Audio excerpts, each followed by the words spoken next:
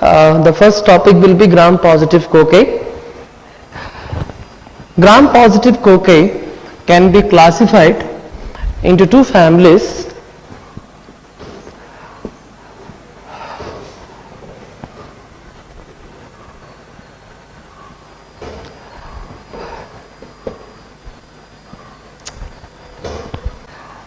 Start. Good morning. So now we will discuss about gram-positive cocci, which can be classified into two families, micrococcaceae family and the other one is streptococacae family.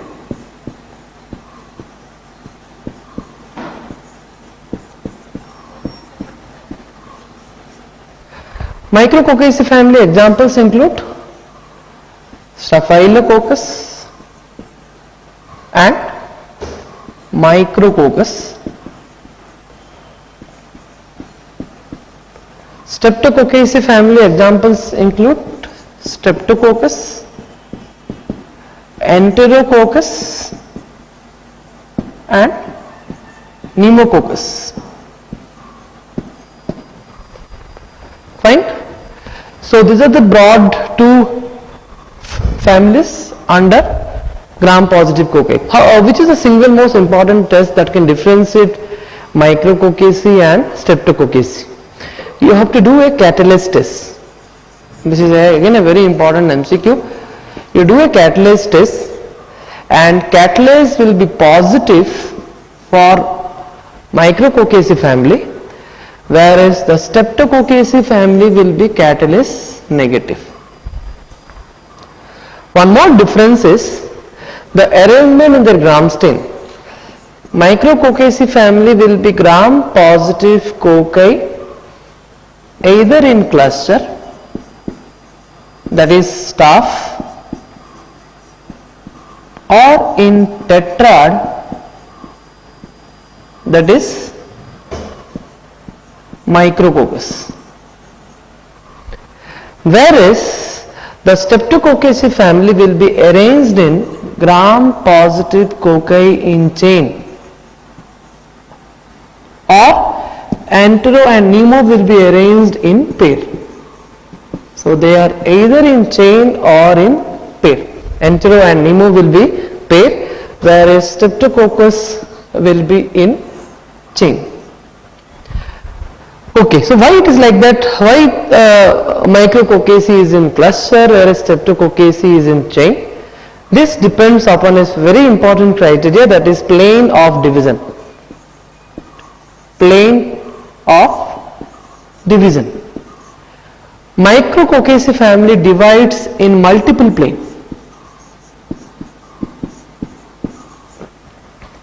Because they divide in multiple plane, that gives rise to cluster formation, whereas streptococcaceae family divides in one plane, and because of that it gives rise to pair, which on extension becomes chain. Fine. So these are the two important things. So now I will tell you, if you have gram-positive cocci,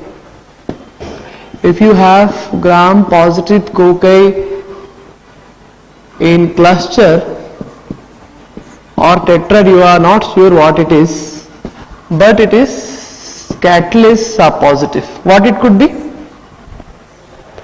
Yeah, it could be either micrococcus or staphylococcus. Next question is how to differentiate. How to differentiate is, you have to do a test called as OF test.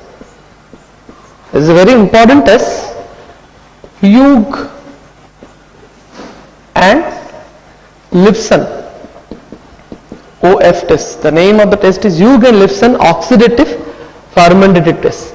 If it gives a oxidative pattern, it is micrococcus, whereas if it gives a fermentative pattern, it is staphylococcus.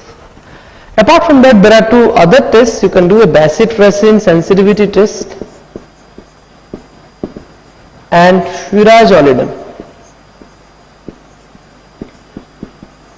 Virajolidin sensitivity test, and Staphylococcus will be bacitracin resistant, whereas Virajolidin sensitive, whereas Micrococcus will be bacitracin sensitive, Virajolidin resistant.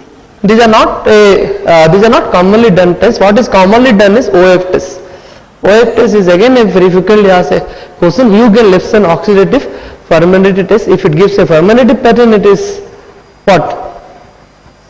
It is Staphylococcus. If it gives an oxidative pattern, it is Micrococcus. Fine. My next question is, suppose you know that there is gram-positive cocci in cluster, catalase is positive, OF test shows fermentative pattern. What is this? This gives rise to the answer that it is Staphylococcus.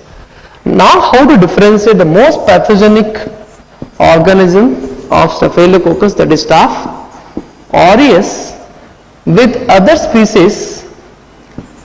How to differentiate? Which is the most important? There are so many tests, but which is the most important test? Yes, very good. The most important test is coagulase test. If you do a coagulase test, if it is positive, it is Staph aureus. If it is negative, it is called as CONS. Can you tell what it is? Coagulase negative Staphylococcus. Coagulase negative Staphylococcus. Fine. So this is the introduction how to differentiate Staphylococcus and Streptococcus. Now we will discuss about Staphylococcus. In Staphylococcus, first we will focus on Staph aureus. Next we will discuss about other Staphylococcus species. Coming to the virulence factor of Staphylococcus aureus,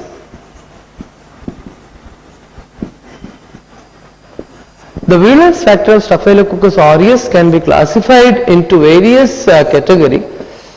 Cell wall factor,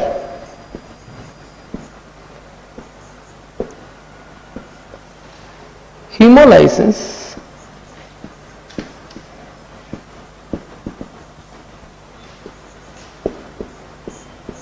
toxin, and enzymes.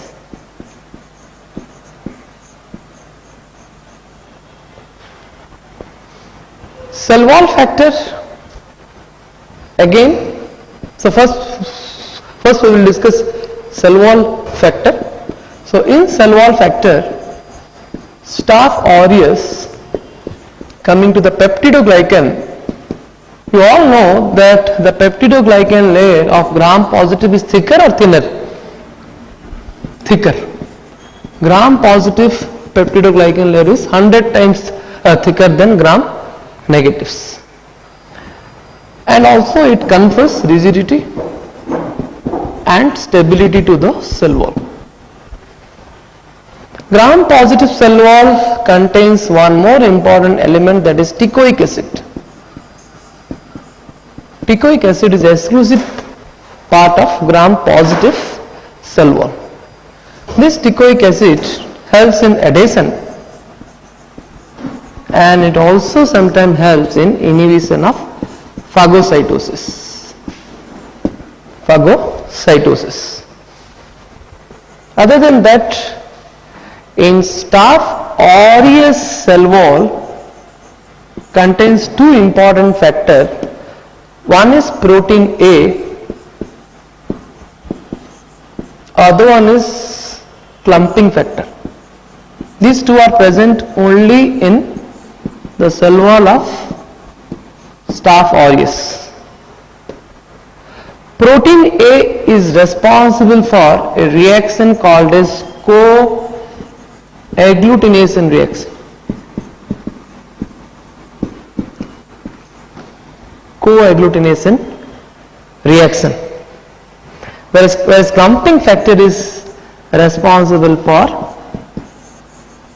slide coagulase test. As you all know that the coagulus test is of two types, tube coagulus and slide coagulus. Slide coagulus is due to clumping factor, whereas tube coagulus test is due to the coagulase enzyme secreted by Staph aureus. Coming to the coagglutination test, I need to explain a bit. What is coagglutination test? This is Staph aureus. In its cell wall there is a protein is present which is called as protein A.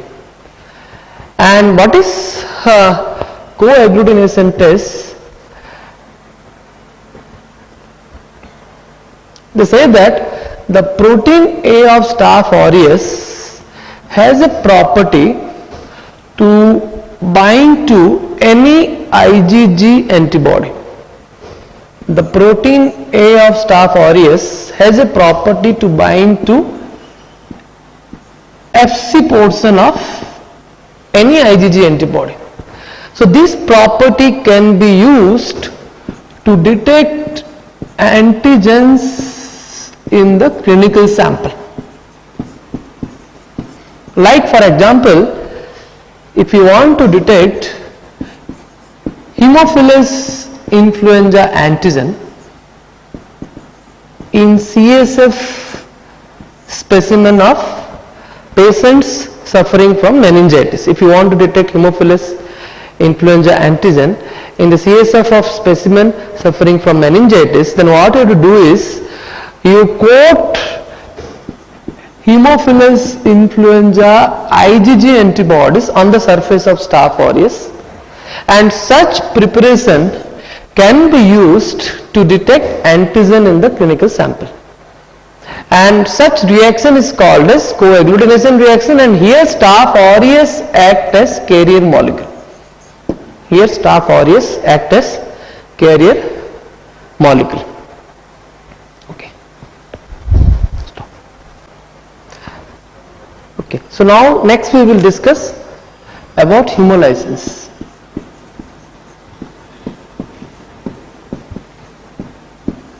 Hemolysin, Staph aureus can produce four important hemolysin: alpha hemolysin, beta hemolysin, gamma hemolysin and delta hemolysin.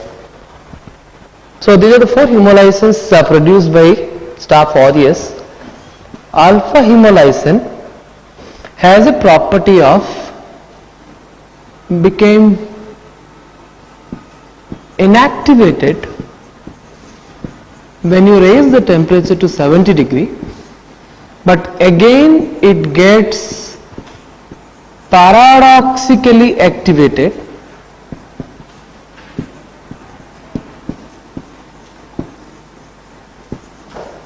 at 100 degrees centigrade. It is inactivated at 70 degree, but again it gets paradoxically activated at 100 degrees centigrade, and this is due to denaturation of inactivator. There is a heat labile inactivator in Staph aureus which gets denaturated when you raise the temperature at 100 degree centigrade. Fine. Next is beta hemolysin. Beta hemolysin has a property of showing hot cold phenomena. Hot cold phenomena means the hemolysis starts at 37 degree centigrade. The hemolysis start at 37 degree centigrade, but when you decrease the temperature to the refrigerated temperature, then the hemolysis increases. They say that there is an enhancement of hemolysis when you raise the temperature to 4 degree centigrade. This is called as hot cold phenomena. One more MCQ they ask about beta hemolysin is, it lyses only sheep RBC.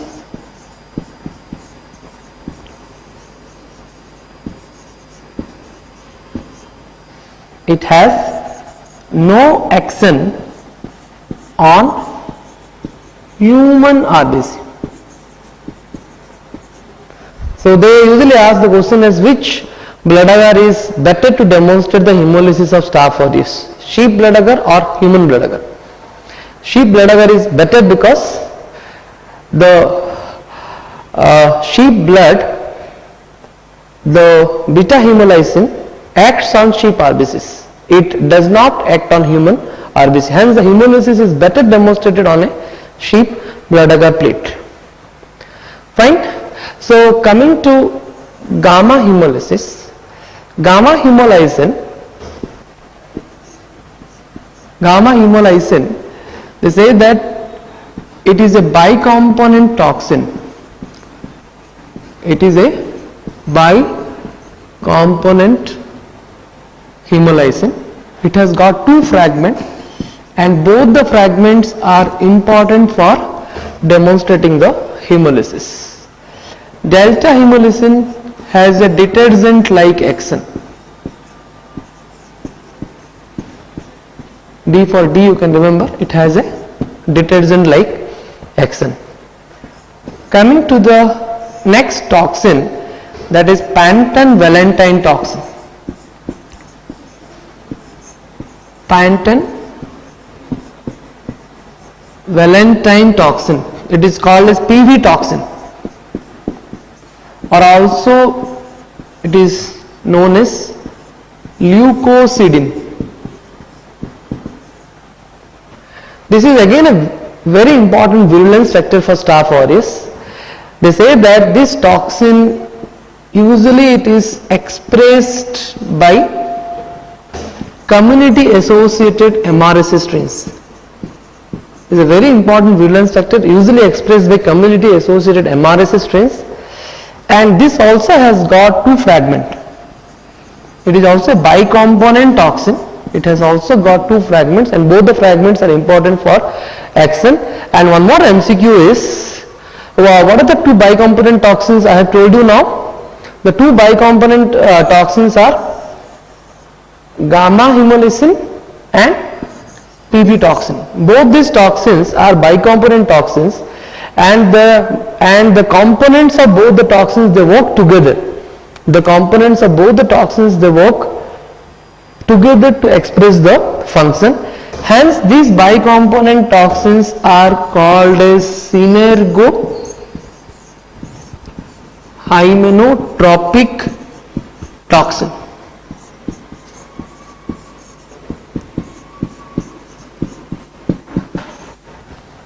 Synergohymenotrophic toxin. Fine. Both the bicomponent toxins are together called as synergohymenotrophic toxin. Next we will discuss about the various other toxins of Staph aureus. Of course PV toxin we have discussed. Let us now focus on other important toxins of Staph aureus. These toxins are described as three important toxins: epidermolytic or exfoliative toxin. Other two toxins are enterotoxin and toxic shock syndrome toxin. Enterotoxin and toxic shock syndrome toxin. So let us now focus on epidermolytic toxin or exfoliative toxin. As the name says, it is epidermolytic in nature or exfoliative in nature, and as a result they say that it produces scalded skin syndrome. And the scalded skin syndrome is characterized by a very important sign called as Nikolsky sign.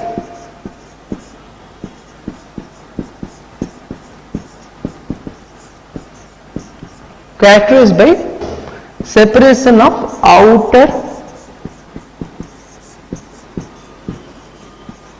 epidermal layer. The outer epidermal layer will be separated.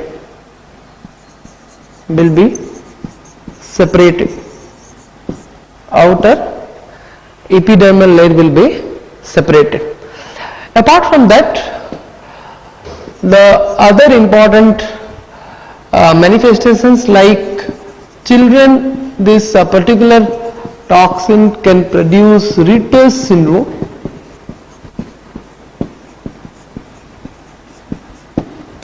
fine, and in adult it can also produce toxic epidermal necrosis. So both these are the severe form of the toxin manifestation, whereas it can also produce milder manifestations like bullous pemphigus,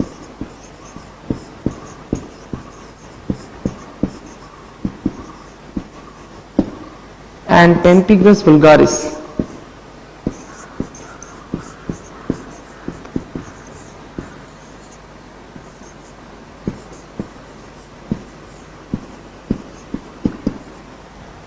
Fine. So these are the various manifestations of epidermolytic toxin. Now we will discuss enterotoxin.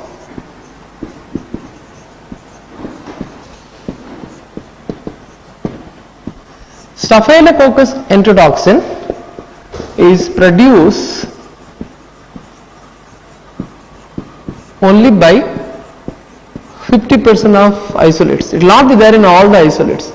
It will be expressed only by 50% of isolates, and these isolates can cause food poisoning. What is the characteristic feature of staphylococcal food poisoning? What is the characteristic feature? Incubation period is longer or shorter? It has a shorter incubation period of 1 to 6 hours. 1 to 6 hours. Why the incubation period is shorter? Because this toxin is an example of preformed toxin. What do you mean by preformed toxin? It is synthesized in food or it is synthesized in the intestine. Yes, this preformed toxin, the meaning of this is this type of toxin is usually synthesized in food itself. It will be secreted in food itself. That's why they say that when you take the food containing the toxin, you are directly ingesting the toxin, hence the incubation period is very less, 1 to 6 hours. And the mechanism of action of the toxin will be, it acts on 2V, stands for vagus nerve and vomiting center. Vagus nerve and vomiting center. And this toxin, of course, is an example of heat stable toxin. That means even cooking also, in spite of cooking, the manifestation can still occur. Cooking doesn't destroy the toxin, and the manifestations wise, fever and vomiting. Vomiting will be one of the important manifestations of enterotoxin. Right? Then apart from that, they say that it is of multiple antigenic type.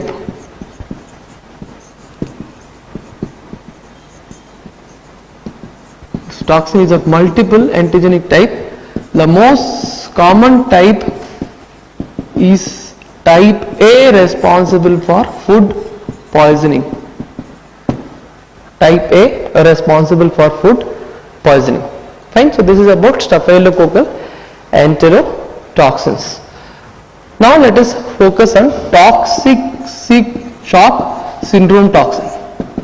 Toxic shock syndrome toxin is nothing but it is enterotoxin type F. This is the most common toxin for toxic shock syndrome. Other than that, enterotoxin B and C also may sometimes manifest this syndrome. and this toxin, they say that it's an example of superantigen. Superantigen, of course all three, they say that both enterotoxin and epidermolytic toxin and toxic shock syndrome toxin, all these three toxins are example of superantigen. And this toxic shock syndrome toxin is particularly associated with males or females? Females, using vaginal tampons. This is the most important risk factor for toxic shock syndrome.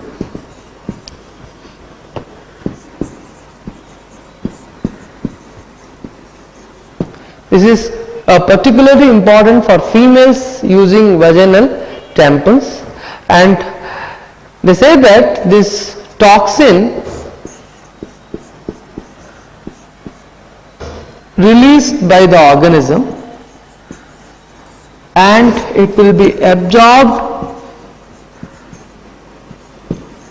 by the tampons and then it will be released to the circulation. So this is how the pathogenesis occurs. Okay? Staphylococcus aureus releases the toxin in the tampon, then the toxin will be absorbed and it will be released to circulation. As a result, the manifestations will occur, and important manifestations are rashes, yes, DIC, multi-organ failure, all these are important manifestations of toxic shock syndrome. And here the drug of choice is important. The drug of choice of this condition is clindamycin, because it inhibits the toxin synthesis.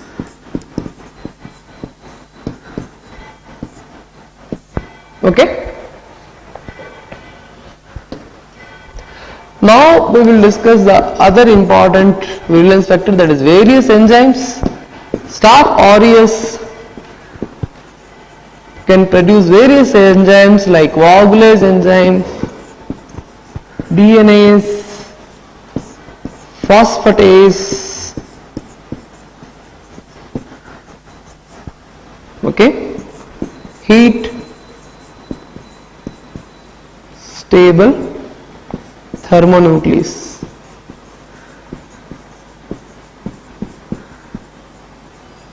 Heat stable thermonuclease. All these are various enzymes produced by Staphylococcus aureus. They also play a very important role in their virulence factor. Okay, so let us now discuss the various manifestations produced by Staph aureus. As you all know, Staphylococcus aureus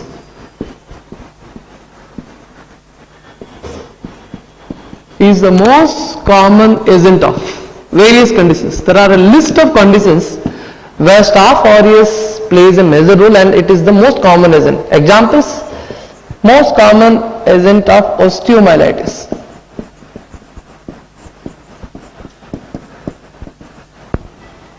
septic arthritis,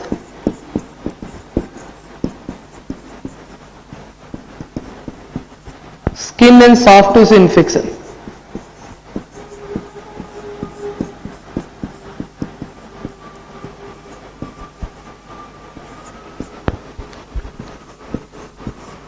surgical site wound infection, SSI, surgical site wound infection. Apart from that, post-operative parotitis,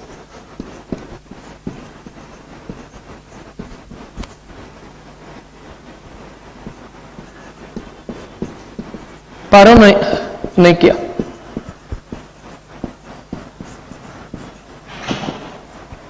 they will produce cavitary lesions in lungs called as nematocele, especially in infants. Okay? Tropical pyomyositis,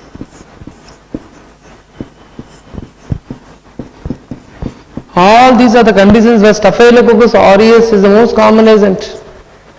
Okay, bacteriomycosis.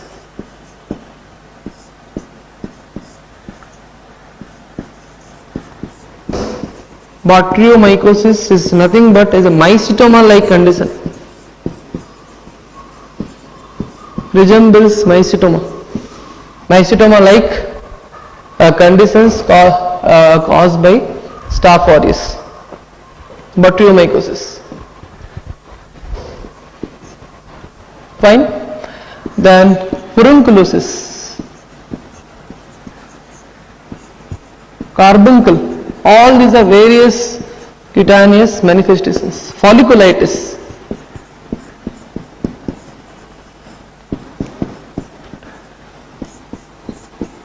Hidradenitis.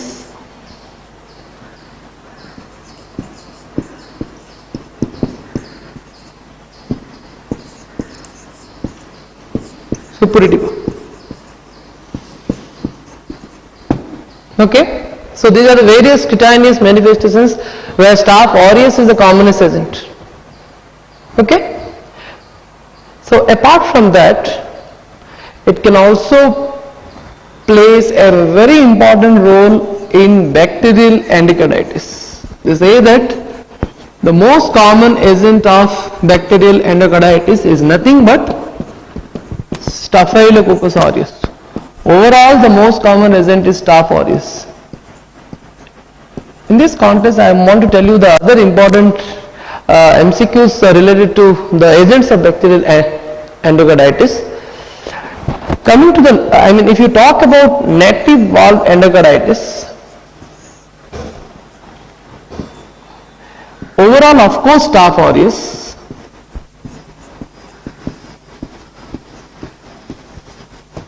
If it is a hospital-acquired endocarditis, again Staph aureus. Whereas if it is a community-acquired native valve endocarditis, it is Streptococcus viridans.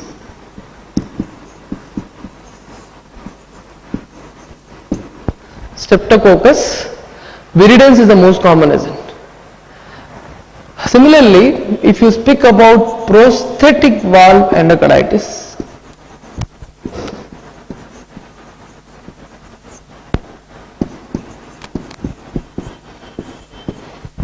less than 12 month onset.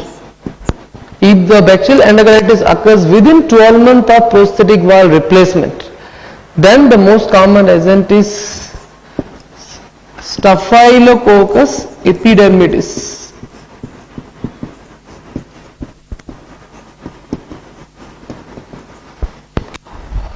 Of course, overall also the most common agent is same, that is Staphylococcus epidermidis.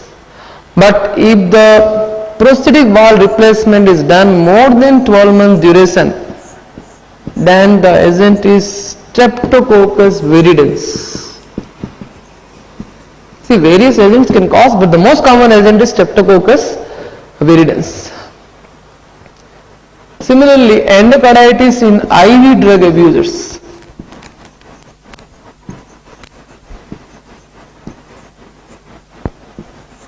IV drug abusers, if it is right-sided endocarditis, Staph aureus is the commonest agent.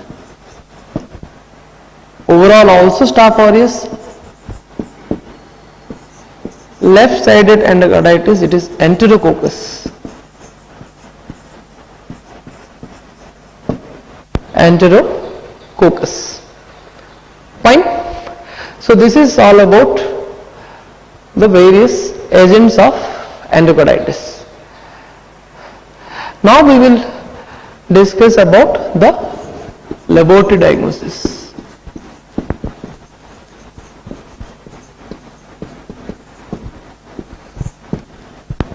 Laboratory diagnosis of various staphylococcal infections.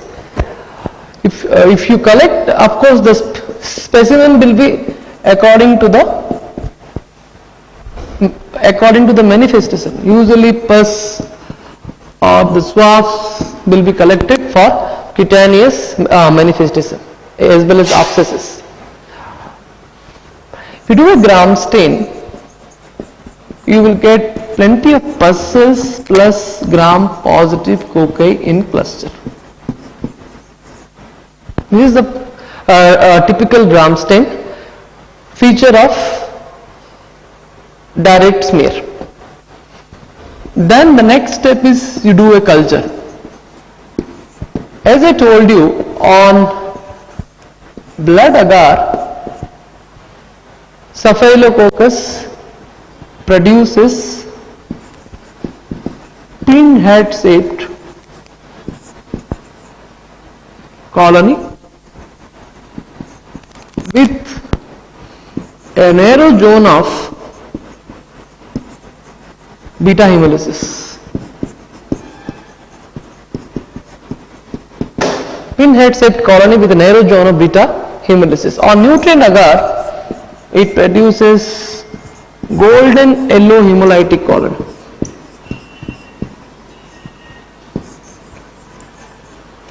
Golden yellow colonies. Of course, hemolysis will be on blood agar. Nutrient agar only you can appreciate golden yellow colonies. The selective medium of Staph aureus, this they usually ask what are the various selective medium. Salt containing medium like mannitol salt agar.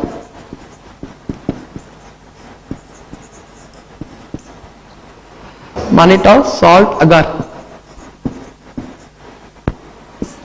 Then salt milk agar.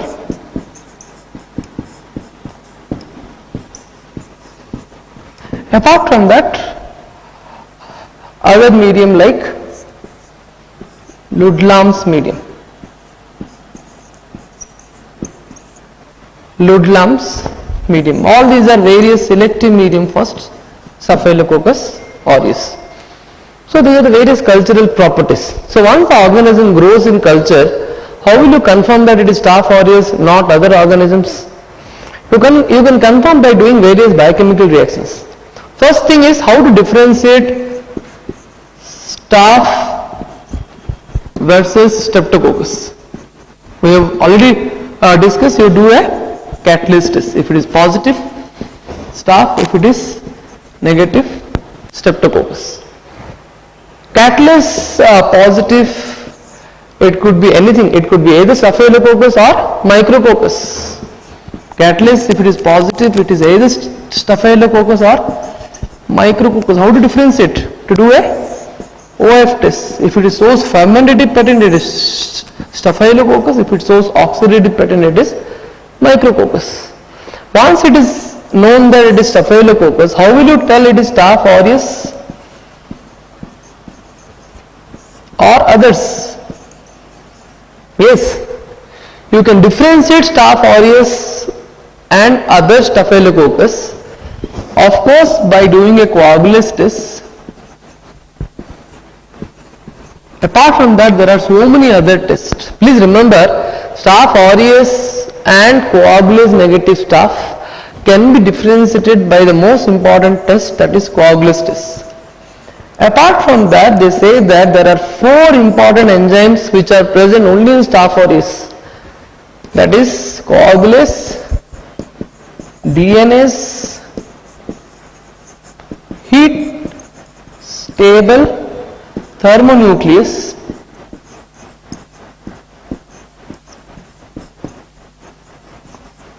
heat stable thermonuclease, and phosphatase. These are the enzymes which are present only in Staph aureus. Fine. Apart from that, there are so many other tests that can be used to differentiate, like mannitol fermentation.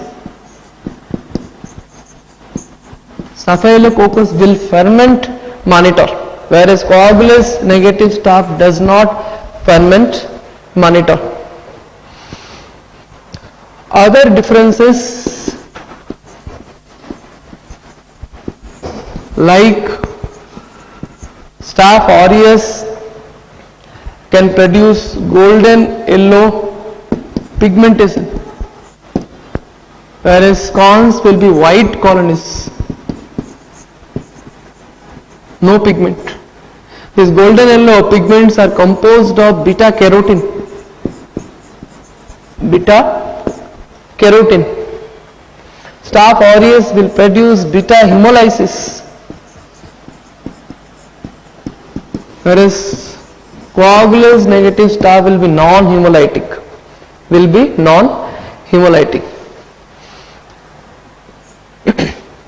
So these are the other differences. Cell wall factors like protein A and clumping factor.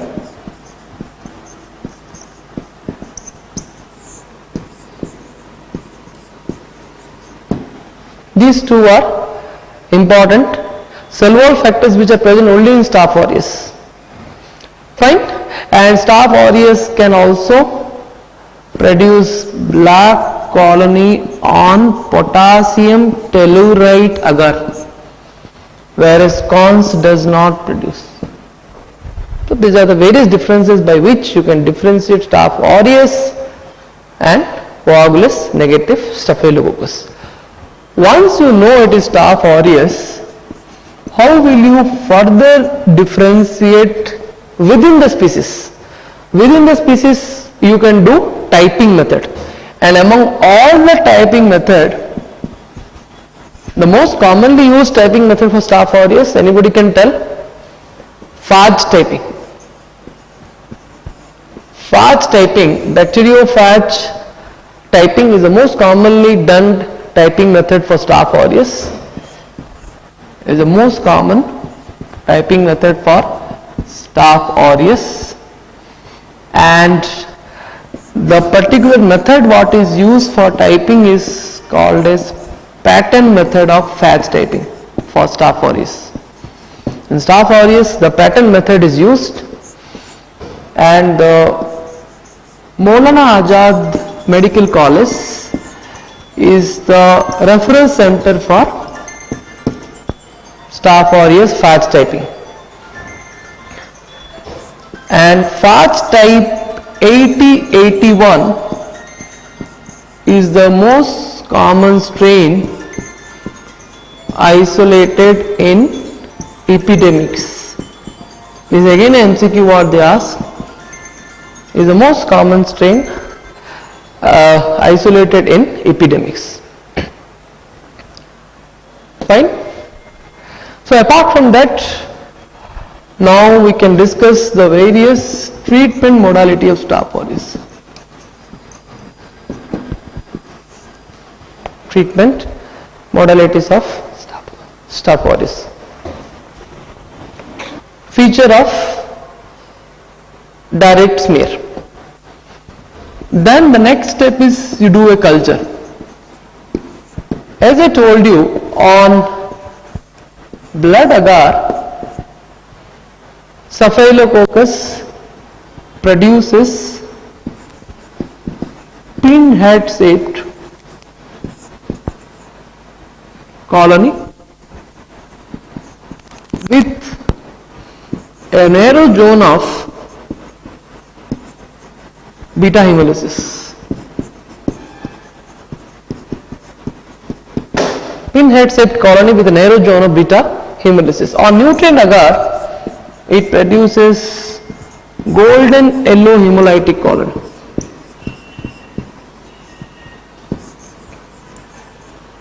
Golden yellow colonies. Of course, hemolysis will be on blood agar. Nutrient agar only you can appreciate golden yellow colonies. The selective medium of Staph aureus, this they usually ask what are the various selective medium. Salt containing medium like mannitol salt agar.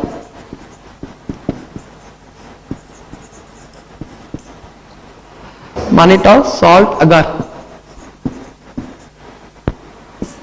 Then salt milk agar.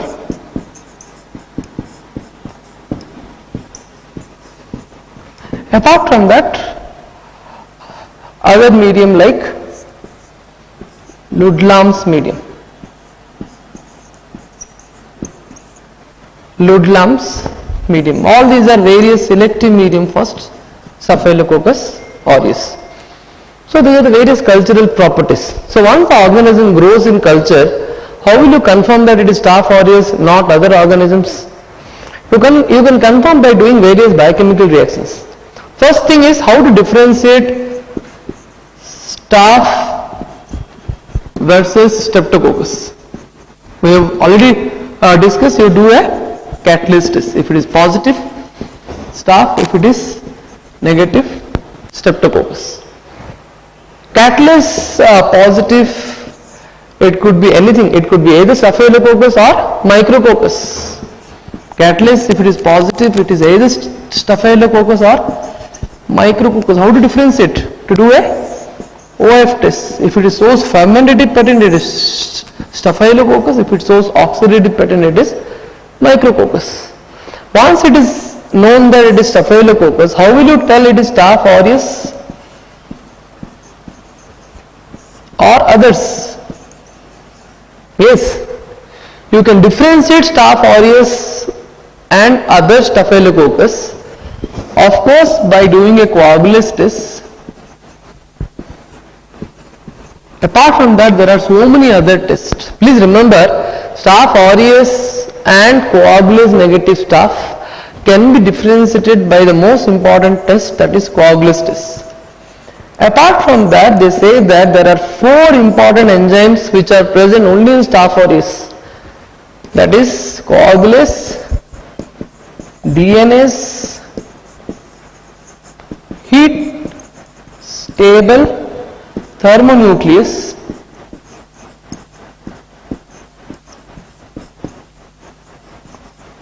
heat stable thermonuclease, and phosphatase. These are the enzymes which are present only in Staph aureus. Fine. Apart from that, there are so many other tests that can be used to differentiate, like mannitol fermentation. Staphylococcus will ferment mannitol, whereas coagulase negative Staph does not ferment mannitol. Other differences like Staph aureus can produce golden yellow pigmentation, whereas cons will be white colonies, no pigment. These golden yellow pigments are composed of beta carotene.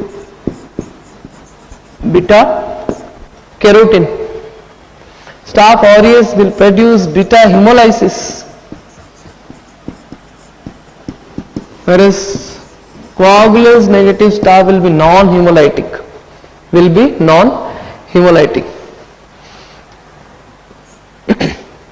So these are the other differences. Cell wall factors like protein A and clumping factor.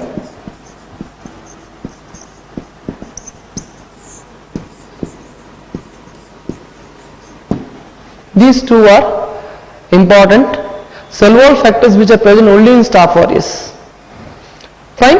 And Staph aureus can also produce black colony on potassium tellurite agar, whereas cons does not produce.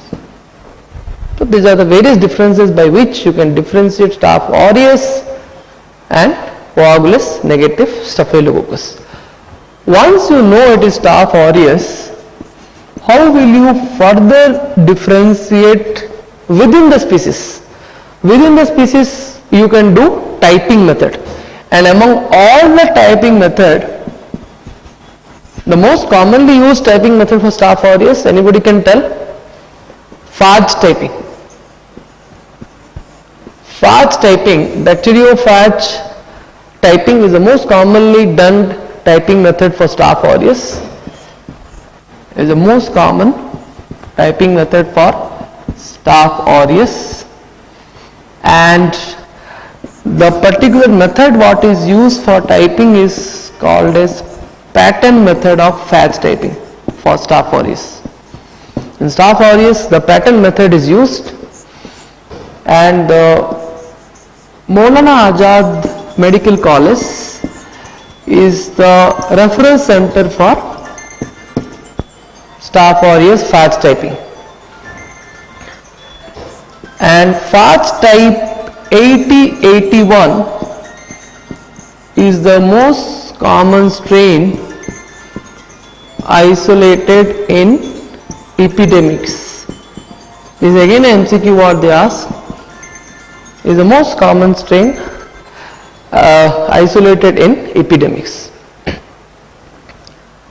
Fine. So apart from that, now we can discuss the various treatment modality of Staph aureus.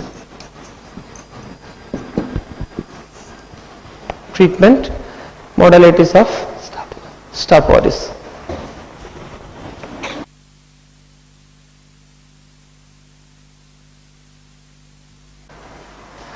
Okay, so now we will discuss the treatment modality coming to the strains which are sensitive to penicillin. The drug of choice will be penicillin G. If it is sensitive to methicillin but penicillin resistant, you can give the methicillin group of other antibiotics like cloxacillin or oxacillin, etc. If it is resistant to methicillin, that is MRSA, then the drug of choice will be vancomycin, or you can also give various alternate drug that we will discuss under MRSA little later. And please remember, if you want to give empirical treatment, this is what you have to know, because many times the MRSA status will be known only after 2 to 3 days of culture. So if you want to give some antibiotics empirically without knowing that Staph aureus is MRSA or not, in such case they say that vancomycin is indicated only if the condition is serious or life-threatening condition,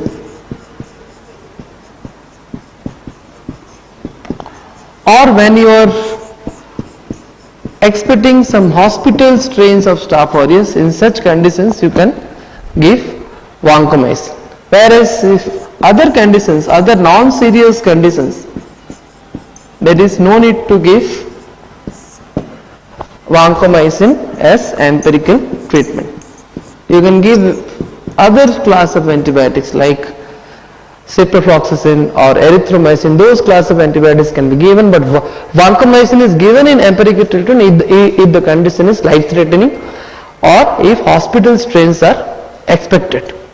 Fine. So after treatment, next we will discuss the various drug resistance and their mechanisms seen in Staphylococcus aureus. Especially we will discuss about the beta-lactam resistance. Resistant to beta-lactam drugs by Staph aureus is mainly by two mechanisms.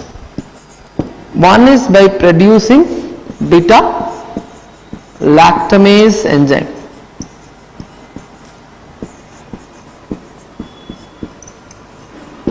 Other one is by alteration of penicillin binding protein, which is usually shown by MRSA strains.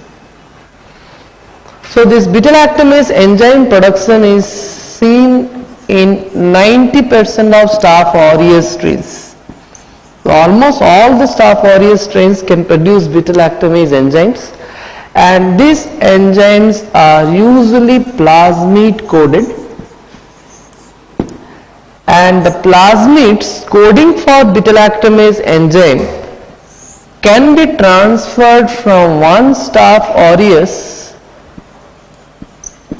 to other Staph aureus by a mechanism called transduction, not conjugation. So please remember, here one MCQ they ask, Usually conjugation is the mechanism by which the plasmid coding for beta-lactamase or any other drug resistance genes are transferred, except in Staph aureus where the beta-lactamase coded plasmids are transferred within the various strains by transduction, not by conjugation. In contrast, the MRSA strains, the mechanism is alteration of penicillin binding protein, and it is usually expressed only by 30% of strains. In contrast to 90% of strain will produce beta-lactamase enzyme, and here it is encoded by mecazin, which is a chromosomal gene, not plasmid mediated. So these are the differences what you need to remember. And of course now we will discuss in detail about MRSA. It is a very important gold mine of MCQ as far as entrance is concerned. What is the definition of MRSA? Yes, somebody who has defined MRSA, he has really given a wrong name. It is methicillin resistant Staph aureus, but is it really resistant only to methicillin, or it is resistant to whole beta-lactam drugs? Yes. So if you understand the mechanism, you can easily answer. MRSA is due to a gene called as mecazin, and this gene is chromosomally located, and this gene, what it does is it alters the penicillin binding protein into penicillin binding protein 2A. You know that the penicillin binding protein is a normal protein of bacterial cell. Staph aureus or any bacterial cell, a penicillin binding protein is a normal protein. It is usually present in cell membrane. And what is the function of this protein is, they say that this protein is an essential protein of the bacterial cell. Why it is essential? Because it acts as transpeptidase. It acts as transpeptidase enzyme, and it helps in the cross linking of peptidoglycan layer. It helps in cross linking of peptidoglycan layer, and as a result it helps in cell wall synthesis. So please remember, penicillin binding protein is an essential protein of Staph aureus or any organism that helps in cell wall synthesis. Why it is called as penicillin binding protein? Because the name of this protein is given as penicillin binding protein. The reason is it is also the binding site of the penicillin group of antibiotic. The beta-lactam group of antibiotic, they usually binds to this protein, and following which they will inhibit this protein. They will bind, followed by they will inhibit this protein. That is how the beta-lactam antibiotics work. What happens in MRSA? In MRSA, penicillin binding protein alters to penicillin binding 2A, and this altered protein has less affinity for penicillin group of antibiotic. It has less affinity to beta-lactam group of antibiotic. As a result, now you can tell me, as a result, if the beta-lactam drugs will not go and bind to this protein, as a result the beta-lactam drugs fail to work. So this MRSA strains, though it is called as methicillin resistant Staph aureus, actually speaking it is resistant to all beta-lactam antibiotic. All beta-lactam antibiotics. Fine, so this is about MRSA. In contrast, there is another term which sometimes we use called as VRSA strains. VRSA strains, it stands for borderline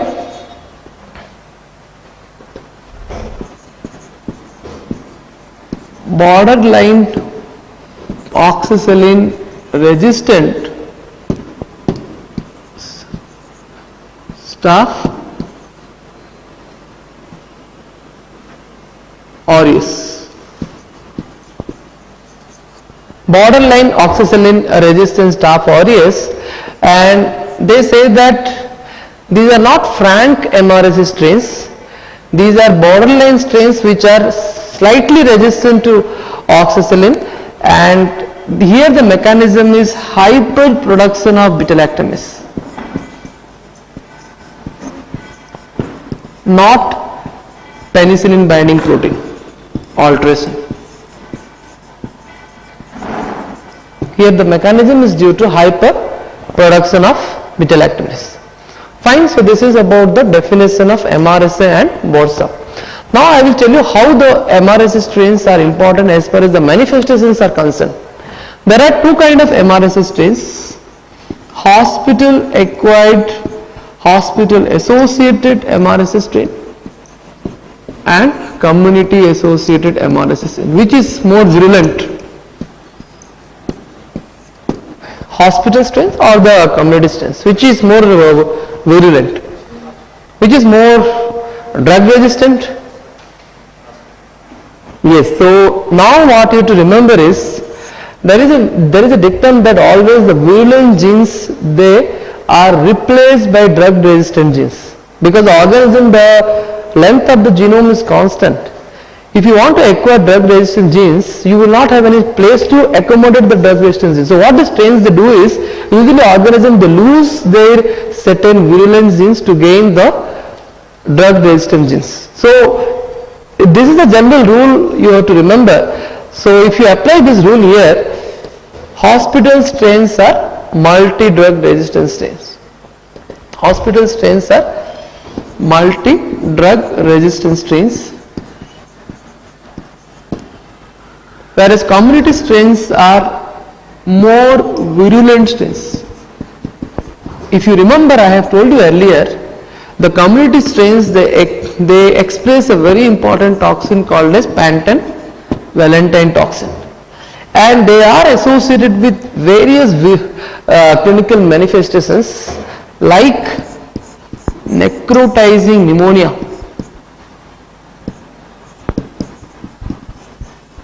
all these are the manifestations which are confined to panten-valentine toxin expressing strains, mostly the community acquired strains. Necrotizing pneumonia, necrotizing fasciitis, Waterhouse-Friderichsen syndrome. Usually it is caused by neisseria, meningitidis. Rarely it can also be caused by community acquired MRSA strains. Waterhouse-Friderichsen syndrome. Fine. Apart from that, fulmin and purpura.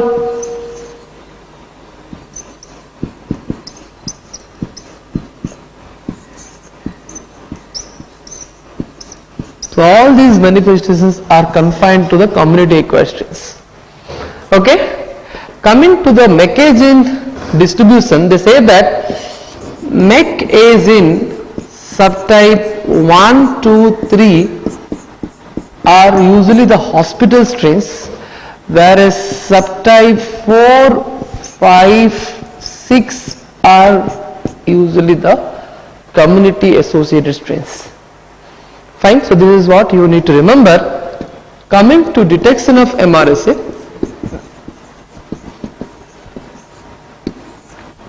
MRSA can be detected by using three important discs: methicillin disc, oxacillin disc, cefoxitin disc. Which is best among the three? Cefoxitin disc is the best among the three. Oxacillin disc, if you are using, you have to maintain three conditions, because oxacillin disc, if you are using to detect MRSA, you have to incubate for full 24 hours, and you have to add 4% salt to the medium, and it will incubate at lower temperature of 30 degree. So these are the three additional conditions to be maintained if you are using oxazoline disc. If you are using cefoxitin disc, then all these conditions are not required. That is why now we consider cefoxitin disc is the recommended disc for detection of MRSA. Other than disc diffusion, so if you are using disc, you are doing the test called as disc diffusion test. So other than the disc diffusion test, there are other methods to detect MRSA like oxacillin screening agar can be used.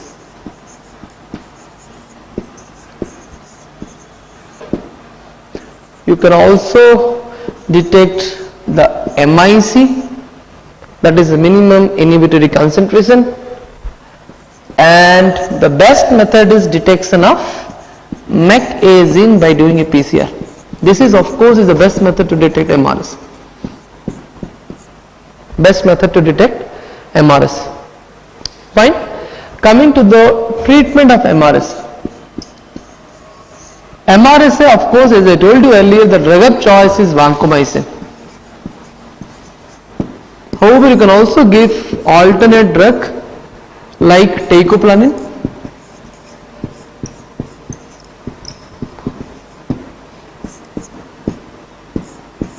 daptomycin.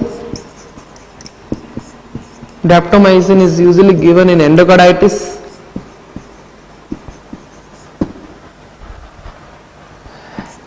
Mupirocin is given for nasal carriers of MRSA.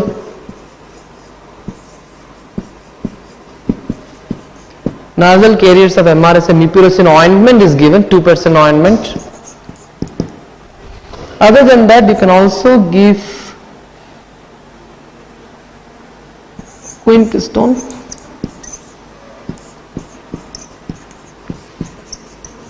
linezolid,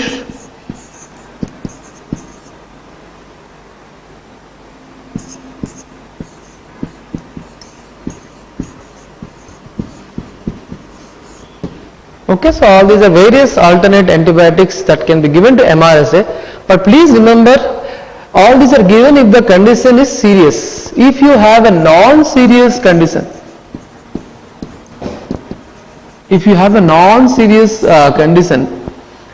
then you can also give other classes of antibiotics. Simpler, orally effective other classes of antibiotic like ciprofloxacin, cotrimoxazole, macrolides, azithromycin. Okay, so all these are the other classes of antibiotics that can be given if you have a non-serious conditions. No need to give vancomycin everywhere. What about beta-lactams? You should give or not? There are various higher generation beta-lactams like the carbapenems, meropenems. All these can be given. Piperacillin given or not given? In general, the rule is all beta-lactams are contraindicated. As I told you earlier, the penicillin binding protein, which is the attachment site of beta-lactam drugs, that gets altered, so the beta-lactams cannot bind and they will not be effective. So in general, all the beta-lactam antibiotics to be avoided. However, we have seen that the 5th generation cephalosporin like ceftobiprole, it has got some affinity against MRSA. So you can remember that all beta-lactams need to be avoided, contraindicated, except the 5th generation cephalosporin. It has got some affinity against MRSA. Okay, so this is about MRSA. But the drug of choice is vancomycin, but you should not give vancomycin everywhere. If the condition is non-serious, you can manage with orally effective other classes of antibiotic. Why not to give vancomycin everywhere? If you keep on giving vancomycin, what will happen? Yes, there is a resistance to vancomycin that can develop, and the vancomycin resistance is described as VRSA and VISA. What is this? VRSA is vancomycin resistant Staph aureus. One more term is there called as VISA, that stands for vancomycin intermediate Staph aureus. The difference is vancomycin resistant Staph aureus, the MIC is higher, more than a 32 microgram per ml, whereas vancomycin intermediate Staph aureus, the MIC is 8 to 16. There is a third term is there which is called as heterovisa, H visa. H visa means these are the visa strains only, but you will have a mixed population. You will have a mixed population. The mixed population consists of either visa strains or sensitive strain. This is called as H visa. Mixed population will be there. Some strains are visa strains, some strains are sensitive strains. So these are the three variety of vancomycin resistance which is described. And coming to the mechanism, they say that VRSA is due to a gene called as VAN gene.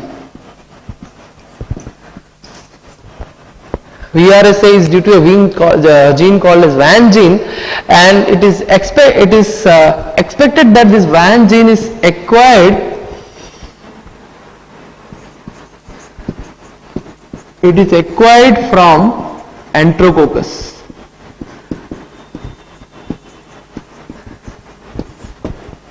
Whereas visa or H visa, the mechanism is increased cell wall thickening. Increase cell wall thickening. Fine. So which is more common, VRSA or visa? VRSA is extremely uncommon,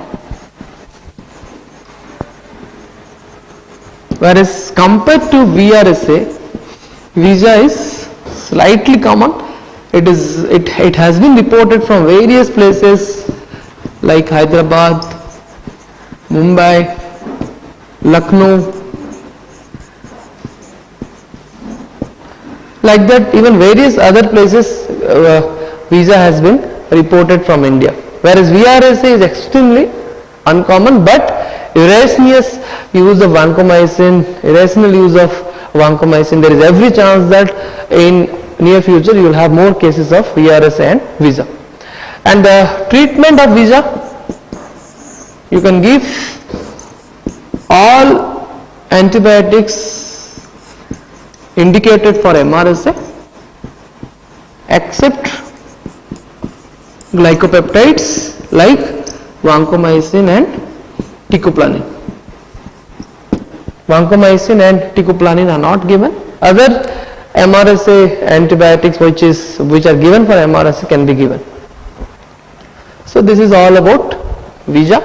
Now a bit about carriers of Staph aureus. As I earlier told you, 25 to 50% of normal individuals are healthy carriers of Staph aureus. Most of the hospital staffs, healthcare workers, they will be carriers. 25 to 50% of normal individuals are healthy carriers of Staph aureus. The most common site being nose and skin. Of course, the treatment I told you, you have to give mupirocin ointment. 2% ointment is given.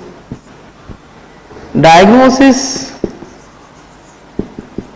you can use mannitol,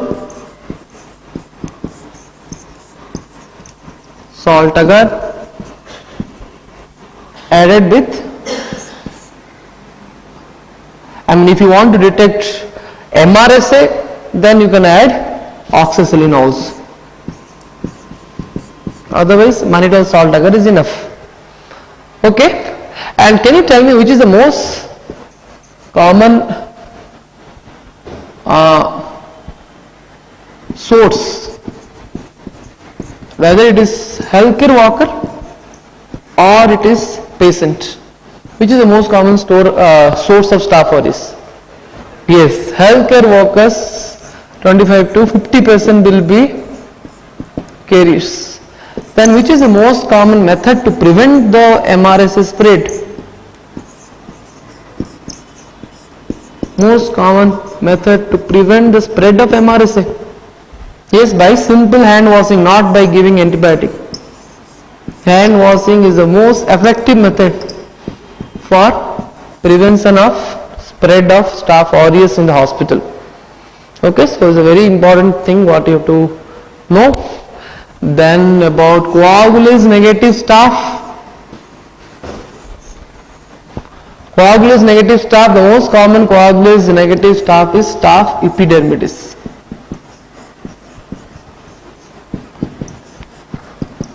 S.epidermidis is the most common coagulase negative staph. Maybe around 70% of total coagulase negative staph is S.epidermidis. It is a normal flora.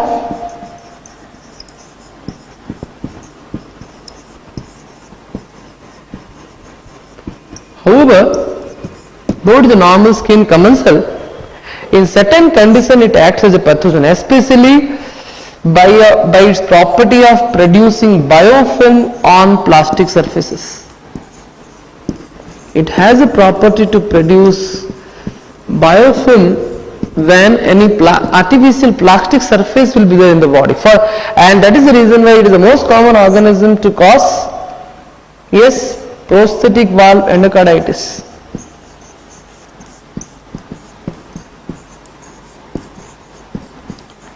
Prosthetic valve bacterial endocarditis. It can also cause ventricular shunt infection,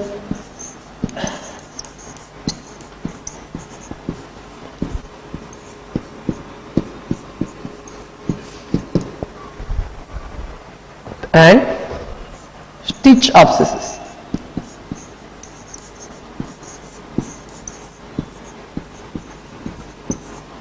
Stitch abscesses.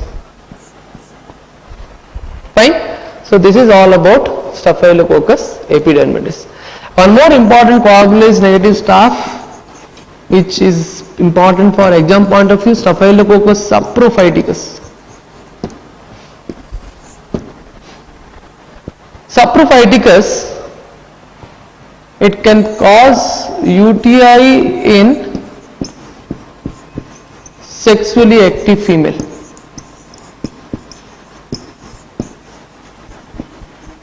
And of course, it is identified by its property of resistant to novobiocin.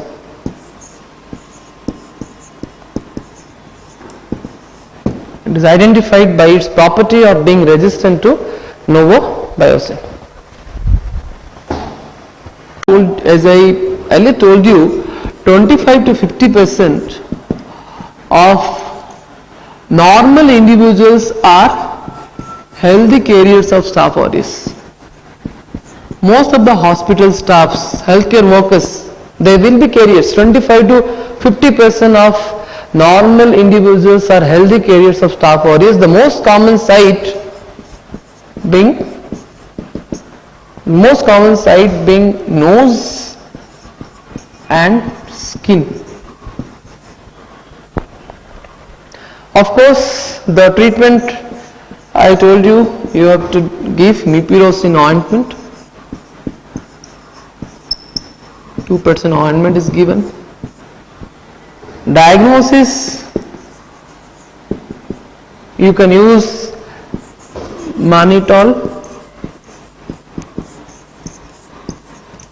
salt agar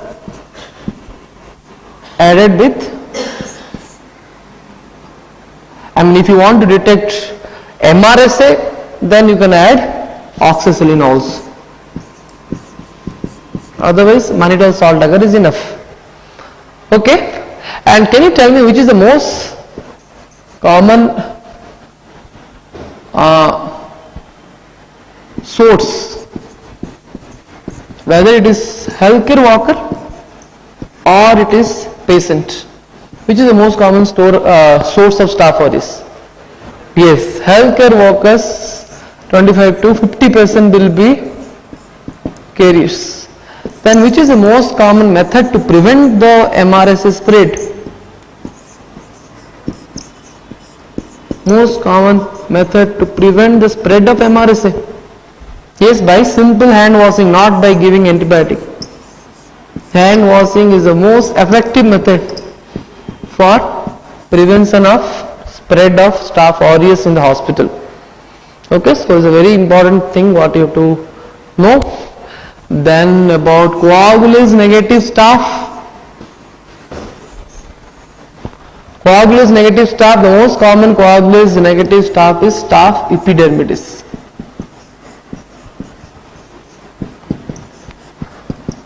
S.epidermidis is the most common coagulase negative staph. Maybe around 70% of total coagulase negative staph is S.epidermidis. It is a normal flora.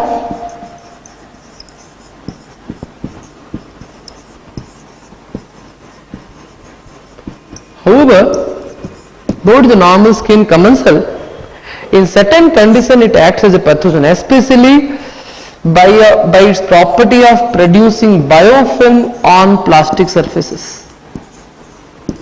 It has a property to produce biofilm when any artificial plastic surface will be there in the body, and that is the reason why it is the most common organism to cause, yes, prosthetic valve endocarditis.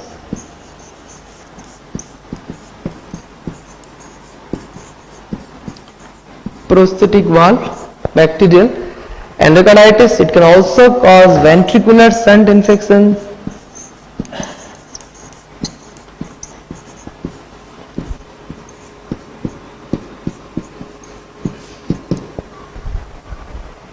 and stitch abscesses.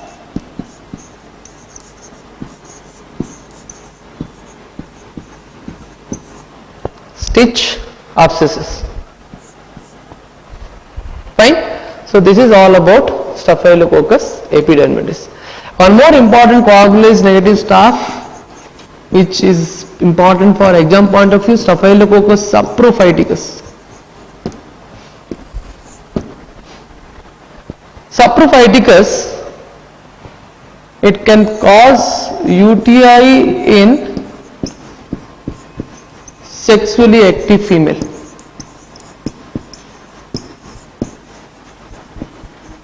And of course, it is identified by its property of resistant to novobiocin.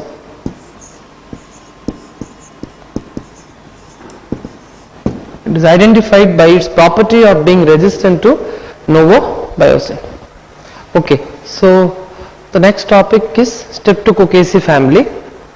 Streptococacae family, there are three important group of organisms: Streptococci,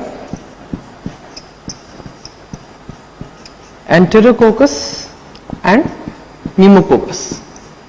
Can you tell me which is the test to differentiate these three group of organisms?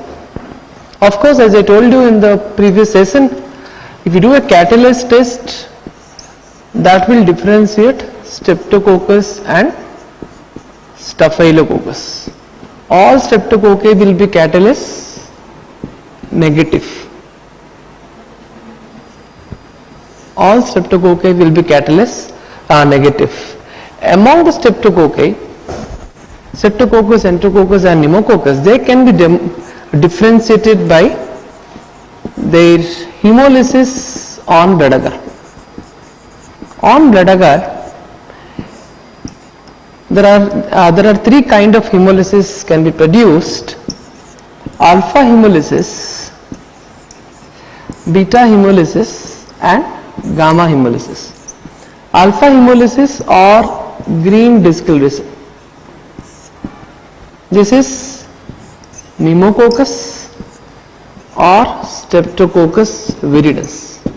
They produce alpha hemolysis or green discoloration on blood agar. Beta hemolysis or yellowish discoloration. Alpha is partial hemolysis,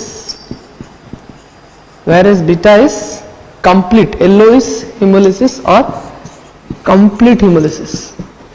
Here the examples are various beta hemolytic streptococci. Various beta hemolytic streptococci. Gamma hemolysis, gamma means non-hemolysis, there is no hemolysis, and here the examples are enterococcus. Enterococcus is an example of gamma hemolytic organism. So if you have beta hemolytic streptococci, that can be further be differentiated based on Lancefield grouping, and this Lancefield grouping is based on a streptococcal antigen called as carbohydrate antigen. Based upon the carbohydrate antigen, the beta hemolytic streptococci can be divided into 20 groups from group A to group V, except I and J. There is no I and J group, other than that from group A to group V. Okay. So group A streptococcus, that is Streptococcus pyogenes,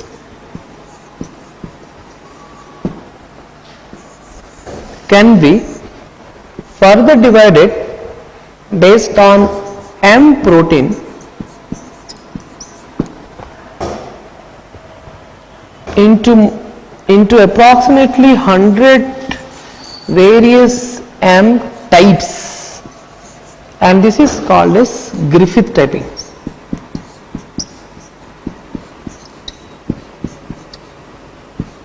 This is called as Griffith typing. Okay, so beta hemolytic streptococcus can be grouped into 20 serogroups based on carbohydrate antigen, which is called as Lancefield grouping, and group A streptococcus, that is Streptococcus pyogenes, can be further divided into various M types based on M protein. Or the group A streptococcus can also be classified based on the EMM gene. EMM is a gene coding for, it is a gene which codes for M protein.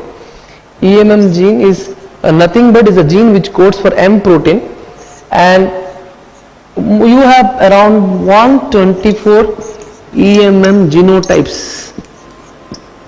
EMM genotypes. Okay. So group A streptococcus can be classified by serotyping based on M protein into more than 100 M types, or can be classified by the gene coding for M protein, that is EMM gene, and this classification can lead to more than 124 EMM genotypes of group A streptococcus. So this is how it is classified. Now we will discuss group A streptococcus, that is Streptococcus pyogenes.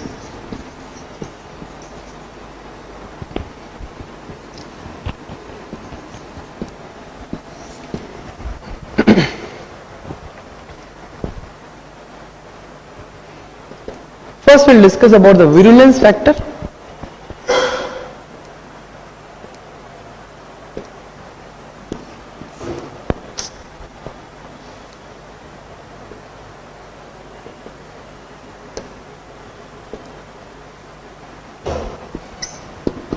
Virulence factor of group A streptococcus. Group A streptococcus virulence factor can be classified to again cell wall factor, toxin, hemolysin and enzyme.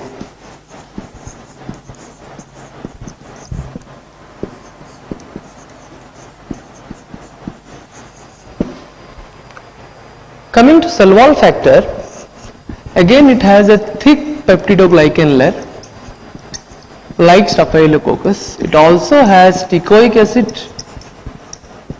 like Staphylococcus.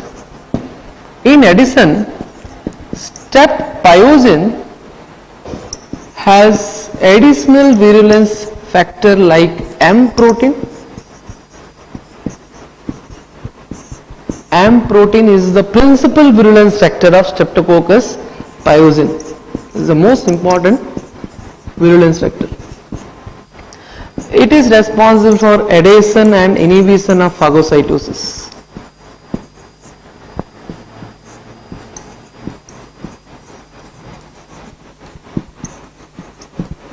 Adhesion and inhibition of phagocytosis.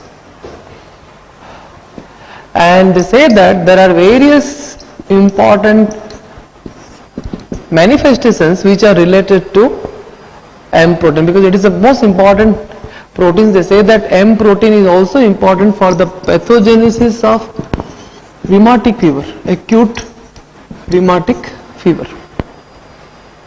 Okay. So other than M protein, one more cell wall associated element is capsule. They say that only few mucoid strains of Streptococcus are capsulated, and the capsule is composed of hyaluronic acid.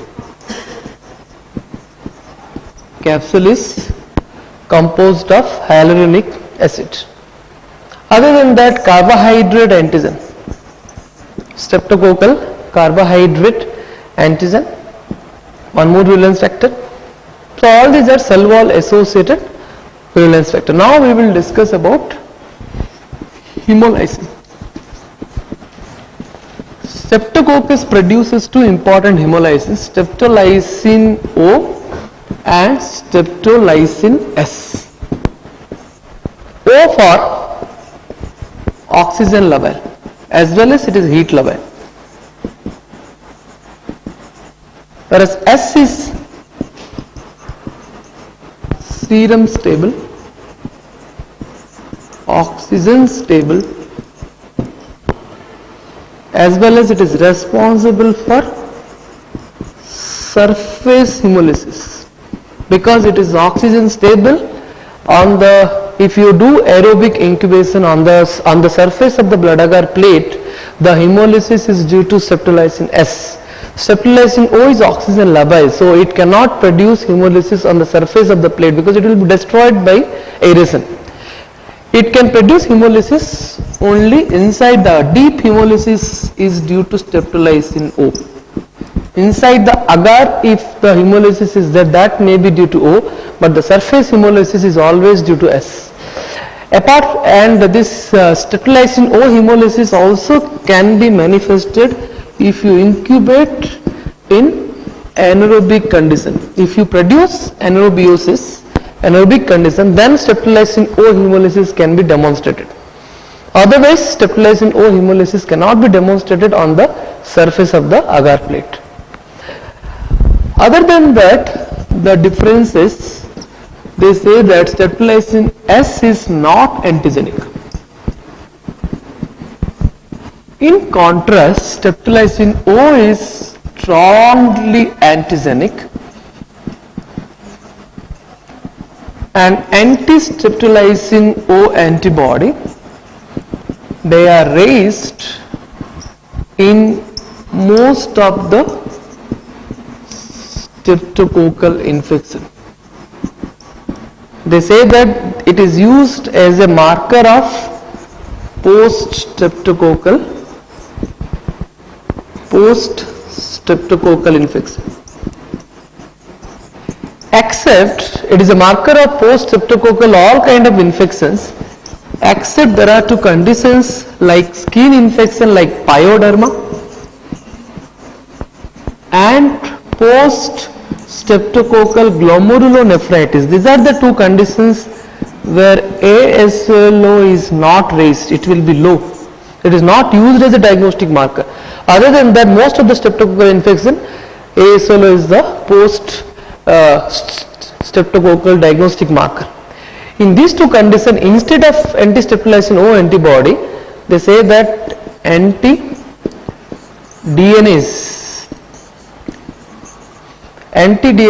B antibody is used as a diagnostic marker. Anti-DNase B antibody is used as a diagnostic marker. Fine. So these are the differences between streptolysin S and streptolysin O. Now we will discuss about the toxin. Streptococcus can produce an important toxin called as SPE. Stands for Streptococcus is pyrogenic exotoxin. Streptococcus pyrogenic exotoxin.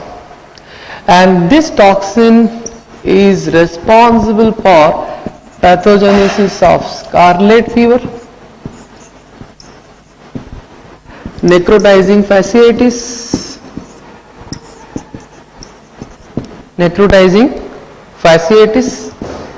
and streptococcal toxic shock syndrome. Okay, so all these are the various conditions which are produced due to Streptococcus pyrogenic exotoxin.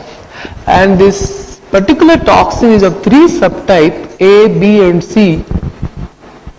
A and C are bacteriophage coded, whereas B alone is chromosomally coded. In this context, I just want to tell you the various important toxins which are coded by bacteriophage. Phage coded toxin is again a very important MCQ for you. So the various toxins which are coded by bacteriophage are diphtheria toxin, cholera toxin. I can tell you in a other way which is easy to remember. You can remember like this: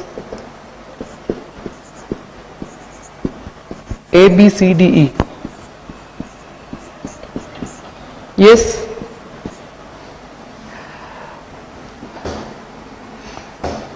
Diphtheria toxin,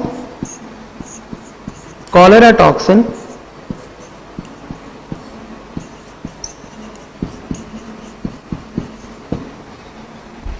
botulinum toxin, C and D. Yes.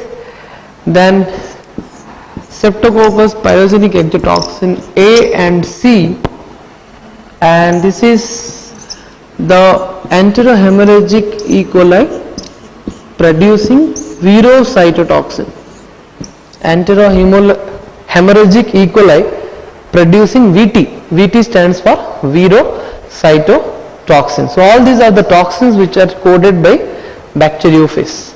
Now we can discuss about the various enzymes produced by Streptococcus. Streptococcus can produce various enzymes like streptokinase, streptodornase,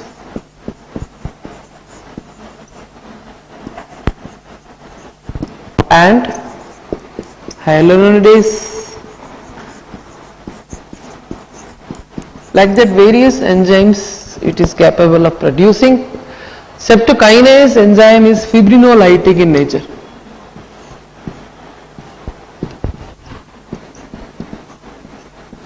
It is fibrinolytic in nature. It is used to lyse the clots, hence it is used for the treatment of coronary artery thrombosis. It is a life-saving toxin.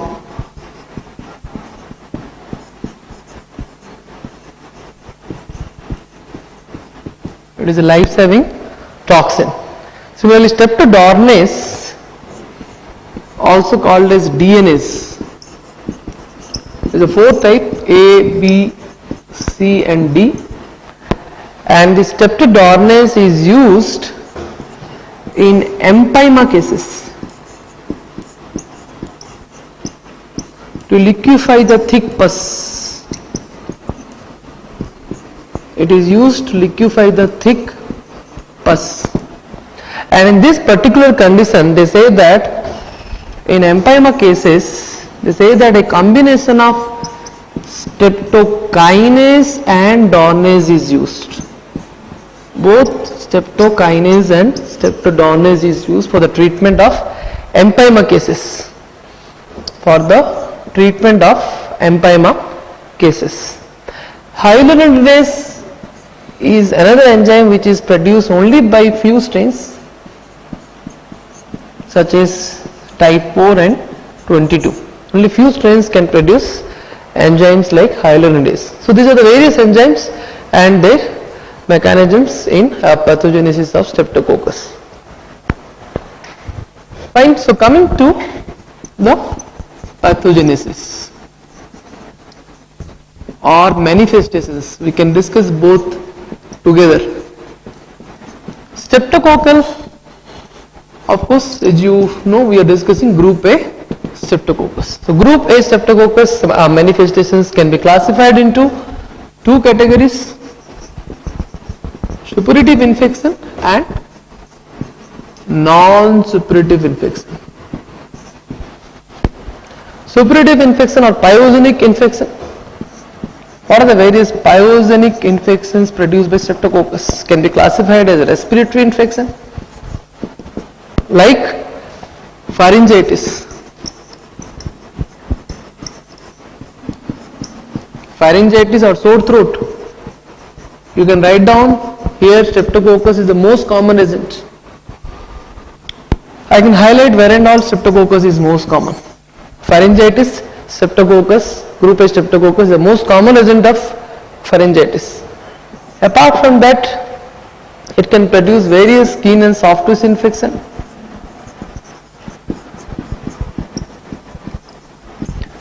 Like it can cause pyoderma,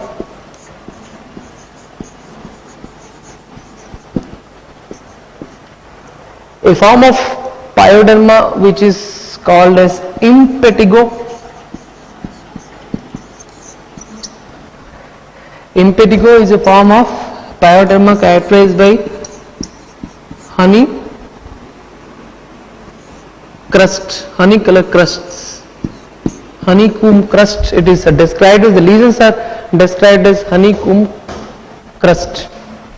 Okay, impetigo, it is a cutaneous manifestation. Apart from that, cellulitis. Again, cellulitis, streptococcus is most common. A form of cellulitis which is described as erysipelas. Erysipelas is a form of cellulitis characterized by pudgy orange skin. Pudgy orange skin. Usually it is present in the malar area of face.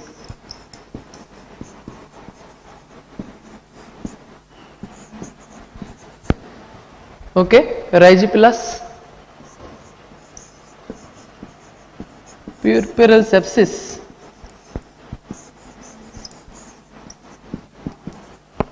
Puerperal sepsis, of course, group A streptococcus can cause, but if they ask the most common agent, it is not group A, it is group B streptococcus is the most common agent. Puerperal sepsis. Other than that, toxin mediated manifestations like scarlet fever,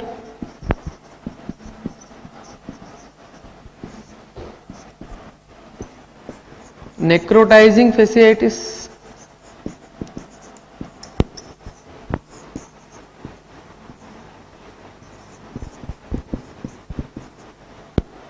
and streptococcal toxic shock syndrome. Scarlet fever is now, it is of course very rare. Almost now we don't have this particular manifestation. It is very rare now. Fine. However, this particular manifestation of scarlet fever is described as rashes which are having sandpaper feeling. Sandpaper rashes and strawberry tongue. One more manifestation is strawberry appearance of tongue. Rashes over the skin fold which are described as pistia lines. These are nothing but rashes over the skin fold.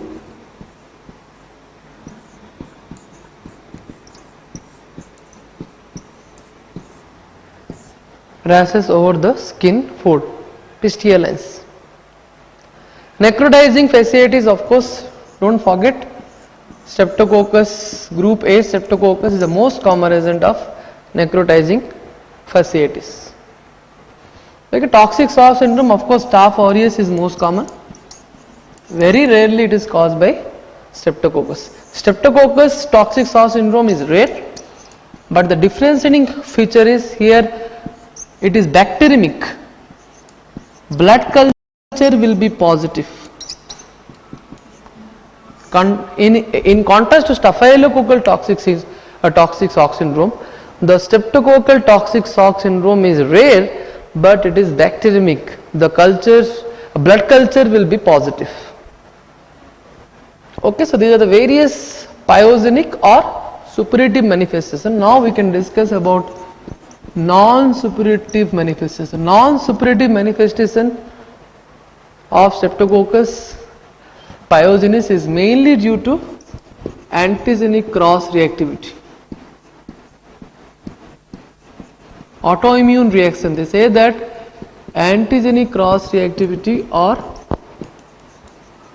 the autoimmune hypothesis is the reason behind the non-suppurative manifestations. They say that various streptococcal antigen they cross react with human antigen, mammalian antigen, and this is the reason behind various non-suppurative manifestations. So, for example, the M protein cross reacts with myocardium.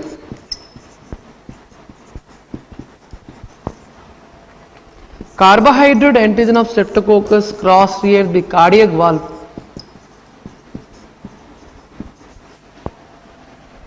And so, if you have a prior streptococcal infection, maybe in the form of pharyngitis, then the streptococcal antigens like M protein and the carbohydrate antigen against which you develop antibodies, and those antibodies on a later stage can cross react with your own antigens, and the antigen antibody mediated autoimmune mechanisms can lead to a very important manifestation, that is acute rheumatic fever.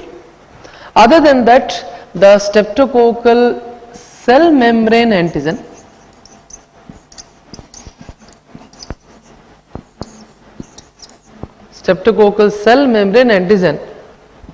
can cross react with glomerular endothelial antigen,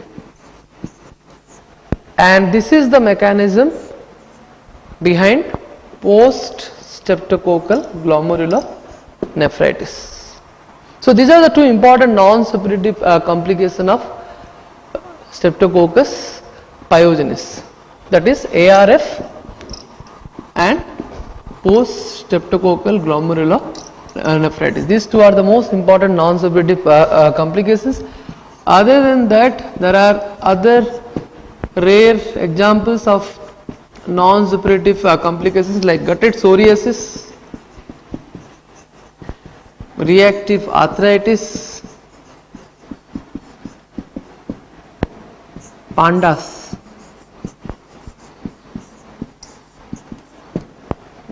It is an autoimmune disorder seen mainly in children. So all these are various non-suppurative complications. We can discuss the differences between ARF and PSGN. ARF, the prior exposure is in the form of pharyngitis usually, whereas PSGN is usually it follows pyoderma, skin manifestation in the form of pyoderma. ARF, any strain can cause ARF, whereas there are some limited nephrogenic strains which can cause PSEN. ARF is an example of hypersensitivity type 2, whereas AGN is antigen antibody complex mediated, that is hypersensitivity type 3 kind of reaction, PSEN. Complement will be utilized in PSEN, so the complement level will be low in PSEN, whereas in ARF the complement level remains normal. So these are the differences. Other than that,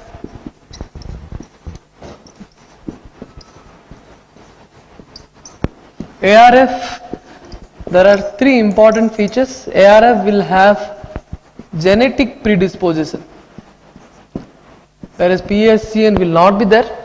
This kind of genetic predisposition will not be there. There is a genetic susceptibility. Only few genetically predisposed individuals only can get ARF. Penicillin prophylaxis is indicated in ARF. Yes, relapse is again common in ARF, whereas relapse is almost not there in AGN, and there is no need of penicillin prophylaxis in AGN. Fine. And of course PSEN, the prognosis is good.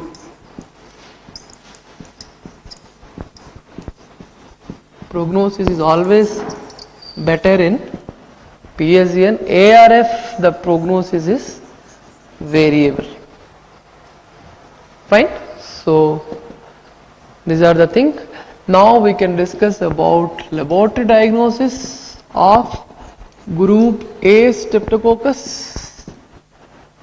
If you do a direct smear examination, gram stain, you will get gram positive cocci in short chain and pus cells with gram positive cocci in short chain. Regarding the culture media, the transport media is Pike's media.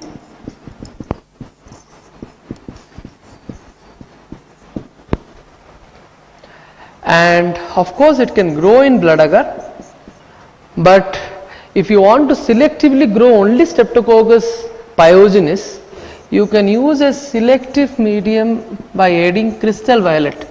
It is called as crystal violet blood agar, which is a selective medium for Streptococcus pyogenes.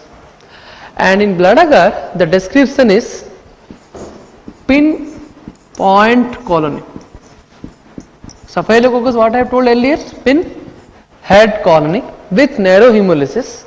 Here the description is pinpoint colony with wide zone of hemolysis.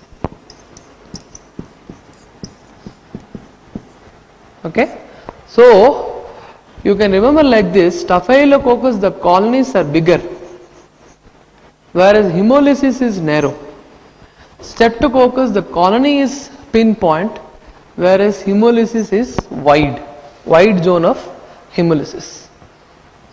Fine. So this is all about the culture medium. Then once it grows in culture, how to tell that it is Streptococcus pyogenes, it is not other Streptococcus. So how Streptococcus pyogenes can be differentiated from other Streptococcus? Based on which antigen?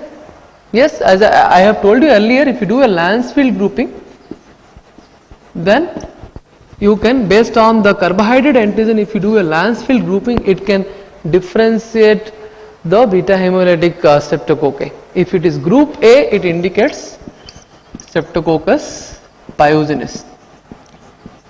If the Lancefield grouping says it group B, then it is nothing but Streptococcus agalactiae.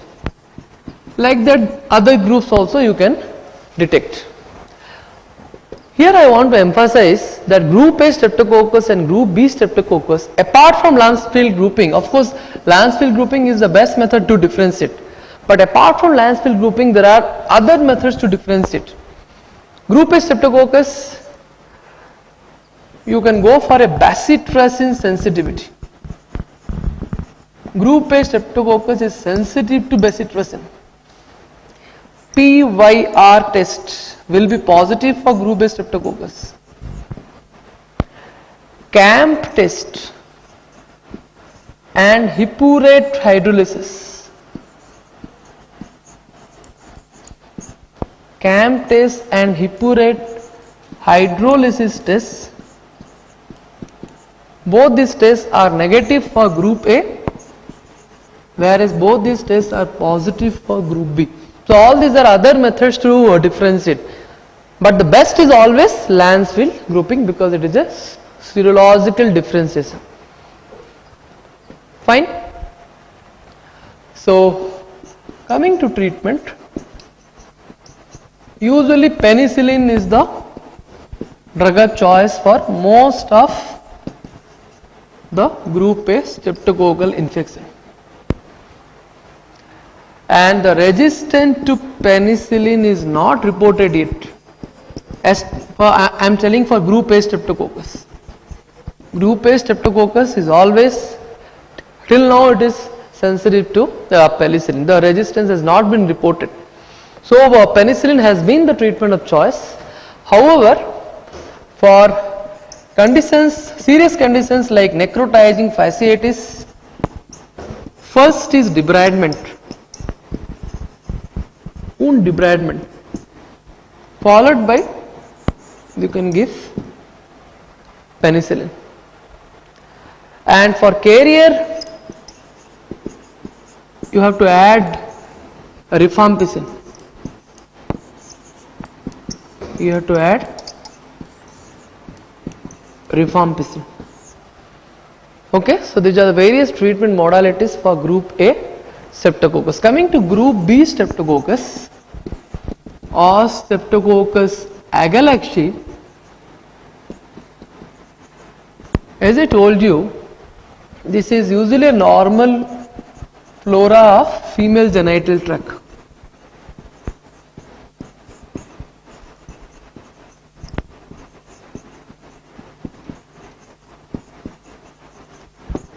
And it can cause puerperal sepsis.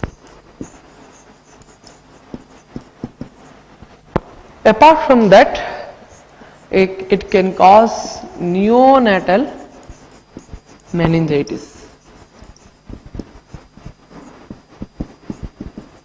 Yes, neonatal meningitis, can you tell me the three important causes? The three important causes of neonatal meningitis are E. coli, group B streptococcus and Listeria monocytogenes. Okay, and according to most of the literature, group B streptococcus is the most common agent.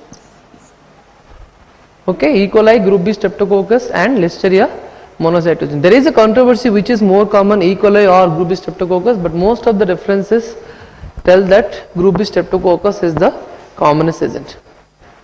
Okay, so this is about neonatal meningitis, but if I ask you 2 to 12 years, if you talk about meningitis, the most common agent is meningococcus.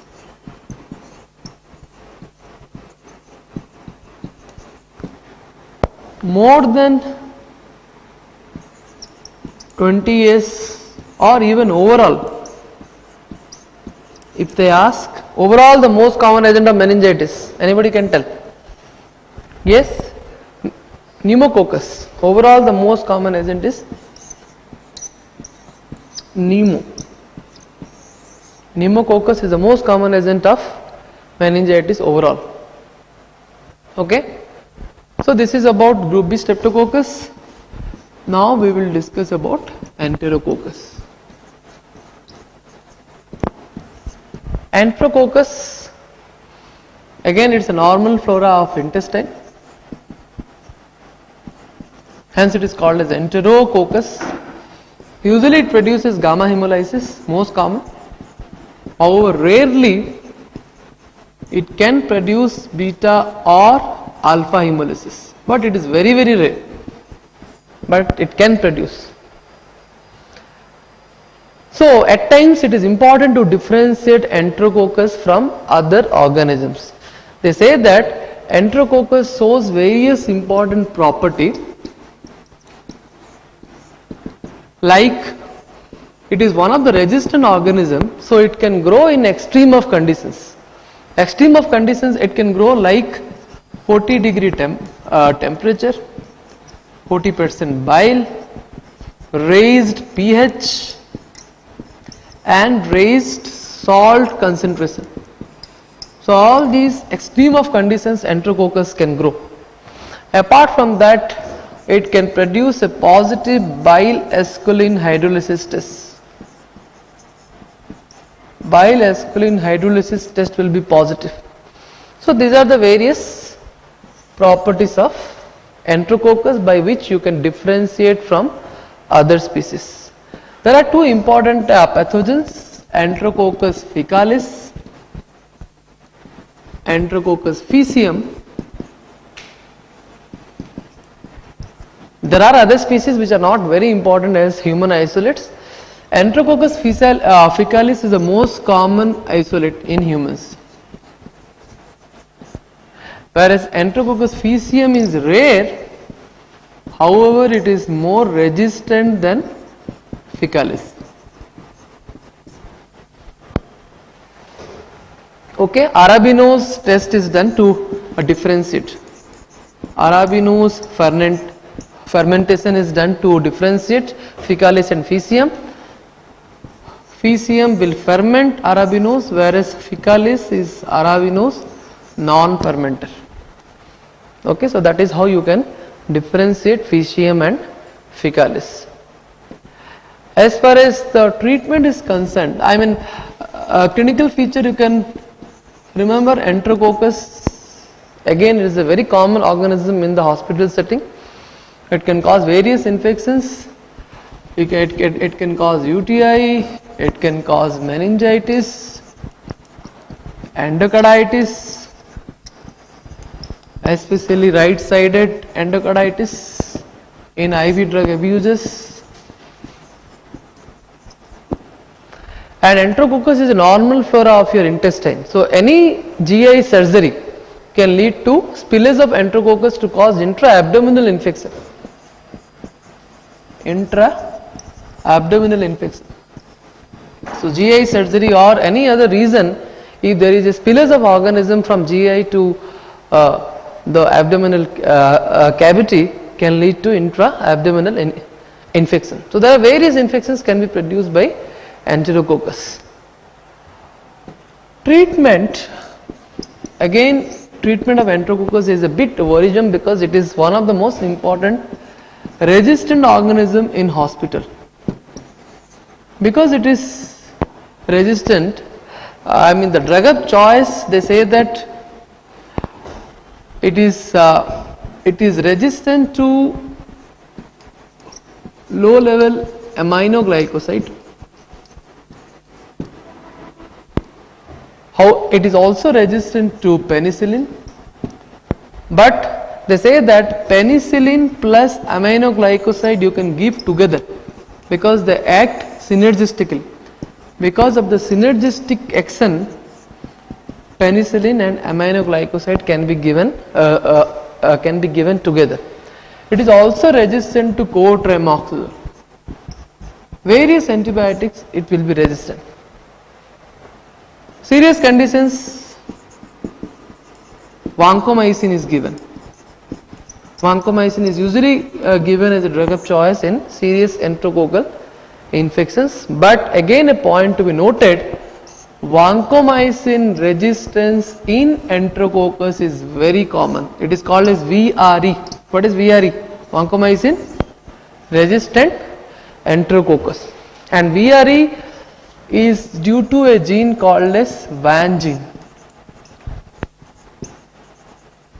VAN gene has got various subtypes from VAN A to VAN E, and nowadays even the other subtypes like FG also has been discovered.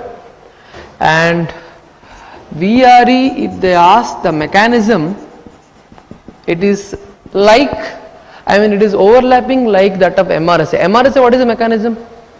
MRSA is due to which gene? Mecazin. Mecazin does what? Alters the target site of penicillin. The target site of penicillin is PVP, which gets altered to PVP2A. Similarly, VRE is due to VAN gene, and VAN gene alters the vancomycin target site. Vancomycin is also a cell wall acting drug, right? Vancomycin acts on which site of cell wall? It acts on a peptidoglycan side chain composed of D-alanine. This D-alanine peptidoglycan side chain, it gets altered to D-alanine D-lactate or D-alanine D-serine. One alanine is replaced by either lactate or serine, and this altered protein has got less affinity for vancomycin. This is the mechanism. This altered side chain has less affinity for vancomycin. That is how VRE occurs. And VRE is much more common than VRSA. Okay, VRE is much more common than VRSA. Next, we can discuss about Streptococcus pneumoniae.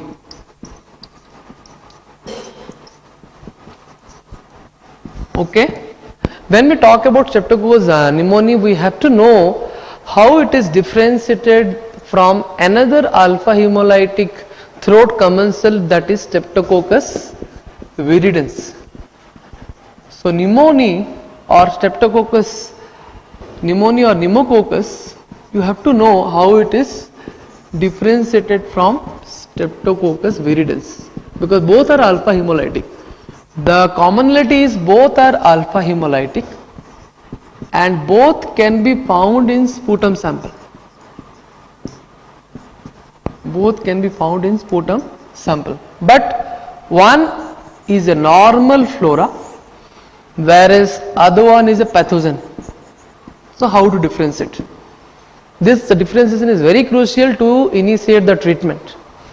Yes, you can differentiate based upon Gram stain.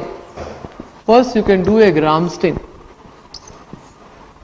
If you do a Gram stain, Streptococcus pneumoniae or pneumococcus will be Gram positive cocci in pair. Okay, very peculiar description which is called as lanceolate or flame shaped diplococci, whereas this is in long chain. This is in long chain, and usually pneumococcus surrounded by a capsule. Surrounded by a capsule, it is capsulated. Capsule can be detected by a very important test called as Quilling test. Quilling test is done to detect the pneumococcal capsule, whereas there is no capsule in viridans. On blood agar, pneumococcus can produce carom coin colony. Carom coin or Draughtsman shaped colony.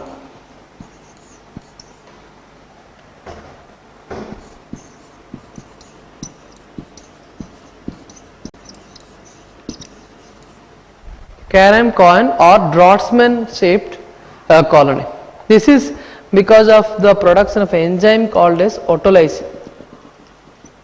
They say that pneumococcus can produce an enzyme called as autolysin, and the autolysin enzyme is responsible for Draughtsman state because it will eat up its own colony. So the colony will be destroyed by producing the enzyme called as autolysin. Only the alpha hemolysis will be there surrounding, which is described as Draughtsman or carom coin colony. Other than that, you can do various biochemical reaction like bile, inulin and optogen. Pneumococcus will be bile soluble,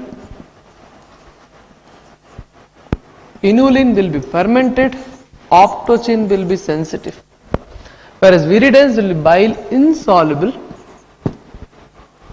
inulin not fermented, optogen will be resistant. Of course, the best is mice pathogenicity. This is the best method to differentiate. And of pneumococcus will be pathogenic, whereas viridans will be non-pathogenic to mice.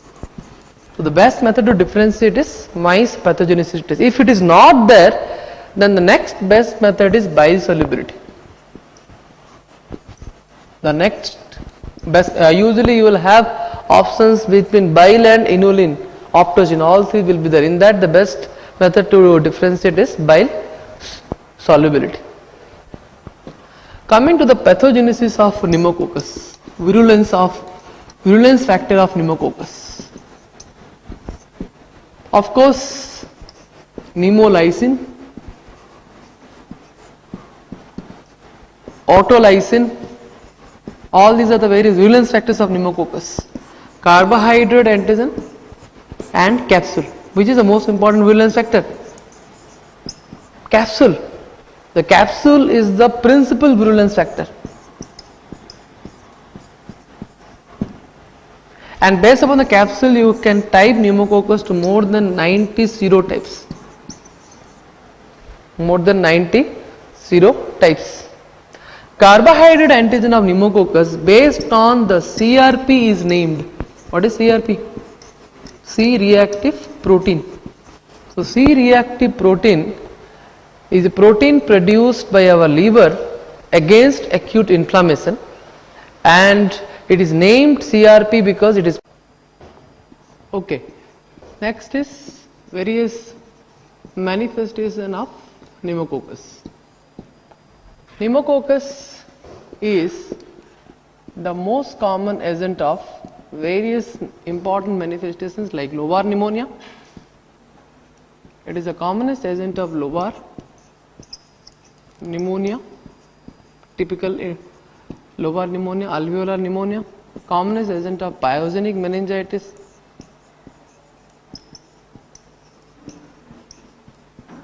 of course except the neonatal group where group B streptococcus is most common. It can also cause, it is also the commonest agent of otitis media, sinusitis, etc. Okay. Rarely it can cause other invasive infections like osteomyelitis, endocarditis.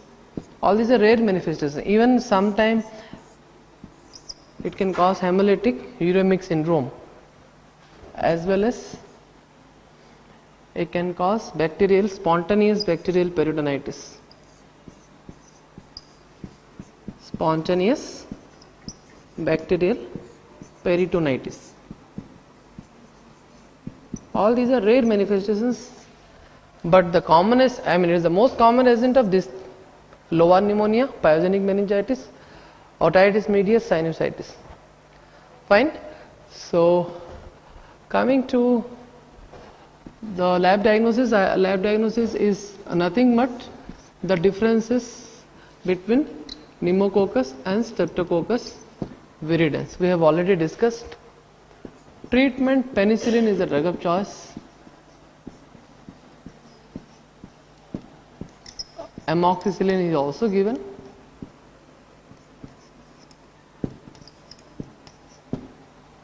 Okay, especially otitis media and other non-invasive conditions. Vaccine is something which they frequently ask. Pneumococcal vaccine. So regarding pneumococcal vaccine, there are two types of pneumococcal vaccine. 23 valent vaccine. 23 valent capsular vaccine and 7-valent conjugate vaccine.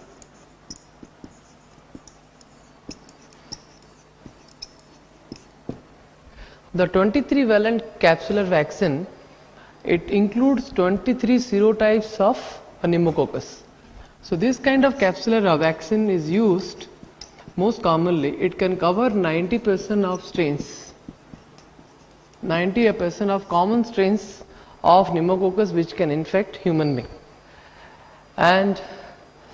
But the problem of capsular vaccine is, capsular antigen is an example of T-independent antigen.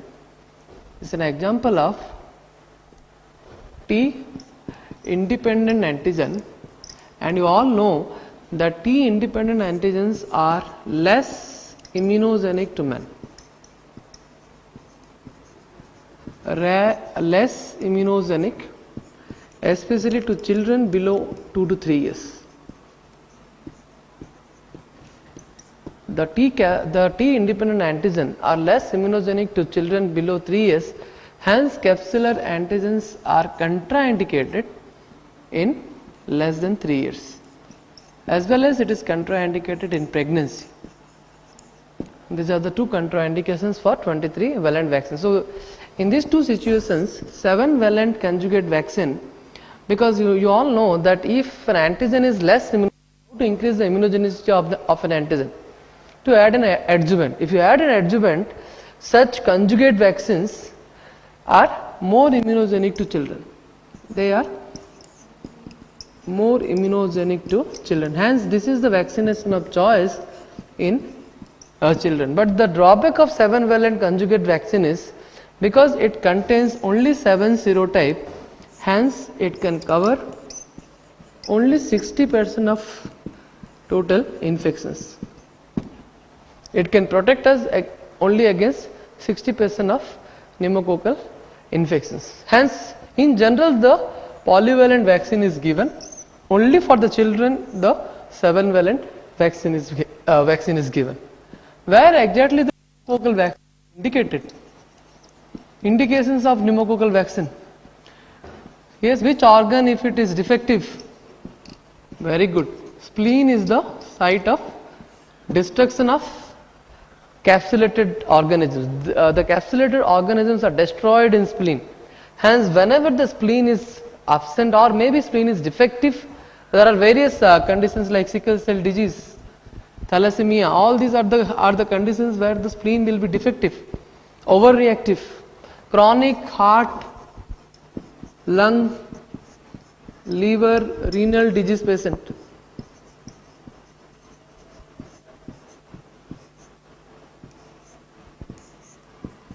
Liver and renal disease patients. So all these are the indications of pneumococcal vaccines. So these are the conditions where, and also immunosuppression, prolonged immunosuppression, including HIV individuals, corticosteroid therapy. All these are the conditions where pneumococcal vaccines are given. Okay, next we will discuss neisseria.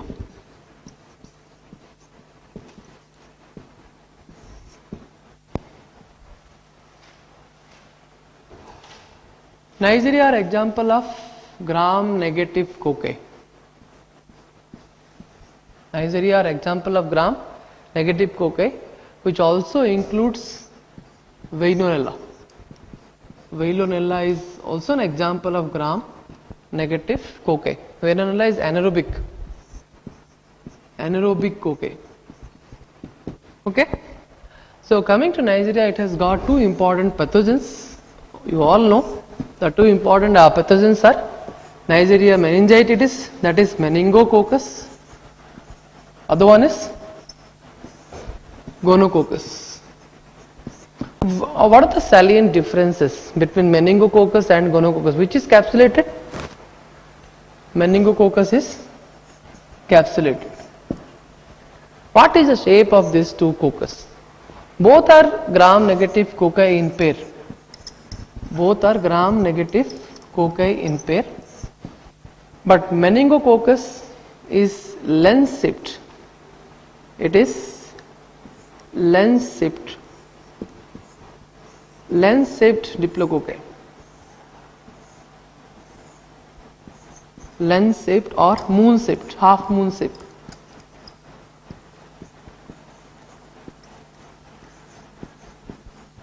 Whereas gonococcus is kidney shaped. It is kidney shaped diplococci.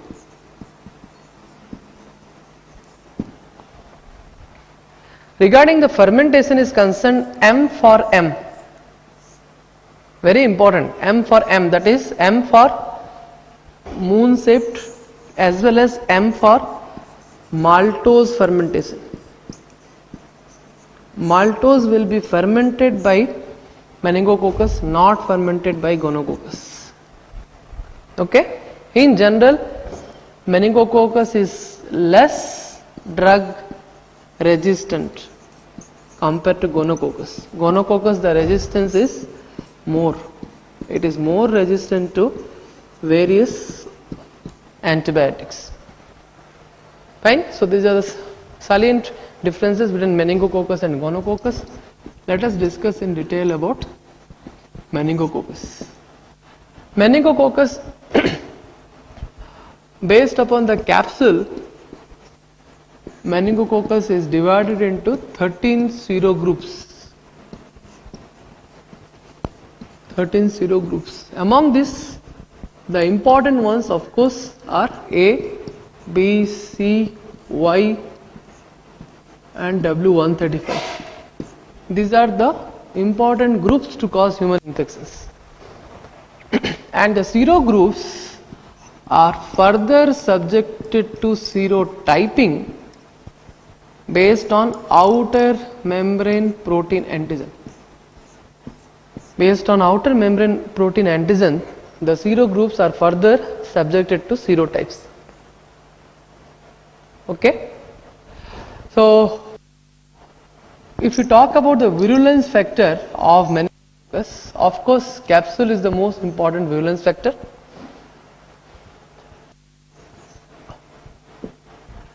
Apart from capsule, other virulence factor like bacterial endotoxin is a gram-negative organism, right? So, gram-negative and gram-positive, the major difference is the presence of endotoxin in gram-negative organism. And this bacterial endotoxin of meningococcus is responsible for Waterhouse-Friderichsen syndrome. This particular endotoxin is responsible for Waterhouse-Friderichsen syndrome. Apart from that, other virulence factor like outer membrane protein, yes, IgA proteases,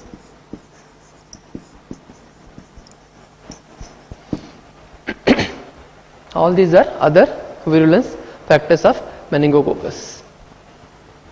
Coming to the pathogenesis,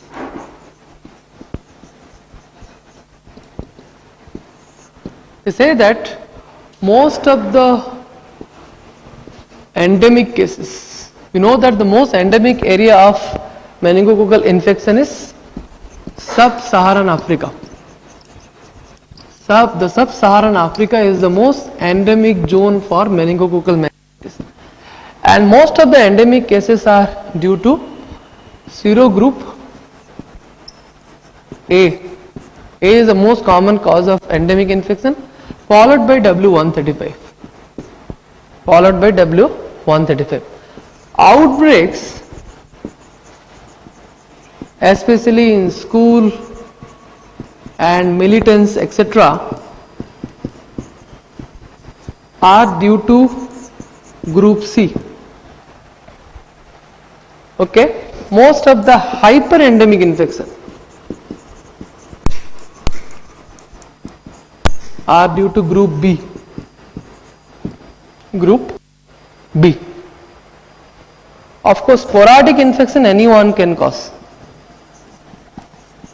All important serogroups, whatever I have described earlier, that is A, B, C, W and 135, anyone can cause sporadic infections.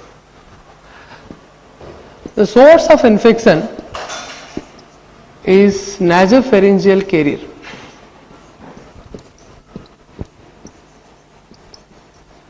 Nasopharyngeal carrier, especially children. They are the major source of infection. Of course, the mode of transmission is through the respiratory mode via the droplet inhalation.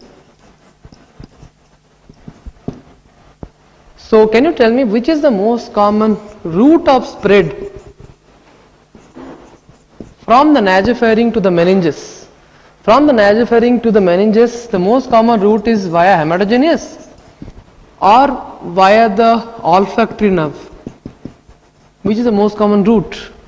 They say that hematogenous spread is more common than the olfactory nerve spread, or that is via the pubiform plate. So hematogenous spread is the most common route, and they say that if you have complement deficiency, especially late complement deficiency, that is C5 to C9, attack complex complement deficiency, this leads to increased neisseria infection as well as toxoplasma. So late complement deficiency is a major predisposing factor for neisseria, increased neisseria and toxoplasma infection. Okay. Other than that, travelers, meningococcal meningitis is more common in traveler, especially Hajj pilgrimages. Hajj pilgrims, the most common travelers which can get meningococcal meningitis, and it shows seasonal variation. Meningococcal infections are mainly in cold and dry, that is winter and summer, winter and spring are the important seasons where meningococcal infections are common. So let us now discuss the various manifestations. Meningococcal infections can from rashes to meningococcal meningitis, pyogenic meningitis, especially in 2 to 12 years age group, pyogenic meningitis. It can cause Waterhouse, Fredrickson syndrome. Waterhouse-Fredrickson syndrome, which is characterized by rashes, DIC, multi-organ failure, and the most important feature is bilateral adrenal hemorrhage. Bilateral adrenal hemorrhage. Okay. Apart from that, post meningococcal syndrome, post meningococcal syndrome. So these are the some of the manifestations produced by meningococcus. Coming to laboratory diagnosis, specimen of course will be CSF, and because it spreads through hematogenous spread, blood also is an important specimen. So this is important for cases, whereas for carriers, nasopharyngeal swab. Nasopharyngeal swab. So CSF and blood will be sterile specimen. So if you want to isolate meningococcus in these two specimens, then even blood agar or chocolate agar will be fine. Whereas for nasopharyngeal specimen, if you have to use a selective medium, that is Thayer-Martin medium. Thayer-Martin medium. Okay. Other than that, you can detect In CSF you can detect meningococcal antigens by doing latex agglutination test. Meningococcal antigens can be detected in CSF by doing latex agglutination test. So these are the various diagnostic tools. Antibody detection doesn't have much role in diagnosis because they are usually raised in convalescent patients. So they provide retrospective evidence of diagnosis. So mainly the diagnosis relies on CSF antigen detection or CSF culture. Coming to treatment,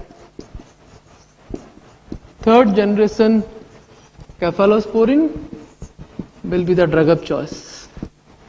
And for carriers, earlier rifampicin was given, but now the latest edition of Harrison says that single dose ceftriaxone is more effective. Single dose ceftriaxone is given for carriers. Second drug of choice will be rifampicin or ciprofloxacin. All these are given secondarily. Fine. So this is about treatment. Then vaccine for meningococcal infections. Yes, meningococcal vaccine is again composed of polyvalent vaccine.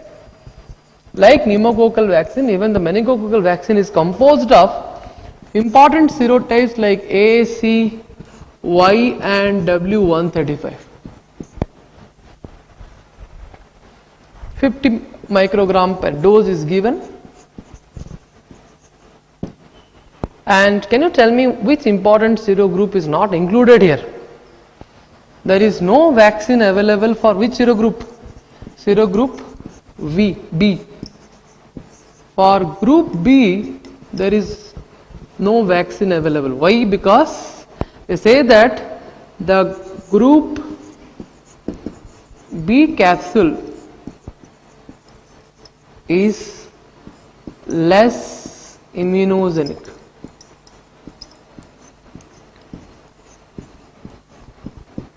The group B capsule is less immunogenic as well as it is encephalitosigenic. Autoimmune reactions can take place. That is why group B capsules is not included in meningococcal vaccine. One more drawback of meningococcal vaccine is it is a capsular vaccine, polyvalent capsular vaccine. So if you use a capsular vaccine, then the common rule is it is not given less than 2 to 3 years. Why? Because it is an example of capsular antigen is an example of T independent antigen. Hence it is less immunogenic to children. Hence it is not given below 2 to 3 years. So this is all about meningococcus. Now we will discuss about gonococcus.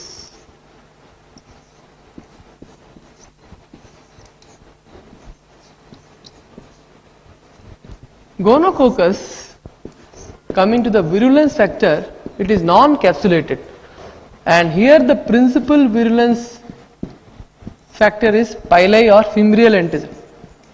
Of course, fimbria will also be there in meningococcus, but in meningococcus the fimbria are less important as virulence factor, but for gonococcus they are the principal virulence factor.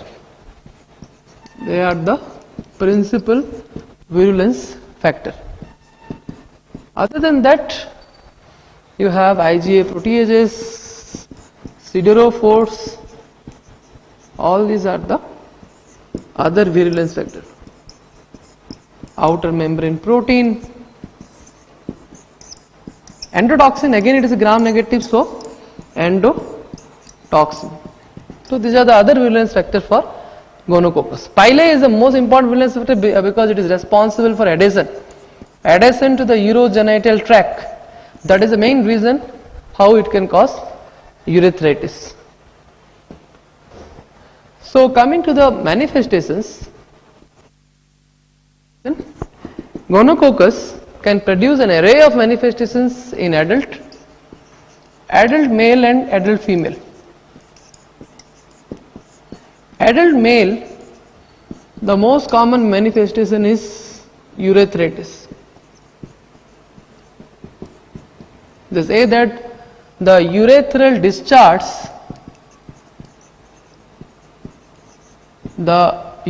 discharge appears as flow-like, seed-like flow. That is why it is called as gonorrhea. The name gonorrhea is derived from the word seed-like flow. The meaning of gonorrhea is seed-like flow of semen or urethral discharge. Other than that, in male it can cause other complications like epidermidis,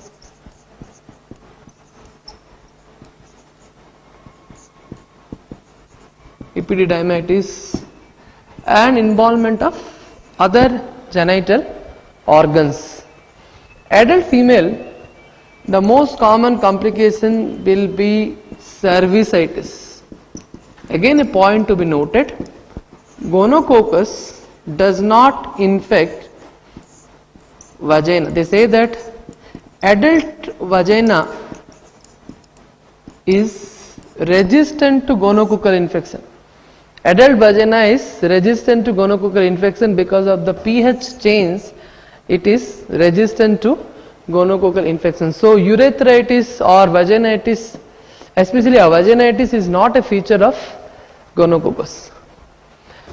Coming to neonate, gonococcus can cause ophthalmia neonatorum.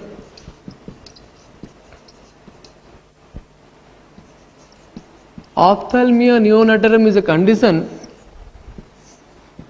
which is either due to gonococcus or due to non-gonococcal, that is chlamydia. Both can cause ophthalmia neonatorum. Which is the commonest cause, gonococcus or chlamydia?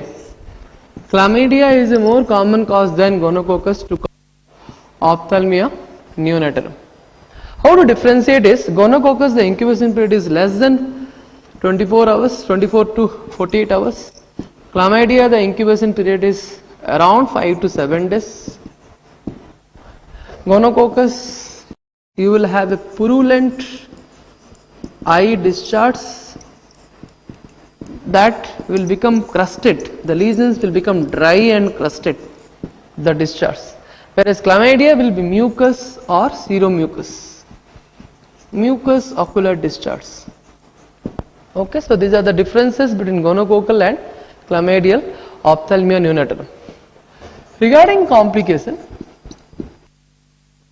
gonococcus can cause non-specific complications like Fidge-Hugh-Curtis syndrome,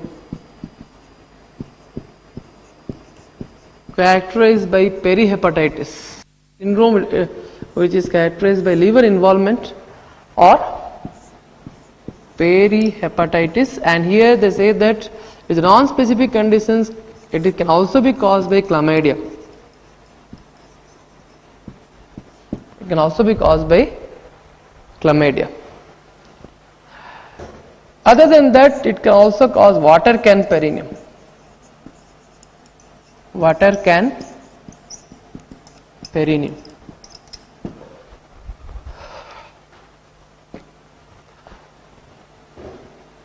Specific complication. Specific complication is characterized by DGI, that is deep or disseminated gonococcal infection, which is characterized by arthritis and endocarditis.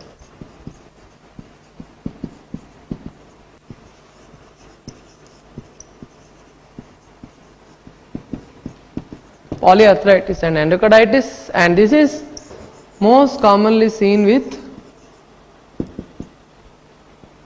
AHU oxotypes. Always keep on telling you that oxotyping is the typing method followed for gonococcus. Oxotyping is a typing based on nutritional requirement. Oxotyping is a typing method based on the nutritional requirement of organism. And AHU oxotype means the type of gonococcus, the strains of gonococcus that require arginine, hypoxanthine and uracil as growth factor. Arginine, hypoxanthine and uracil as growth factor. And AHU oxotype is the most common oxotype associated with deep gonococcal infection. And deep gonococcal infection is also associated with the serotype POR B1A. The serotype POR B1A is the most common serotype associated with deep or disseminated gonococcal infection. Coming to the lab diagnosis, the specimen of choice in male, the most common manifestation is urethritis, so you have to take a urethral swab.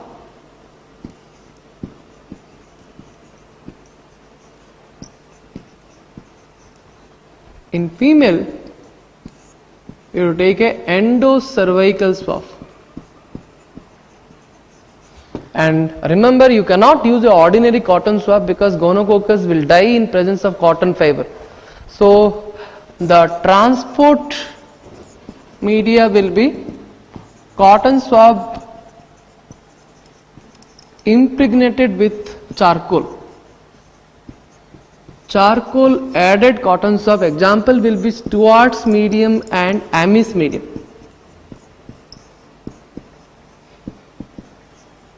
Stewart's medium and Amis medium. Apart from that, specialized automated systems are there. For example, Jembec system. Jembec system is a specialized transport system for gonococcal specimens. Okay, so once you collect the swab, what you are going to do? You are going to do a gram stain where you will demonstrate gram negative cocci in pair. What shape? Kidney shape. So when you demonstrate gram negative cocci in pair, kidney shape, and mostly they are intracellular, inside the pus cell. Inside the pus cells. So when you demonstrate this kind of gram stain appearance, it is more important for male or it is more specific for female? Where it is more definite to start the treatment, male or female, and why? Male, they say that the gram stain is more definite. In male, you can directly start the treatment based on the gram stain appearance. But in female, there is commensal neisseria species, non-pathogenic commensal neisseria species. So many species are there which are non-pathogenic in female genital tract. So they also will appear like kidney shaped gram negative cocci in pair. So based on gram stain in female, you cannot start the treatment. What you have to do is, in female always culture is recommended.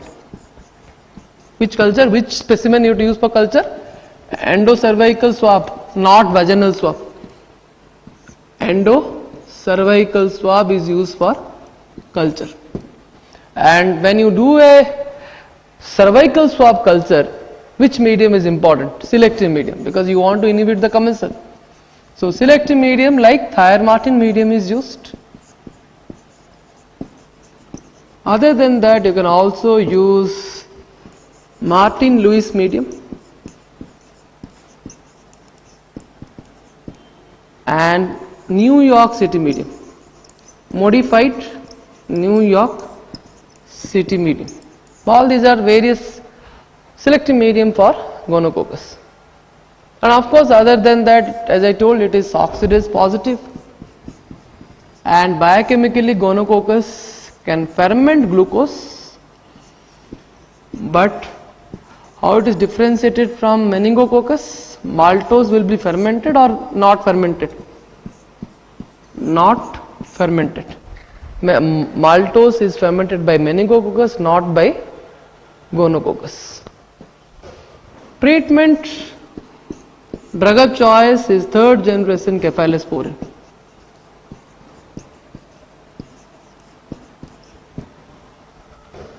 But please remember that gonococcus is known to produce resistance. They say that drug resistance is common in gonococcus. The reason is it carry a number of drug resistant plasmids. One of the important resistance shown by gonococcus to beta-lactams is called as PPNG strains. PPNG strain stands for penicillinase producing gonococcus. Penicillinase producing neisseria gonorrhoeae.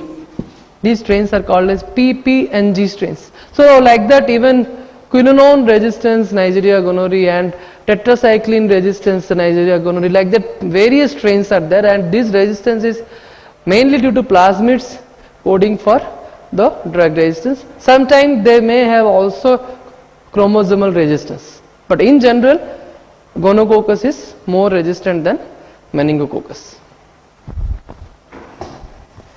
Okay, so now we will discuss the next chapter, corynebacterium and bacillus.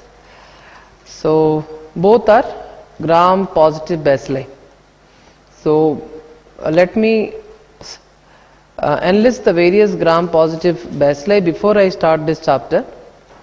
Corynebacterium, bacillus, clostridium, and certain non-sporing anaerobes. I'll tell little bit later. And listeria, actinomycetes.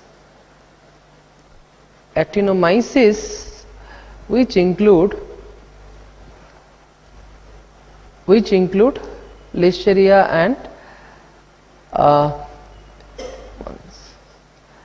actinomyces, which include actinomycetes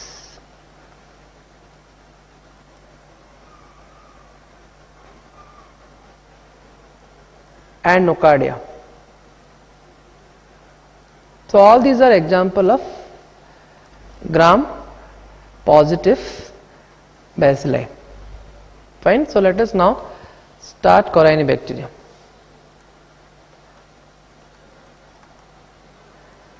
Corynebacterium, the coryne means club shaped. It's a club shaped gram positive bacilli, and the corynebacterium diphtheria, to be very particular, it is club shaped, having Chinese letter or cuneiform arrangement. Cuneiform arrangement, that is VL, like that it will be Chinese letter or cuneiform arrangement, and having characteristic metachromatic granules on either end. On both the ends, it is characterized by presence of volutin or metachromatin granule. Okay, and this granule is composed of polymetaphosphate inorganic granule, inorganic polymetaphosphate granules,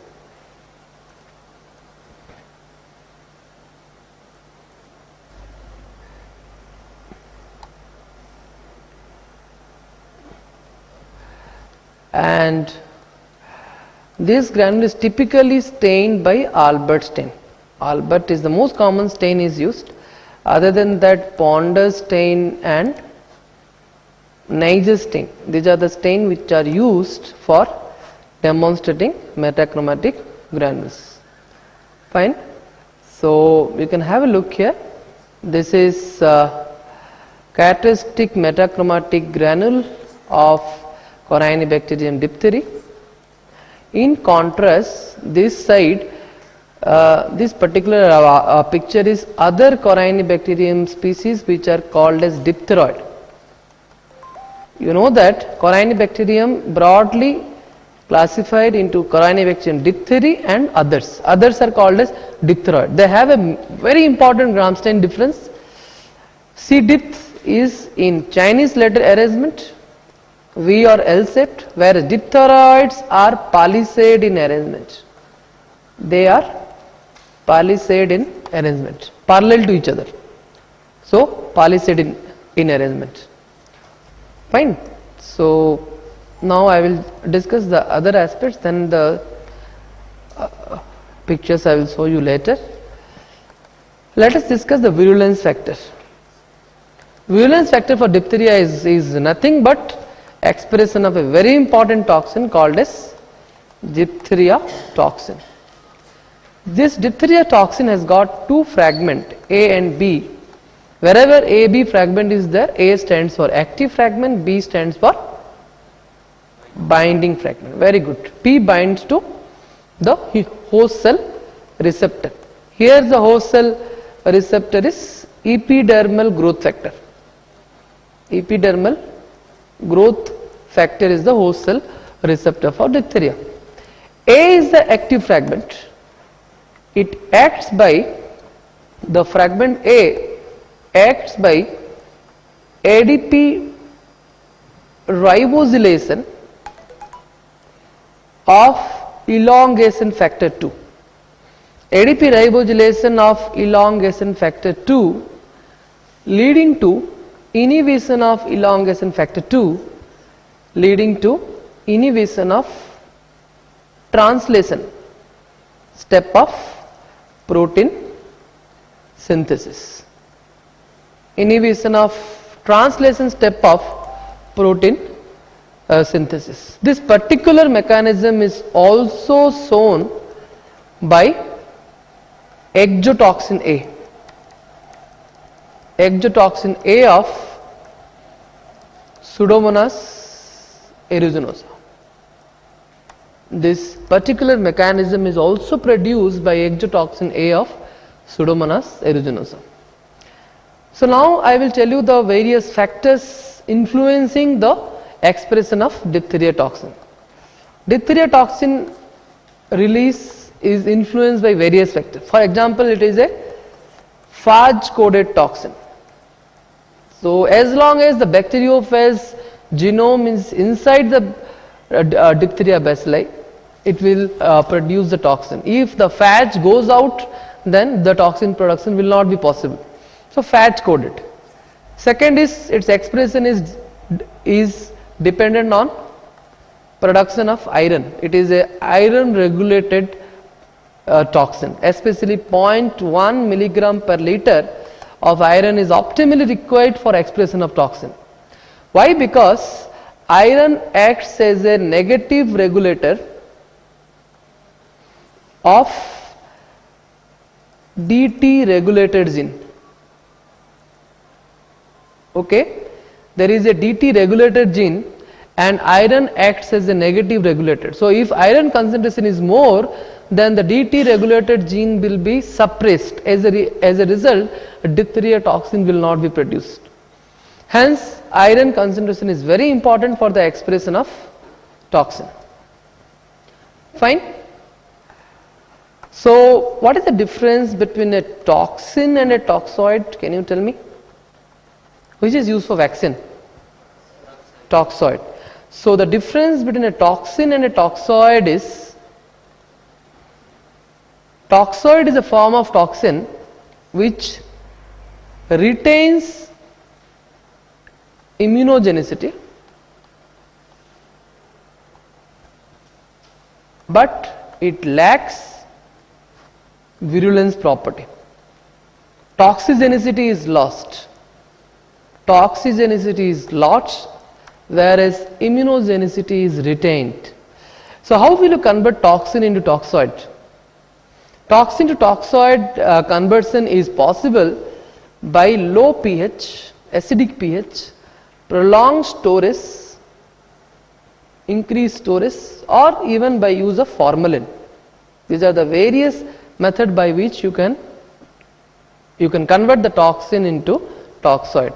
And the Park-William 8 strain, Park-William 8 strain of cornybacterium diphtheria is used as a source for toxoid production for the preparation of vaccine. Fine. So this is all about diphtheria toxin. Now we can discuss a bit about the pathogenesis.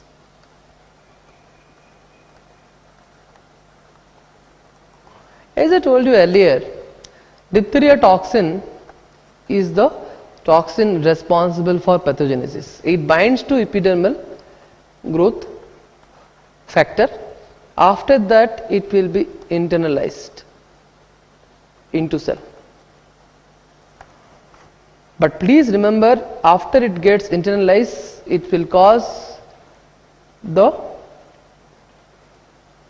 go to blood, and then it will cause various manifestations. But where the organism resides, diphtheria bacilli, they say that it is present only locally. It does not invade. So here a very important point to be noted, blood culture will be positive or negative?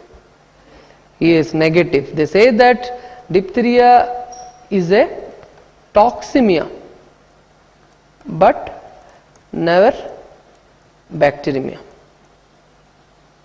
Diphtheria is a toxemia but never a bacteremia. Fine. And it is a toxin which goes to the circulation and responsible for most of the manifestation, starting from pseudomembrane formation on tonsil,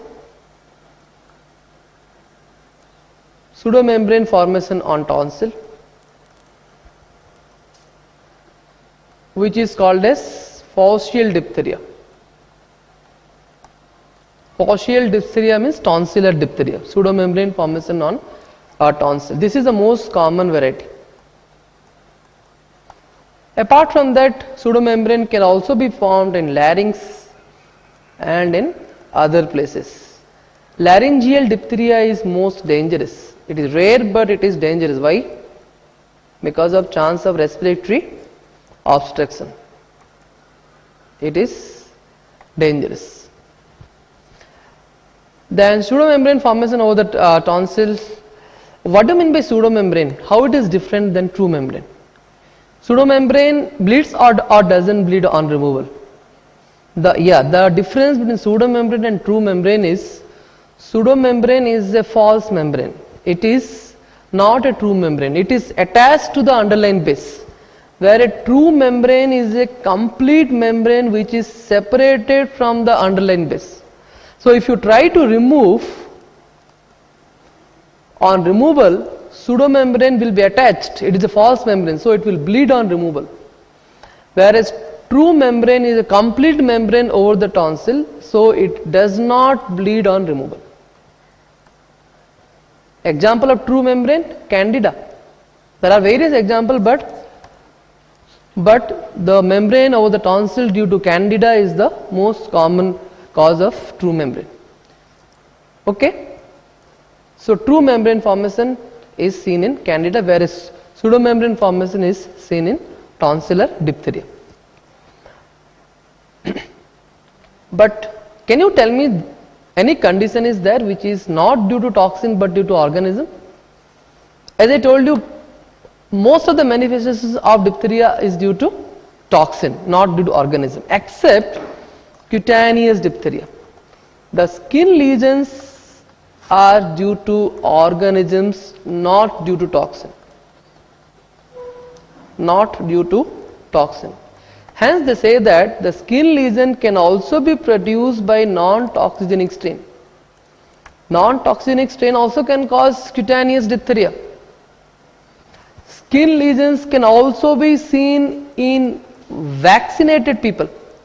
Try to remember, vaccinated people means what? What they have taken? What vaccine we take in diphtheria? We take diphtheria toxoid as a vaccine. So when you take diphtheria toxoid as a vaccine, you will develop antitoxin. This antitoxin can neutralize the toxin, but antitoxin cannot prevent colonization. Understanding or not? Vaccinated children, they can have diphtheria bacilli on their throat, yes or no? Yes, they can have diphtheria bacilli on their throat, because vaccination cannot eliminate the carrier state. Vaccination is against the toxin. So if you're vaccinated, you can have organisms in the throat, but those organisms are usually non-toxigenic because you are vaccinated. So if you have non-toxigenic strain, you will not get any form of diphtheria except cutaneous diphtheria, which can be caused due to non-toxigenic strain. It is caused due to organisms. So any kind of organism, whether it is toxigenic or non-toxigenic, can cause cutaneous diphtheria. So that is why they say that the skin lesions are increased in incidence now. Why? Because most of the children are vaccinated now. So the usual conventional form of faucial diphtheria is not seen nowadays. Nowadays the cutaneous lesions are more common than faucial diphtheria. So this is about the manifestations. Then the complications. Diphtheria can produce various complications ranging from neurological complication like cranial nerve palsy, peripheral neuropathy, myocarditis.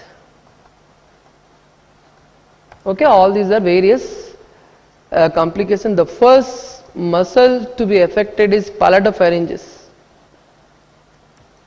Palatopharyngeus will be the first muscle to be affected in diphtheria. Which is the first muscle to be affected in tetanus? Tetanus, it is first symptom of tetanus is trismus. So the first muscle to be affected is masseter, whereas in diphtheria it is palatopharyngeus. Okay, then let us now focus on laboratory diagnosis. Laboratory diagnosis, is it important to initiate the treatment? Diphtheria, the treatment is started based on laboratory diagnosis. True or false? False.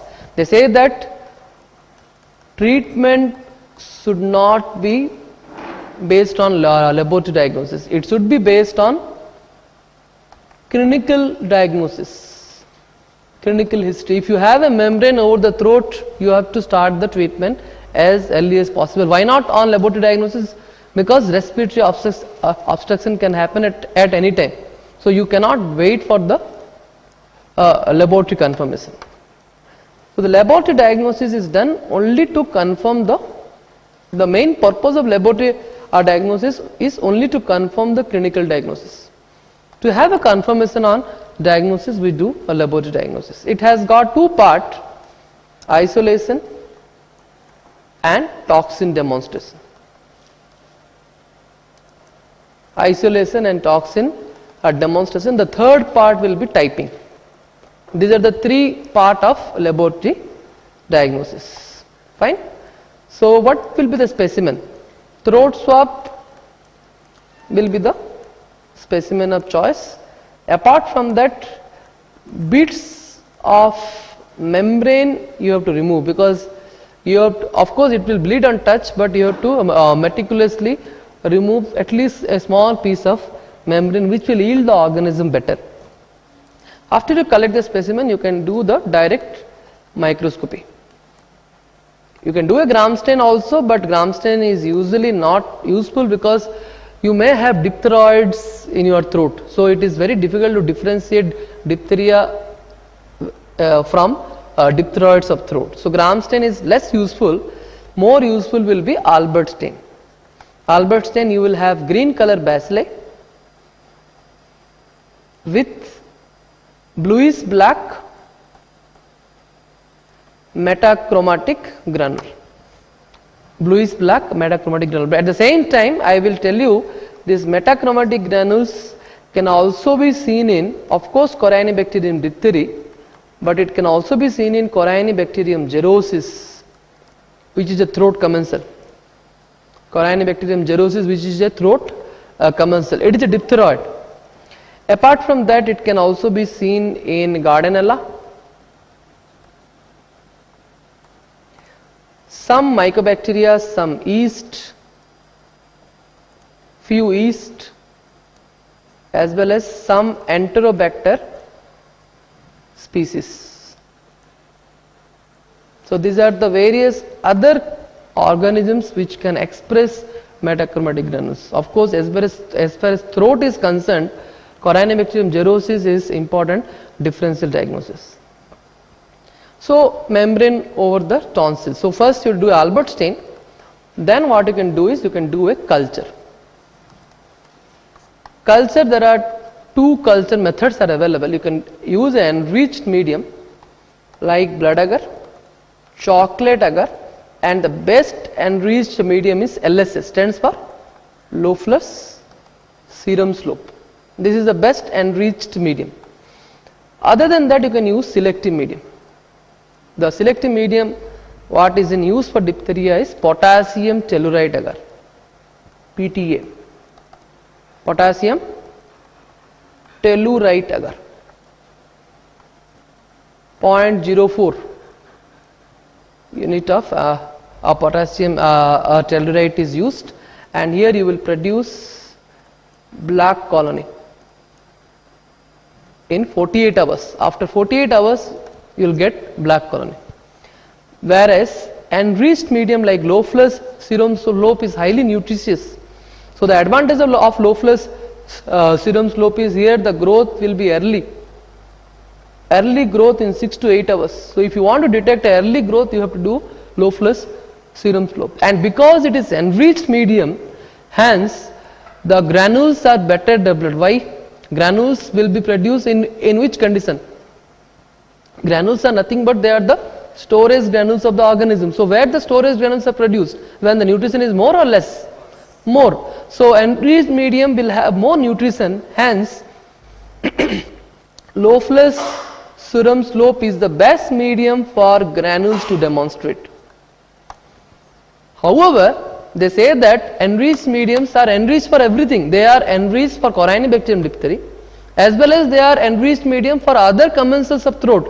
If you grow if you incubate the medium beyond 6 to 8 hours, even the other commensals of throat also will grow on low flux serum slope. So it is not a selective medium. Hence they say that if you want to diagnose, if you want to isolate corynebacterium diphtheria from a clinical sample or even from a carrier, potassium tellurite agar is the best specimen because it is a selective medium. So selective medium is the best medium for cases as well as for carriers, because it can differentiate, it can inhibit the commensal, it will allow only corynebacterium diphtheria to grow. In contrast, the enriched medium, that is a low flux serum slope, is less preferred for isolation from clinical specimen. It is the preferred method for demonstrating the metachromatic granule. It is also the preferred method for early growth. 6 to 8 hours of incubation time only the corynebacterium diphtheria will grow, so you can isolate faster. Fine. So these are the two methods available. Apart from that, so once you isolate corynebacterium diphtheria, you can do certain biochemical reactions for confirmation, like you can do his serum sugar. His serum sugars can be used for fermentation, to test the fermentation. Apart from that, urease can be done, urease test can be done. Why urease has to be done? Here I will tell you one important point. Please remember diphtheria toxin. Diphtheria toxin is produced by corynebacterium diphtheria. Apart from that, diphtheria toxin can also be produced by corynebacterium cereus, corynebacterium ulcerans and corynebacterium pseudotuberculosis. These are the three corynebacterium species that can produce diphtheria toxin, and surprisingly all these three toxin can produce black colony on potassium tellurite agar. Then how will you differentiate? You can differentiate these three by doing a urease test. If you do a urease test, corynebacterium diphtheria will be urease negative, whereas ulcerans and pseudotuberculosis are urease positive. So this is a method by which you can differentiate corynebacterium diphtheria from ulcerans and pseudotuberculosis. So now you have done a culture, you have isolated corynebacterium, after that you have done biochemical reaction, you have confirmed that it is corynebacterium diphtheria. But only confirmation of the organism is not enough, because corynebacterium diphtheria organism itself cannot cause any infection except the cutaneous diphtheria. Most of the manifestations are due to what? Toxin demonstration. So only isolation is not enough. After isolation you have to do toxin demonstration, and toxin demonstration is done by in vivo method as well as in vitro method. In vivo by guinea pig inoculation. Guinea pig inoculation both by subcutaneous and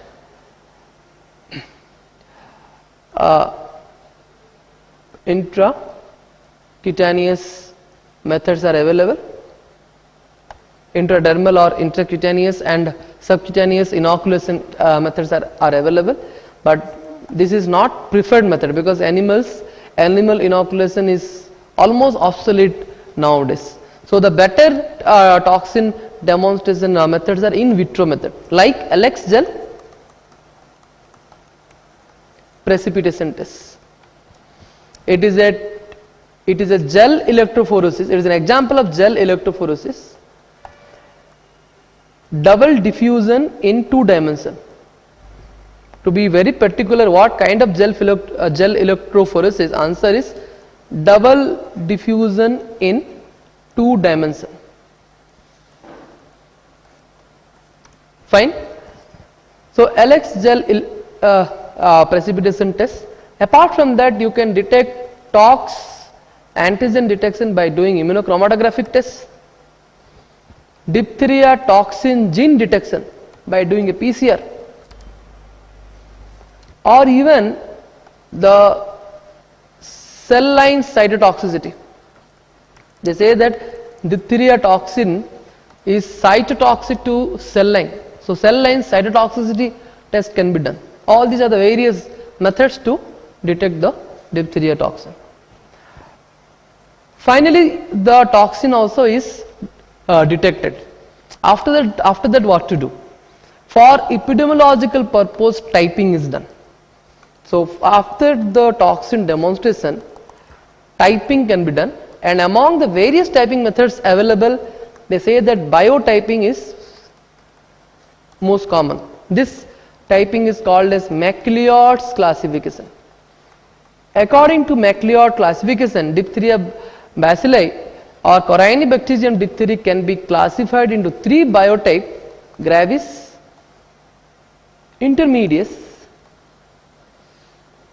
and mytis.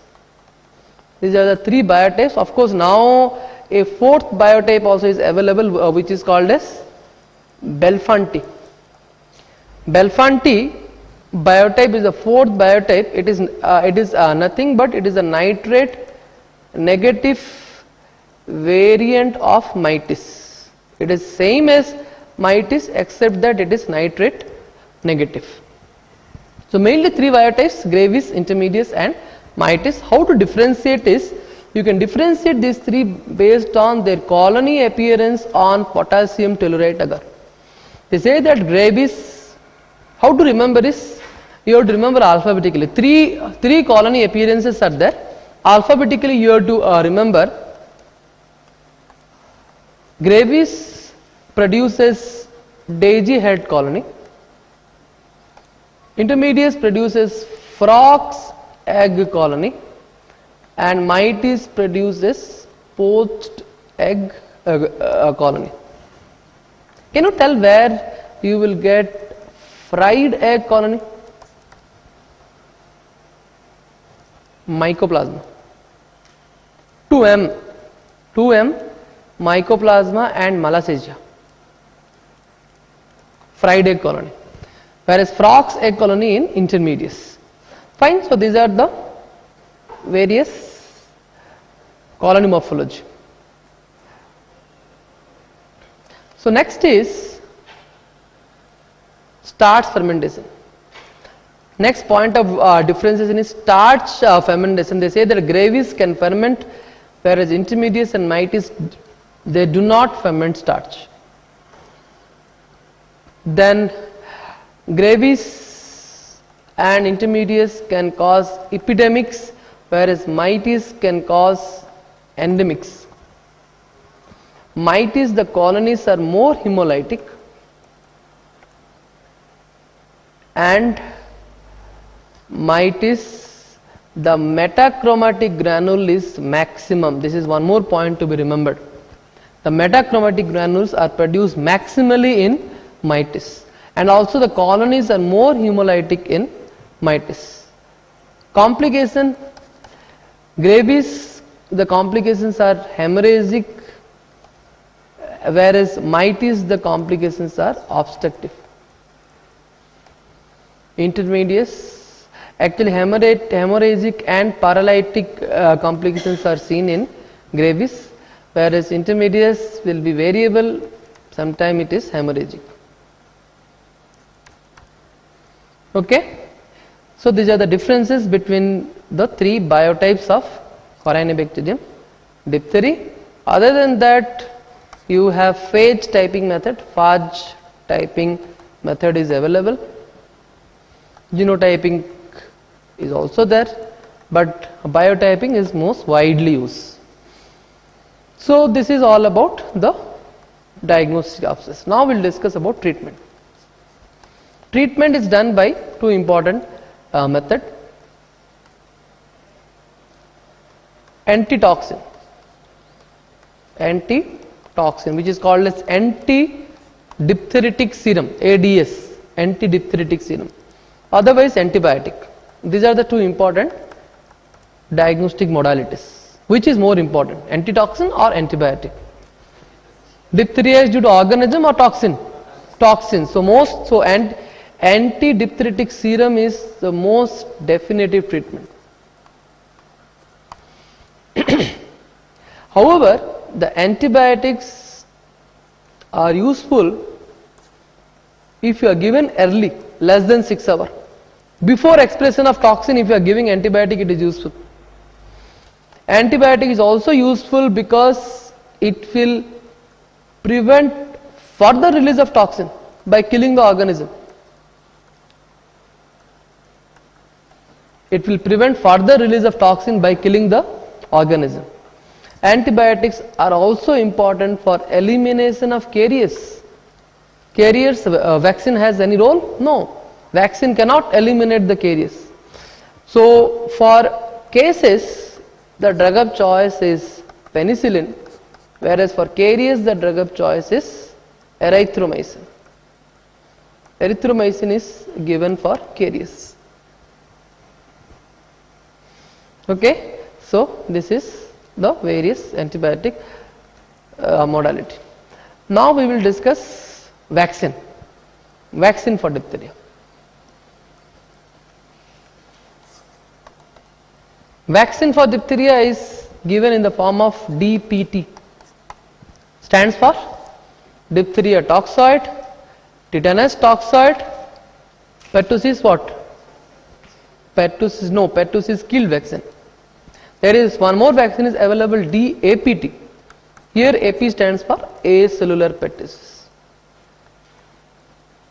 Can you tell me why this three combination is there? DPT. Why these three vaccines are given together? There is any reason behind it? Yes, these three vaccines are given together. The reason is why we give combined vaccine. When we give combined vaccine, one acts as an adjuvant for others. In this situation, the pertussis vaccine acts as adjuvant for DT and TT. In case of DAPT also, the acellular pertussis act as adjuvant for DT and TT. Nowadays the quadruple vaccine is available, that is DPT plus Haemophilus influenza B, Hib vaccine, all given together. Why? In this case, which is the adjuvant, DPT or Hib? What kind of vaccine is Hib? Haemophilus influenza B vaccine is an example of Capsular vaccine. Capsular vaccines are given to children, yes or no? No. Why? Because capsular antigens are T independent antigen, hence they are less immunogenic in 2 to 3 years. How you can make it immunogenic? The capsular vaccine you can make immunogenic by conjugating. How can you conjugate capsular vaccine? By adding adjuvant. So please remember, here DPT is added because DT and TT act as adjuvant for Hib. This is the MCQ what the frequently asked. DT and TT act as adjuvant for Haemophilus influenza B. Fine? Okay. Now coming to schedule. How this vaccine is given? DPT 5 doses, 3 doses at 6, 10 and 14 week, then booster 1 at 1.5 year, booster 2 at 5 to 6 year. Route, it is given deep IM, anterolateral aspect of thigh, anterolateral aspect of thigh. Please remember, gluteal region is not given, not preferred, because a gluteal region will have fat which will inhibit the absorption of the toxin. So usually it is given anterolateral or upper out, which is also described as upper outer quadrant of thigh. So this is the site for diphtheria, DPT inoculation. Okay, and thiomersal is used as a preservative.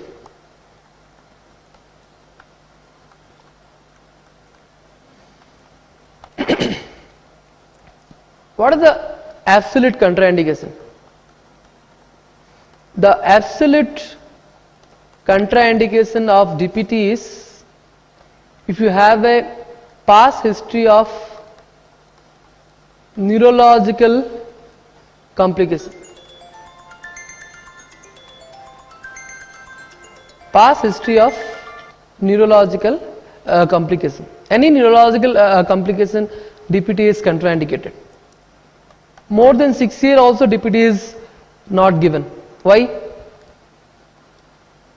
And of course, hypersensitive reaction to previous dose. These are the absolute contraindications. Why DPT is not given more than 6 years? Because what are the side effects of DPT? And the side effect of DPT is due to which component? D, P or T? The side effect of DPT is due to the killed pertussis component. The killed pertussis component is known to produce neurological complication. It can produce a complication called as hypotonic hyporesponsive syndrome. Can produce a complication called as hypotonic hyporesponsive syndrome. And all neurological conditions are contraindication except they say that any progressive neurological disorder, any progressive neurological disorder is a contraindication for DPT vaccine.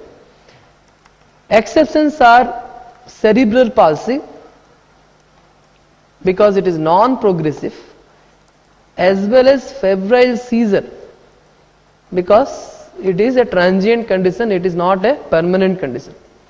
So any progressive neurological disorder is a contraindication for DPT vaccine except cerebral palsy and febrile seizure. These are not contraindications. These are not contraindications. Can you tell me the difference between capital D and small d? Capital D is given in DPT. Yes or no? It is given to children. It contains higher dose, that is 25 LF of diphtheria toxoid, whereas small d is given to adult, usually more than 1 year, and it contains low dose of diphtheria toxoid. Low dose of diphtheria toxoid. So apart from vaccine, we can now discuss about the non-diphtheria corynebacterium, that is diphtheroids.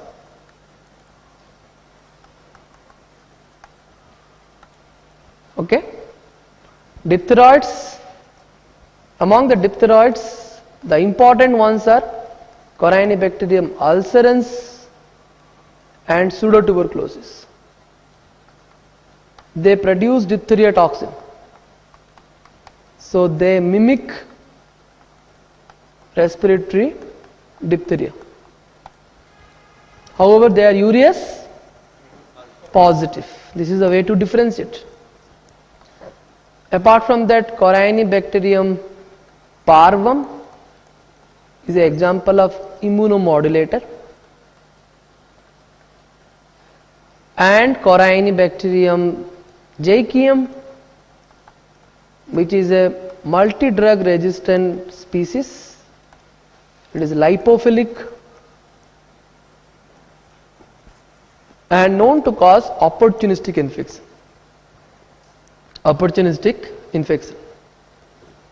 Corynebacterium minutissimum is the agent of a cutaneous condition called as erythrasma.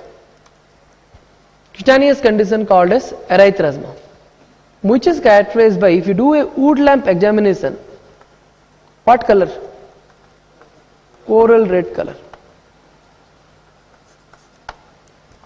So this is all about corynebacterium, and if you are done with, then let us start Bacillus.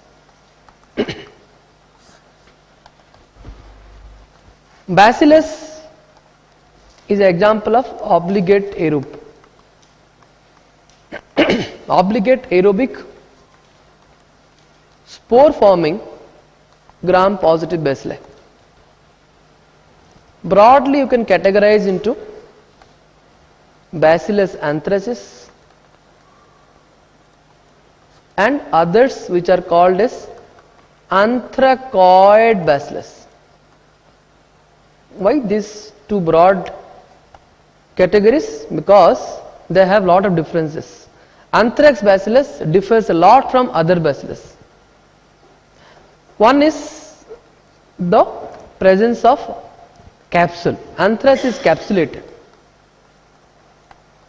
and non-motile, whereas anthracoid are motile and non-capsulated.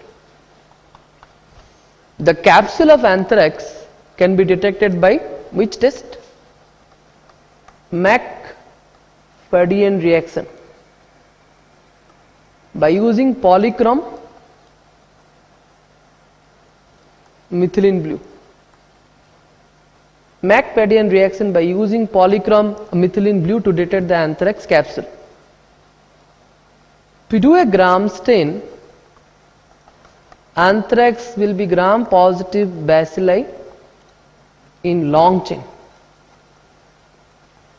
Okay, capsule is detected by Mac-Fadian reaction.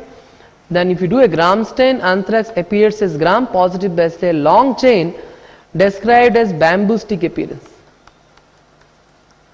Bamboo stick appearance. Okay. Then on nutrient agar, anthrax produces medusa head colony, seen under low power field in microscope. Under the microscope, low power field of the microscope, medusa head colonies are seen. Blood agar anthrax produces non-hemolytic colony, whereas anthracoid bacillus can produce hemolytic colony. Okay. Gelatin stab agar, gelatin stub agar anthrax can produce inverted fur tree colony, which will be absent in anthracoid. Then any solid media with penicillin, any solid medium with penicillin, anthrax can produce string of pearl appearance colony, which will be absent in anthracoid bacillus. So like that, there are various differences between anthrax and anthracoid bacillus. Okay, so all these are the various points that can be asked. Selective medium for anthrax is plate agar. Selective medium is plate medium for anthrax, that is polymyxin, lysozyme, EDTA, thallus acetate.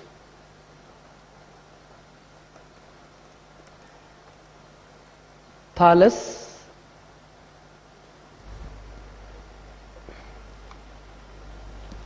acetate. So these are the composition of plate medium, which is the selective medium for anthrax. Okay, coming to the manifestation, anthrax is for ages it is known to be a zoonotic disease affecting herbivorous animal more than carnivorous animal. Okay, the animals, they vary in their susceptibility to anthrax bacilli. In humans, anthrax can be transmitted by skin contact, which is the most common mode. Other than that, inhalational mode, ingestion, very rare mode like mechanically through flies, etc. Housefly can act as mechanical vehicle for anthrax bacillus, but these are rare mode of transmission. The most common anthrax is cutaneous anthrax. So let me tell you the differences between cutaneous anthrax and pulmonary anthrax.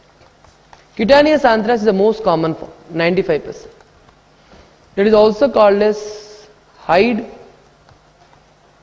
Porter's disease, characterized by presence of malignant pustule, which is nothing but it is a black color eschar surrounded by non-pitting edema. Non-pitting edema, and remember, it is non-malignant, it is a benign condition. Though it is called as malignant pustule, it is a benign condition and it is a painless condition. Because of the look of the black color eschar, it is having a malignant look, hence it is called as malignant pustule. Otherwise, it is a benign condition. In contrast, the pulmonary anthrax is called as Wool-Sorter's disease, characterized by hemorrhagic mediastinitis. If they ask you what are the various occupations associated, cutaneous anthrax is associated with farmers, butchers,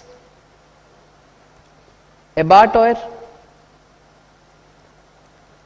whereas pulmonary anthrax is seen in workers of wool factory.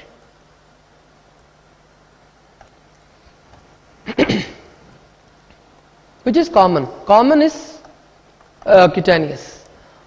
Pulmonary is rare, but it is fatal. And pulmonary anthrax is the most common form which is targeted in bioterrorism. Bioterrorism attack, mostly the pulmonary anthrax form is targeted. And if you remember the 2000 attack or 2001 attack in USA, that is mainly pulmonary anthrax what has been produced there. Okay, and of course anthrax is the most common agent to be used for bioterrorism. Anthrax spore is the most common agent to be used for bioterrorism. And in bioterrorism attack, they say that direct immunofluorescent test is used for diagnosis in bioterrorism attack. Okay, you cannot wait for culture and other things, so direct immunofluorescence is the most confirmatory test used for bioterrorism attack diagnosis. Fine, so this is all about anthrax. Among the anthracoid bacillus, the only organism which is a pathogen is Bacillus cereus. Bacillus cereus can produce two type of toxin, and accordingly it can cause two type of food poisoning. It can produce diarrheal toxin, it can produce emetic toxin. Emetic toxin can cause emetic food poisoning, whereas diarrheal toxin can produce diarrhea.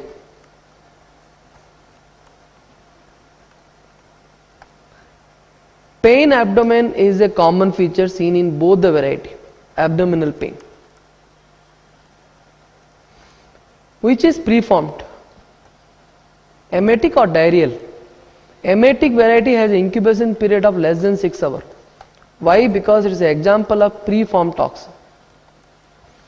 And this toxin is heat stable like Staph aureus enterotoxin. It is also heat stable like Staph aureus enterotoxin. One more point to be remembered is the most common food for emetic variety is Chinese fried rice. Chinese fried rice. In contrast, diarrheal variety has a longer incubation period and it is heat labile. Here the food will be meat, vegetables, etc.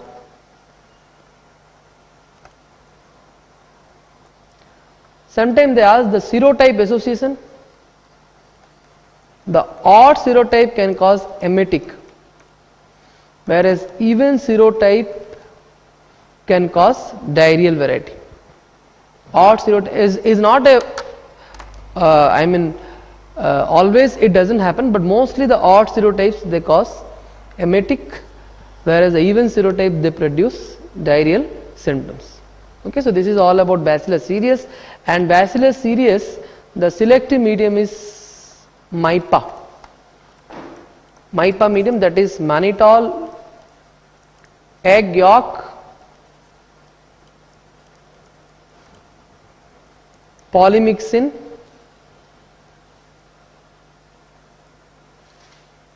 phenol red agar.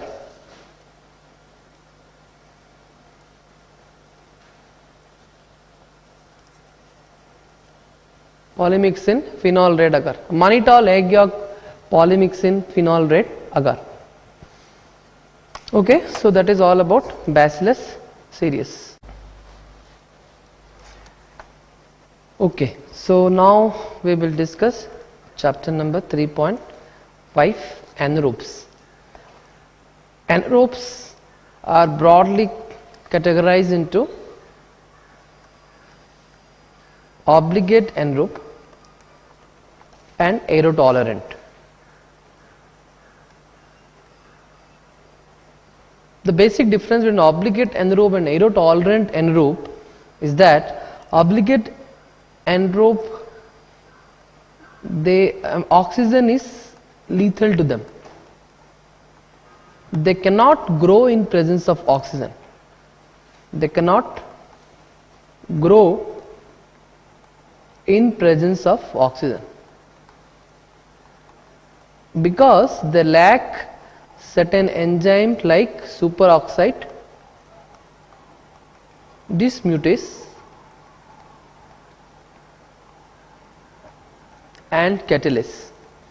These are the two important enzymes what aerobes they have to neutralize the lethal effect of oxygen, whereas the obligate anaerobe they lack these two enzymes, hence they cannot grow in presence of oxygen. Most of the Clostridia are example of, most of the Clostridia as well as non-sporing anaerobe are example of obligate anaerobe. In contrast, the aerotolerant anaerobe, they can grow in presence of oxygen, but they do not utilize oxygen. They can grow in presence of oxygen, but they do not utilize oxygen. This is because they lack superoxide dismutase. I mean, they will not completely lack. They say that they have less amount of superoxide dismutase. That is why they can tolerate oxygen. However, they lack catalase. They do not have catalase, but at least they will have less amount of superoxide dismutase, as well as they will have peroxidase. That also a little bit amount they will have, hence they can tolerate oxygen. And here the examples are one species of Clostridium, that is histolyticum, and some bacteroids are also, sometimes they behave as aerotolerant anaerobe. So this is a gross classification, but in general we consider both as anaerobes. They cannot, I mean, oxygen is immaterial for them. I mean, they cannot grow in presence of oxygen. So let us discuss Clostridium. So broadly, anaerobes are of two types: sporing anaerobe, that is Clostridium, and non-sporing anaerobe. These are the two variety of anaerobes. So we will discuss sporing anaerobe, that is Clostridium. Clostridium is obligate sporing gram positive bacilli, anaerobic bacilli, obligate gram positive anaerobic sporing bacilli. All Clostridia are motile. They exhibit a motility called as stately motility, except Clostridium perfringens and Clostridium Tetani type 6. Type 6 serotypes is non-motile. All Clostridia are non-capsulated, again except Clostridium perfringens and Clostridium butyricum. These are capsulated Clostridia. Similarly, the spores are concerned, Clostridium, most of the Clostridia, they produce subterminal spore, with some exception. The exception are Clostridium tetani, the spore is terminal and round, described as drumstick appearance. Clostridium tertium, it is terminal and oval.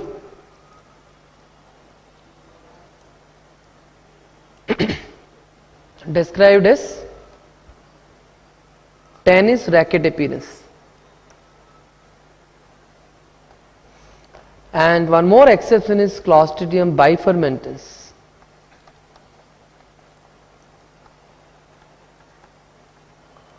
where it is central spore. Central spore.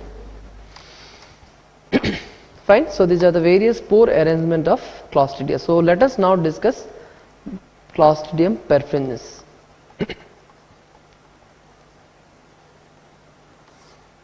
Clostridium perfringens, as I told you earlier, it is sporing having a subterminal spore. It is motile or non-motile? Non-motile, capsulated, it is invasive as well as toxigenic. It can produce various toxins. The toxins are categorized into major toxin and minor toxin. Major toxins are alpha toxin, beta toxin, epsilon and iota toxin. Alpha, beta, epsilon and iota toxin, all these are major toxin, and various around 8 minor toxins are there. Among the major toxin, it is the alpha toxin which is called as lecithinase or phospholipase C.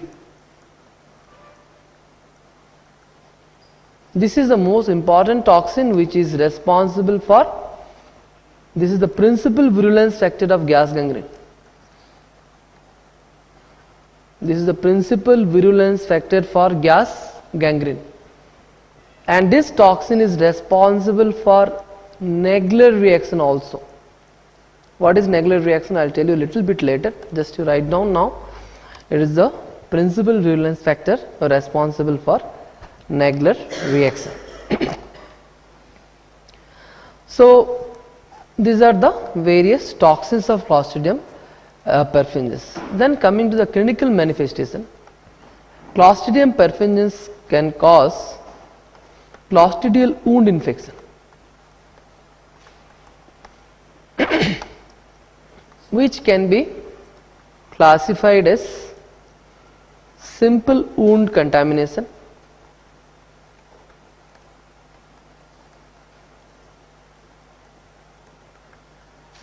just it is the contamination of superficial wound with Clostridium perfringens.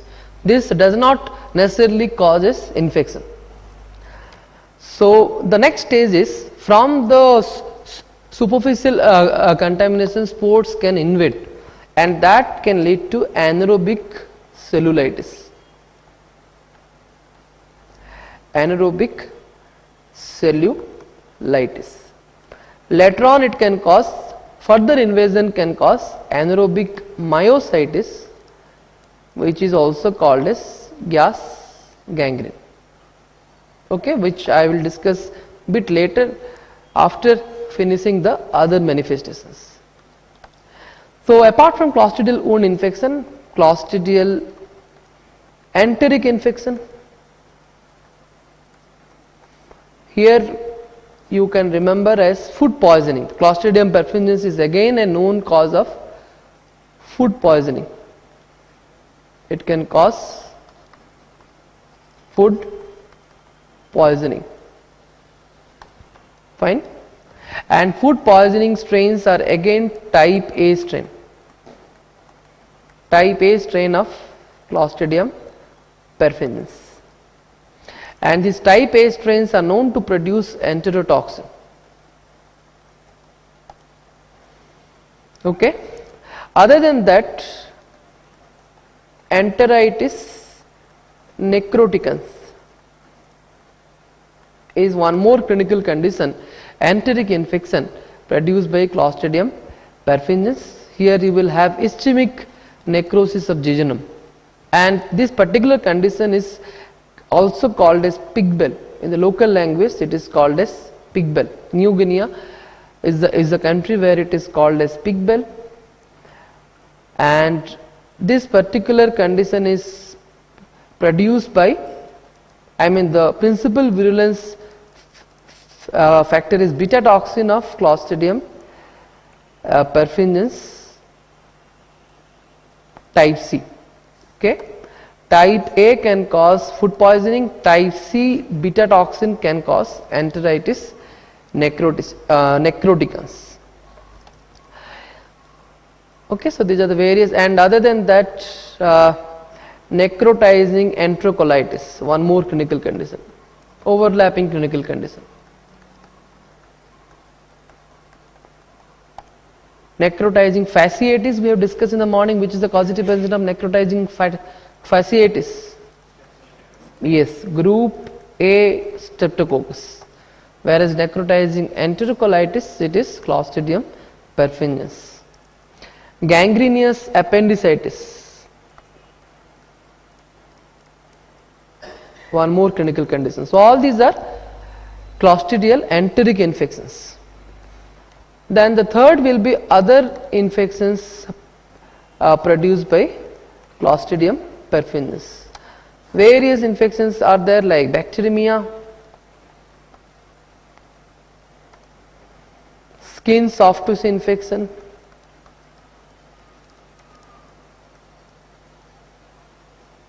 endometritis,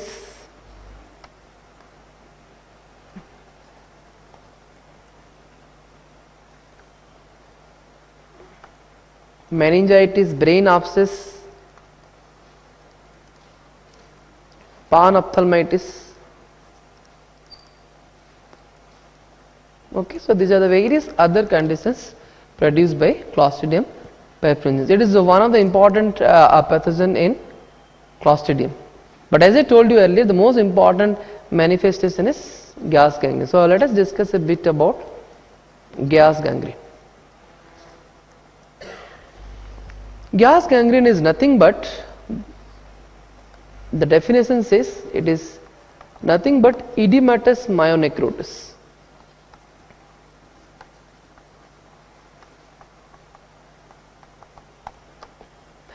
And regarding the agents, of course, it is most often it is polymicrobial. Agents can be categorized as established agent,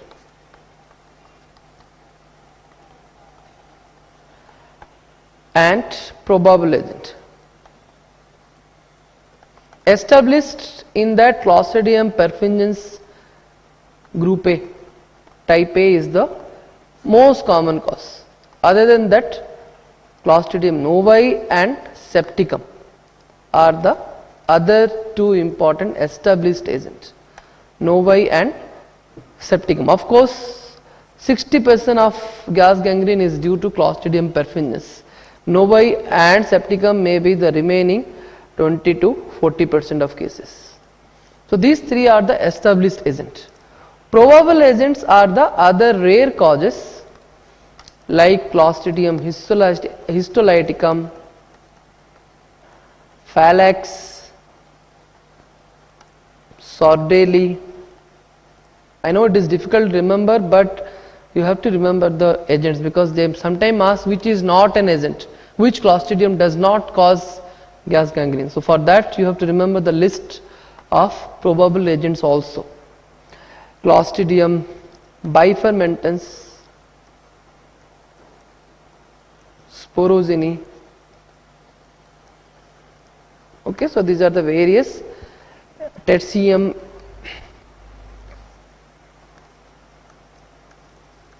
very rarely even Clostridium tertium can also cause aceto,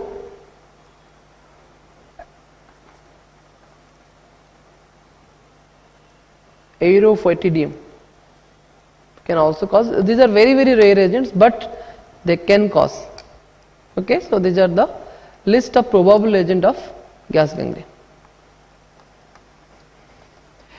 Then we can discuss about the various clinical manifestations of gas gangrene. Yes, sudden onset of pain, excruciating pain at the affected site. Why it is called as gas gangrene? Because you will have crepitus. So pain at the site plus crepitus or gas bubble are the important manifestations. Later on, shock and multi-organ failure.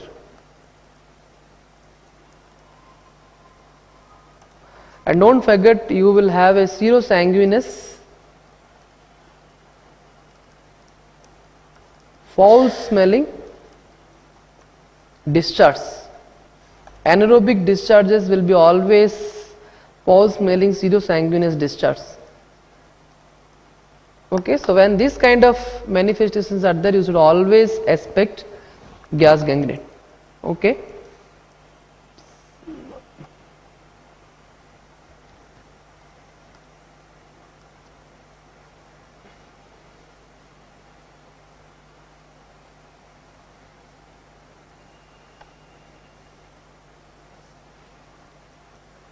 Okay, so this is a particular clinical manifestation of gas gangrene. Presence of gas bubble at the affected site and crepitus. So when you get a case of gas gangrene, if you go to the laboratory diagnosis, now we can discuss about laboratory diagnosis. What is the specimen of choice? You will take swab or you will take muscle bits.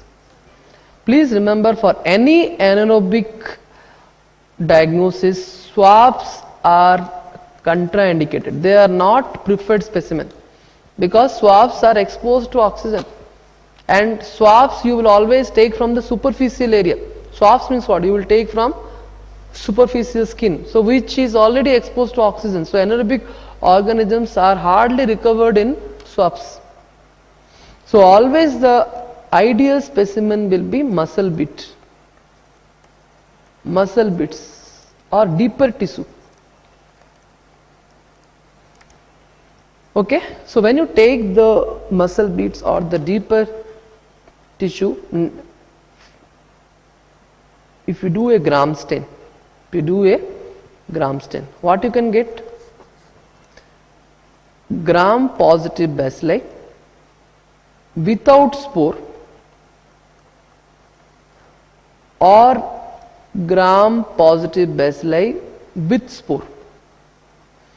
Please remember, in this context I want to add a very important point. Clostridium perfringens is always spore bearing, but except the gas gangrene strains. Please remember, the gas gangrene strains of Clostridium perfringens, they do not produce spore. Otherwise it is spore bearing. So if you get gram positive bacilli without spore, like this particular picture you can see here, this is a gram positive bacilli. The description is boxcar shaped. I will write down here. Thick, stubby, boxcar shaped gram positive bacilli without spore. There is no spore. This is a typical description for Clostridium perfringens producing gas gangrene. Whereas if you have with spore, a gram positive bacilli with spore formation, this description goes for other Clostridia species.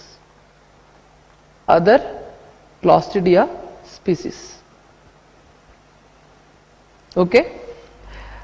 Next what I will tell you is, suppose gram stain, you have seen that gram positive bacilli without spore. Then you are doubting that it is Clostridium perfringens. Then how to confirm that it is Clostridium perfringens? The confirmation is done by various methods. One of the method is Nagler reaction. Nagler reaction, as I told you, Nagler reaction is nothing but production of opalescence on a special medium called as egg yolk agar. Production of opalescence on egg yolk agar, and this opalescence is due to production of which toxin? Alpha toxin or lecithinase, which will degrade the egg yolk protein to produce an opalescence. And they say that this opalescence will be inhibited. See, you can have a look here. Here you have opalescence, and this opalescence is inhibited. Here there is no opalescence. Here only the streak line is there, but the opalescence is absent. And this opalescence can be inhibited by adding anti-alpha toxin to the medium. If you add anti-alpha toxin to the medium, the opalescence will be inhibited. So this is a characteristic feature of Clostridium perfringens producing alpha toxin. So this is one method for confirmation. Other than that, you can look for target hemolysis. Second point is target hemolysis. Target hemolysis is nothing but it is a double zone hemolysis. Third feature is Clostridium perfringens is positive for reverse camp test. This is a picture showing the enhancement of hemolysis of Streptococcus agalactiae towards Clostridium perfringens. So this is a feature of reverse camp test. Camp test is done for group B Streptococcus, whereas reverse camp test is done for Clostridium perfringens. So these are the three methods for confirmation. Okay. So now we will discuss about treatment of gas gangrene. Treatment of gas gangrene.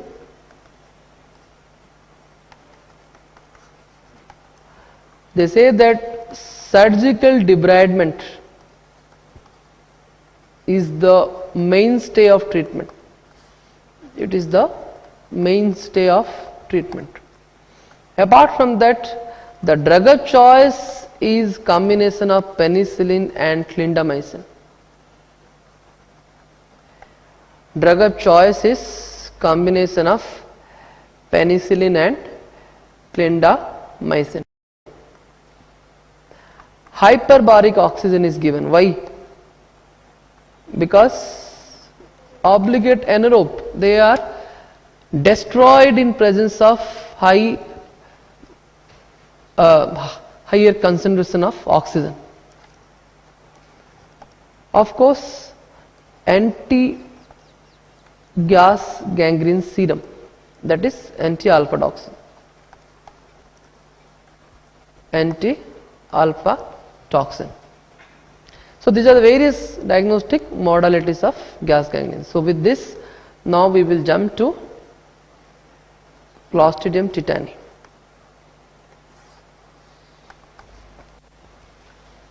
Clostridium tetani is motile. It produces characteristic swarming type of motility, except type 6, which is non-motile. Except type 6, which is non-motile. It produces two type of toxin, tetanolysin and tetanospasmin, which is important.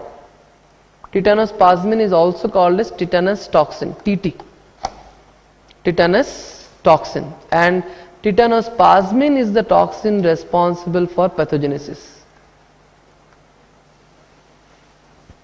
Responsible for pathogenesis. This particular toxin is oxygen stable,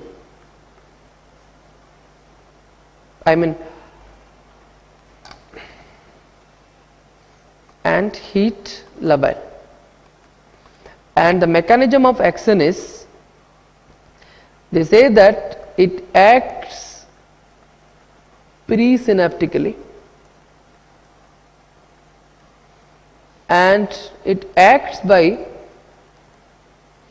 inhibiting it acts by blocking the release of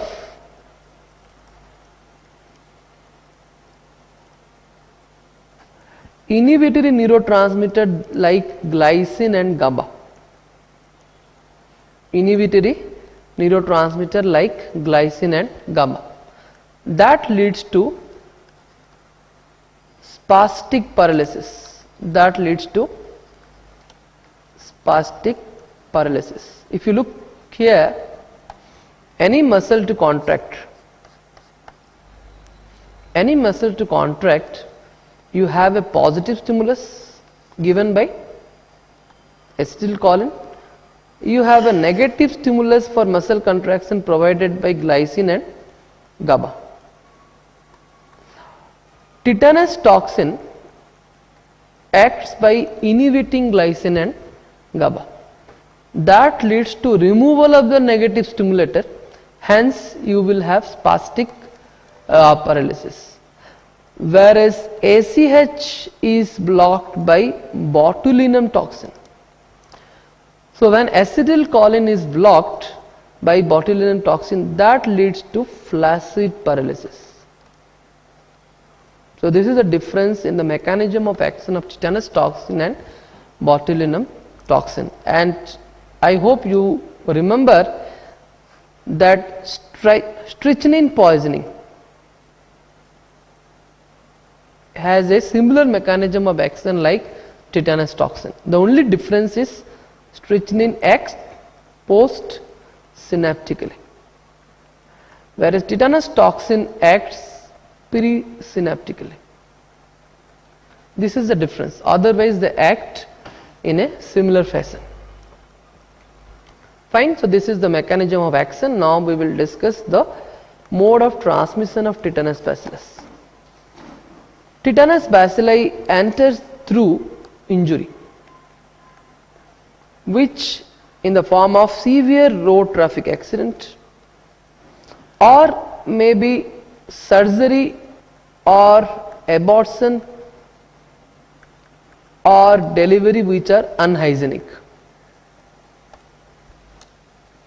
Unhygienic, to be more particular, a tradition which Indian villages they follow by applying cow dung to umbilical stump.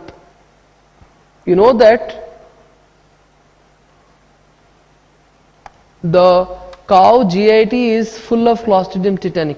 Clostridium tetani is a normal flora in the GIT of cows. So if you apply cow dung to the umbilical stump, it is like inviting problems. Okay, so this is the most common habitat that can lead to neonatal tetanus. So other than that, the various other modes like otitis media, otogenic tetanus. Tetanus can enter, tetanus bacilli can enter through otitis media also. Please remember, it is non-infectious. That is, there is no man-to-man transmission.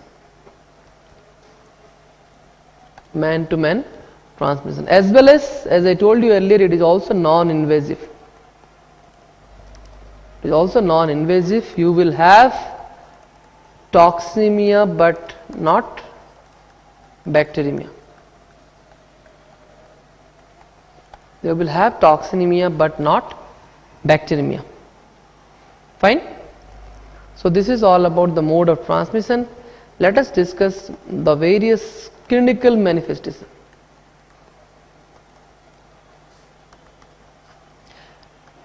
Incubation period is 6 to 10 days. They say that lower the incubation period, graver is the prognosis. Lower the incubation period, graver is the prognosis. First muscle to be affected, masseter.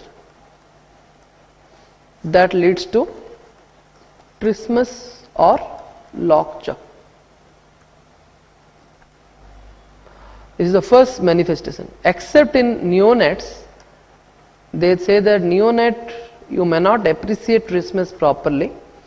Neonate difficulty in feeding will be the initial manifestation. Otherwise, trismus is the earliest manifestation. As the disease progresses, you will have localized involvement of affected limb. First the limb will be affected, and which leads to generalized painful spastic contraction of muscle.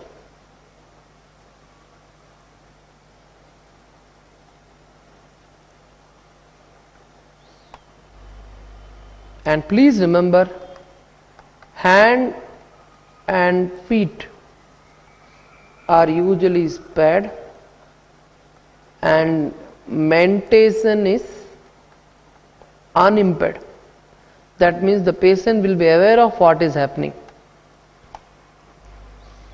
Very pathetic condition. Mentation will be unimpaired. Of course, deep tendon reflexes may be exaggerated. Complications like rhizus sardonicus, two important complications seen in tetanus. Rhizus sardonicus,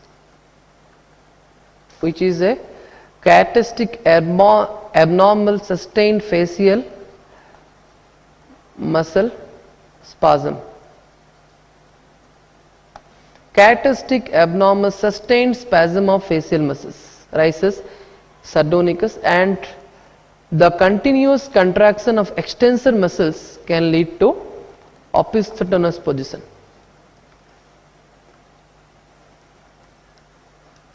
Continuous contraction of the extensor group of muscles can lead to opisthotonous position. Autonomous disturbances may be seen. ANS symptoms are quite common, especially during second week. Okay, so these are the various complications seen in tetanus. Now let us focus on laboratory diagnosis.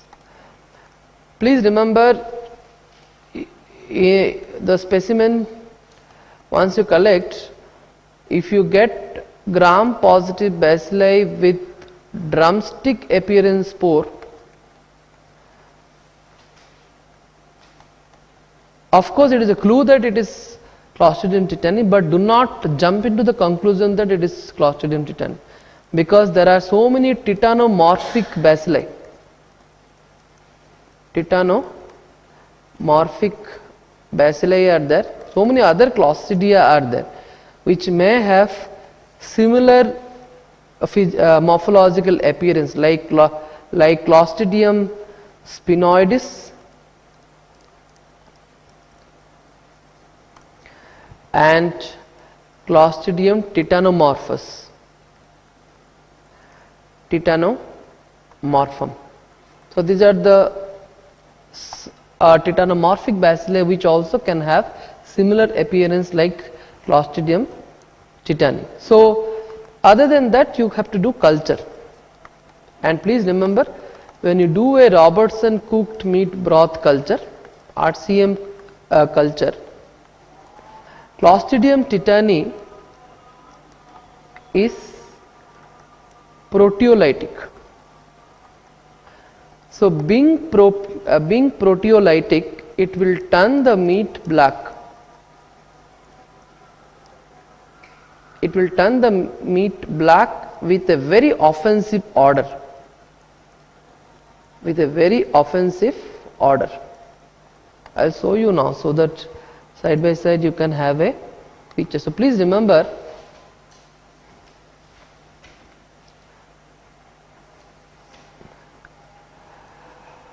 drumstick. So this is a particular feature of gram positive bacilli with drumstick. When you inoculate in Robertson cooked meat broth, this is the normal uninoculated broth. Normal uninoculated broth. And Clostridium perfringens, the medium will become turbid and meat will become pinkish, because Clostridium perfringens is saccharolytic. In contrast, Clostridium tetani, which is proteolytic, can produce turbid broth with blackening of meat and very offensive odor. Very offensive odor. Fine. So these are the features to identify Clostridium tetani.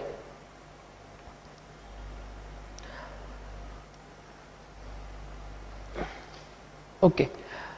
Now we can discuss about treatment. Again, it is a toxin mediated disease, not organism mediated. So again, the treatment of choice will be antitoxin. Antitoxin, it could be human tetanus immunoglobulin or it could be equine tetanus immunoglobulin.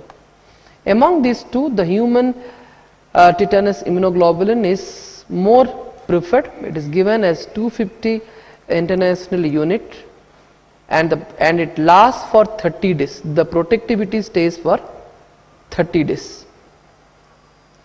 Okay. Antibiotic are useful only in case of early, that is less than 6 hours before the expression of toxin. Otherwise, as we discussed, like diphtheria, it can prevent further release of toxin by killing the organism. And the antibiotic of choice will be metronidazole. Metronidazole is drug of choice.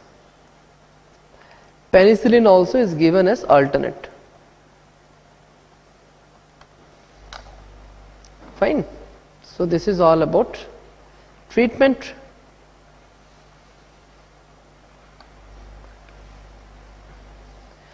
Next is prevention. Prevention is by tetanus toxoid. Tetanus toxoid is given either as primary immunization or secondary immunization to adult.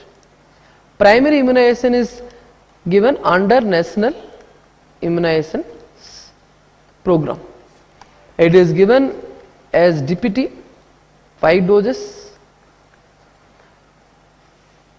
You know that 6, 10, 14 week, then booster 1, booster 2. Booster 1 at 18 month, booster 2 is at 5 year, followed by 2 doses of TT at 10 year and 16 year. So if you ask total how many doses? 7 doses under primary immunization. If the child is not vaccinated, for example, then what you can do is, if the child is presented later in the adult life, then secondary immunization is given 4 doses, 2 doses at 1 month gap, followed by booster 1 at 1 year and booster 2 at 5 year. This is how it is given.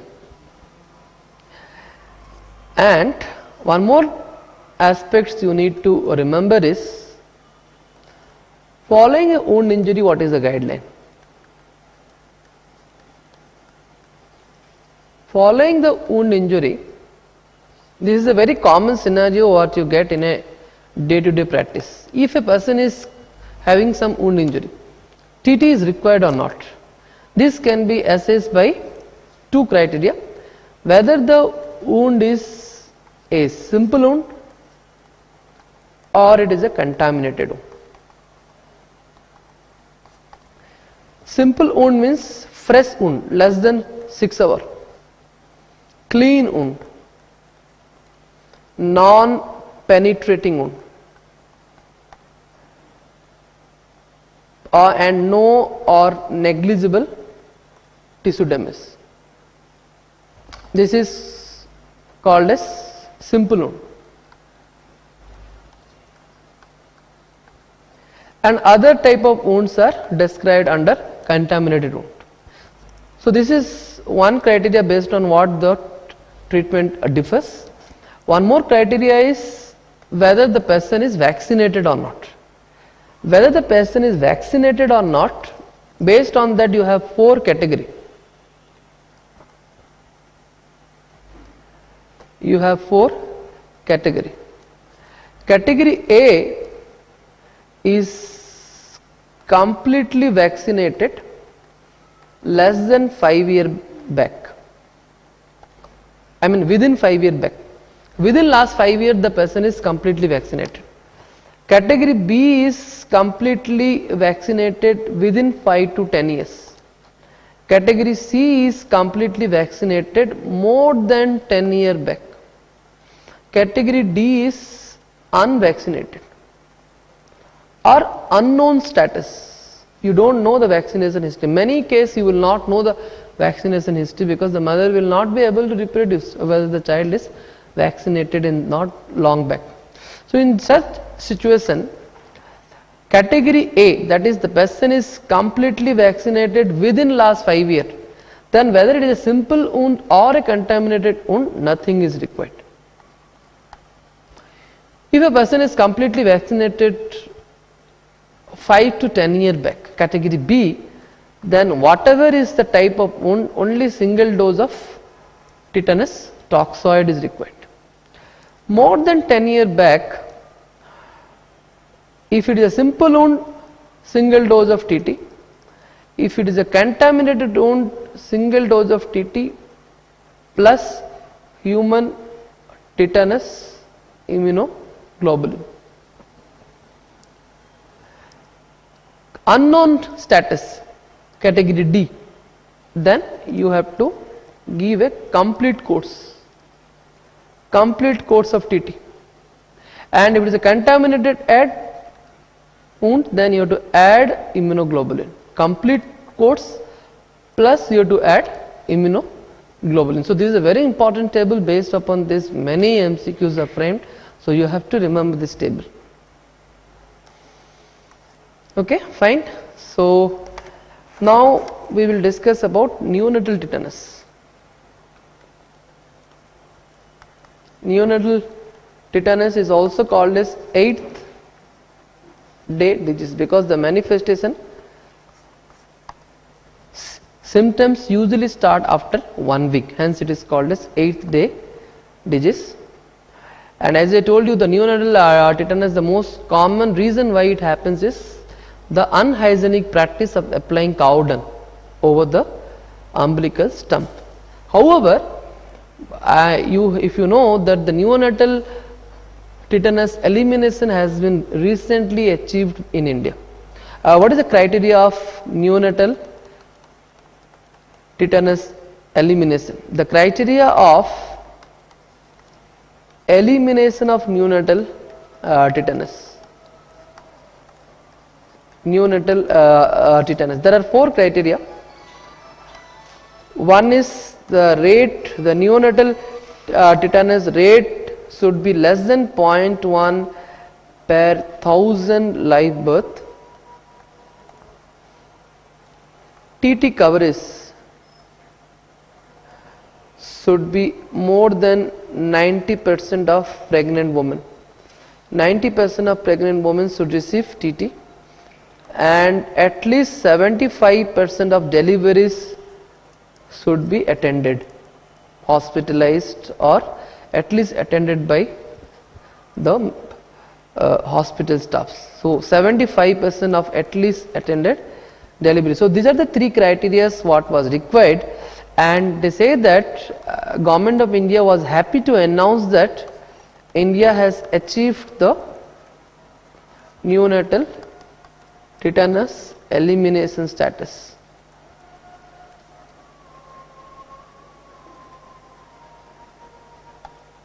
In May 2015. So this is one of the health related milestone what we have achieved in 2015. Okay, so this is all about neonatal tetanus. Now it's a time to discuss about Clostridium botulinum.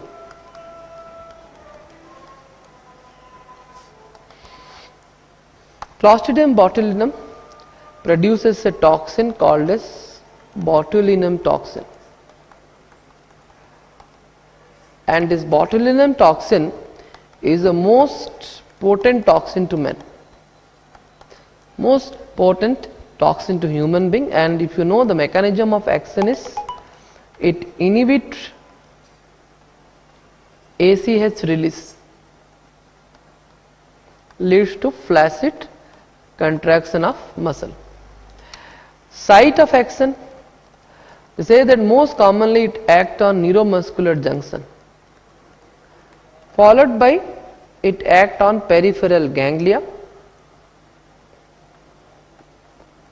and parasympathetic nerve ending. Parasympathetic nerve ending. However, it does not act on CNS. Please remember, the most common site is neuromuscular junction and it does not act on CNS. And botulinum toxin is usually produced intracellularly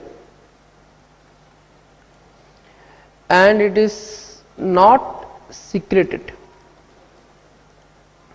It usually appears outside only after lysis of the bacterial cell.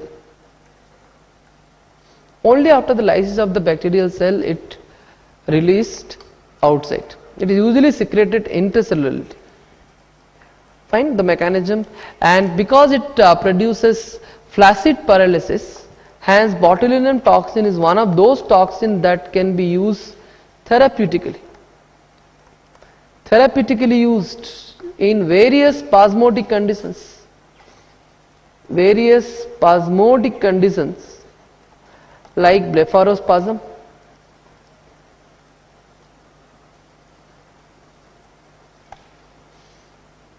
yes, strabismus, myoclonus. Like that, there are numerous spasmodic conditions where botulinum toxin is in use. And they say that if you type botulinum toxin, there are total 8 types, type A to G. Among the 8 types, the most common type to cause human infection is A, B and E are the common types to cause human infection. And all types are neurotoxin, that is they act by inhibiting ACH release except C2, which is an enterotoxin. And type C and D, as you remember, they are coded by bacteriophage. They are phage coded toxins. I hope you remember the 5 important bacteriophage coded toxins which are very important for exam. Fine. Then regarding the manifestation, so there are the manifestations of botulism is described as Ds. There are various Ds, are there 5 Ds characterized by diplopia, dysphagia, dysarthria,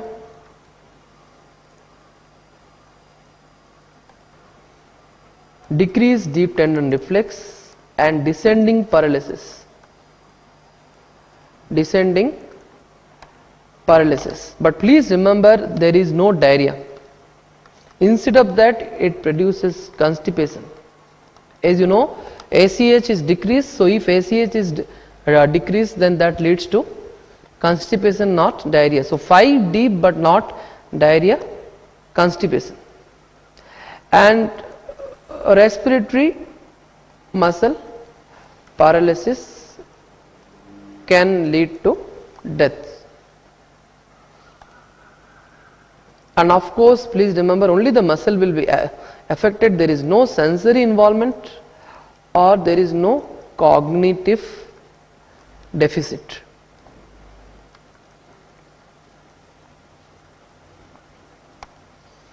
Okay, so these are the various symptoms of botulism. 5D plus constipation. This is a trick what you have to remember. Type of botulism. Botulism is of 3 types. Food botulism,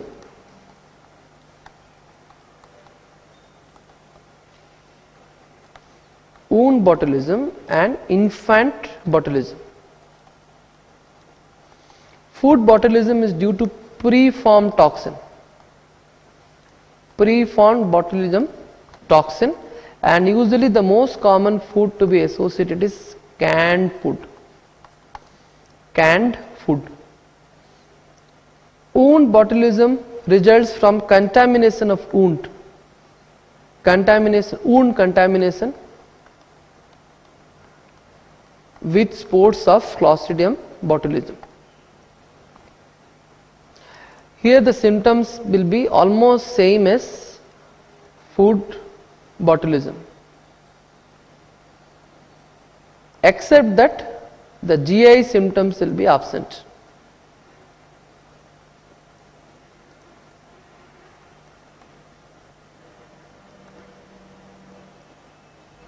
Fine. Then the third variety is one of the most commonly asked variety, infant botulism. Infant botulism is usually results from consumption of contaminated honey with spores of Clostridium botulinum, and infants they usually develop extreme of weakness, which is described as floppy child syndrome. Extremely lethargic they will become, which is called as floppy child syndrome.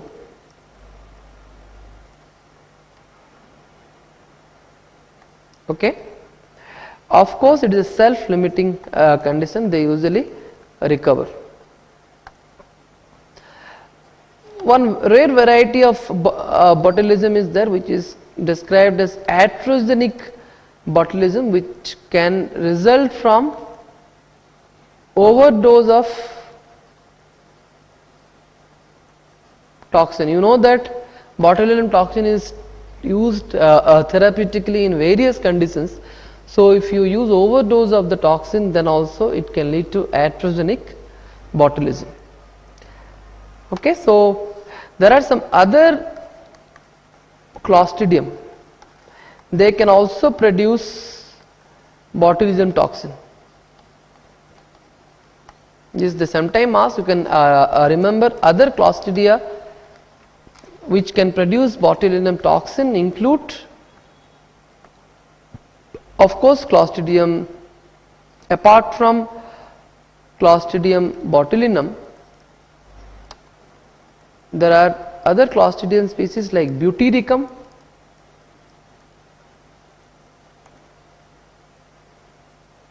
Barati. So these are the other species which can produce Clostridium, botulinum toxin.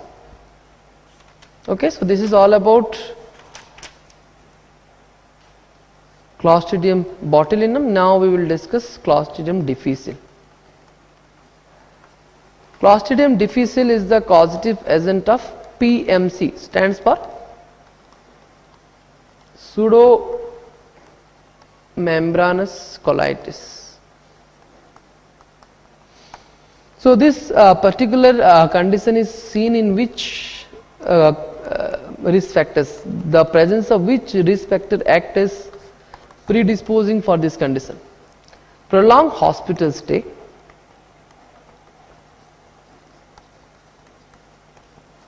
with intake of broad spectrum antibiotic.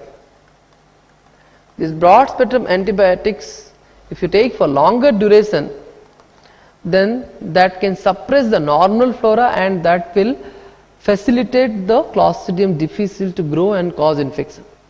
Can you tell me which is the most common antibiotic to cause, to be associated with pseudomembranous colitis?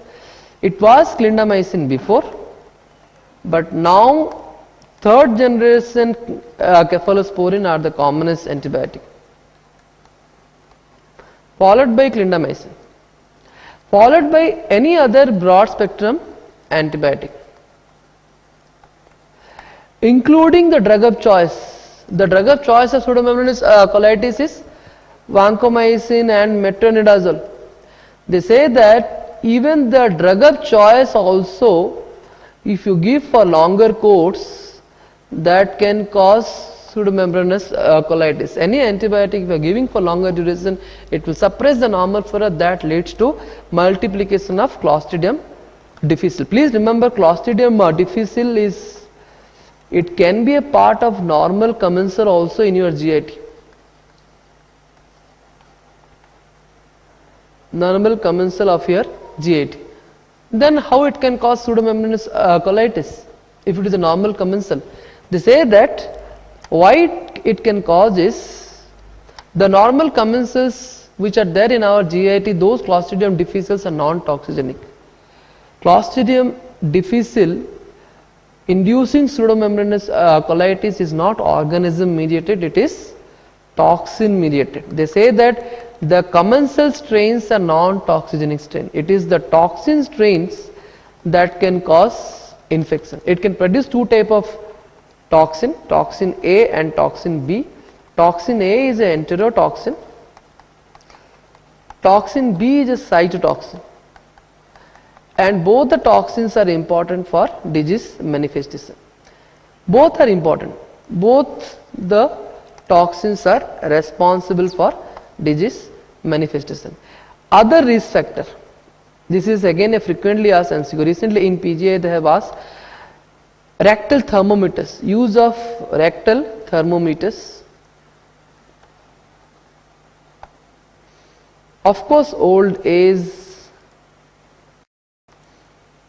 intestinal GI surgery, patient undergone GI surgery, old age, use of electronic rectal thermometers, as I have already told, antacid, patient on antacid treatment. All these are the other risk factors that can cause pseudomembranous, that can predispose to pseudomembranous colitis. Coming to clinical manifestation, diarrhea is the most common manifestation. Other manifestations include fever, abdominal pain, etc. Please remember, blood in stool is uncommon. This is again a recently asked question. Okay. Pseudomembrane can be detected. Pseudomembrane formation on colonic mucosa. And this is again one more manifestation.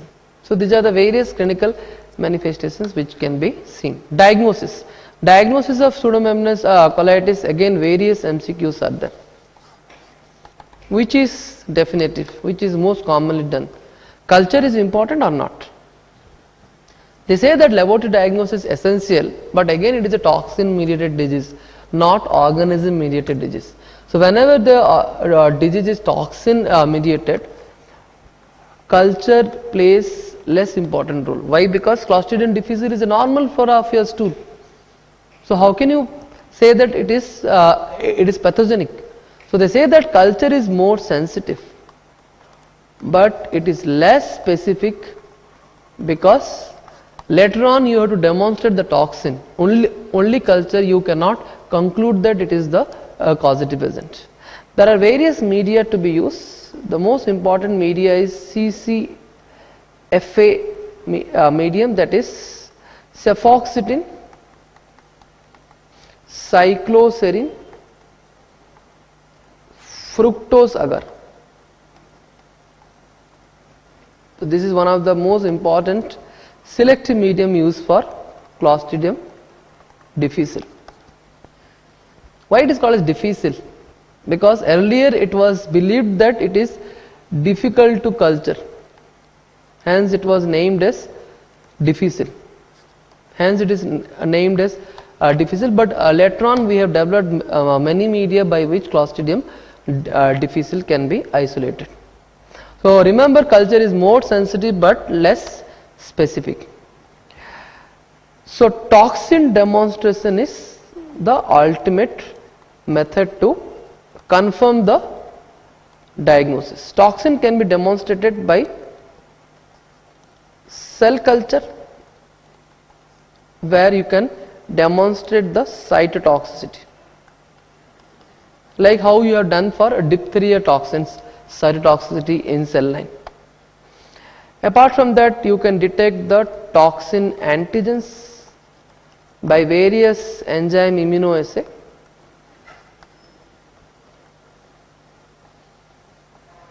That is, both toxin A and B can be detected. Similarly, PCR you can do to detect the tox A and B genes.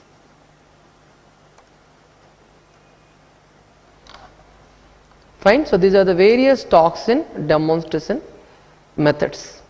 Colonoscopy to detect the pseudomembrane. This is again an important tool. They say that pseudomembrane demonstration is highly specific.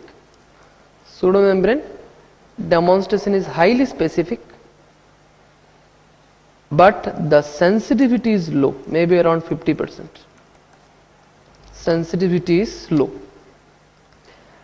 Histopathology, one more diagnostic tool is histopathology of colonic mucosa.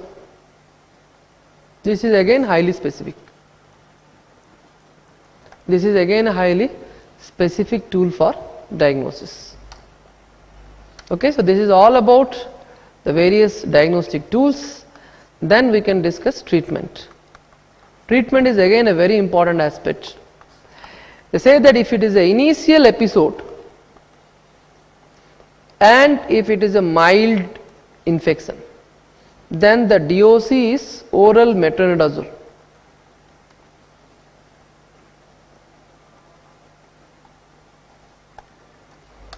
If it is recurrent, you know that pseudomembranous colitis is, the relapse is very common. 15 to 30% cases you will have relapse. Or even if it is severe, if the primary episode is severe, then also the drug of choice is, yes, vancomycin. Severe,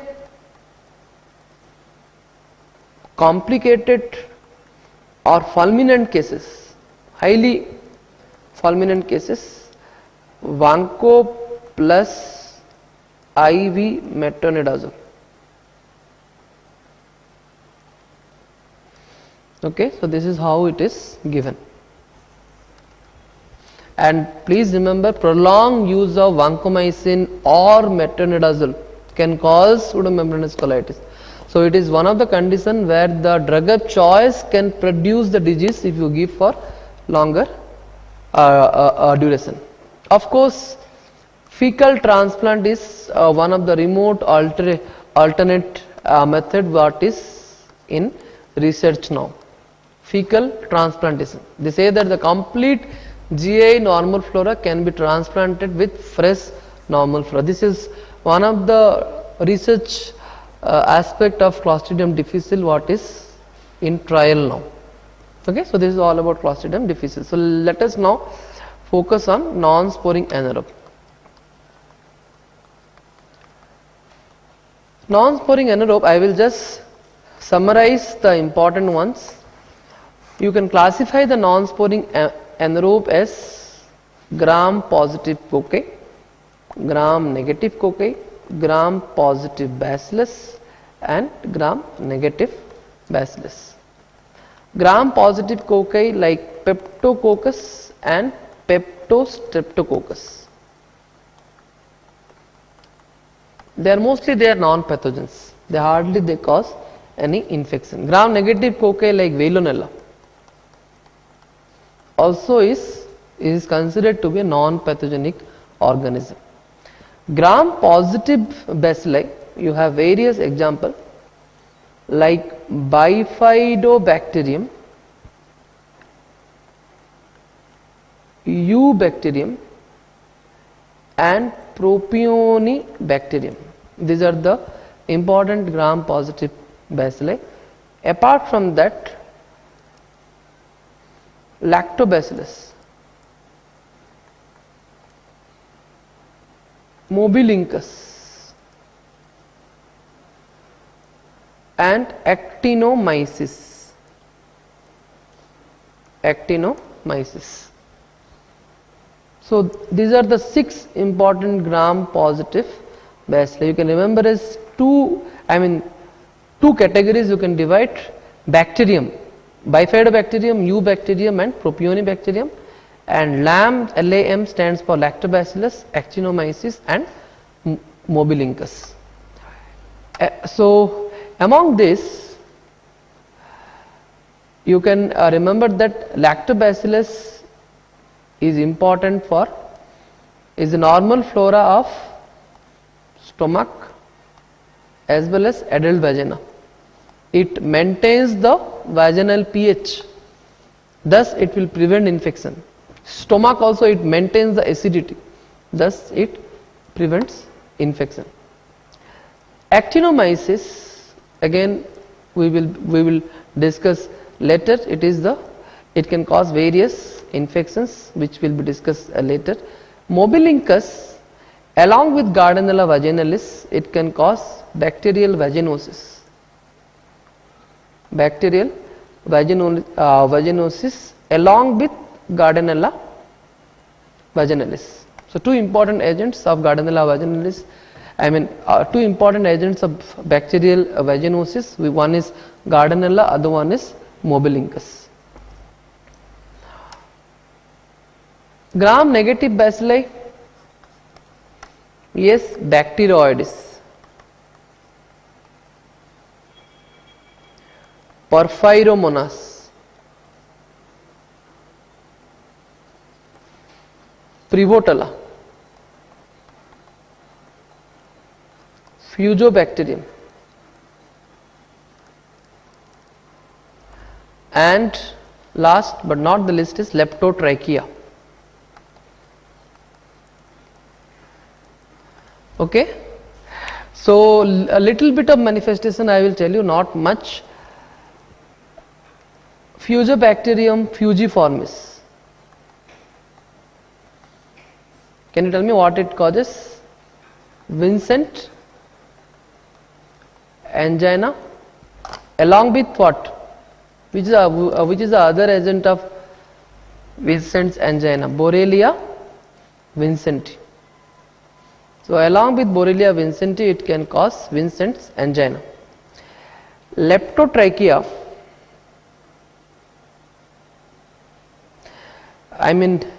they say that Fusobacterium fujiformis is otherwise, the new species, it has been reclassified as Leptotrachea. Fusobacterium has got various species. Among that, the fujiformis is reclassified as Leptotrachea. One more species is there of Fusobacterium, which is called as Fusobacterium necrophorum. This is the agent of Lyme's syndrome, which is a thrombophlebitis like condition called as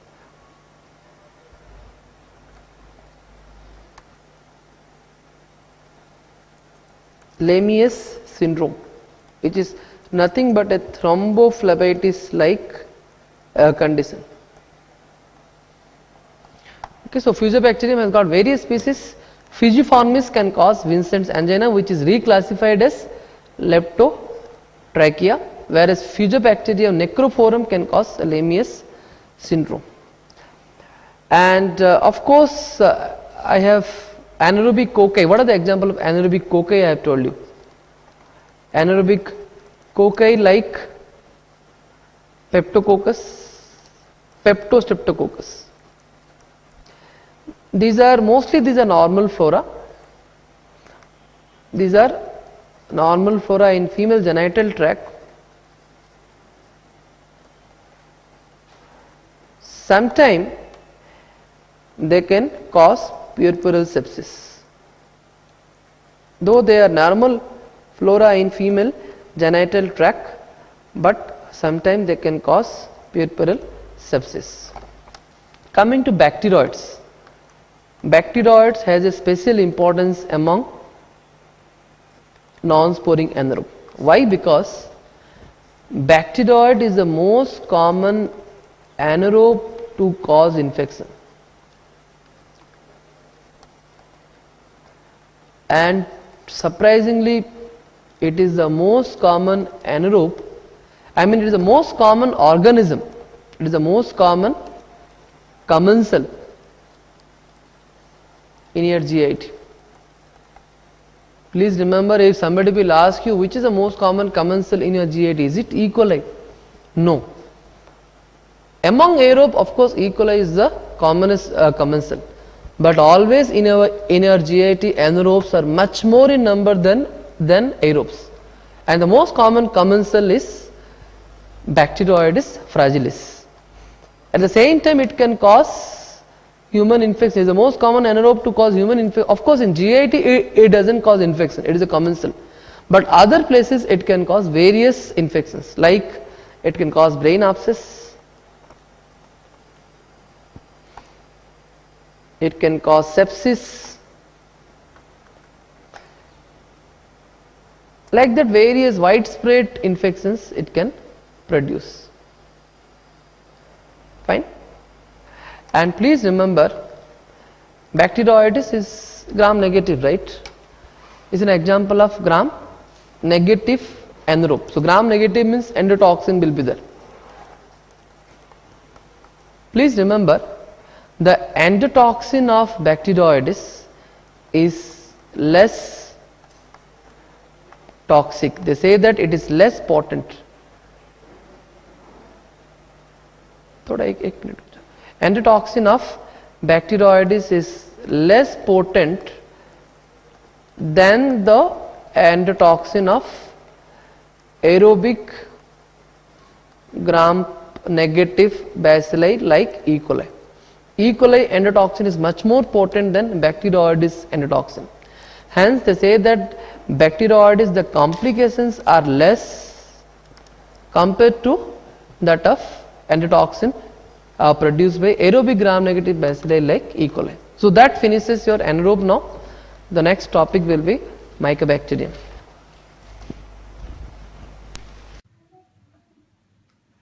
So we will discuss now about mycobacteria, chapter number 3.6. So mycobacteria are acid-fast organisms. This acid fastness is due to presence of mycolic acid in the cell wall as well as integrity of the cell wall. So these two are the reason why the mycobacteria are acid fast. Okay, so you must be knowing the list of acid fast organism because it is a very important question in the entrance. So if somebody will ask acid fast organisms, it could be Mycobacterium tuberculosis, lepra, and non-tuberculous mycobacteria. Nocardia, bacterial spore, 1 gram negative, that is Legionella magdae. Okay, this is also acid fast. Sperm head. Then there are various parasites which are acid fast, like the oocyst of Cryptosporidium, Isospora and Cyclospora.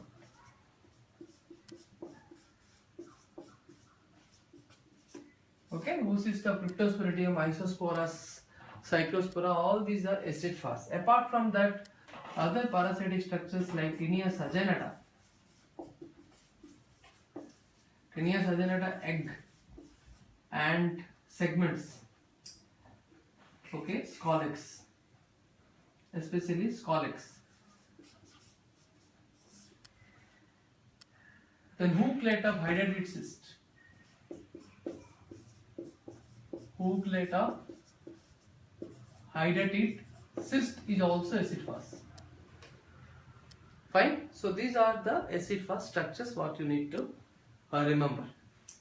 So let us now focus on Mycobacterium tuberculosis. First we will discuss about M tuberculosis, then we will discuss about other part of mycobacteria, that is NTM and Mycobacterium leprae. So there is something called as MTB complex, Mycobacterium tuberculosis complex.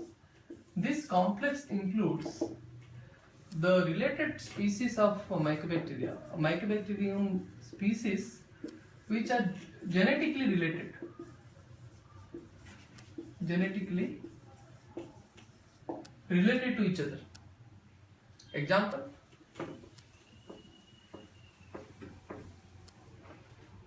Example is Mycobacterium tuberculosis, bovis. These two are most important species under this. Apart from that, Mycobacterium africanum and microte. Microte and africanum. So they are genetically related, first point. Second is, all of them are known to produce pulmonary tuberculosis in man. These two are rare pathogen, whereas these two are common. MTB and bovis are the common pathogen to produce pulmonary tuberculosis in man. So what is the pathogenesis behind tuberculosis? Let us now focus on the pathogenesis, followed by manifestations, then laboratory diagnosis. Pathogenesis, as far as transmission is concerned, aerosol mode of transmission. Aerosol transmission is the principal mode of transmission. Aerosol transmission means around less than 5 to 10 micrometer droplets, aerosol droplets, or even dust particle contaminated with M. tuberculosis. And once they are inhaled, they say that they attack pulmonary macrophages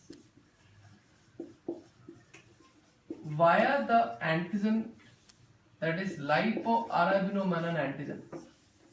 This is the M. tuberculosis surface antigen which acts as a receptor to enter into pulmonary macrophages. Okay, LAM antigen or lipoarabinomannan antigen.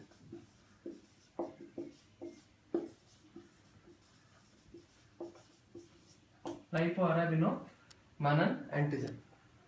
So once M. tuberculosis enters into lung macrophages, inside the macrophage, what is the mechanism of survival? Mechanism of intracellular survival. Once it enters into the macrophage, the mechanism of intracellular survival is nothing but by inhibiting the phagolysosome fusion. This is the most important mechanism and very frequently asked MCQ for you. Inhibits phagolysosome fusion.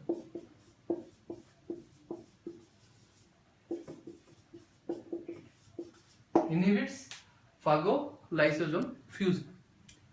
Fine. So this is how the salient feature of pathogenesis, what you need to remember. Then coming to the clinical manifestation, broadly you have pulmonary tuberculosis and extrapulmonary tuberculosis. Okay, and pulmonary tuberculosis again can be divided into primary pulmonary tuberculosis, which occurs in children, and secondary pulmonary tuberculosis, or is also called as post-primary pulmonary tuberculosis, which occurs in adult. Okay, so what are the differences? Primary pulmonary tuberculosis occurs in children following primary exposure to M. tuberculosis. This occurs in adult following secondary exposure or reactivation of primary exposure organism. The organism which would have entered by through primary exposure, reactivation of the latent infection, reactivation of the latent infection. Otherwise, it could be a fresh secondary exposure. So primary pulmonary tuberculosis, say that it usually, the most common site is, it affects the upper part of the lower lobe, and lower part of the upper lobe. This is the interface is the most common site. Upper part of the lower lobe and lower part of the upper lobe. So this interface is the most common site where it multiplies and produces a lesion. The lesion is called as Gons focus. Gons focus is the primary pulmonary tuberculosis lesion produced in lungs. The lymph node involvement is common, especially the hilar lymph node involvement is quite common, and Gons focus with the associated hilar lymph node involvement, together it is called as primary complex.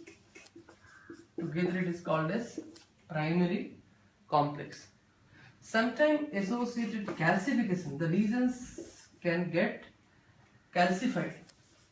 Such calcified lesions, if the primary focus gets calcified, such calcified lesions are called as Ranke's complex.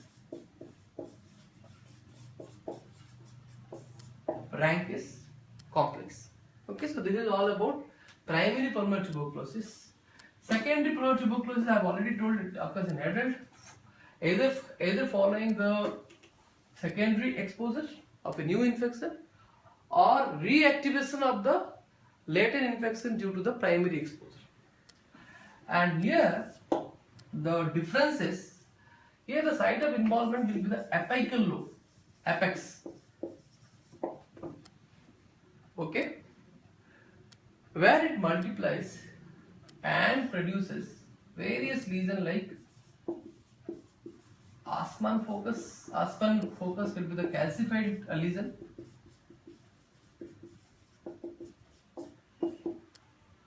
Some more differences. Lymph node involvement is common in primary, whereas lymph node involvement is rare in secondary pulmonary tuberculosis. In contrast, the hematogenous spread is common. Hematogenous as well as direct invasion is common in post-primary or secondary pulmonary tuberculosis, and that leads to various lesions, and among that the most important is cavitations, necrosis. All these are quite common in secondary pulmonary tuberculosis. The most important MCQ they ask is about the cavitations. It is the cavitations are never a feature of primary, they are always a feature of secondary pulmonary tuberculosis. Okay, so these are the differences. Then coming to extrapulmonary tuberculosis. Extrapulmonary tuberculosis, again it depends upon the site of involvement. The most common site is TB lymph node. Lymphadenitis is the most common site of extrapulmonary tuberculosis. Second is pleural tuberculosis. This is the second most common site. Apart from the gastrointestinal tuberculosis, most commonly affecting the ileocecal region, ileocecal tuberculosis, pot spine,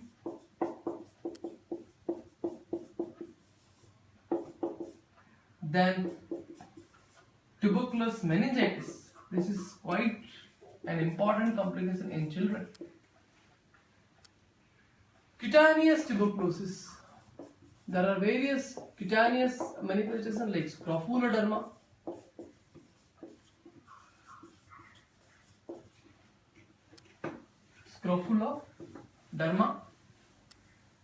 that is, it is a subcutaneous ulcer,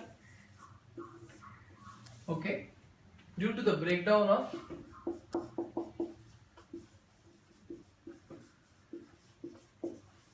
TB lymph node. Okay, leading to producing a subcutaneous ulcer. The lupus vulgaris. Lupus vulgaris is the most common TB skin lesion affecting females over the face, and characteristically it will produce an apple jelly nodule which has a tendency of squamous cell malignant transformation. It has a tendency of undergoing squamous cell malignant transformation. Okay, so these are the various list of extrapulmonary tuberculosis. And one thing what you have to remember is the extrapulmonary tuberculosis always it has increased risk in HIV infected people. In HIV infected people, there is always a higher risk of developing extrapulmonary tuberculosis. Then coming to the next important segment, that is laboratory diagnosis.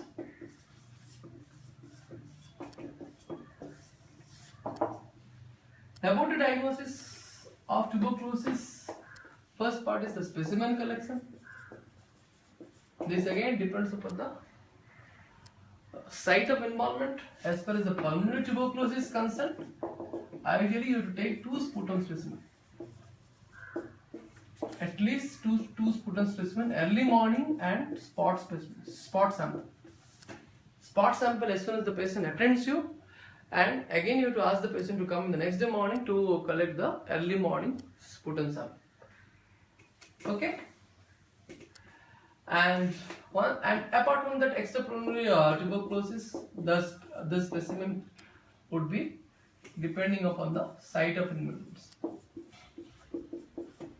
Like in case of meningitis, it could be CSF. Genitourinary tuberculosis, it could be urine. So like that, based upon the site, you can collect various specimens. Once you collect a specimen, the first part is you will do a digestion, especially the sputum specimen, you will do a digestion and decontamination. This is particularly it is important for sputum specimen. Why digestion? Because you have to digest the macrophages and the polymorphonuclear cells so that the TB bacilli will be released out. To release the TB bacilli outside, digestion of the macrophages and the polymorphonuclear cells. Why decontamination? Because to inhibit the normal flora, so that it will helpful in the culture of M. tuberculosis.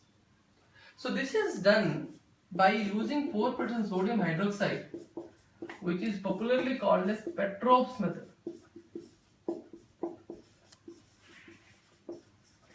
Petroff's method. Else you can use N-acetylcysteine method, NALC. This also can be used, N-acetylcysteine method. Okay, so these are the methods to do the digestion and decontamination of the sputum specimen. Once it is done, the third will be the microscopy, smear microscopy. This is most commonly done by Gill-Nielsen method, Gill-Nielsen acid-fast staining method, and this is done, I hope you all would have done in your second year, acid-fast staining. How it is done? It is done by, you have to make a smear, first you have to add strong carbonyl fusion,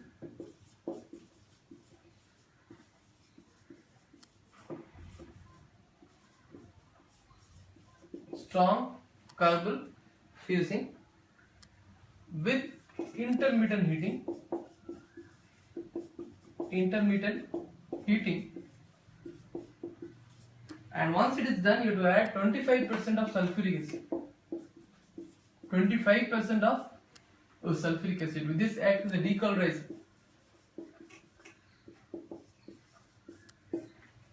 Followed by, you have to add methylene blue as a counter stain. Methylene blue is used as a counter stain. So there are certain modifications. They say that you can use Quignon's method. Quignon's cold acid fast staining method. Here they say that intermittent heating is not required. Hence it is called as cold acid fast staining method. There is no need of intermittent heating. Instead of 25% of sulfuric acid, you can use acid alcohol as a decolorizer. Acid alcohol as a decolorizer can be used. It is very much useful for renal tuberculosis. Because in urine sample, in urine specimen, there is a commensal called as mycobacterium smegmatis. This is a commensal in the urine specimen. So this has to be differentiated from M.TB in suspected case of renal tuberculosis, which is a pathogen. So this can be differentiated by using acid alcohol as a decolorizer. The reason is M.TB is acid fast as well as alcohol fast, whereas M. smegmatis is only acid fast but not alcohol fast. That is how you can differentiate. Okay, so this is called as Quignon's acid fast staining, and the second one is acid alcohol is used for renal tuberculosis. The third modification, you can do one more acid fast staining method, that is fluorescence staining method. You will use auramine rhodamine staining method. Auramine rhodamine staining method is a fluorescence staining method, and tuberculosis appears to be fluorescent, brilliant green color. Brilliant green color. Okay, and this has an advantage that it is rapid, as the smear screened under low power field. Whereas in the conventional acid fast staining method, whether you use a Quignon's method or whichever method, you have to screen the smear under oil immersion field. Whereas in the auramine rhodamine staining method, you are screening under low power field. Hence, it is faster. It is a more rapid method than the conventional method. Okay, can you tell me what is the appearance of M. tuberculosis in the acid fast staining? M. tuberculosis under acid fast staining appears as, yes, three important words: long, slender, beaded appearance. Long, slender, beaded appearance. Okay, so this is the particular appearance what you need to remember. Now you tell me what is the advantage and what is the disadvantage of smear. Smear has the advantage that it is faster. Especially when you compare smear with culture, it has a definitive advantage that it is much faster. But the disadvantage is it is less sensitive than culture. It has a detection limit of at least 10,000 bacilli per ml. Minimum this much bacilli should be there in the sputum or in any specimen to be detected by acid fast staining. So this is a huge drawback of smear. However, it has the advantage that it is faster. And you can do RNTCP grading of the sputum smear, and this is used to grade the sputum smear from 3+ to scanty. 3+, 2+, 1+, then scanty. This grading is useful. It has various uses to assess the severity of infection. higher the grade, more severe is the disease, as well as to monitor the treatment response. Following the treatment, if the grading falls down from 3+, if the grading falls down to 2+ or 1+ following treatment, then it indicates that the patient is responding to the treatment. And also to assess the infectiousness of the patient. They say that higher the grade, more is the infectiousness, more is the transmission to other patients. Minimum 10,000 bacilli.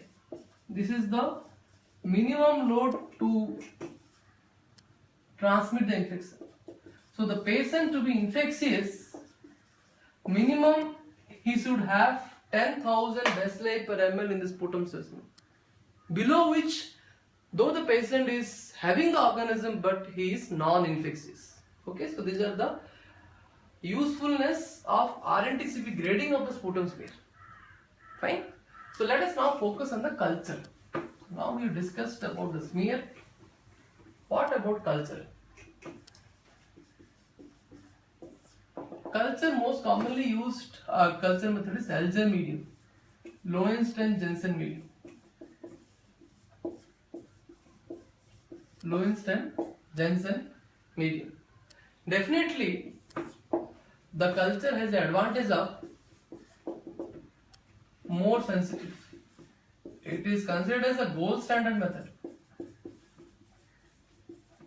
because it is more sensitive and the detection limit is lesser than that of smear. As low as 10 to 100 viable bacilli. If it is that, then it will be culture positive. Please remember, viable bacilli. So the viability is another advantage of culture. If the organism grows in culture, that means it is viable organism. Whereas in smear, even the dead bacilli also can be seen in smear. So you may not know whether the organisms, whether the acid fast bacilli in the sputum sample are really live or they are dead bacilli.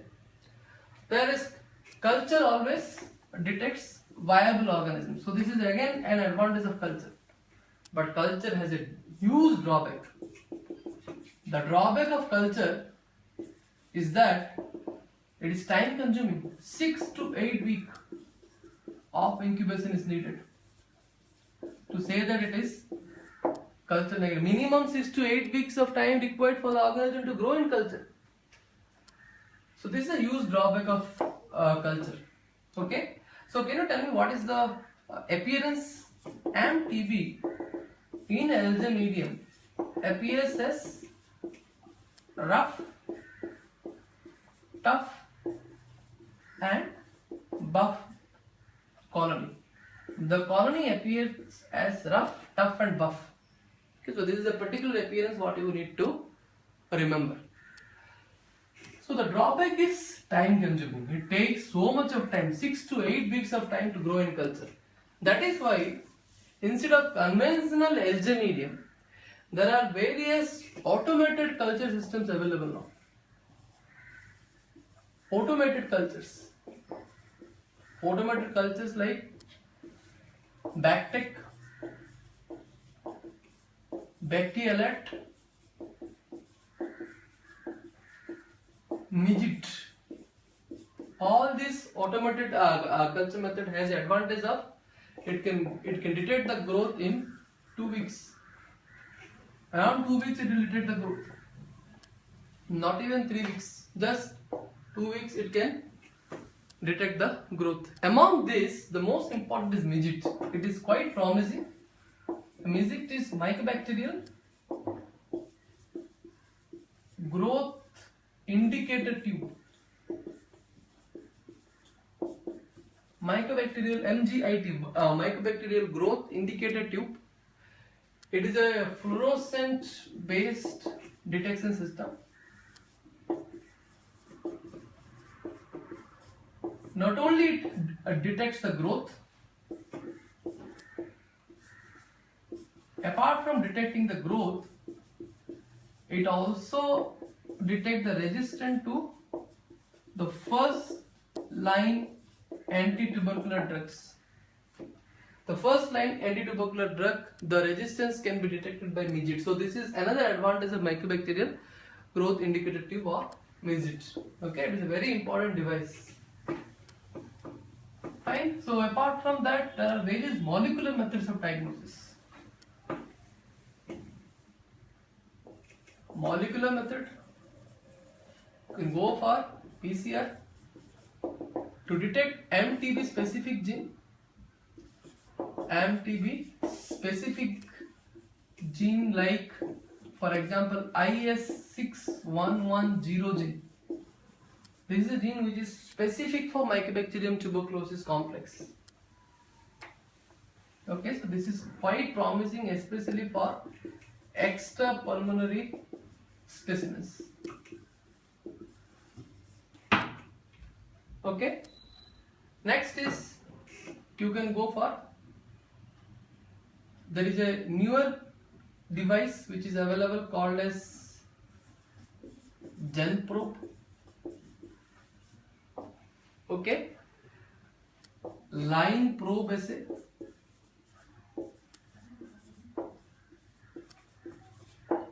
Okay, all these are DNA probe based method.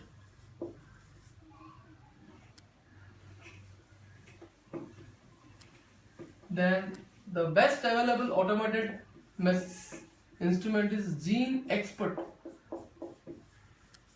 Gene Expert is quite promising now. It is the recommended test for diagnosis of tuberculosis because it gives result in 2 hours time.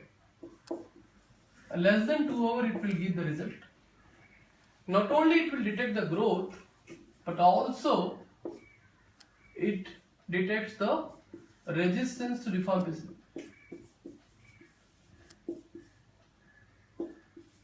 Resistant to rifampicin. Okay, so it is also quite promising. It is based on real-time PCR technology. It is based on real-time PCR technology. Fine, so these are the various methods of diagnosis of tuberculosis. Now I will tell you how to diagnose latent tuberculosis. Latent TB is diagnosed either by tuberculin test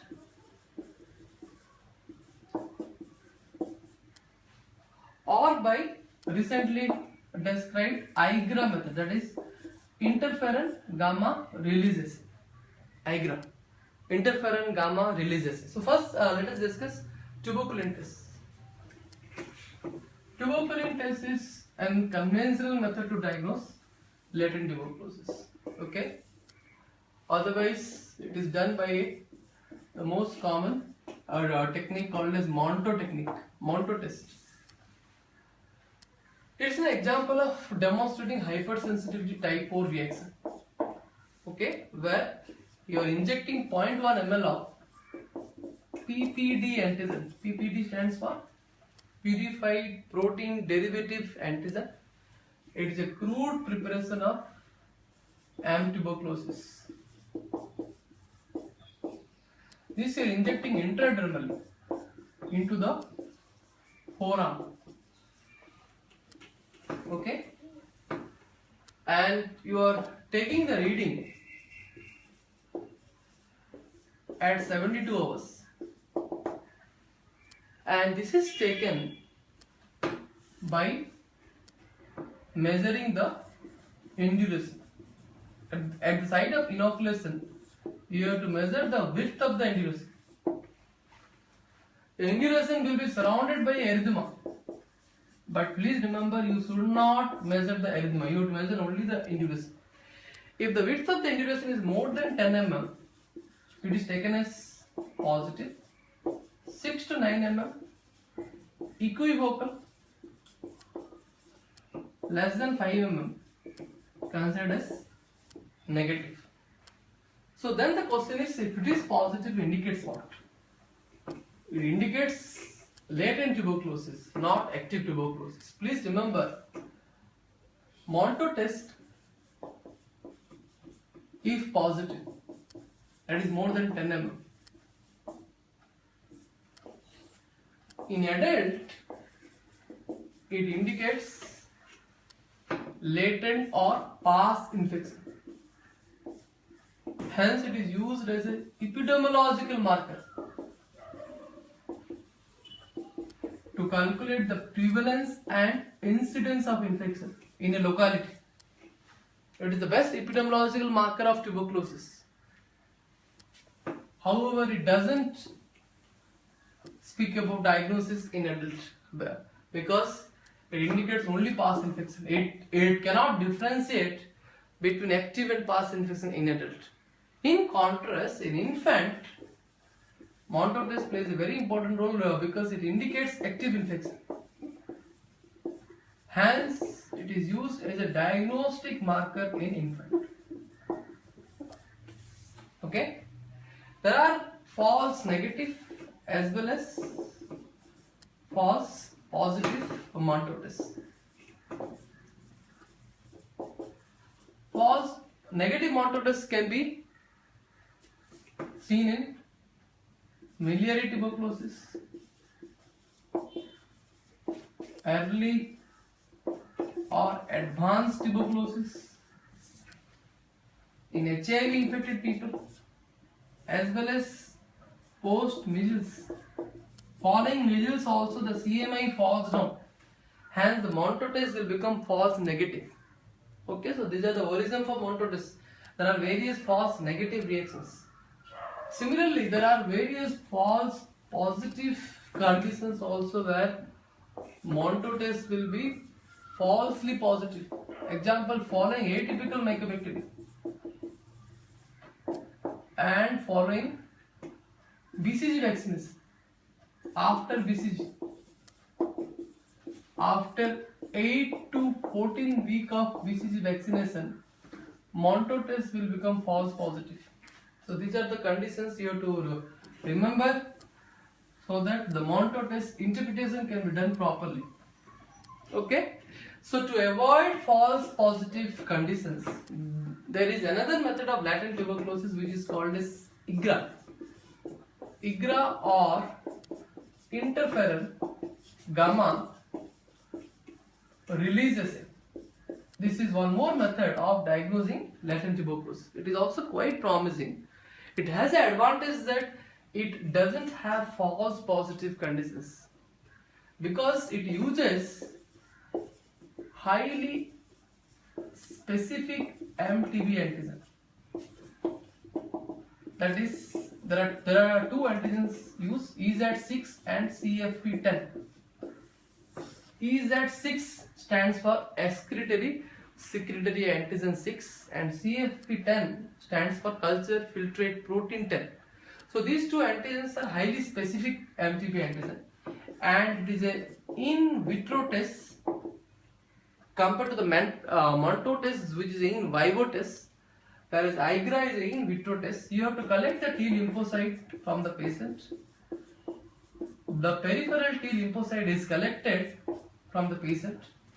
From the patient the blood is taken and the T lymphocytes are extracted and they are subjected to highly specific MTB antigen. This highly specific MTB antigen, they are exposed to this peripheral T lymphocyte of the patient. It is a ELISA based method or ELISpot based method. ELISA or ELISpot based methods are available. So T lymphocyte you have to collect and you do subject in vitro with the highly specific MTB antigen. Now, following which the T lymphocyte will start secreting interferon gamma, and this interferon gamma has to be measured. You have to measure the level of interferon gamma. If it is more, then it indicates that the person has a past exposure to MTB. Indications are same. The interpretation is same as tuberculin test. That is, in adult, past infection, marker of prevalence, epidemiological marker. In infant, active infection, marker of diagnosis. Okay, but the advantage is it uses highly specific MTB antigen. One difference.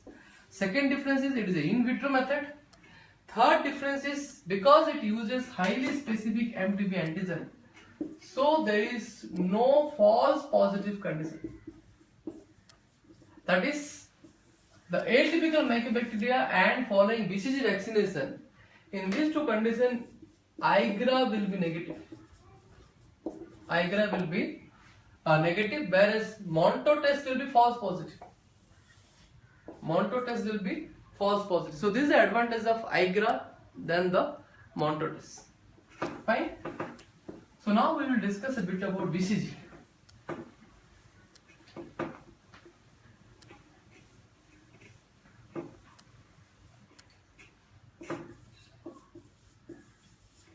BCG is the recommended vaccine for tuberculosis, bacilli, calmette and guerin.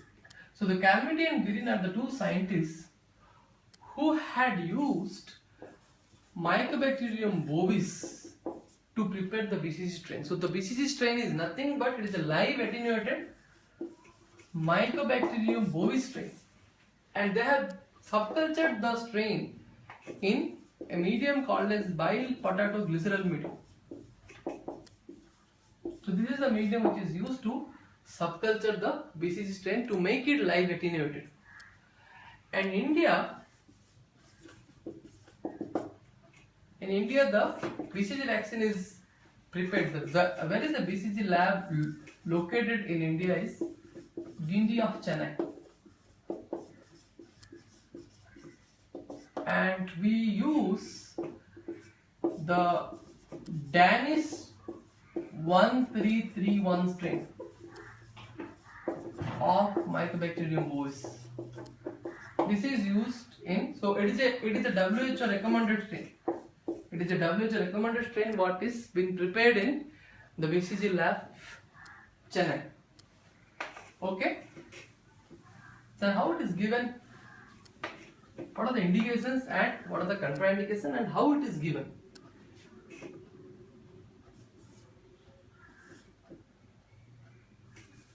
BCG is given by intradermal route. First of all, you have to remember that it is available in lyophilized form.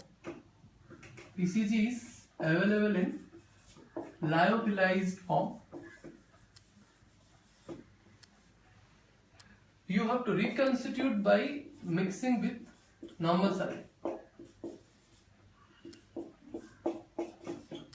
It is reconstituted with normal saline. Please remember, not distilled water. It is reconstituted with normal saline, and once it is reconstituted, it should be given within 1 hour. It is given by intradermal route above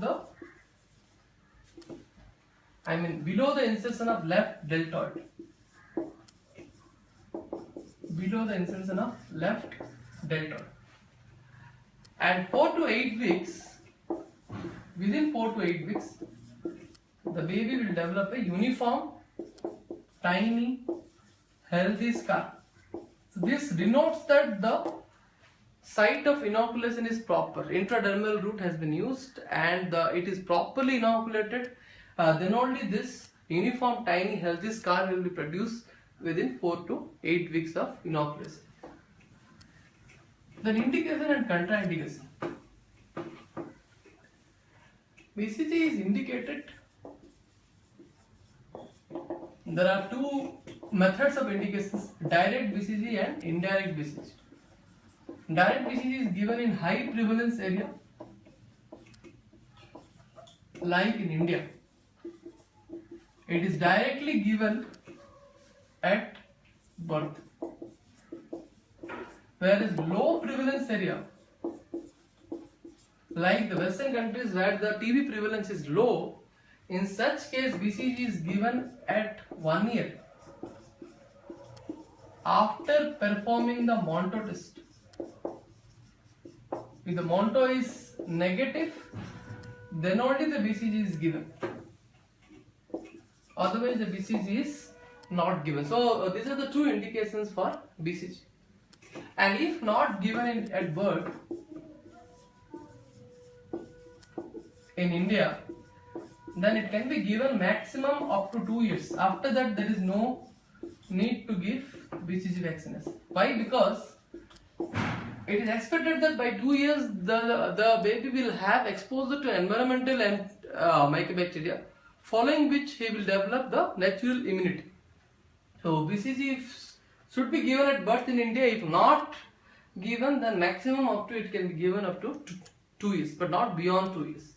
No need to give beyond 2 years. Contraindications. Contraindication of BCG include, they say that the child having generalized eczema,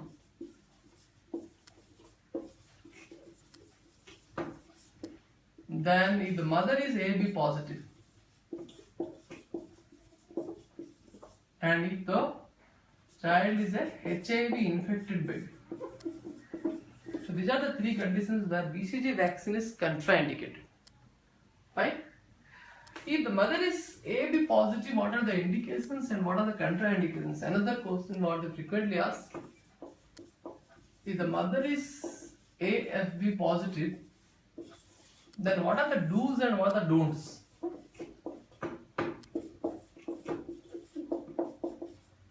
Don'ts will be, do not give BCG.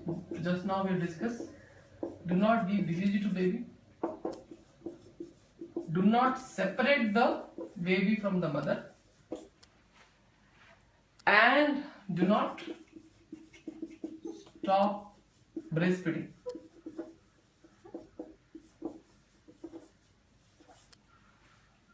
Fine. Whereas the do's will be, you have to start ATT to mother, give INH prophylaxis to the baby and screen the household contact for presence of tuberculosis.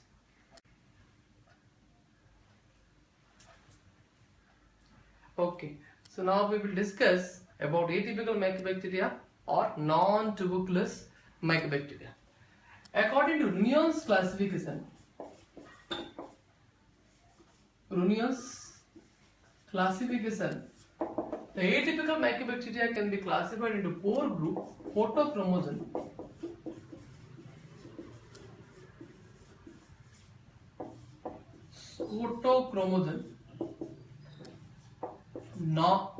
non-chromosome, and rapid grower. Photochromosome, as the name says, these mycobacteria will produce pigmentation only in light, not in dark. Scotochromosome, they will produce pigmentation in light as well as in dark. Non-chromosome, there is no pigmentation at all. And rapid grower, the definition is they will grow within 1 week, in contrast to M. tuberculosis, which takes 6 to 8 weeks of incubation to grow. Examples: photochromosome, the examples can be abbreviated as MASC, that is Mycobacterium marinum, Asiaticum, Simiae, and Kansasi.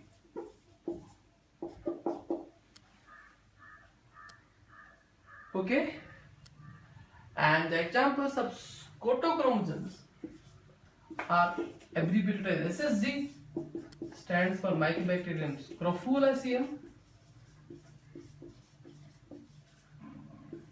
Sulgite, and Godonu. Fine. Non-chromosome includes Mycobacterium ulcerans, very important, and Mycobacterium avium complex, avium intracellular complex. Whereas rapid grower are those organisms which grows less than 1 week includes Mycobacterium shilloni and fortuitum. Okay. Now I will tell you some of the important diseases produced by atypical mycobacteria. The most important is Mycobacterium marinum, which is the agent of fish tank granuloma, or also called as swimming pool granuloma. Fish tank granuloma or swimming pool granuloma. Mycobacterium cancersi, it produces a pulmonary lesion resembling pulmonary tuberculosis. The lesion resembles pulmonary tuberculosis. Scrofulaceum, as the name says, it can produce scrofules, which are nothing but subcutaneous ulcers. Gordoni is a tap water commensal. It is a commensal in the tap water. Ulcerans is the agent of the most important MCQ, Burulis ulcer. Burulis ulcer. You all know that Mycobacterium avium complex, it can cause opportunistic infection. This opportunistic infection is common in HIV infected people. Shilloni and fortuitum, they are rapid grower, and these rapid growers, they are known to produce post-trauma injection abscess.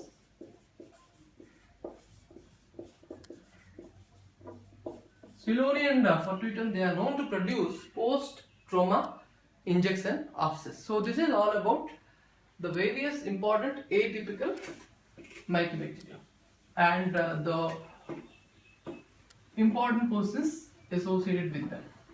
Fine. So let us now focus on Mycobacterium lepra, the third mycobacteria which is important for exam. Mycobacterium lepra or Hansen's bacilli. You know that leprosy is an ancient disease, very old disease, and for ancient days it is a social stigma.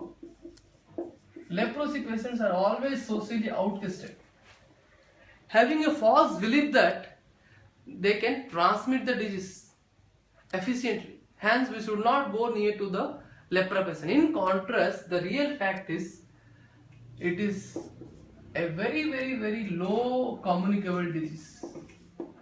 The transmission is extremely low. The person-to-person transmission is extreme. They say that 5% of spores after staying 5 years together can transmit the disease. After 5 years of staying together, only 5% of the spores can transmit the disease. So that indicates that the communicability is extremely low. In contrast, it is a social stigma. We have a false belief that we should not go near to the leprosy patient. Fine. So let us now discuss. It has an incubation period of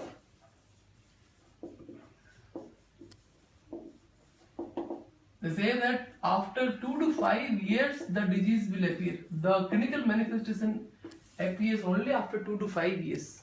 So it is a long, one of the bacteria having longest incubation period. The disease can be classified.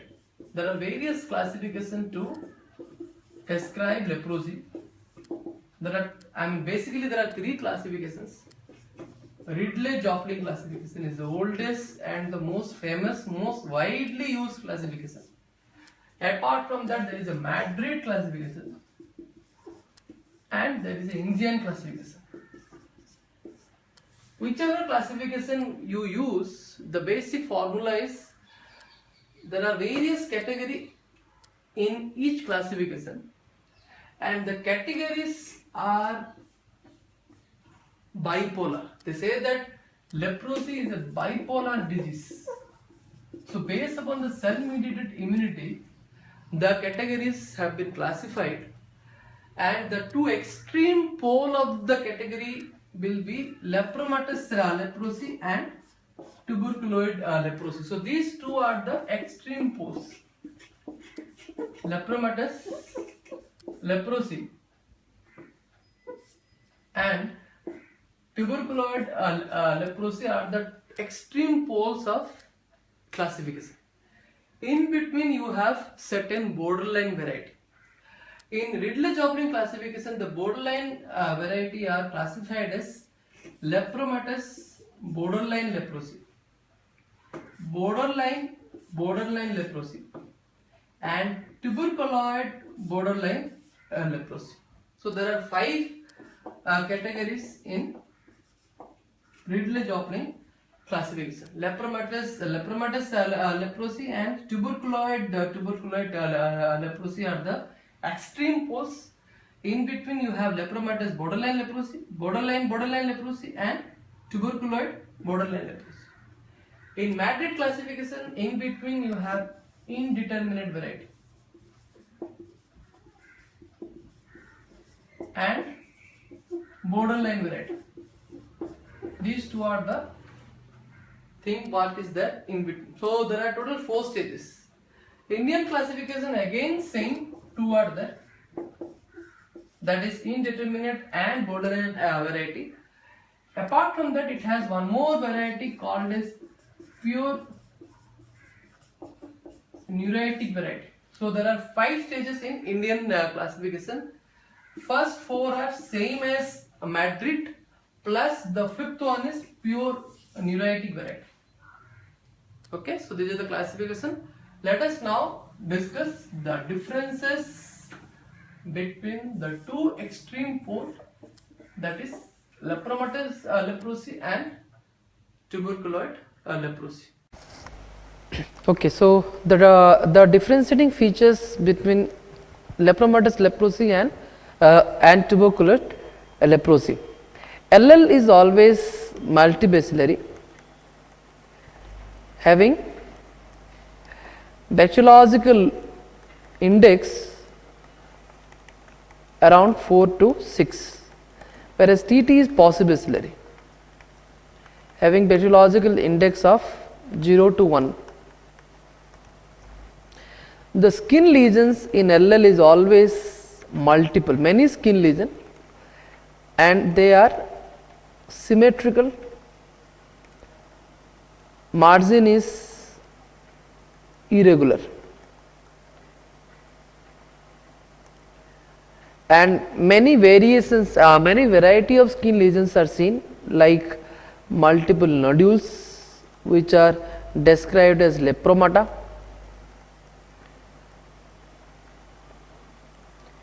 One of the variety is plaque. All these are the variety of skin lesions seen in LL patients: plaque, xanthoma like papules, leonine facies. Okay, so all this, even eyebrow alopecia. So these are the various cutaneous manifestations seen in LL patients. In contrast, TT lesions are few. Of course, they are asymmetrical with a sharp margin. Okay, and always there is a tendency of central clearing. There will be a tendency of central clearing. Fine. So coming to the other differences between TT and LL. Nerve involvement. The nerve involvement is always early in TT, whereas late in LL. They say that early anesthetic lesions will be there in skin. Skin lesions will have early anesthetic lesions as well as thickened nerve. The most common nerve to be affected is ulnar nerve, followed by next common is post auricular nerve.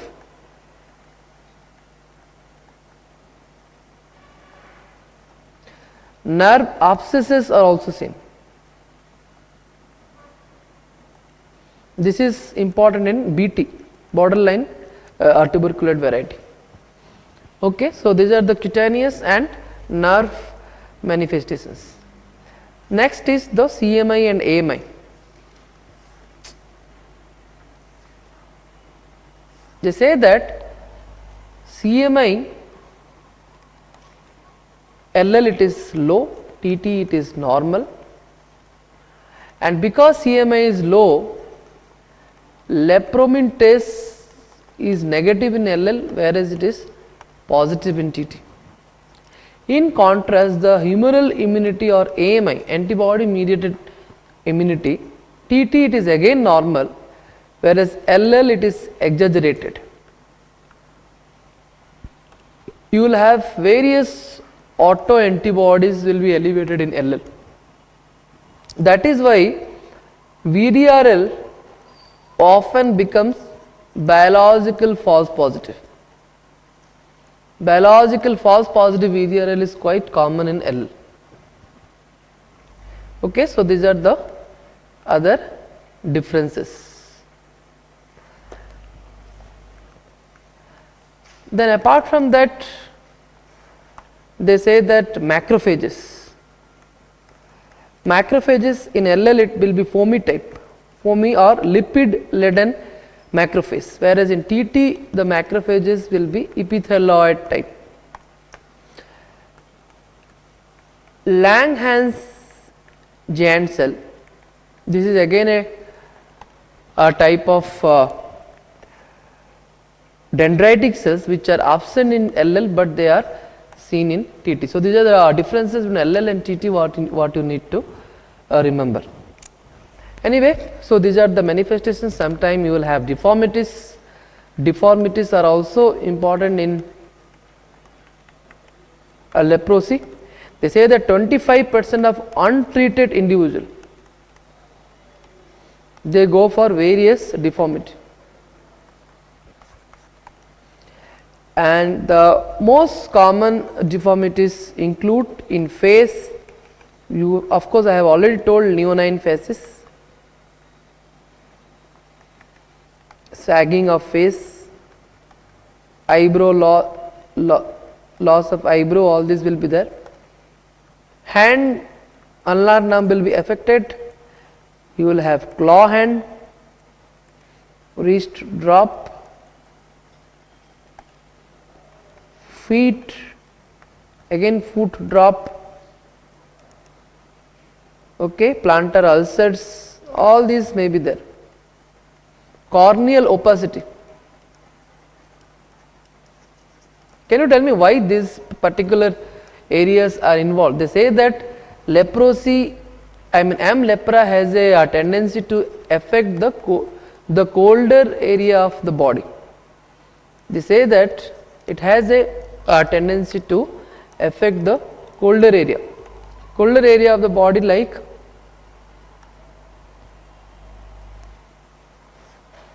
anterior eye, testis, then the cold skin. So all these are the various areas, and also the nerves are the various areas which are particularly affected by M.leprae. Fine. So these are the various deformities. Now I will tell you something about lepra reaction. Lepra reaction is of two types, lepra 1 and lepra 2. Lepra reaction 1 is hypersensitivity reaction type 4, whereas the lepra reaction type 2 is hypersensitivity reaction type 3. The code is, if you add both it should become 5. 1 plus 4 equal to 5, 2 plus 3 equal to 5. So like that you need to remember. Type 2 lepra reaction is seen in LL patient. Lepra reaction type 1 is seen in borderline patient. Borderline patient, following treatment, they may go towards LL or they may go towards TT.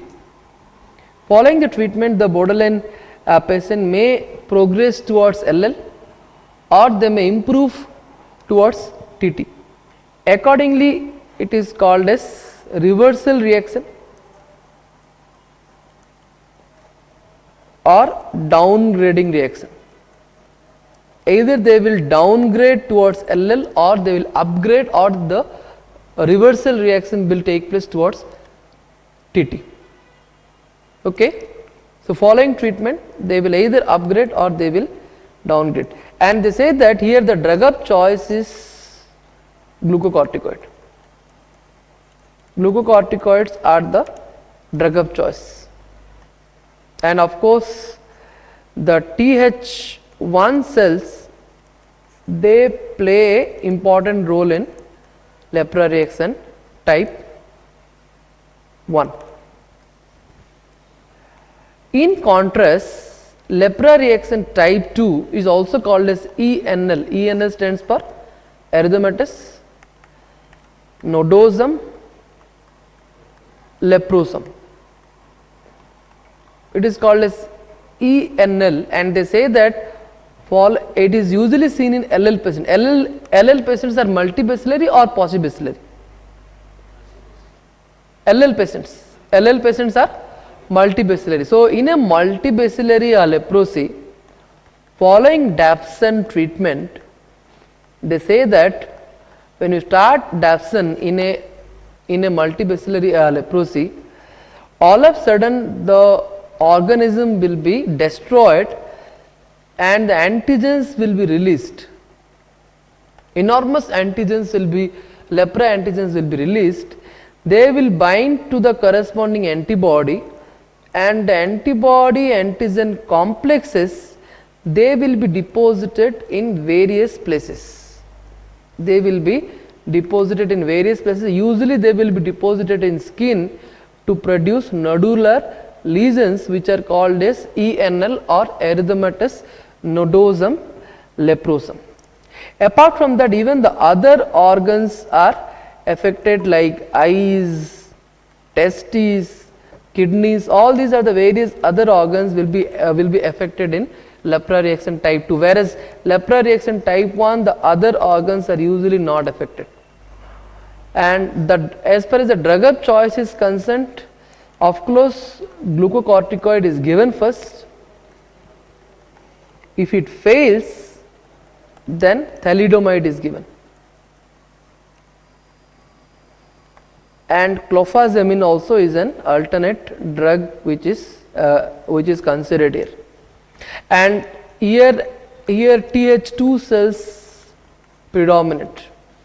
Th2 cells usually predominant in lepra reaction type 2. Th1 in 1 and Th2 in 2. Easy to remember.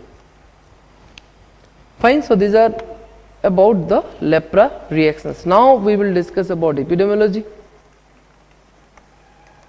Leprosy, as I told you, it is a bipolar disease. The source of infection is usually multibacillary, that is, multibacillary means TT or LL? Multibacillary, that is LL and sometimes BL cases. They are the most important source of infection. Transmission is concerned, nasal droplet is the most common mode of transmission, followed by contact, followed by direct contact.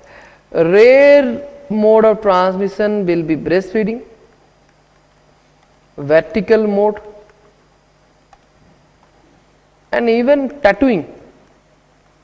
All these are rare mode of transmission. Most common mode is nasal droplet. They say that nose will be having a higher bacillary load, and the nasal droplet transmission is the most common transmission.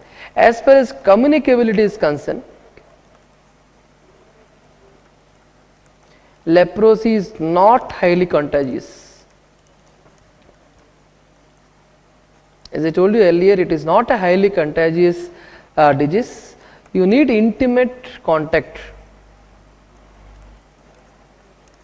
intimate and prolonged contact is required. They say that one proverb is that they say that after 5 years of staying together, only 5% of spouse will get leprosy. So it's not highly contagious disease, unlike the social stigma which says that it is highly contagious and you should not go to the leprosy patient, but it is totally different than that. Fine. So this is about the transmission and the source. Then coming to the geographical distribution.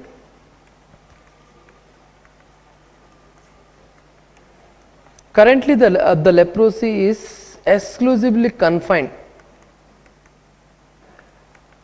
to developing nations, mainly in Asia and also in Africa and Latin America.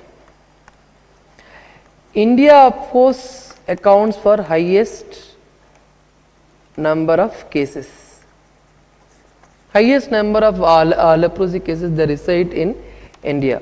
But of course, you know that the leprosy elimination status, they say that the country is said to be leprosy eliminated if the prevalence is less than 1 per 10,000 population. If the prevalence is less than 1 per 10,000 population, then this is said to be the country is eliminated for leprosy. India also is said to be leprosy eliminated. The current prevalence in India is 0.68 is the current prevalence of leprosy in India. They say that among all the states, only few states like Chhattisgarh,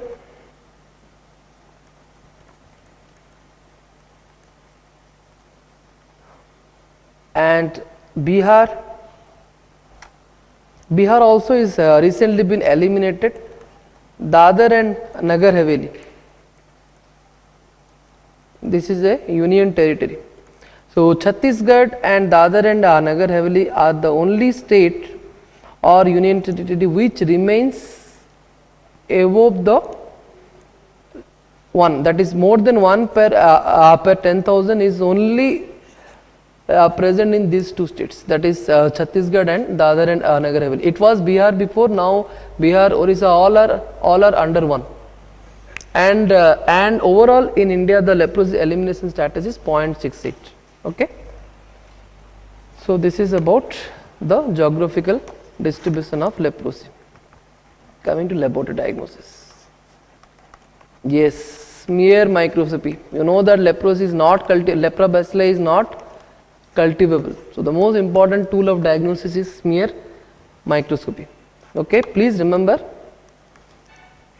the totally 6 specimens are collected, 4 skin specimen, then 1 from ear lobe and 1 from nasal mucosa. Okay, and the skin specimens are collected by a method called as slit skin smear technique. This is a technique followed to collect the skin specimen. And please remember the edge of the lesion, the specimen is collected from the edge of the lesion, not from the center. Okay. So the specimens are subjected to modified gel stain by using 5% sulfuric acid. How much for tuberculosis? 25%, whereas for lepra it is 5%. And the description is like this, very easy to remember. M tuberculosis stays separately, scattered, whereas M lepra stays united, jointly. So this is the difference what you have to remember. M lepra, the description is the bacilli are arranged in parallel rows of cigar like bundle. cigar-like bundles of acid-fast bacilli. And the cigar-like bundles of acid-fast bacilli, they reside, they are mixed with lipid material. The cigar-like bundles of acid-fast bacilli are often mixed with lipid material to produce globi. These are called as globi. Globi are nothing but cigar-like bundles of acid-fast bacilli mixed with lipid material. And these globi are usually present inside a foamy macrophage, lipid-laden macrophage. And the foamy macrophage is called as vitreous lepra cell. The foamy macrophage is called as vitreous lepra cell. So this is a typical description of M.leprae under microscopy, what you need to remember. And there is a point of difference. How can you differentiate live and dead bacilli? Because if you do a smear microscopy, everything will be dead. So how can you differentiate originally the organism was live or dead? They say that the live bacilli will be uniformly stained. This is one important feature, with parallel sides and rounded end, and length is 5 times the width. So this is a typical description of live organism, whereas dead bacilli will be irregular, non-uniformly stained, and they are often fragmented and granular in appearance. See, this is a very important tool, because the leprosy patient, even if they will improve after the treatment, if you take a skin lesion, organisms will be there. So you will often confuse it, they are responding or they are not responding. So this is the differences. How will you make out the organism is a live organism or a dead organism? Okay. And of course you can grade by two methods: bacteriological index and morphological index. Bacteriological index is the total bacilli per field, whether live or dead, irrespective. Morphological index is the total, the percentage of uniformly stained bacilli. So that is why the morphological index is more meaningful. It is more meaningful in assessing the response to treatment. Okay, so all this is about the direct microscopy. Other than that, second is about culture. The answer is it is not cultivable. What are the animal we use? Repeat: armadillo, 9-banded armadillo, and footpad of mice. Footpad of mice. Other than that, antibody detection not very useful. You can do fluorescent lepra antibody absorption test, FLABS, fluorescent leprosy antibody absorption test. You can also do a ELISA detecting antibody to phenolic glycolipid 1 antigen, PGL1, phenolic glycolipid 1 antigen. Antibody detection is not much useful. It is the best tool of diagnosis is always a microscopy. We always rely on microscopy. Then coming to lepromin test.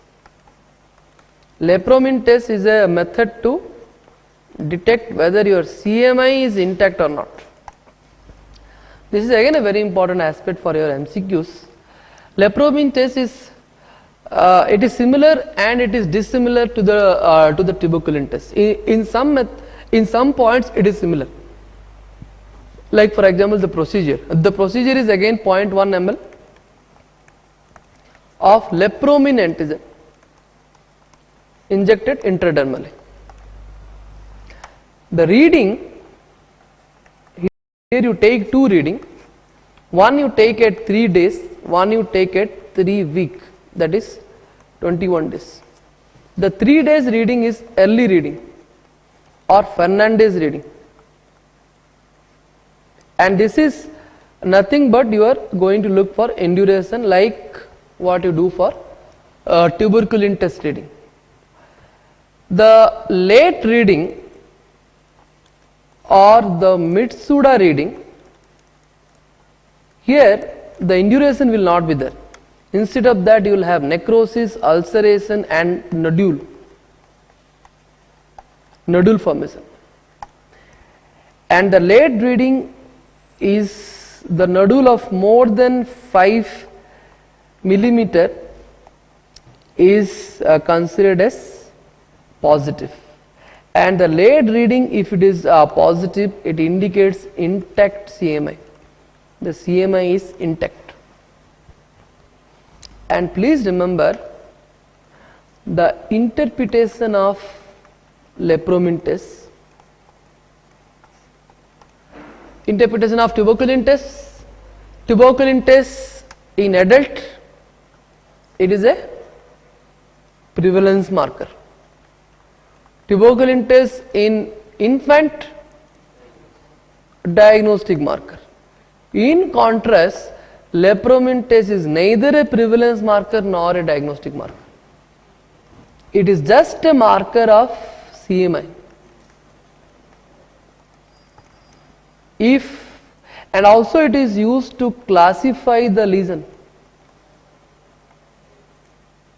and also is used to assess the prognosis. So these are the uses of lepromin test. If the lepromin test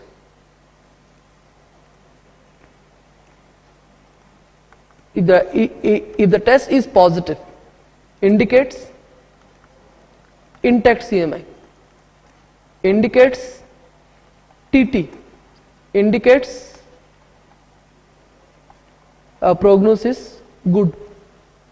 If the test is negative, indicates low CMI, which indicates it may be LL case, which indicates bad prognosis. So this is the interpretation of lepromin test, to assess the intact CMI, to classify the lesion and to assess the prognosis. Fine. Then coming to treatment.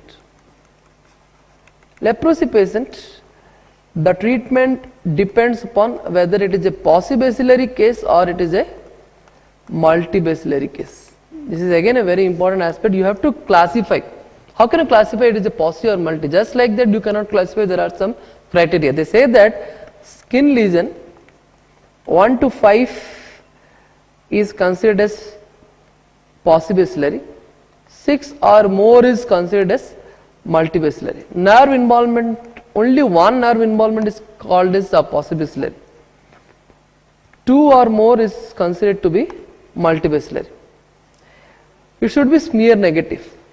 You do a microscopy, it should be smear negative, whereas multibacillary is smear positive. We know that TT is a paucibacillary, LL is multibacillary. Other than that, they say that BT and indeterminate, all these variety are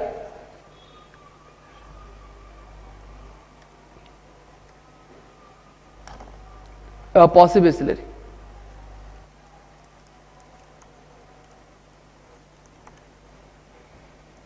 Whereas multibacillary LL, BL, BB, all these variety are considered to be multibacillary. Fine. So these are the differences. So accordingly the treatment regimen. So once you classify it is pauci or multibacillary, accordingly the treatment regimen will vary. How it will vary? Paucibacillary, the treatment is, yes, Possibacillary, the treatment is dapsone daily plus rifampicin monthly under supervision, whereas multibacillary same plus you have to add clofazimine.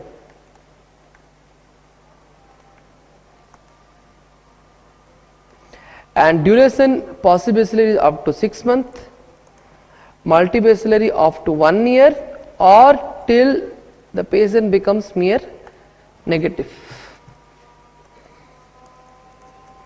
Then follow-up is done for 2 years, whereas here it is done until 5 years. Okay, so this table is again very frequently asked exam questions, very frequently asked. Okay, so leprosy, though it is going to be eliminated from the world, in India it is already eliminated, but from MCQs it is not eliminated. It is quite frequently asked topic in exam. Enterobacteriaceae.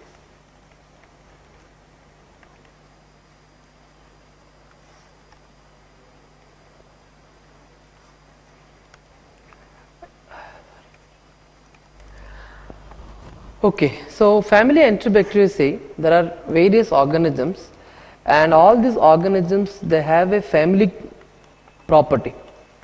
They have a family or property of, all organisms under this family are gram-negative bacilli. They are non-fastidious, they can grow in any medium, ordinary medium. They are catalase positive, oxidase negative. They are nitrate reducer and glucose fermenter.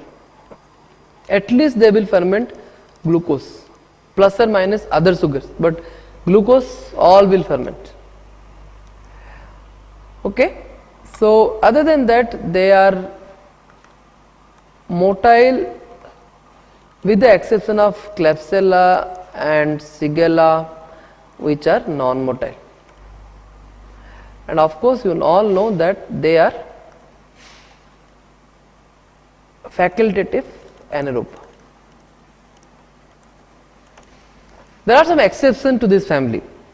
The most important exception is catalase. All our catalase are positive except Shigella dysentery type 1, which is catalase negative.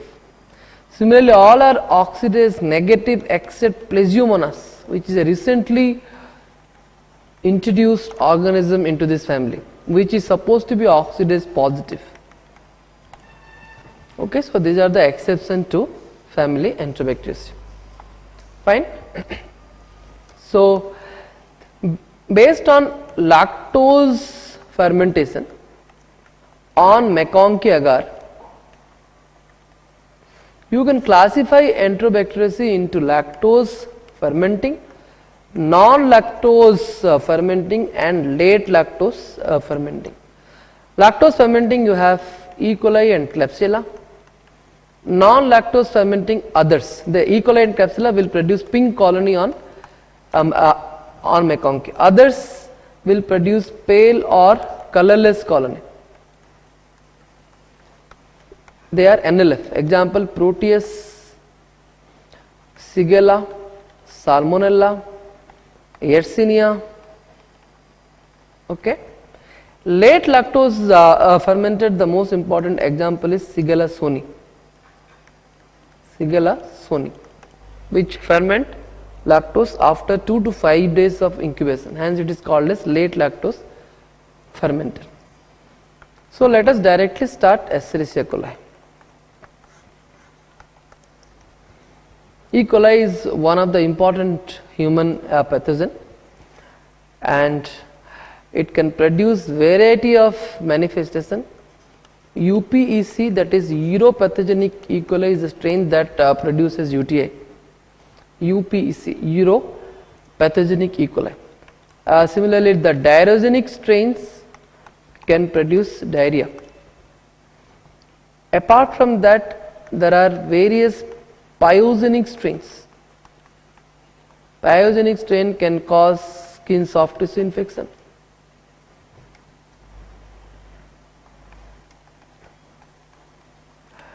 They can cause meningitis, various pyogenic infection, wound and soft tissue infection, meningitis, bacteremia, like that various pyogenic manifestation. So let us now discuss, these are the two important E. coli strains that are very frequently asked in the exam. Let us discuss one by one. First we will discuss uropathogenic E. coli. Uropathogenic E. coli is the most common agent of UTI.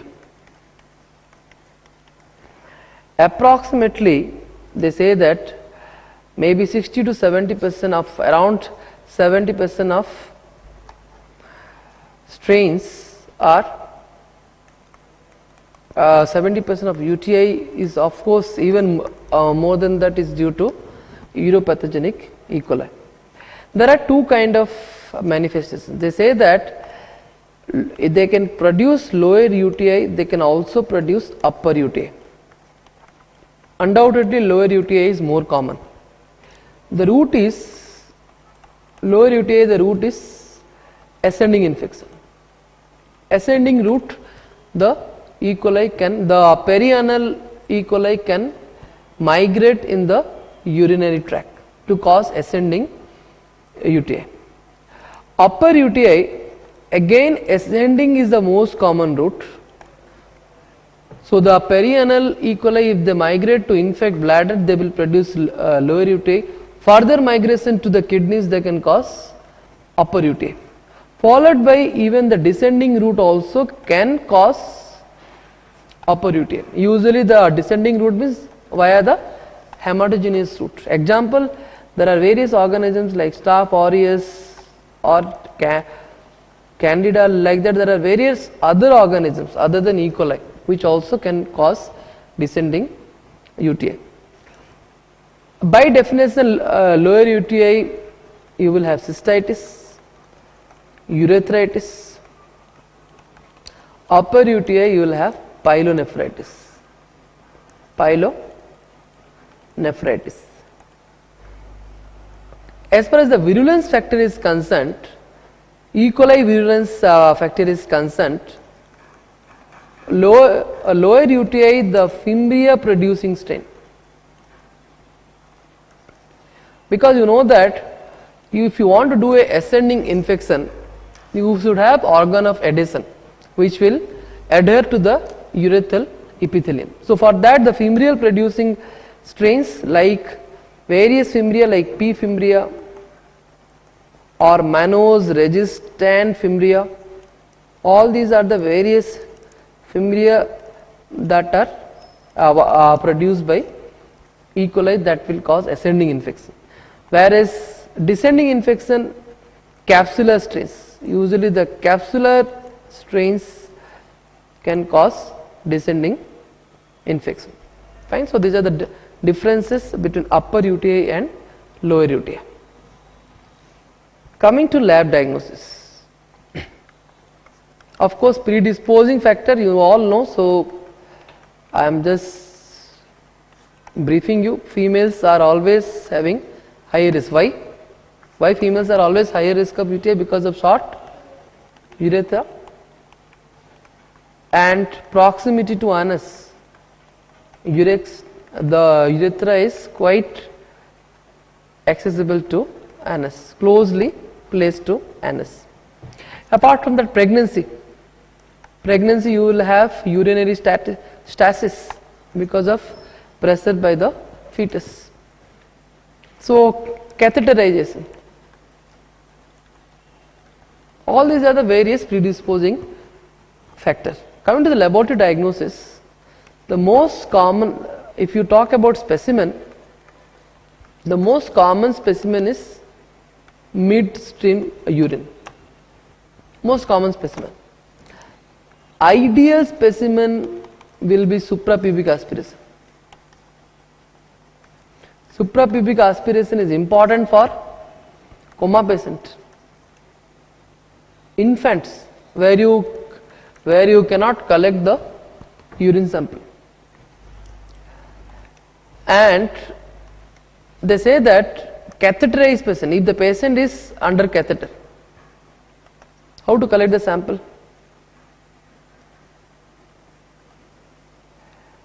Yes, catheterized patient,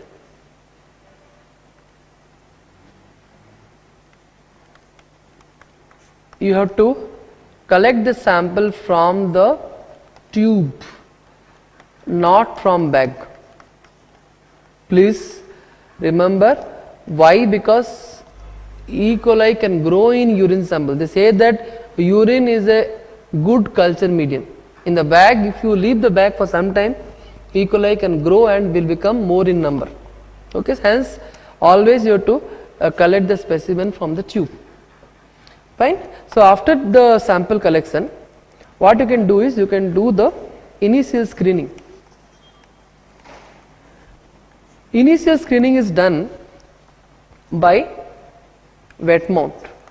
You can do a wet mount to look for pustules, bacteria. Gram stain can be done. Nitrate reduction test.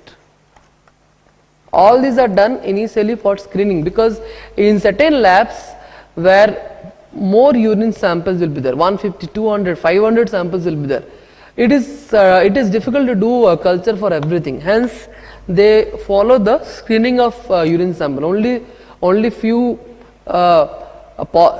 suspected specimen only they will do culture. Other specimen they rule out based on the screening.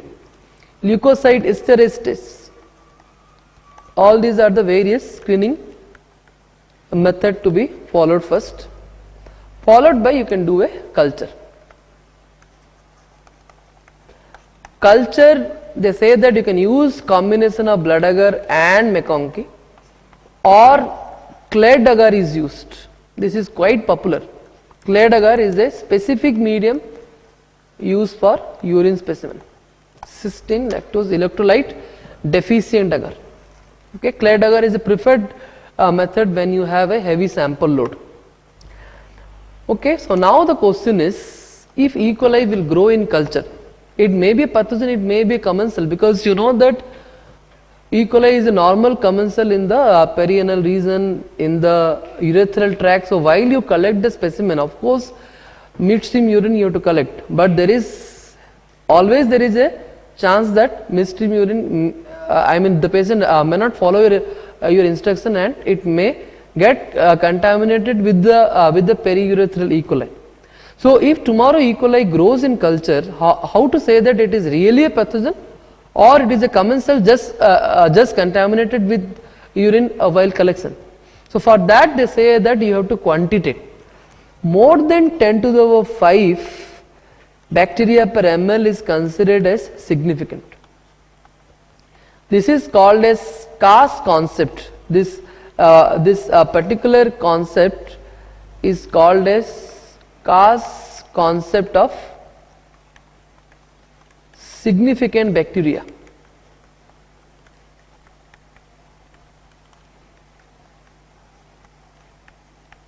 CAS concept of significant bacteria. Okay, so more than 10 to the 5 per ml is considered as significant. 10 to the 4 to 5 per ml is considered as doubtful significant, and less than 10 to the 4 is considered as insignificant.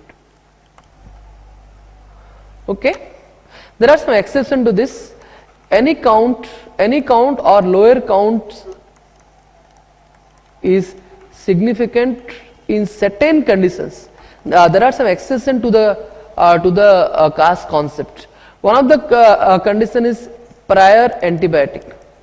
If the patient is on antibiotics, then even the lower count is significant. If it is a suprapubic aspiration, then also any count is significant. If you get gram positive organisms, if you get candida, all these cases any count is taken as significant. Otherwise, if you have gram negative organisms like E. coli, then you have to do a quantitation. More than 10 to the 5 is taken as significant. Now the question is how the quantitation is done. The quantitation is done by two methods. The routinely followed method is a semi-quantitative technique, which is called as standardized loop technique. This is the routinely followed technique in lab, day-to-day practice. If they ask, the ideal technique is the quantitative technique. That is done by a method called as pour plate method. So this is how you have to quantitate the urine specimen. Fine. Then let us now discuss about diarrheogenic strains. Diarrheogenic E. coli.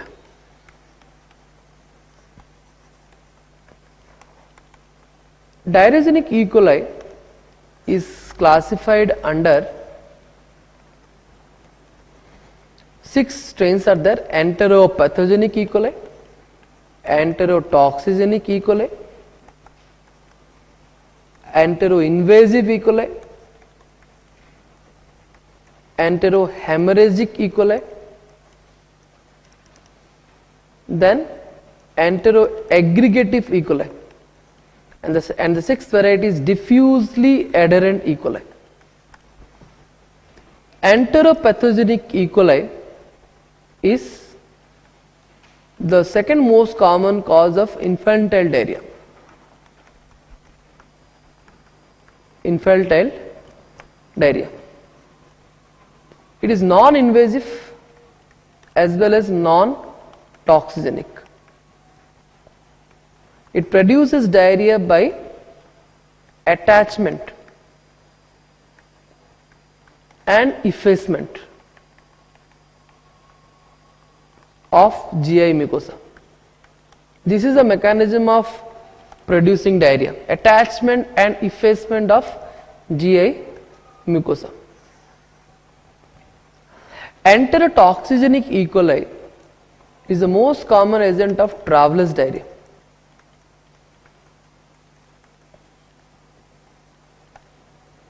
It produces two types of toxin: heat labile toxin and heat stable toxin. Heat labile toxin increases cyclic AMP, heat stable toxin increases cyclic GMP. Fine. Okay. And of course, other than these two toxins, it also expresses a fimbrial antigen which helps in adhesion, called as colonization factor antigen. Colonization factor antigen. It is a fimbrial antigen expressed by enterotoxigenic strain. Next is enteroinvasive E. coli. Enteroinvasive E. coli is invasive. Because it is invasive in nature, it leads to dysentery. Similar to sigilosis. The dysentery of enteroinvasive E. coli is similar to that of sigilosis. The invasion is mediated by a virulence factor called as virulence marker antigen. This is the virulence factor responsible for invasion. And this particular E. coli is called as atypical E. coli because many of the biochemical reactions are negative, like it is non-motile. E. coli is usually motile. Enteroinvasive E. coli is non-motile, lactose, non-fermenter. So like that, it is biochemically atypical than other E. coli. Okay. It is diagnosed by serenase test. Serenase test is an important animal inoculation test. It is an important animal inoculation test. They say that guinea pig inoculation. Guinea pig inoculation leads to conjunctivitis. Leads to conjunctivitis. Guinea pig eye inoculation leads to conjunctivitis. Apart from that, it is also diagnosed by detecting VMA antigen by ELISA. Virulence marker antigen can be detected by doing an ELISA. So this is about enteroinvasive E. coli. Next is enterohemorrhagic E. coli. Enterohemorrhagic E. coli produces a very important toxin called as verocytotoxin, which is phage coded. Phage coded verocytotoxin. It is also called as Siga like toxin because the mechanism of action is same like Siga toxin. The mechanism of action is inhibit protein synthesis by inhibiting ribosome. Inhibition of protein synthesis by inhibiting ribosome. This is the mechanism of action. The most common food to be associated will be beef products. Apart from that, vegetable salad and other food, but beef products will be the most common food to be associated. Most common strain to produce enterohemorrhagic manifestation is O157H7 is the most common strain to produce enterohemorrhagic manifestation. Complication such as hemorrhagic uremic syndrome and hemorrhagic colitis. These are the two important complications: hemorrhagic uremic syndrome and hemorrhagic colitis. Okay. Diagnosis of enterohemorrhagic E. coli is by using a very important medium called as sorbitol McConkey agar. Okay, sorbitol McConkey agar. Other than that, you can detect the verocytotoxicity. The verocytotoxin can be detected by cell line cytotoxicity. Cytotoxicity on verocell line.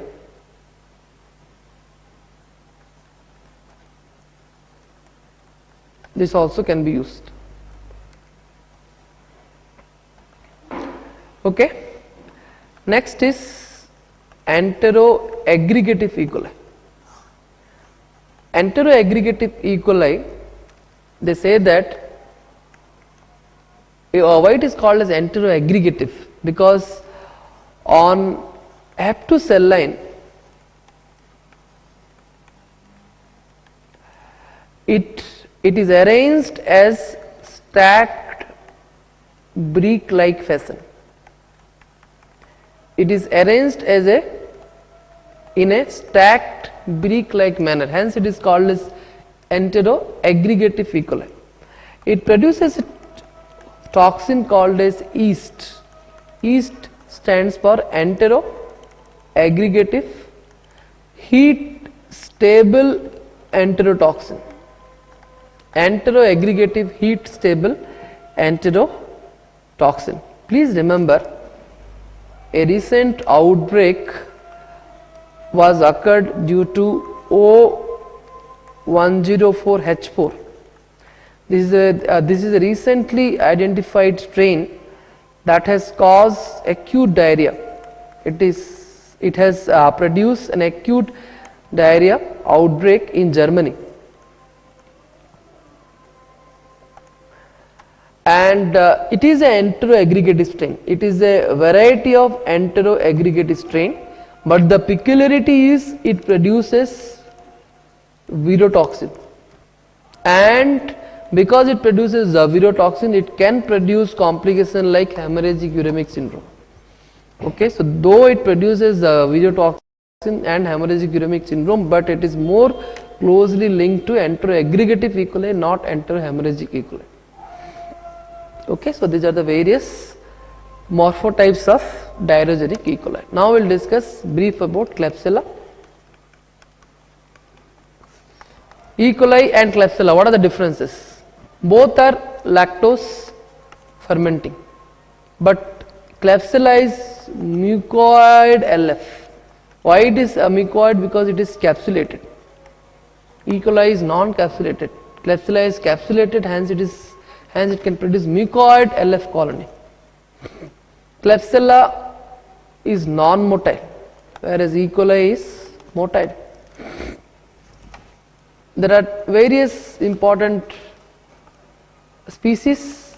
Klebsiella pneumoniae is the most important species. It can produce pyogenic infections like E. coli. Other than that, Klebsiella ozen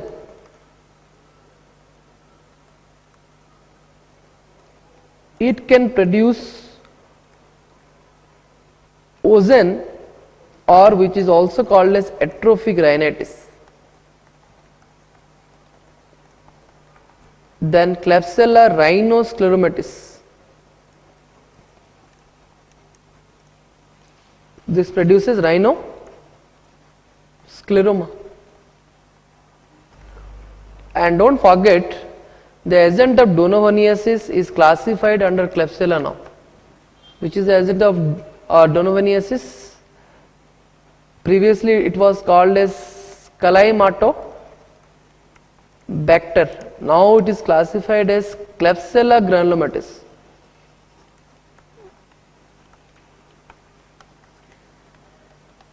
We will discuss in detail under miscellaneous bacteria this particular topic, but you have to remember that it is reclassified under Klebsiella now, Klebsiella granulomatis. Fine. A bit about Proteus. Proteus can produce various manifestations. First of all, Proteus, the common tribe specific test is PPA test. All organisms under this tribe is PPA positive. Okay. Proteus has a Fishy order. It produces swarming on blood agar. All these are the specific MCQs what they can ask on Proteus. It can produce swarming on blood agar. And of course, there are two species, Proteus mirabilis and Proteus vulgaris. Both are H2S positive. Both are even urease positive. How to differentiate is indole test. Vulgaris is indole positive, whereas mirabilis is indole negative. This is the method to differentiate Proteus vulgaris and Proteus mirabilis. Regarding the manifestation, Proteus can cause, of course, pyogenic infection, UTI. It can also cause renal stone, struvite stone in alkaline urine.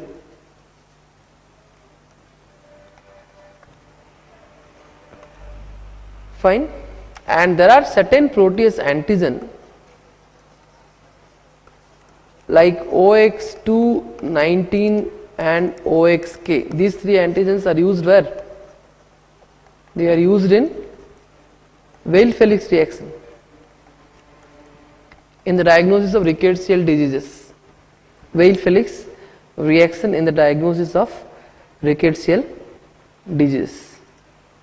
Okay. There is a peculiar phenomena which you have to remember related to Proteus, Dyne's phenomena. Dyne's phenomena is if two strains are same, then they say that in a blood agar plate, if you inoculate two strains, strain 1 and strain 2, you know that Proteus has a property to swarm. The colonies will gradually they will swarm, they will proceed. So if two strains are similar, then when they will proceed further, they will completely merge with each other. But if the two strains are different, then there will be a line of demarcation. This is called as Dyne's phenomenon. There will be a line of demarcation, which is called as Dyne's phenomenon. Okay. By the way, can you list out the organism that can swarm? Proteus. Which clostridium? Tetani. Apart from that, even Serratia can swarm. Serratia. And Vibrio. Which Vibrio can swarm? Vibrio alginolyticus or parahemolyticus. So, which one? Yes, Anandarayan has wrongly given Vibrio parahemolyticus has a swarming property, not alginolyticus. Okay, so these are the organisms which can swarm. Fine. So this is all about Proteus. Then we can discuss a bit about Shigella.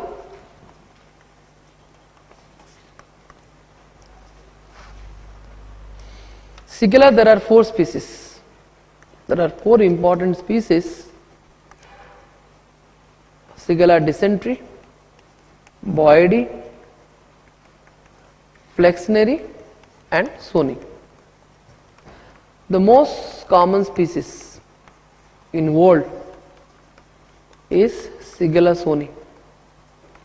However, India is concerned, still Shigella flexneri is the predominant species. Shigella flexneri is the predominant species. Fine. Infective dose. Please remember, students, infective dose, if you classify Shigella, Salmonella and Vibrio, all are enteric pathogens. Shigella has the lowest infective dose of as low as 10 organisms can initiate the infection, whereas Salmonella 10 to 3 to 10 to 6 organisms. Vibrio 10 to the power 6 to 10 to the power 8 organisms are required to initiate the infection. So Shigella, the infective dose is very less. Okay. Coming to the virulence factor, virulence marker antigen, cigatoxin. Cigatoxin is expressed only by Shigella dysentery type 1, not by other Shigella. Shigella dysentery type 1 alone can produce cigatoxin. Hence, this particular strain can cause hemorrhagic uremic syndrome and hemorrhagic colitis. And also they say that enterotoxin, which is called as SHET. SHET is Shigella enterotoxin. Okay, this is usually expressed by Shigella flexneri and other species of Shigella. Okay, so LPS, it is a gram-negative organism, so lipopolysaccharide or endotoxin is another important virulence factor. So all these are various virulence factors of Shigella. Fine. So laboratory diagnosis is concerned, they say that mucus fleck with blood will be the ideal specimen. You know that bacillary or dysentery, always mucus fleck with blood is taken, and the medium enrichment broth, they say that the Shigella and Salmonella, when you are culturing the stool specimen, the culture media are almost same. Shigella and Salmonella, when you are culturing the stool specimen, the enrichment broth is gram negative broth or a selenite F broth or tetrathionate broth. These 3 are enrichment broth for both Shigella and Salmonella. Selective medium, you can use DCA, deoxycholate citrate agar.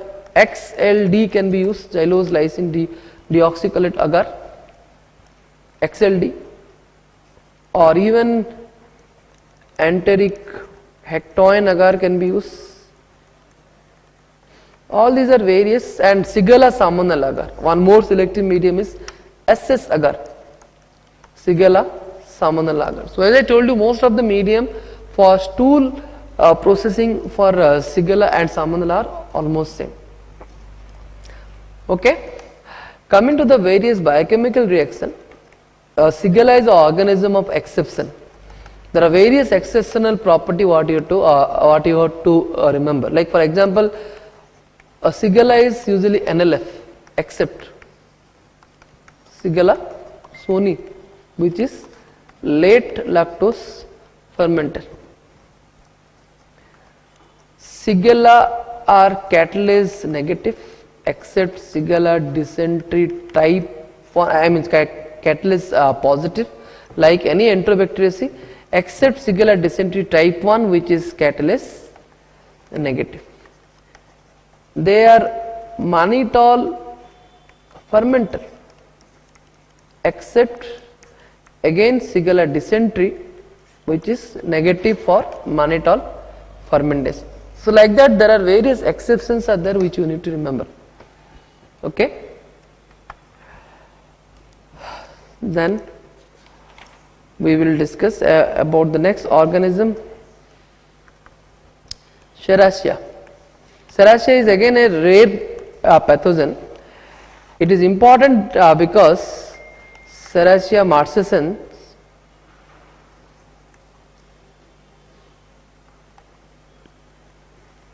it produces a characteristic pigment which is composed of prodigiocin.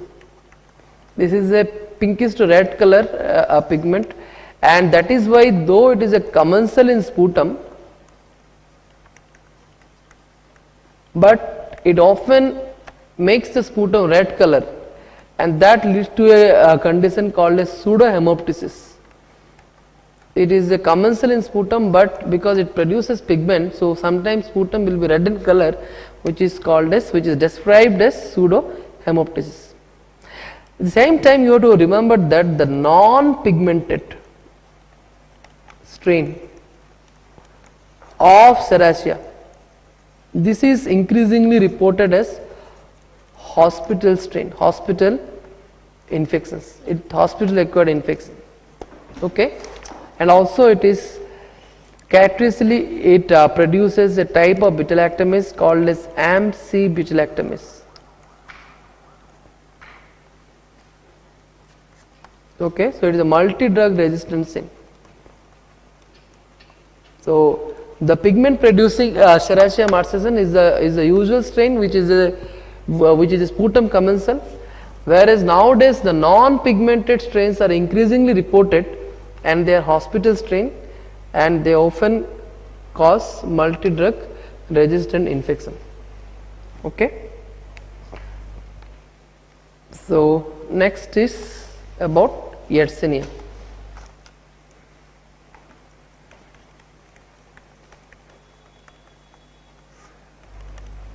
Yersinia, especially Yersinia pestis, we can discuss. Yersinia pestis is the causative agent of plague. How many varieties of plague are there? Plague, there is 3 important variety of plague: bubonic plague, yes, pneumonic, and septicemic plague. Which is the most common variety? Yes, bubonic plague is the most common variety, characterized by inguinal lymph node enlargement. It is transmitted by, it has an incubation period of 2 to 7 days. Pneumonic plague also has an incubation period of 2 to 7 days. In contrast, septicemic plague also has an incubation period of 2 to 7 days. In contrast, pneumonic plague has the lowest incubation period of just 1 to 2 days. Regarding the mode of transmission is concerned, bubonic plague is transmitted by, yes, bubonic plague, the most common mode of transmission is rat flea bite, rat flea exposure. followed by direct contact with rodent. Followed by direct contact with rodent. In contrast, pneumonic plague, there is man-to-man transmission by inhalational mode.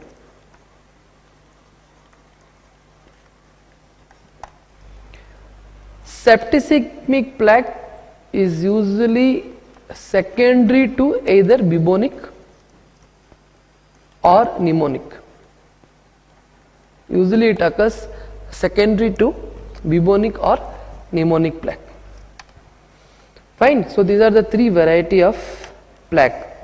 And please remember certain epidemiological feature of Yersinia. Reservoir, rodents are the reservoir. Wild rodent are the reservoir. Source of infection is again either infected rodent or rat fly, or maybe the cases of pneumonic plague. Only a pneumonic plague can be a source, because you will have man-to-man transmission. Vector, as I told you, rat flea. The most common mode of transmission is exposure to rat flea. They say that the species is Genopsiella Chiopis is the species which is considered to be the most efficient vector,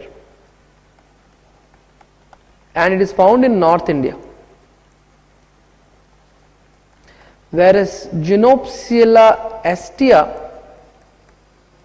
is less efficient, found in South India.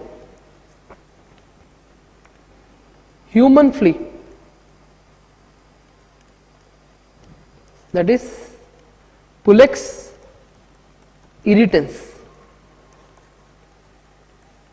This may rarely, it can also serve as vector, but mainly Genopsia chiopsis, which is the most efficient vector, which is found in North India.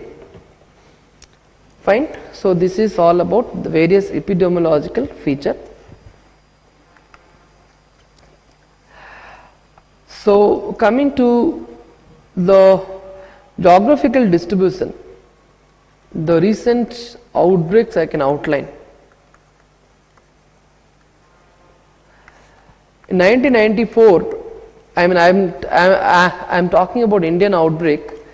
1994, there was a Surat epidemic, and this epidemic has affected more than 600 cases. Followed by 2002, there was an outbreak in Shimla. 2004, there was an outbreak of bubonic plague in Uttaranchal. Okay. So these are the recent plague outbreaks. 1994 outbreak was quite important because it has a very important historical aspect. So many people were affected, and so many people, they left Surat and they went to their hometown. So more number of deaths were there because of migration, not because of plague. So it was a lesson learned by Government of India that we should not disclose the outbreak so easily to the media. Otherwise, more number of deaths will be reported because of migration, not because of the disease. So starvation and so many negative things happened because of disclosing the news. Coming to lab diagnosis, they say that microscopy, if you do, buboes aspirate if you take, and if you do a microscopy by a very important stain called as Wesen stain. Wesen stain.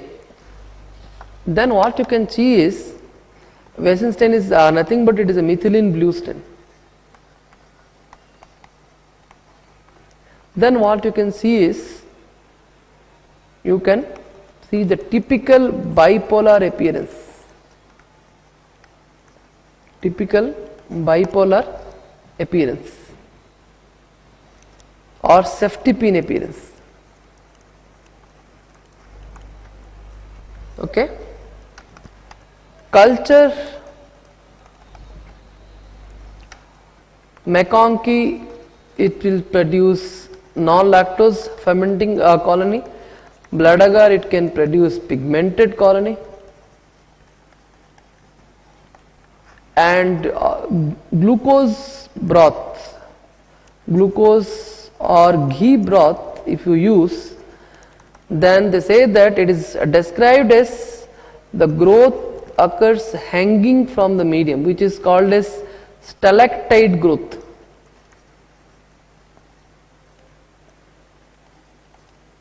The growth is described as, it is as if it appears as if it is hanging from the surface of the ghee broth, which is described as stalactite growth. Very frequently asked MCQ. Okay. So these are the various important diagnostic methods. Other than that, F1 antigen detection. F1 is the most important virulence factor for Yersinia pestis. So F1 antigen detection by direct immunofluorescent microscopy, or you can also go for a PCR to detect the gene coding for F1 antigen. Okay, PCR detecting the gene coding for F1 antigen. Okay, treatment,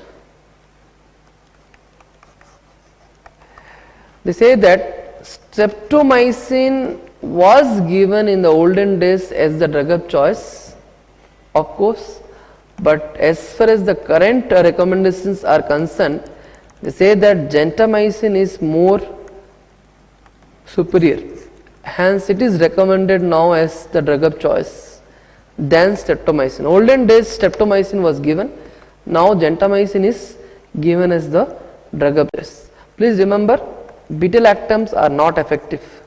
Beta-lactam or macrolides are not recommended. Okay. Chemoprophylaxis,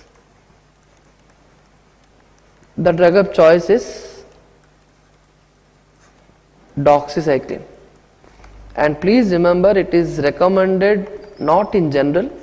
Chemoprophylaxis is recommended to all contacts of pneumonic plague. This is again very important indication of chemoprophylaxis. Recently it was asked in some entrance where the chemoprophylaxis is indicated. To all contacts of pneumonic plague. Okay. Don't forget, plague, there is a vaccine. There is a very important vaccine for plague. Vaccine is prepared in institute called as Haffkine Institute in Mumbai. Haffkine Institute in Mumbai. There are two vaccines available, formalin killed, which is called as Haffkine vaccine. Haffkine vaccine. And one more vaccine, that is live attenuated vaccine. So two vaccines are available. Okay, the formalin killed vaccine is used, but the thing is the protection is only for 6 months, not for longer duration, and it is not protective against pneumonic plague. It is protective only for the other two, that is the bubonic plague. It is not protecting against the pneumonic plague. So these are the drawback of formalin killed vaccine, and even the live attenuated vaccine also the same criteria are applicable. Okay, so that's it. Yeah. So Salmonella is again a very important organism as far as exam is concerned, and so let us discuss on this. So first we will have a discussion on the classification of Salmonella. There are various classifications of Salmonella. The oldest and the most widely accepted classification is clinical classification, which divides Salmonella into two groups, typhoidal and non-typhoidal Salmonella. Typhoidal Salmonella includes typhi and paratyphi, whereas others are included under non-typhoidal Salmonella. Second classification is antigenic classification, which is also called as Kaufman-White classification. According to this Salmonella, of course, you know that it has got three antigen, O antigen, H antigen and VI antigen. This classification is mainly based on O antigen and partly on H antigen. So, H and O antigens are used to classify Salmonella under Kaufman-White scheme, and under which there are various serogroups, and serogroups are further divided into serotypes. So, for example, genus Salmonella, the nomenclature is quite peculiar. What you have to remember, species is Enterica, subspecies also Enterica, serogroup will be typhi. So, like that the nomenclature is been designed. Okay. So, typhi is not a species, typhi is a serogroup, and there are various serogroups are there, and all together they say that 67 serogroups are designed so far. Serogroup 2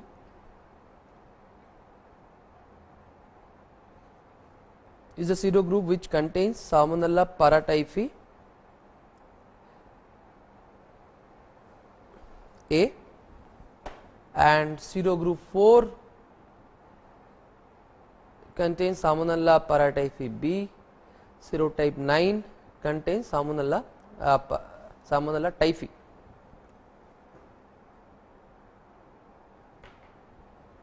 Okay. So, these are the important Salmonella in the typhoidal group. Okay. So, the third classification is molecular classification. Molecular classification is the latest and the most accurate classification. Okay, so these are the variety of classifications in Salmonella, and the Kaufman-White scheme is again a very important question as well as exam is concerned. So, let us discuss the various antigenic structure of Salmonella. As you know, Salmonella has got three antigen, O, H and VI antigen. So, first let us summarize the O and H antigen. O antigen is somatic antigen, H is flagellar. O antigen is heat stable, of course alcohol stable, but it is formaldehyde labile. In contrast, H antigen is heat labile, heat and alcohol labile, but it is stable to formaldehyde. This is particularly important for preparation of O and H antigen. When you prepare O and H antigen, if you subject the strain to formaldehyde, then O antigen will be destroyed and what will be remaining will be H antigen. The other way around you can do for H antigen preparation. Okay. So, they say that O antigen is less immunogenic.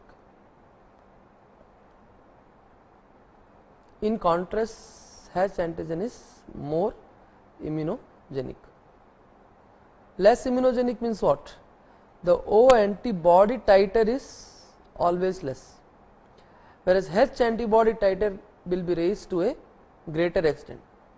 However, it is seen that the O antibodies, even the titers are less, they appear early and go early. That is why they are the marker of early infection, early or recent infection. In contrast, H antibody, though the titers are more, they usually appear late and go late. Hence, if only H antibodies are there without O antibodies, then they are the marker of convalescent period. Okay. So, this is again an important point what you have to remember when you interpret the Widal test. As you know, both H and O antigens are used in Widal test to detect the respective antibodies in patient serum. So, when O antigen reacts with its antibody, when you perform the Widal test, O antigen, when it reacts with its antibody, it forms the antibody, the antigen antibody complexes which are formed are compact, granular and chalky clumps. Compact, granular and chalky clumps. In contrast, the H antigen antibody reaction, the complexes which are formed are large, they are described as large, loose, fluffy, cottony, woolly appearance.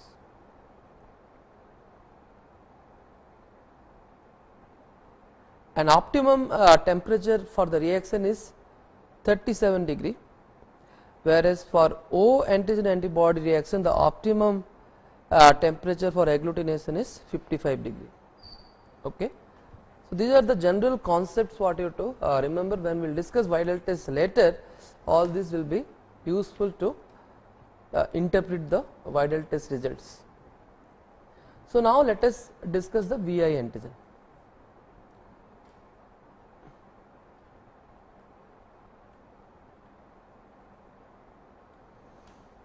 VI antigen, as you all know, it is the surface envelope polysaccharide antigen, polysaccharide capsular antigen covering the O antigen. It is not present everywhere, it is expressed only in few strain like Salmonella typhi, Salmonella paratyphi C, Salmonella dublin and non-Salmonella like Citrobacter. So, these are the restricted members which can express the VI antigen. So, when VI antigen is present, as I told you, it covers the O antigen. So, when VI antigen is present, it renders the bacilli inagglutinable with O antisera. So, this is again an antigen which will interfere in the Widal test. In Widal test, you all know that you are detecting O antibodies, but if the VI antigens are present in the test strain, then it will prevent the O antigen antibody reaction. Hence, always the strains should be devoid of VI antigen. You have to clear the VI antigen before you perform the Widal test. Fine. The VI antigen is poorly immunogenic. It is not highly immunogenic, it is poorly immunogenic. Poorly immunogenic means VI antibody titer will be always low. Fine. Hence, it is not used for diagnosis. They say that the VI antibody titer is low, hence it is not helpful in the diagnosis of cases. That is why it is not used in Widal test. But here a point to remember is VI antibody, they say that complete absence of VI antibody in a proven case of enteric fever. Complete absence of VI antibody in a proven case of enteric fever carries bad prognosis. The VI antibodies, if they are completely absent in a proven case of enteric fever, carries bad prognosis. These antibodies, they generally disappear in convalescent stage. However, if they persist, then indicates, this is MCQ they ask, indicates carrier. So, the carrier stage is diagnosed by VI antibody. Cases are diagnosed by O antibody and H antibody, whereas carriers are diagnosed by VI antibody. And any titer, they say that as low as 1:10 antibody titer is also considered as significant, in contrast to O and H antibody, where the titer should raise around 80 and 160. Fine. So, one more MCQ they ask is, FACH typing of Salmonella typhi is done by using VI specific bacteriophages. There are VI specific bacteriophages. Those bacteriophages, they use the VI antigen as receptor to enter into Salmonella typhi. So, FACH typing is done by using VI specific bacteriophages. Fine. So, this is all about the VI antigen. Next, we can discuss about pathogenesis.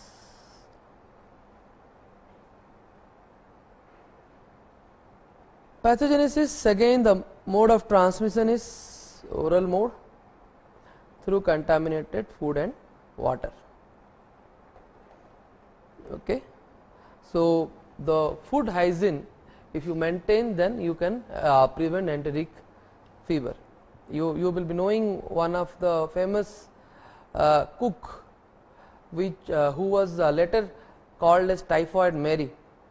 She was a cook in US, and she was producing, she was a carrier of Salmonella typhi, and she had made so many outbreaks of enteric fever in the school where she was working.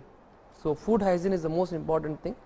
Infective dose, yesterday we have discussed how much, 10⁻³ to 10⁻⁶ bacilli.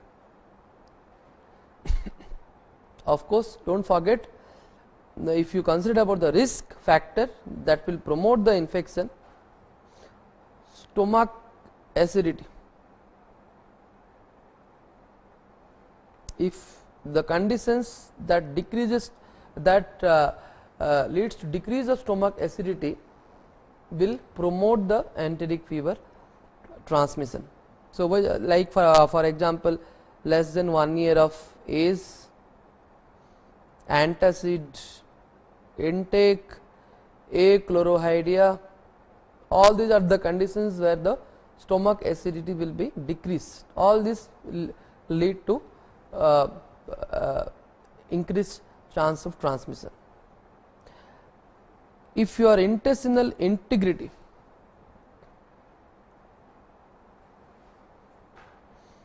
also is decreased, like for example inflammatory bowel disease,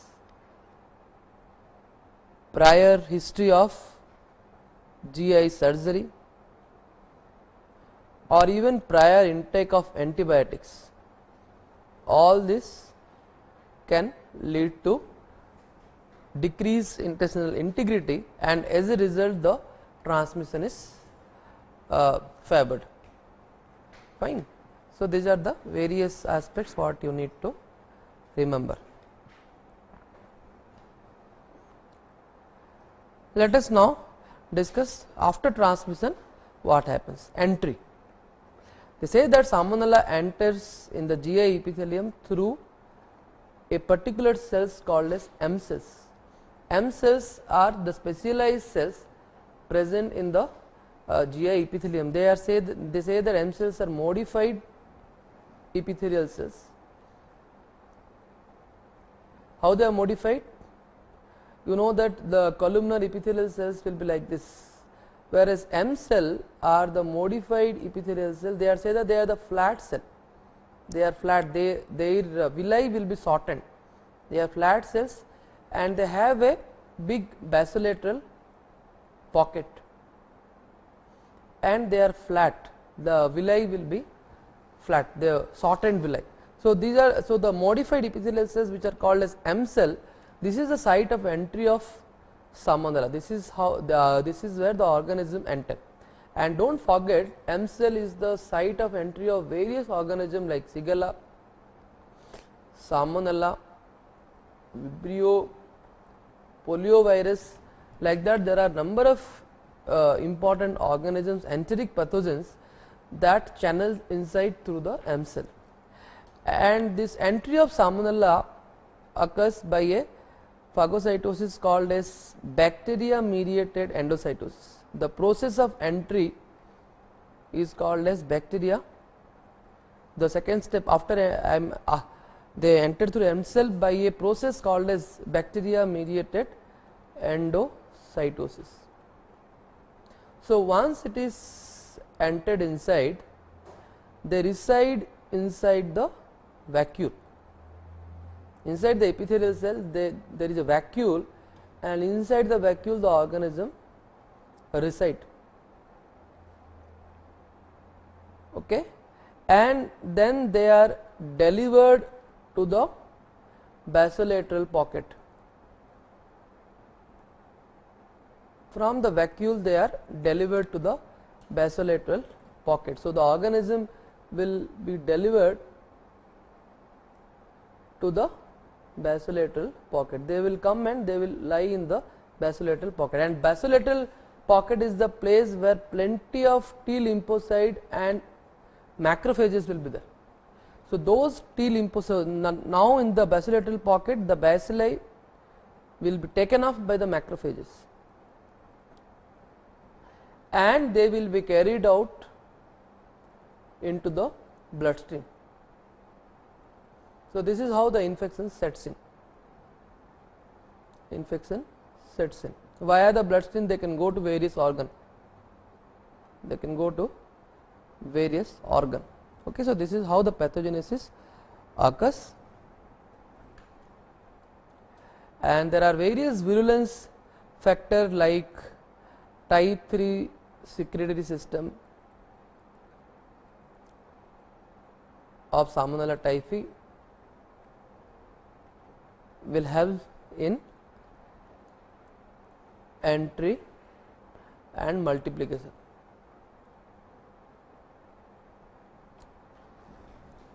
Okay. So, this is how the pathogenesis sets in.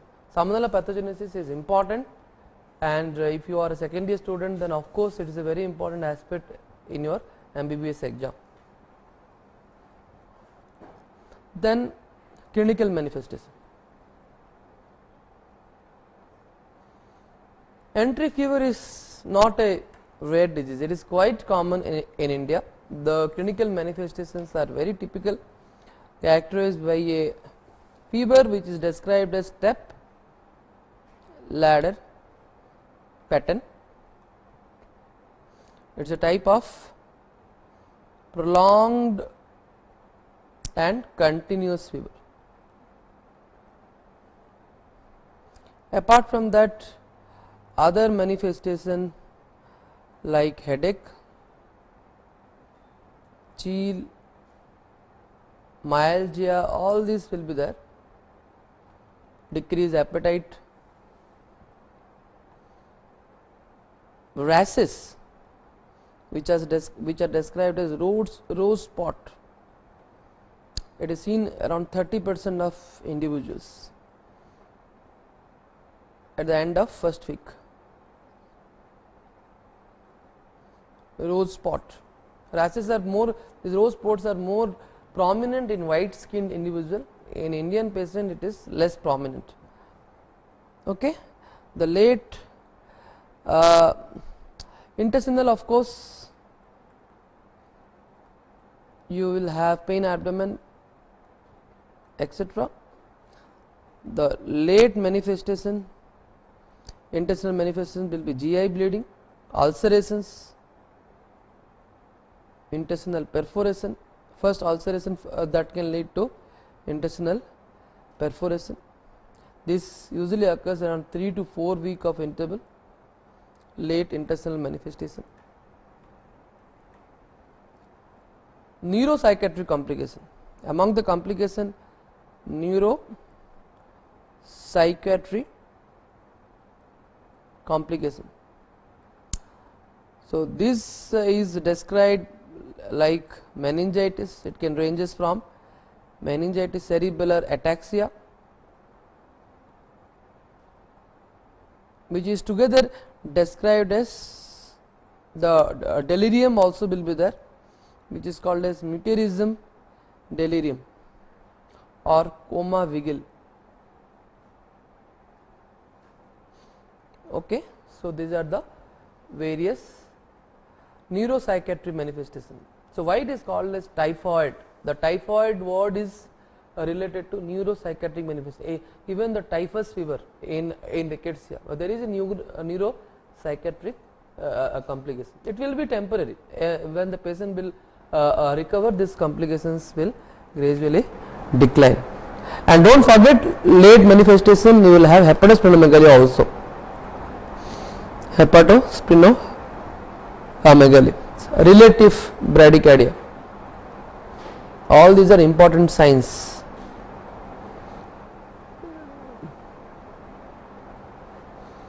Okay. So manifestations of enteric fever is quite important. Fine. So now we can focus on salient feature related to epidemiology.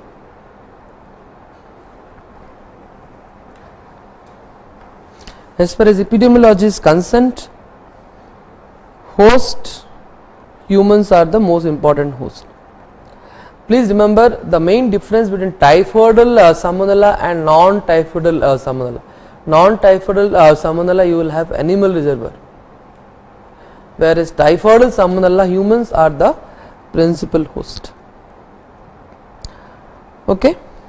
And the locality to be affected, they say that urban areas are more commonly affected than rural.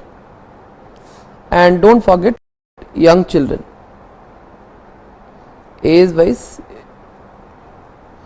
young children and adolescents.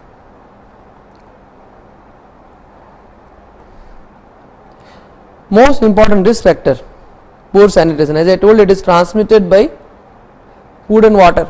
So hygiene, food hygiene and water hygiene plays a very important role to prevent salmonella infections. Okay. Salmonella typhi is more common than paratyphi. They say that Salmonella typhi to paratyphi ratio, this is again an important MCQ they sometimes ask, especially a paratyphi A ratio. Salmonella typhi to paratyphi A ratio is 4:1. According to the standard books, it is 4:1. Please remember, though this is there, but Salmonella paratyphi A appears to be increasing always. There is an increasing trend of paratyphi A. This is because of the reason that now we have vaccination to Salmonella typhi, typhoral. So this vaccination to Salmonella typhi is available now. So, but there is no vaccine at present to Salmonella paratyphi A. The old TAB vaccine is outdated now. So now the current vaccines are mainly targeted to typhi. Hence the paratyphi A is increasing. But please remember, paratyphi A, the infection will be milder than that of typhi. Fine. Then coming to carriers, they say that up to 10% of untreated people can become carrier. And the carriers are of two types: fecal carrier and urinary carrier. Which is more common?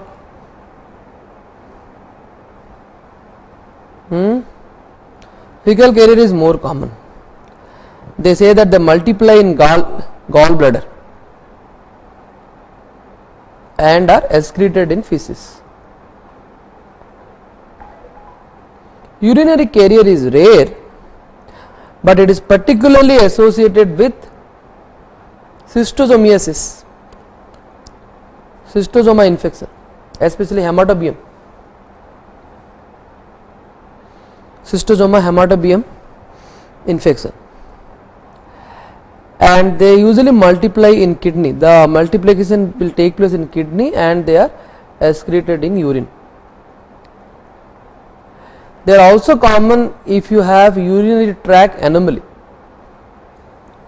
If you have urinary tract anomaly, then also these urinary carriers are common. Okay, how much time they will shed? This also sometimes they ask, not very important, but sometimes they ask duration of shedding. Accordingly, you have various type of carriers like convalescent carrier, which shed for 2 weeks to 3 months. Then temporary carrier, months to 1 year, and the most important question what they ask is chronic carrier. The chronic carrier of Salmonella typhi enteric fever is defined as transmission or shedding more than 1 year. This is in contrast to the chronic carrier of hepatitis B. How much time? Hepatitis B, it is 6 months. If it is excreted for 6 months, it is called as chronic carrier. I mean, not excreted, it will be there in the blood for 6 months, then it is called as chronic carrier. In contrast, for enteric fever it is more than 1 year. Okay. Okay, so now there are some reference center. If you get the chance to work in enteric fever, then these are the very good centers where you can do a good kind of research on enteric fever. National Salmonella phage typing. The Center for Phage typing is Lady Hardin Medical College, Delhi. Then the reference center, the National Salmonella Reference Center is located in Central Research Institute, Kesoli. There is one more center for animal. This is located in Izatnagar. Okay. So these are the various reference centers which you have to remember. Now the most important aspect of Salmonella, laboratory diagnosis. Laboratory diagnosis of enteric fever. The laboratory diagnosis of enteric fever, even it is important for week wise. They sometimes ask week wise what are the first week, second week, third week. I mean second to third week we can discuss together because things are common, and fourth week onwards. First week, they say that first week 3 cultures are done, 3 important cultures. Blood culture is usually done in first week. If negative, you can go for a bone marrow culture. If negative, go for a duodenal aspirate culture. Okay. So if bone marrow and duodenal aspirate cultures are there, they are more positivity is more in them than blood culture. Don't jump on, that is why I tell that don't remember the code as BASU. This is an outdated code which is not in use now. Blood culture of course we do, but if bone marrow culture is there, then bone marrow is much superior to blood culture. If the patient is an antibiotic, if patient on antibiotic, then blood culture is negative, bone marrow culture is done, bone marrow culture sensitivity is done. fine. Clot culture is more sensitive. Blood culture is then, but if you have clot culture in your option, then it is a more sensitive specimen than blood culture. Okay. Second and third I will tell you little bit later. Let me finish what we do in first week. So blood culture, you know that how the blood culture is done, which medium? They say that the castaneda's biphagic medium or even monophagic medium we use. So blood culture, if somebody will ask, blood is directly cultured in blood agar and Mekong ke agar, yes or no? Blood is the specimen which cannot be directly cultured in the solid plates. Blood agar, Mekong ke agar, you cannot culture directly because organism load is very less in blood. So always blood specimen has to be enriched, and the best specimen is brain heart infusion, broth and agar. If you are using a monophagic medium, then we use only broth. Okay, brain heart infusion broth. If you are using a biphagic medium, then what we use is there will be a agar slant, BHI agar, slant will be there, slope will be there, and also broth will be there, BHI broth. Okay. And I hope if you have finished your internship, then you would have collected blood specimen for culture. How you are collecting the blood specimen?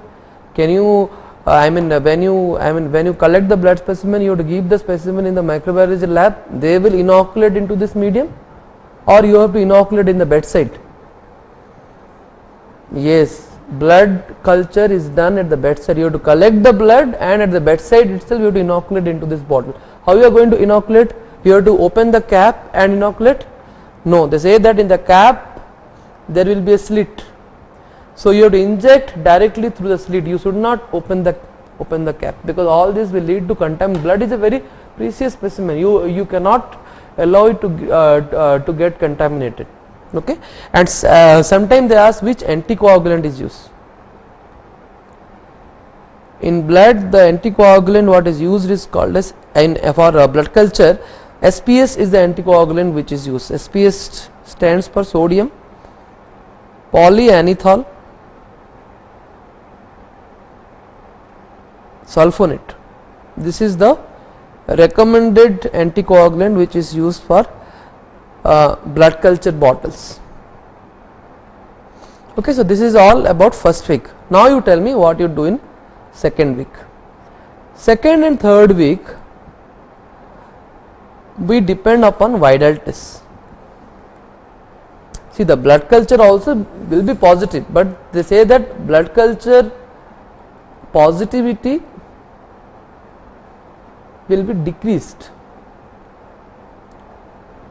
Okay, the positivity of the blood culture will be decreased, hence Widal test is more recommended. But if they ask which test is used for confirmation of diagnosis in second week, can you write Widal test for confirmation of diagnosis? Widal test is a highly, you cannot rely on Widal test. The antibodies may appear in normal population also. So of course the raised antibody will be there only in the enteric fever cases, but there is I will discuss Widal tests after this. There are so many anamnestic reactions. So which is recommended in second week, answer will be Widal test, but which is used for confirmation, then again you have to depend on blood culture or even PCR to detect the genes. Those are more confirmatory. Okay, so they say that antibody appear only at the end of first week. That is why in first week the Widal test is not used, it is used only in second to third week. But if patient is on antibiotic, then what to do? Widal will be negative. Widal will be negative. In such case you have to do stool culture. Okay. We have discussed in Shigella the culture medium, so I am not going to repeat. The stool culture, the medium of Salmonella and Shigella are almost same. Can you tell? If I told you earlier, then you should be able to reproduce. Can you tell what medium? Enrichment broth, selenite F broth. Okay, gram negative broth, tetrathionate broth. All these are broth. Selective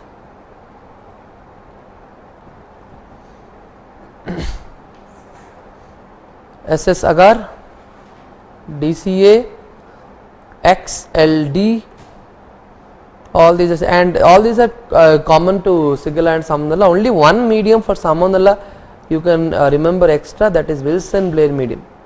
Wilson-Blair medium is only for Salmonella, not for Shigella. Okay. Wilson-Blair medium will have jet black colonies. Fine. Then 4th week again stool and urine culture is done.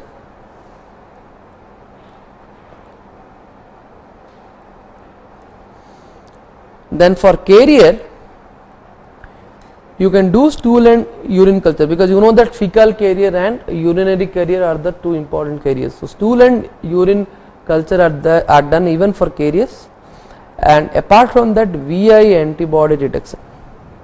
VI antibody detection. Okay, and indirectly you can do the cereus culture also, which is indirect method of knowing that the water sample is going to be contaminated. Okay. So this is in general about laboratory diagnosis, but as you know there are so many questions on Vidal test. So Vidal test, there is a synopsis which is required to know. Okay, so can you tell me Vidal test is a what kind of reaction, precipitation or agglutination? It is a agglutination. Usually tube agglutination is done. Slide also is available, but the better method is tube agglutination test. So we are using 4 antigens here. Salmonella typhi O antigen, which is called as TO antigen. Salmonella typhi H antigen, abbreviated as TH. Salmonella paratyphi A H antigen, AH. Paratyphi B H antigen, BH. So can you tell me why 3 H antigen, only 1 O antigen? The reason is the O antigen is cross reactive. The all 3, that is Salmonella typhi, paratyphi A, paratyphi B, all 3 the O antigen is cross reactive, because they share a common antigen called as factor 12. Factor 12 is a common antigen which is shared by all 3. That is why we are using only 1 O antigen, which can detect O antibodies raised against any of these 3 serotype. Fine. So with this, now we will discuss about what are the various results. Okay. What antigen strains are used? Sometimes they ask. Please remember, Salmonella typhi 901 strain is used for preparation of TO and TH, whereas for paratyphi A and paratyphi B the laboratory maintained strains are used.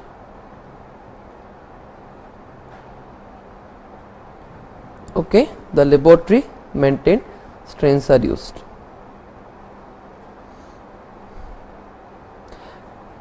Okay, so as I told you, it is a tube agglutination test. and I will tell you how to interpret the result. The interpretation is very important.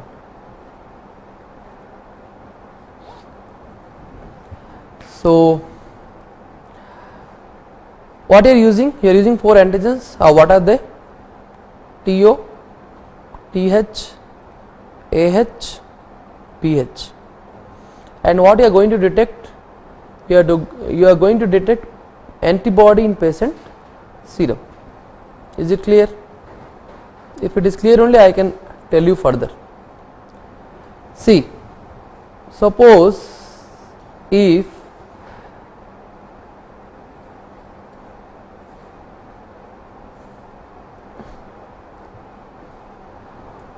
Salmonella typhi infection is there, what antibodies will be raised? Antibodies will be raised against TO, TH, AH, BH will be negative. Suppose Salmonella paratyphi A, which antibody will be raised? AH will be raised, but O antibodies are common, these two will be negative. Paratyphi B, again BH and O, these two will be negative. Now I will ask you one more question. What about if you have all H raised, TO is negative, what you are thinking? This is because of TAB vaccination, which is outdated now. TAB was a vaccine is in use, it was containing both typhi, paratyphi A and B, and that is why all 3 H are raised, and O antibodies appear early, go early, so that is why O antibodies will not be seen, only H antibodies will be seen. Can you tell me, TO antibodies are there, all others are negative, what it could be? Early or late? Early. Typhi or paratyphi? It can be paratyphi also. So, you have to just tell early enteric fever. You cannot tell what it is. It could be typhi, it could be paratyphi. Okay. All are negative, only TH is there. What it could be? Convalescent stage of Salmonella typhi.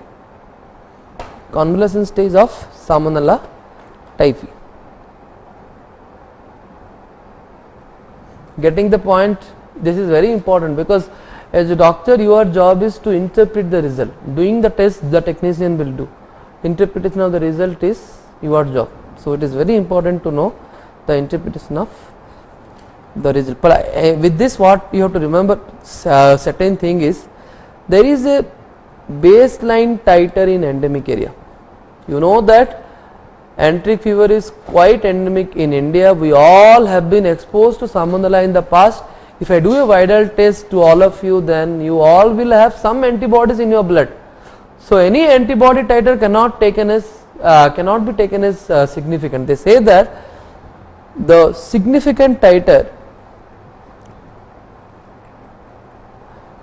for O antibody should be more than 100, H antibody should be more than 200. If it is less than that, it is called as baseline titer in endemic area.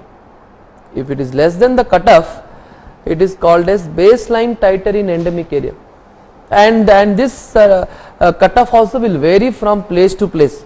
For example, in Pondicherry, we take O antibody as 80 and H antibody as 160. So, this will vary from this cutoff will vary from place to place, depending upon the endemicity of enteric fever in the particular locality. One more thing I want to tell you, single rise of titer is important, or 4-fold rise of titer. Which is more significant? 4-fold rise of titer at 1 week gap. This only you have to consider as significant. This has no value. Why? Because in enteric fever there is a phenomena which occurs called as anamnestic reaction. This anamnestic reaction, the definition is rise of titer, especially H antibody, in unrelated infection. Okay, this is probably if you have a past history of enteric fever, or even sometime if you have a exposure also without a proper history of enteric fever, then also the unrelated infection, like for example malaria, tuberculosis, like that there are so many diseases where your H antibodies will be raised. You will have fever and other features. If you do a vital test, H antibody will be raised, and unnecessarily you will start the treatment. Later on you will come to know that the patient is suffering from malaria. So that is why I am telling that viral test should be interpreted very cautiously, otherwise you will end up in giving wrong treatment to the patient. Okay. So how this can be obviated, how anamnestic reaction can be obviated? You have to repeat the test after 1 week, because the anamnestic titer, they are transient titers, they will fall after 1 week, whereas if it is a true antibody titer, then it will persist or even rise also. Okay. So this is all about viral test. I hope you have understood, and it is not only important for your exam, in your clinical practice in future also these points you can easily apply and you can treat the patients. Treatment of enteric fever. There is always a changing trend in the treatment of enteric fever. The olden drugs, the old 3 drugs, chloramphenicol, ampicillin and cotrimoxazole, these are the drugs which were given before 90s, and these were so frequently used that the organism had developed resistant to this, and these strains are called as MDR S typhi strains. So from 1990 onwards, most of the strains of Salmonella typhi are MDR strains. That is why these 3 drugs they stopped giving. These resistant to all these 3 antibiotic was there, so they stopped giving all these 3 drugs. They say that currently the recommendation is, the guideline is, because now we have MDR strains, so now the guideline is for empirical treatment. Before the diagnosis start, ceftriaxone is given as empirical, but later on after doing the culture sensitivity, if you know that the strain is a fully susceptible strain, that is if susceptible to all the drugs given in enteric fever, then ciprofloxacin is given. If it is MDR strain, as I told you, the MDR strain means resistant to chloramphenicol, ampicillin, cotrimoxazole, then also you can give, the drug of choice will be ciprofloxacin, because ciprofloxacin will be sensitive in this case. But if you have NARS strain, NARST, that is defined as nalidixic acid resistant S typhi,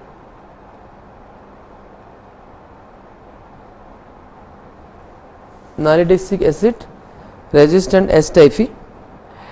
In this case, but however, it will be sensitive to ciprofloxacin. The definition says that it is resistant to Salmonella typhi, but it is sensitive to resistant to nalidixic acid, but sensitive to ciprofloxacin. In this case, the drug of choice you can give ceftriaxone, but if you do not want to unnecessarily burden the patient with injectable antibiotics, then as an alternate you can give azithro, or you can give even ciprofloxacin, but you have to give longer course and longer, higher dose, increased dose and longer course. Usually it is given for 1 week, 500 milligram, but in this case 750 milligram BD for 2 weeks you can give. So longer course and higher dose. What I mean to say is ciprofloxacin is not contraindicated in this case. You can just higher the duration and dose. But if it is totally resistant to ciprofloxacin, then of course ceftriaxone is given. For carriers, ampicillin, or even you can give amoxicillin, but you have to add probenecid, and you have to give the course for 6 weeks, either ampicillin or amoxicillin plus probenecid, and the duration is around 6 weeks.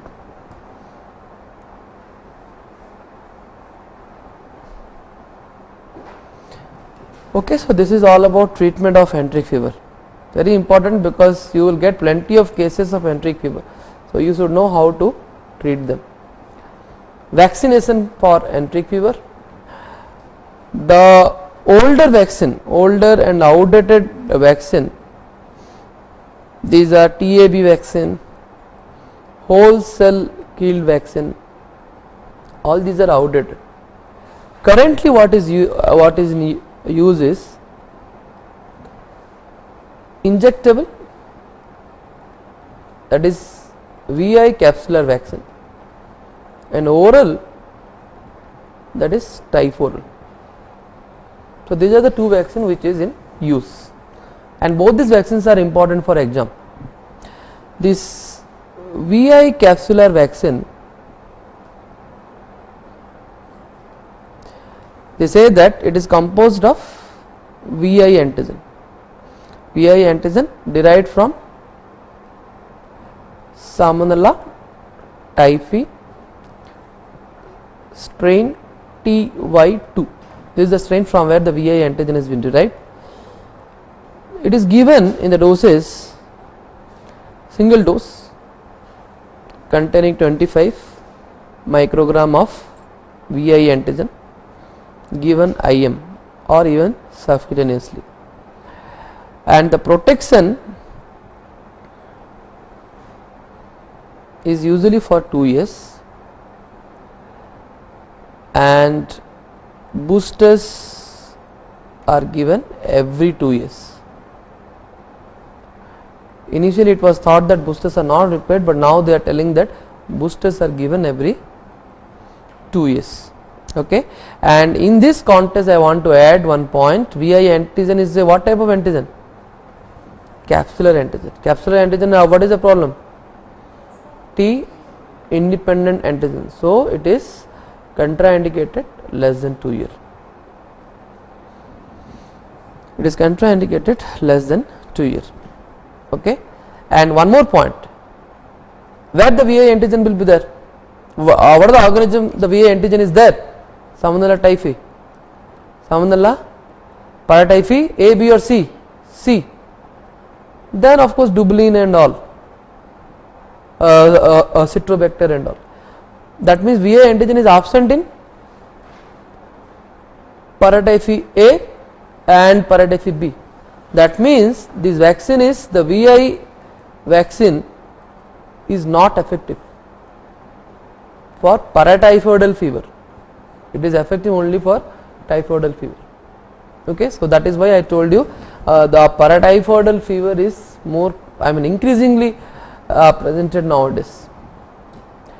Similarly, typhoral. The typhoral also is protective for only typhoidal fever, not for paratyphoidal fever.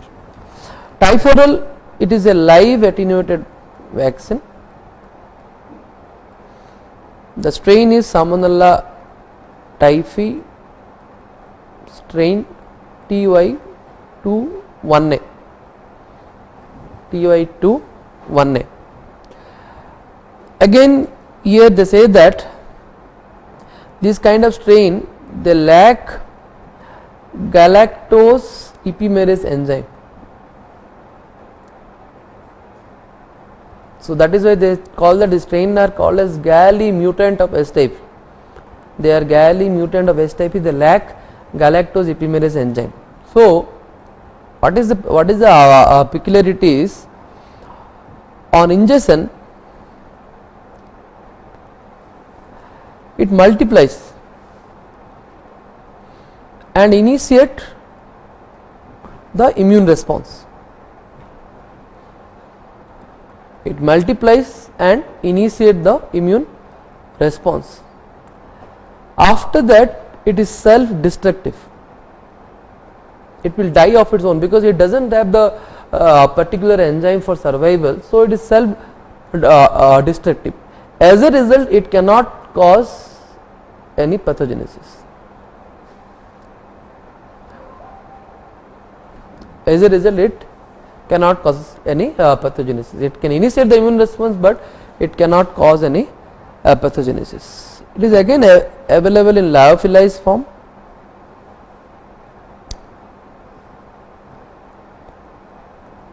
As enteric coated capsules. This is the only vaccine that is available as capsules. So it is very easy to administer. It is given orally before food. On alternate day 1, 3, 5 plus or minus on day 7. So total 3 to 4 doses. Total 3 to 4 doses. Protection starts after 7 days. And lasts for approximately 4 years,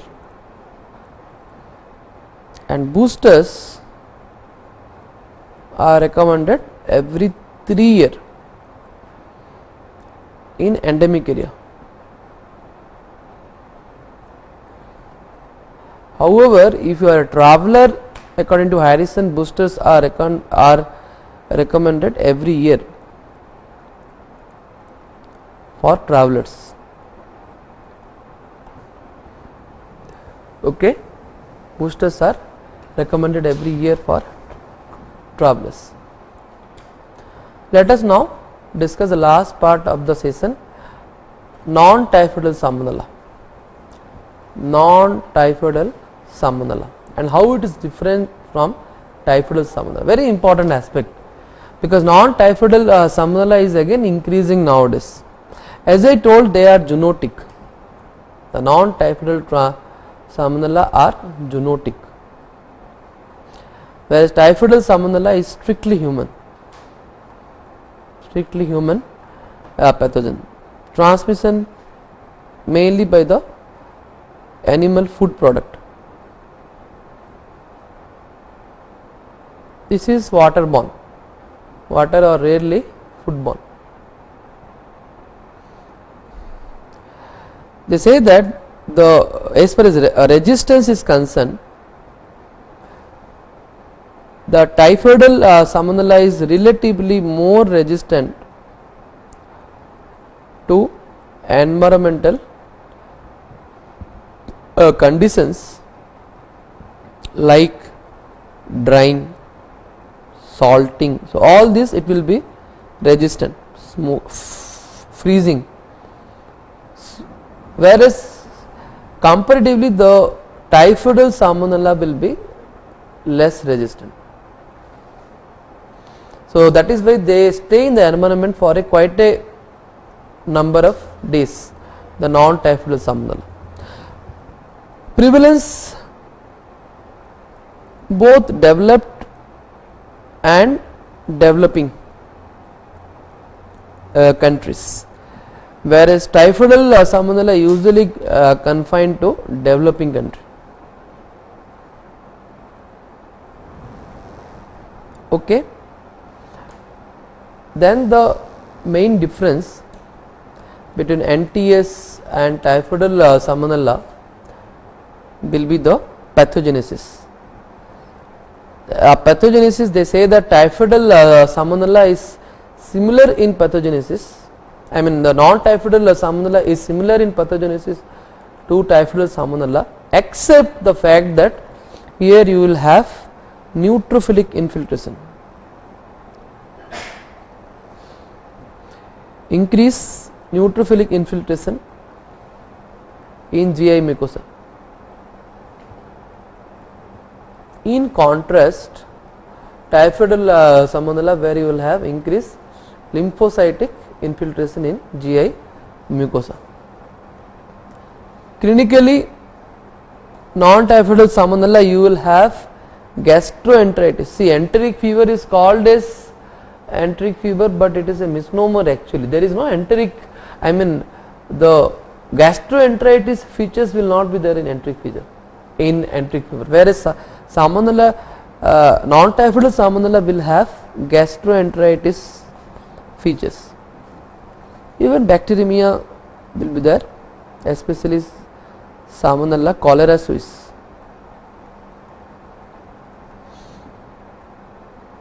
And other metastatic infections such as intra-abdominal, salmonella osteomyelitis. Can you tell me which condition salmonella osteomyelitis is common in sickle cell patients? Reactive arthritis,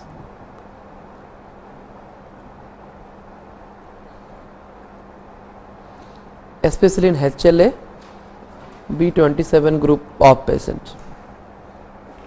Okay. So these are the differences between a typhoidal and a non-typhoidal manifestation.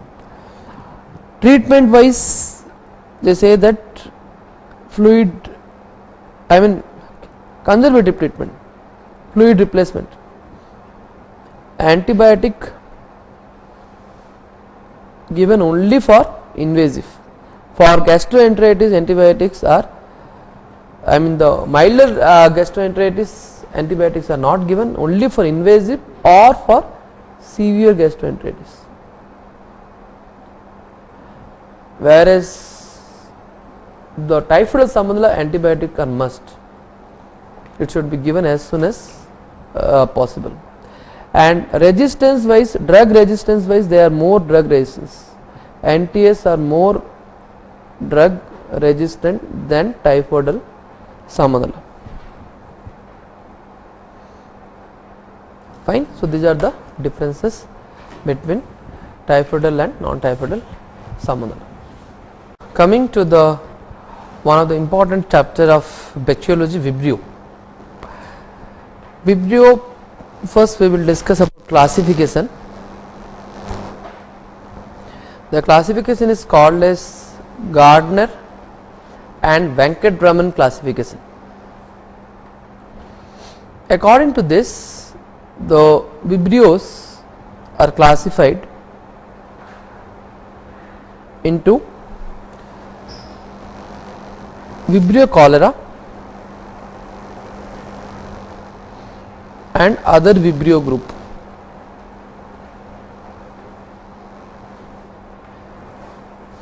So these are the two important groups.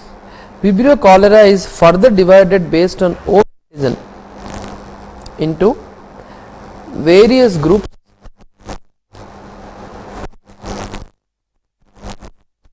called as serowarts. They say that up to more than 200 groups are available, which the pathogenic groups are O1 and O139. This non-O1, non-O139,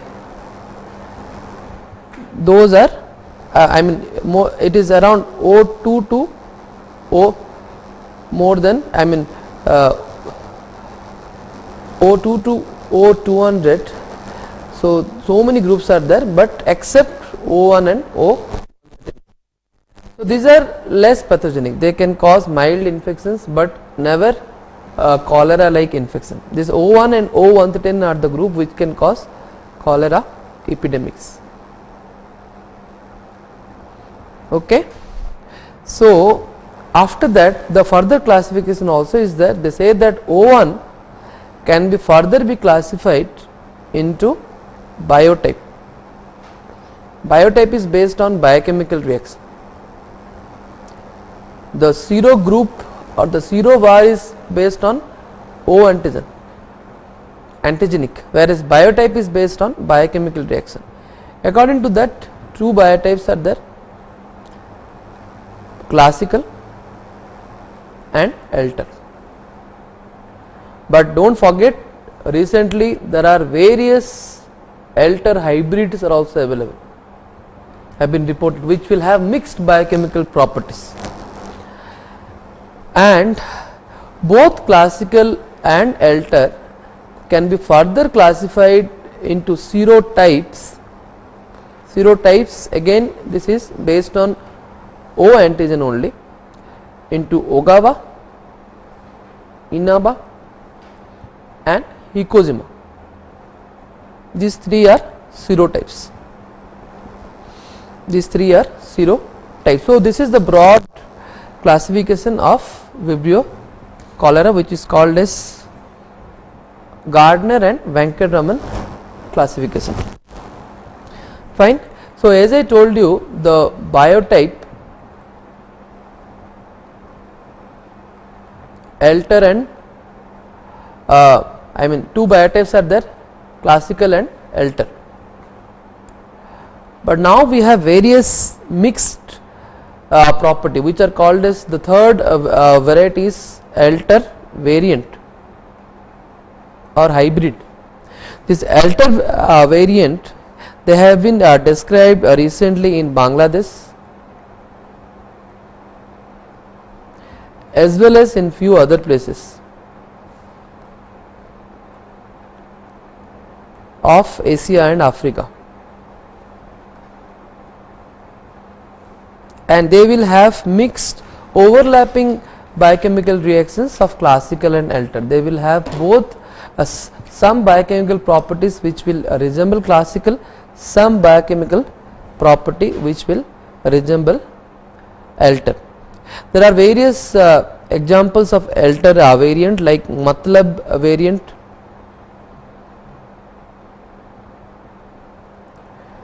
Mozambique variant.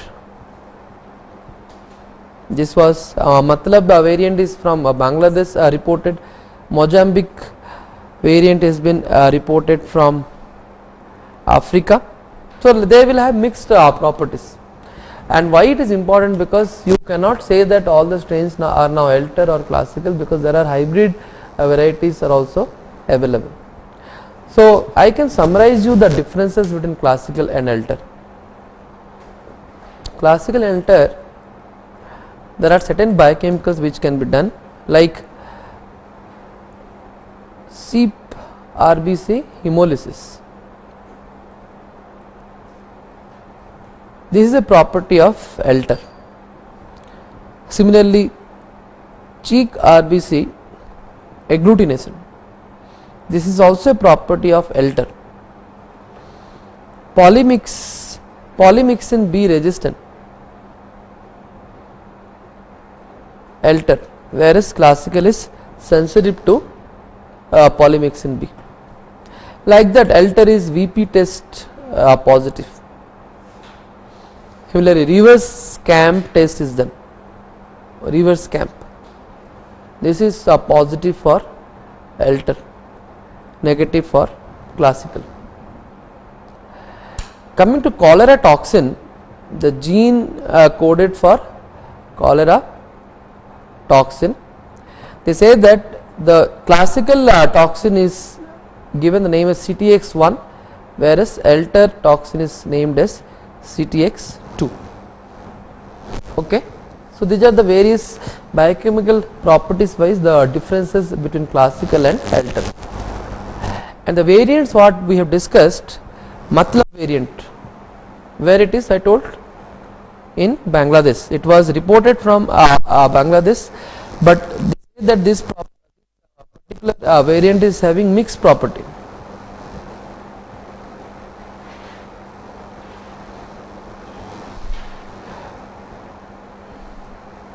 Mozambique, one more variant.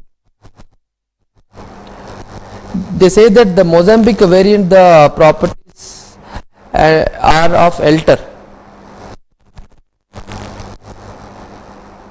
except that the cholera toxin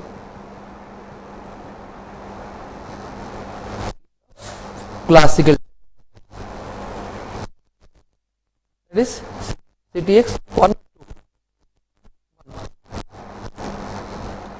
Okay, so like that there will be difference in minor differences will be there. Don't go into the depth, but you have to remember that these kind of variants they exist now. Okay, so let us now directly start the pathogenesis.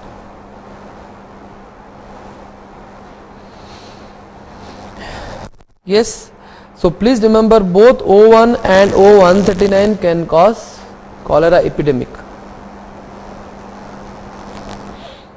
Okay, and the pathogenesis of both O1 and O139 are almost similar to each other. So what happens is the mode of transmission. The transmission, you know that it is principally it is a waterborne, rarely foodborne. Infectidose more or less, what I have told you, more 10 to 6 to 8, Salmonella, Shigella and Vibrio, which has more infected dose? Vibrio, but which is more virulent? Again Vibrio, not Shigella. Then how it is possible that Vibrio has more infected dose? Because Vibrio is acid labile. So to bypass the gastric barrier, it is extremely acid labile. So to bypass the gastric barrier, it has a higher infective dose.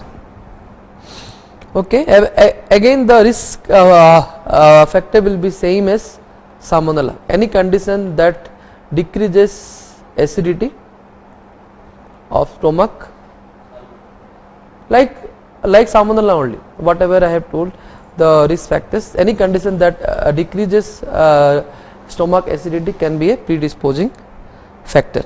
Okay, so after the Vibrio crosses the stomach and it reaches the intestine, in the intestine first it will cross the mucus layer, and then it will it does by penetrating the mucus layer, and which may be achieved by its extremely active motility, and also because of the production of an enzyme called as mucinase enzyme. And one more important HA antigen, heme agglutinin antigen.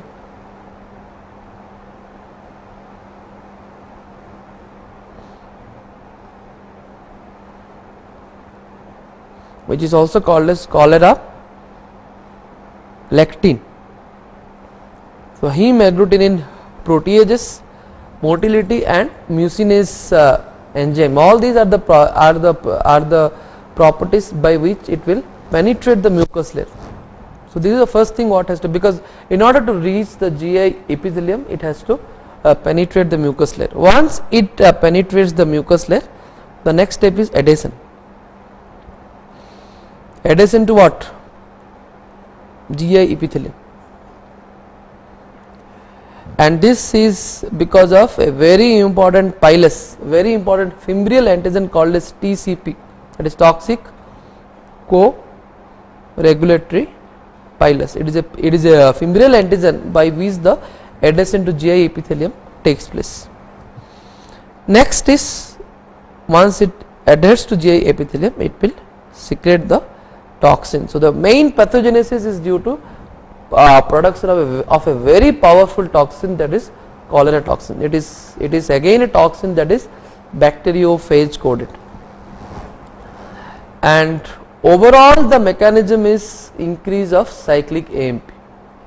But I must tell you the detailed mechanism, because they may ask the steps of cholera toxin mechanism. So it has got two fragments, A and B. Again, wherever A is there, A for active, B for binding. B fragment binds to the GM1 ganglioside receptor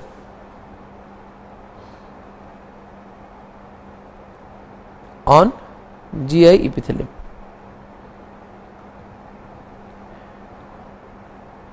Whereas fragment A is the active fragment, it causes ADP, ribosylation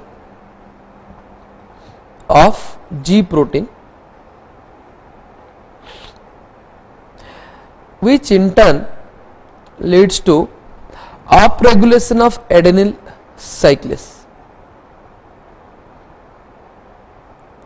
Upregulation of adenyl cyclase, that in turn causes intracellular accumulation of cyclic AMP. Okay. So this is again the mechanism. The increase of cyclic AMP is a mechanism which is shown by various other toxins also, like anthrax toxin.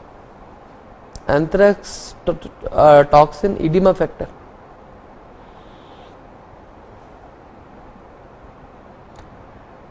Okay, then heat labile toxin of E. coli.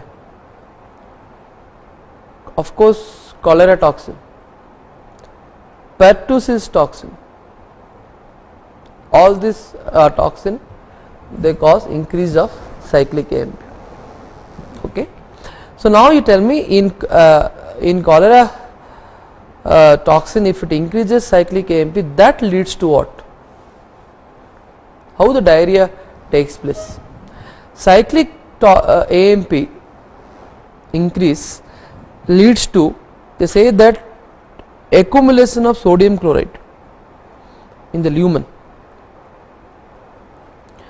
and because sodium chloride gets accumulated in the lumen, this leads to movement of water, because to maintain the osmolality, the water moves out.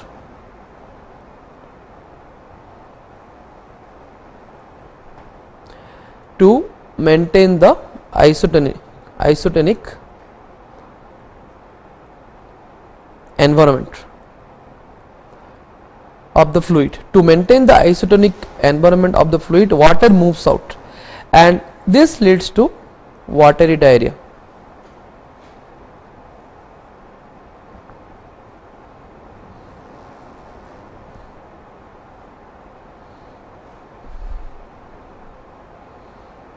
And they say that the loss of fluid and electrolyte leads to, so the fluid and electrolyte, if they are, the loss leads to profound shock due to dehydration. Dehydration takes place, so as a result we will have shock and acidosis, because even the bicarbonate are also loss of bicarbonate leads to acidosis. So these are the result, the effect of increase of cyclic AMP. Okay. So the gene that codes for cholera toxin is phage coded, and there is a regulatory gene called as STOX-R gene. This is a regulatory gene. It regulates the expression of cholera toxin as well as toxic co-regulatory pilus and some other factors also.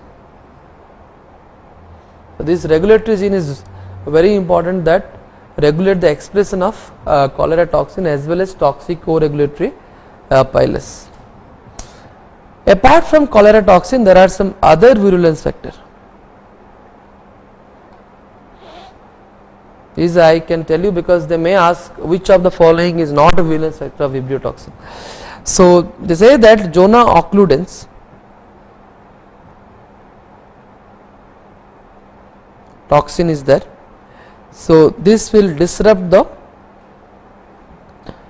tight junction. This was recently asked in AIMS. Tight junctions of epithelial cells. Siderophores, they will help in acquisition of iron, uptake of iron.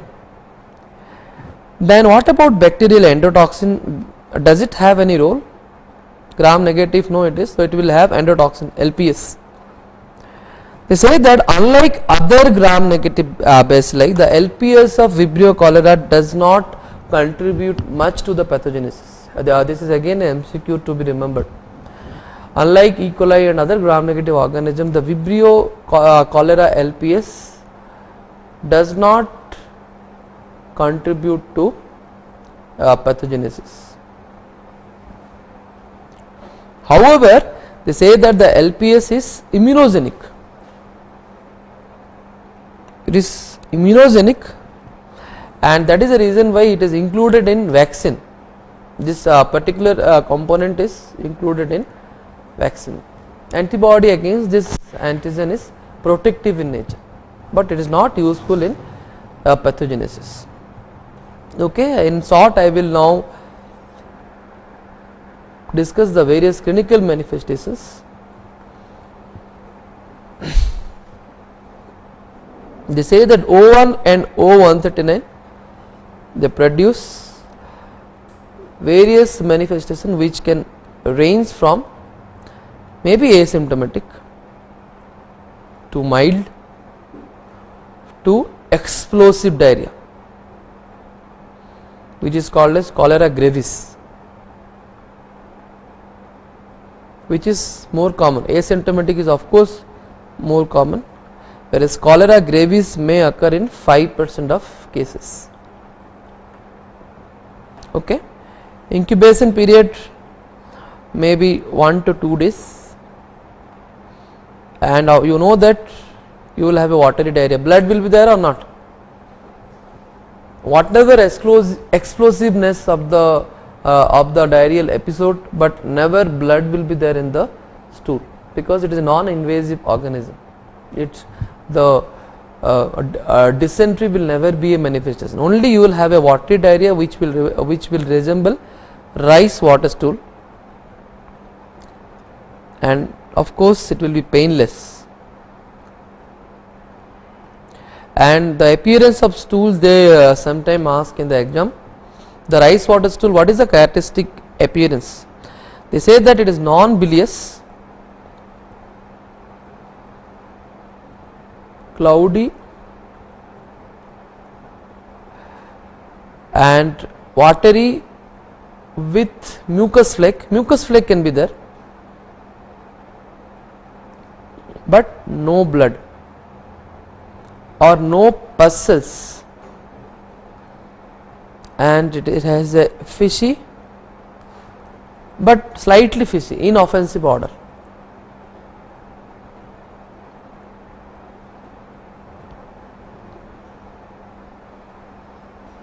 And again no fever, so no pain and no fever. Vomiting may be there, muscle cramps may be there, but no fever.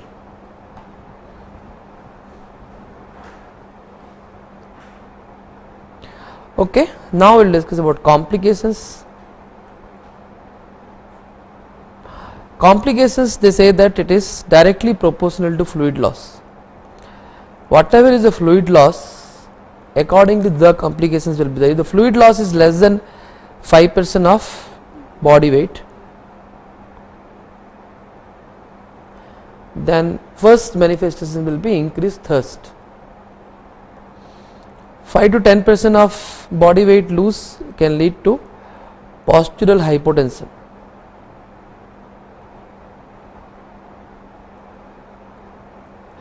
And increased skin turgidity. But most of the complication comes when the fluid loss is more than 10%. Renal failure can take place, and that leads to various complications like oliguria, decreased pulse. So the features of shock will be there: hypovolemic shock will be the shrunken eyes, wrinkle, wasser, woman's skin. So all these are extreme of complication which occurs in basically the renal failure and other complications, they take place in cholera gravis patients. Okay, so all these are about manifestations. Now as far as cholera is concerned, epidemiology is very important. Which is the homeland of Vibrio cholera? The homeland is considered to be they say that the homeland is the delta region of Ganga and Brahmaputra. This is mainly West Bengal and adjacent Bangladesh. But the characteristic homeland where most of the outbreak, most of the endemics had happened, that is not there now. Now the cholera is there everywhere. They say that the first 6 pandemics, there are total 7 pandemics reported so far. The first 6 pandemics, they started from India, then they spread to the whole world, and these 6 pandemics were due to classical biotic, and they are extremely severe infection. The disease was extremely severe, mortality was extremely severe. The 7th pandemic, it is totally different than the first 6 pandemic. The 7th pandemic was due to elter, and elter has more number of carrier but less severe cases, because elter is supposed to be the hardier organism than classical. It can stay in the environment for a longer period. However, the cases are less severe, and the 7th pandemic is the only pandemic that started outside India. It was started from Indonesia. Of course, it has spread to the whole world, which includes India also later on, but the starting point was Indonesia. What about O139? Can you tell me what was the what is the year when O139 has appeared? They say that in 1992 O139 was first appeared near Chennai, then it has spread in 2 years, it has spread in the coastal region of Bay of Bengal.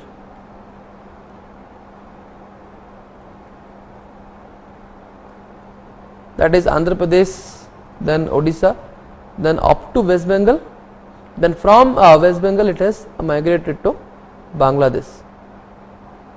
So because it has spread along the coastal region of the Bay of Bengal, it was also called as the Bengal strain. And from 1992 to 94, it has, enormous number of cases were reported. It was so much that they thought that, are we going to have the 8th pandemic? Like that the question was arised. But of course, later on from 94 onwards, there was a decline in a number of cases. Now the cases are there but not much. Now also this O139 is there but not much number of cases. And they say that it is capsulated, the O139 is capsulated, hence they say that it may be invasive. This is one difference than alter. And they say that O139, it is believed to be a derivative of alter.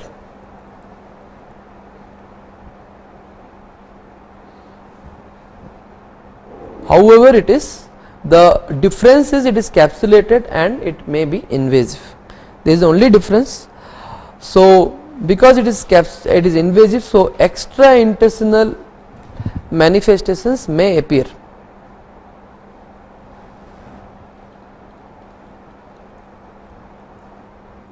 So this is the difference between alter and O139, because it is capsulated, so extraintestinal manifestation may appear. Currently what is the status if they ask? Currently few cases are there from Bangladesh as well as from India, only few cases have been reported. It is not totally out, it is there but very few cases. Okay. Now let us discuss certain epidemiological factors. Reservoir will be humans. There is no animal reservoir like Salmonella typhi. Source, again either asymptomatic individual or carriers, they play an important role.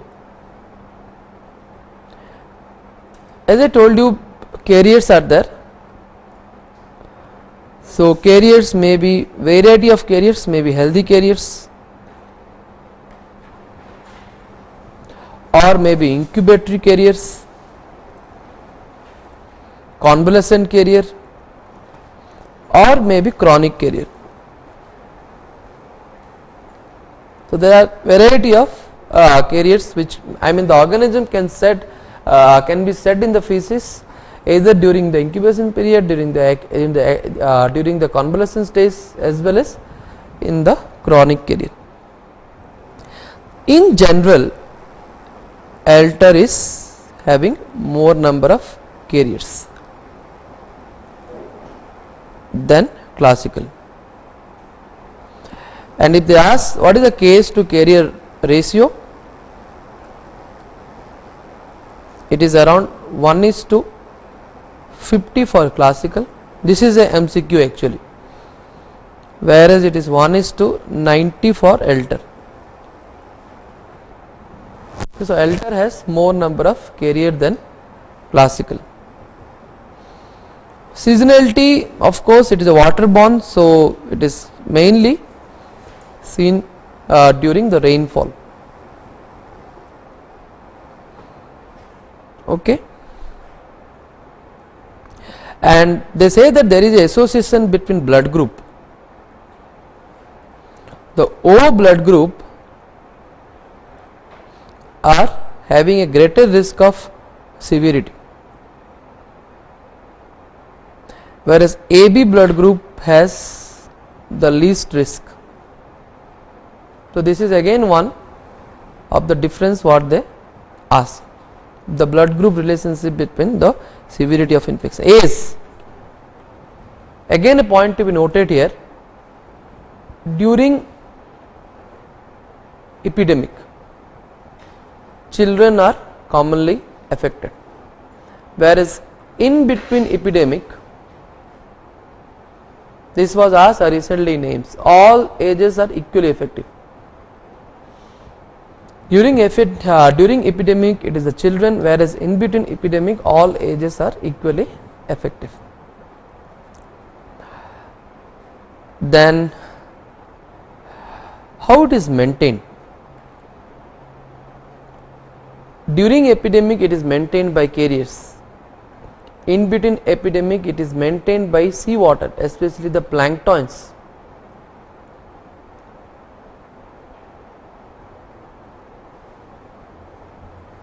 Okay. So, cholera vibrio is maintained in between by the planktons, and as I told, it is acid labile, extremely acid labile, but it is alkali stable.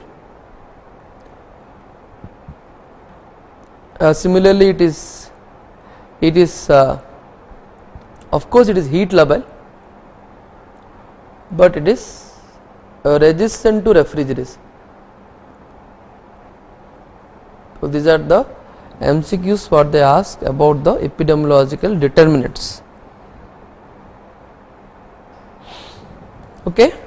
So, now without wasting any time, let us discuss on lab diagnosis. Samples specimen will be the mucus flakes of stool. For carrier, even the rectal swabs can be taken. For carriers, rectal swabs can be taken. Of course, you can go for when you collect the specimen, the various transport media can be used. VR fluid is the traditional medium, Venkatraman Ramakrishnan medium. Apart from that, Carey Blair medium,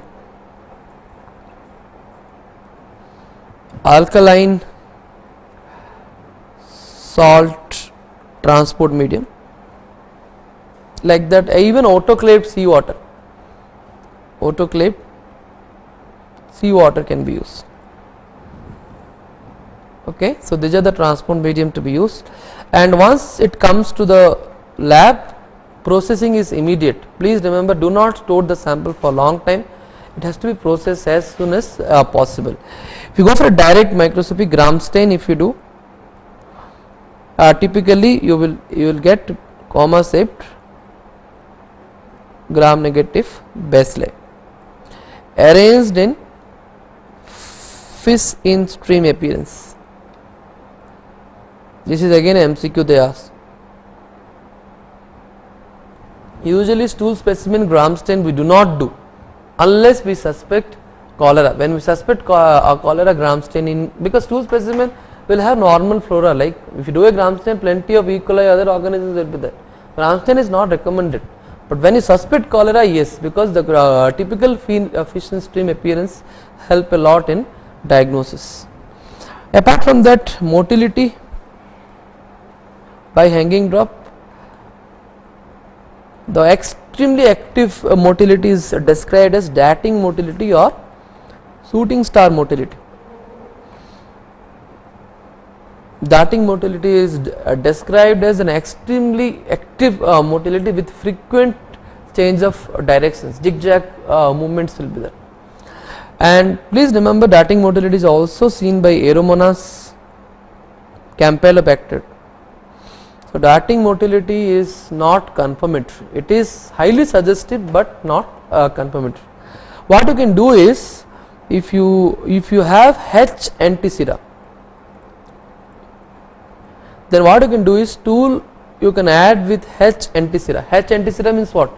Antisera, antibody against the flagellar antigen. After that, if you do a motility, then if you see that there is no motility, if the organism became non-motile, then this can be used as confirmation.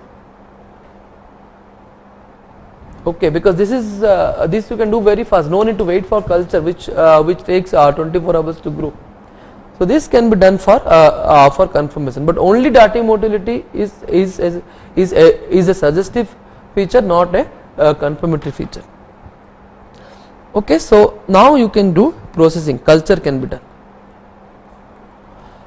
Culture can be done, you can use enrichment broth,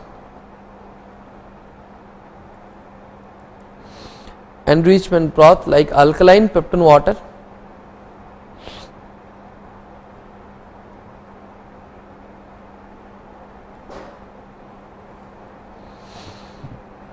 okay, Mansour's medium, Mansour's taurocolate, tellurite medium. These are the enrichment broth can be used. when you are using alkaline peptone water, please remember you have to subculture at 6 hours, otherwise even other organisms will grow. So, alkaline peptone water if you are using, you have to subculture at 6 hours. Okay. Then selective medium can be used, alkaline bile salt agar, Mansood's G.T.T agar, G.T.T stands for gelatin, taurocolate, tellurite, trypticase. This is one medium, but the most widely used medium is TCBS, which stands for thiosulfate citrate bile sucrose agar. Thiosulfate citrate bile sucrose agar, and because it has sucrose, they say that Vibrio cholera can ferment sucrose, that is why you have yellow colonies.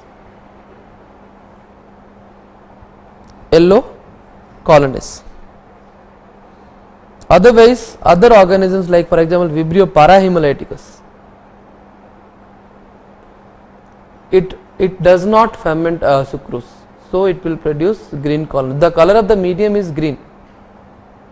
So it will produce green color colonies only. So this is again a highly selective medium for Vibrio cholera. It is widely used now. In most of the colleges they use TCBS medium.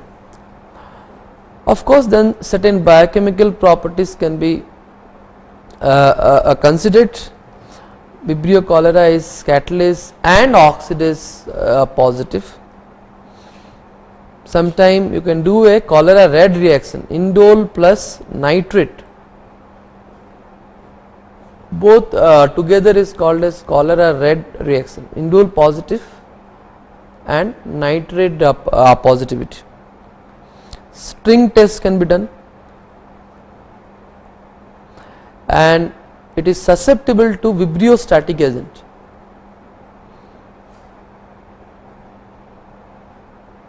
Vibriostatic agent is nothing but it is a chemical called as O129, and this particular chemical, they say that Vibrio cholera is susceptible to vibriostatic agent. So these are the various biochemical reactions. Then regarding the treatment, drug of choice for adult, this is again very important. Doxy, if resistant, then you can go for ciprofloxacin, otherwise doxy. Children, cotrimoxazole. Pregnancy, furazolidine, and for chemoprophylaxis tetracycline is given. Okay, so all these 4 are individual MCQs.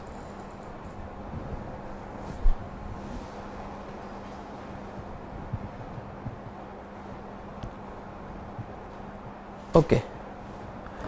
Next is vaccine.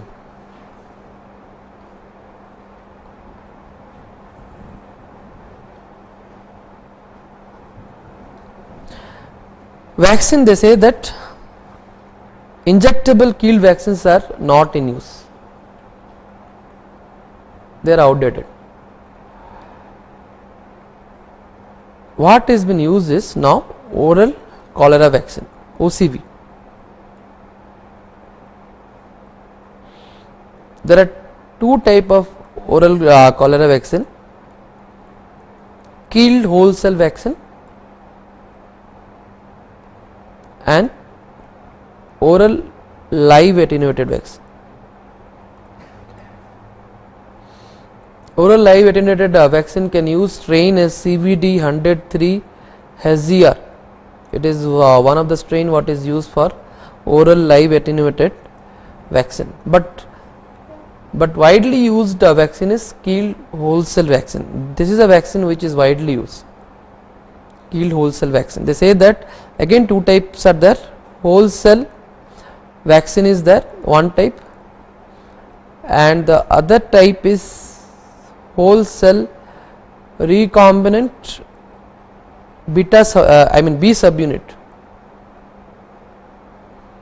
which is called as whole cell recombinant B subunit. So these are the two variety of vaccines are available. Here the protection is only 6 months. That is the drawback of cholera vaccine. So that is why they say that it is indicated only during epidemics. Cholera vaccine is not indicated otherwise. It is it is indicated only during epidemic because the protection is short lasting. Okay, so this is all about cholera vaccine. Now we will discuss halophilic vibrio. What do you mean by halophilic? Vibrio cholera is halophilic or non-halophilic?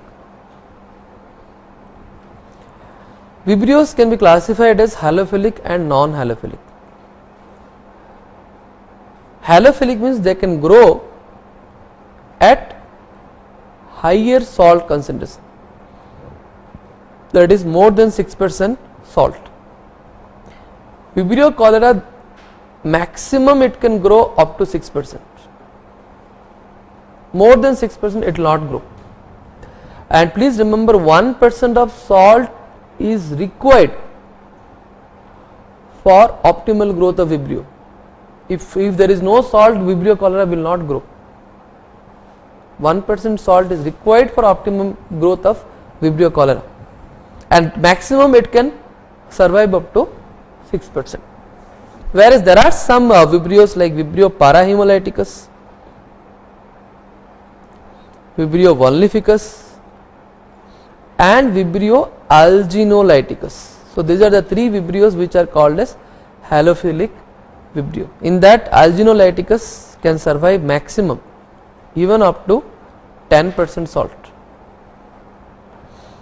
Okay, so these three are considered as halophilic vibrio. So let us discuss a bit about vibrio parahemolyticus.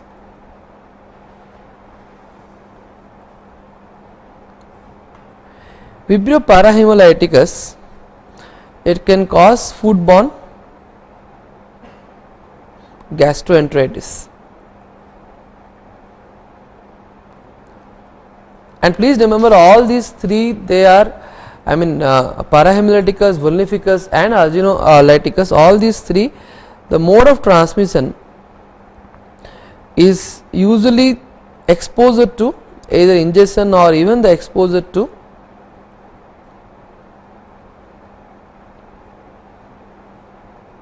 the various raw or uncooked seafood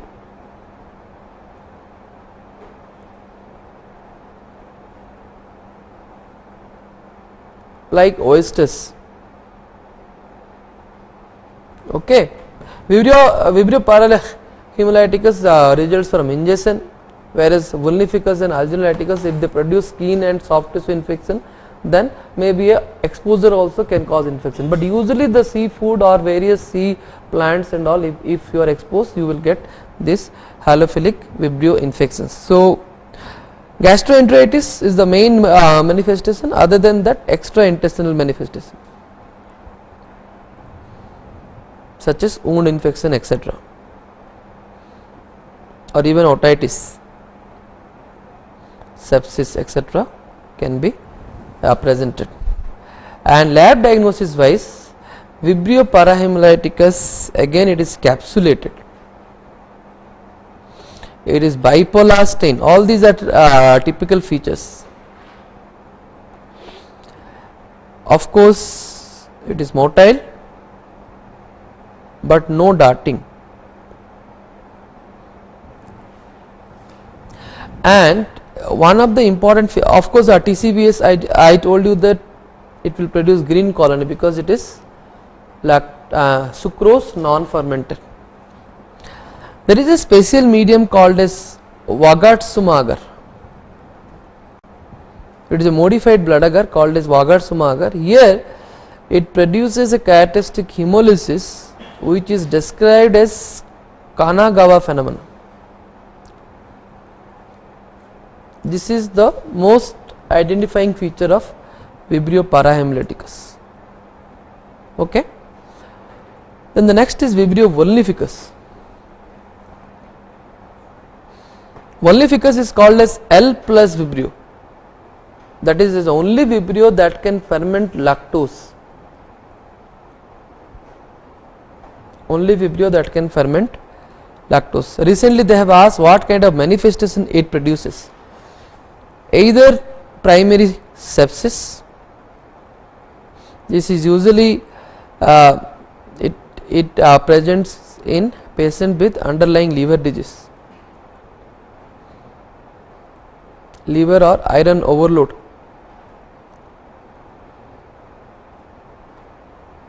Then otherwise wound infection, and gastroenteritis, which is the most common feature of parahemolyticus, here it is very rare. Gastroenteritis may be there, but it is very rare. Then alginolyticus. Alginolyticus is again, they say that it tolerates maximum salt. That is the highest salt tolerant Vibrio. Up to 10% it can tolerate. It can produce, I think 2013 or 14 it has come in names. What kind of infection it produces? It can produce ear, eye as well as wound infection. This is the most common manifestation of alginolyticus. Few cases of otitis externa has been reported, otitis media, otitis externa, conjunctivitis, all these have been reported. And rarely it can cause bacteremia in immunocompromised patient.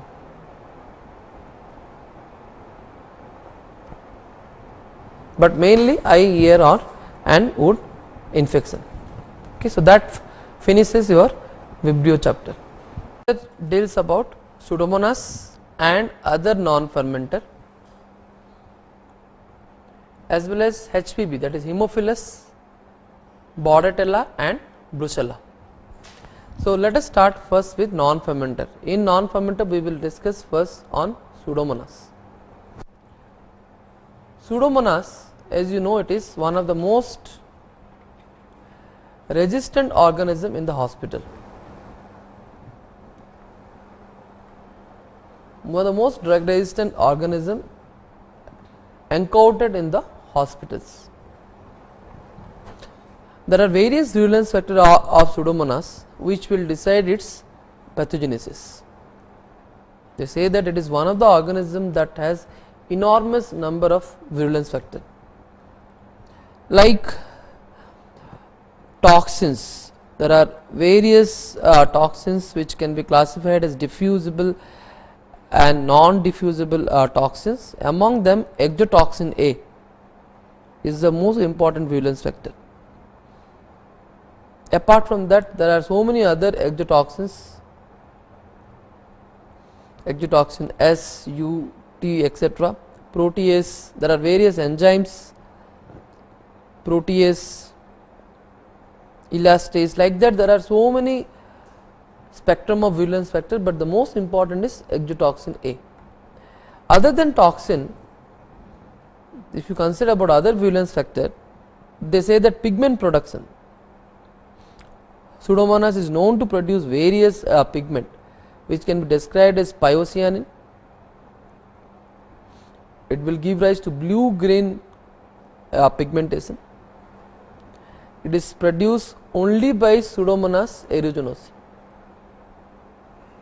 not by other Pseudomonas species. Apart from that, other pigments like pyorubin, pyomelanin, and fluorescein. Fluorescein or also called as pyoverdin. This fluorescein is produced by all species of Pseudomonas, whereas pyocyanin is confined only to Pseudomonas aeruginosa. So, pigment production is again considered as important virulence factor. Then the next is alginate coat. Alginate coat is responsible for formation of biofilm. It is a slime layer which is responsible for formation of biofilm, and this is important for patients with cystic fibrosis. And usually the mucoid strain of Pseudomonas is capable of producing alginate coat or the slime layer, mucoid strain of Pseudomonas. The next property which helps in virulence is the tendency of multi-drug resistance, as well as it is resistant to drug and disinfectant. Do not forget, Pseudomonas is resistant to an array of disinfectants, multi-drug and multi-disinfectant resistance. It has a wide temperature range. It can survive in any temperature starting from 5 to 45 degree centigrade.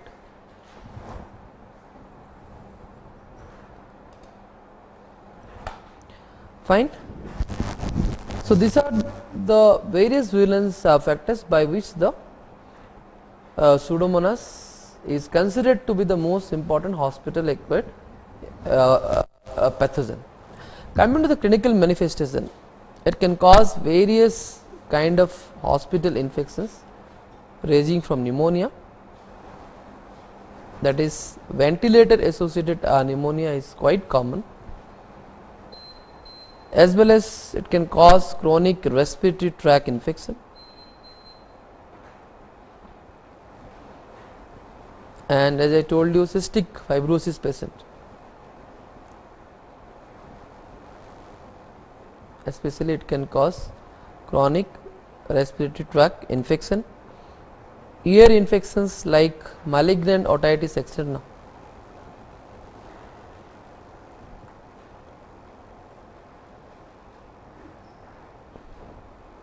swimmer's ear,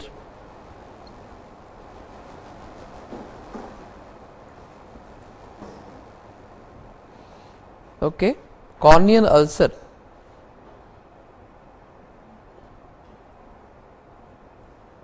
especially in the contact lens user.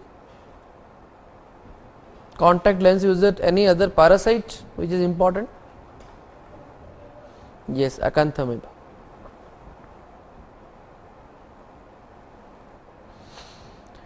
Okay, so Shanghai fever,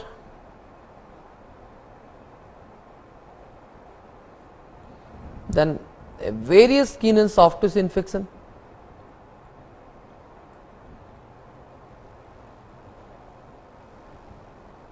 which can be ranged from, yes, burn infection. They say that Pseudomonas is one of the most common organism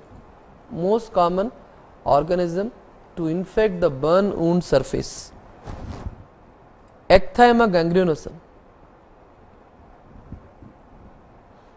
ecthyma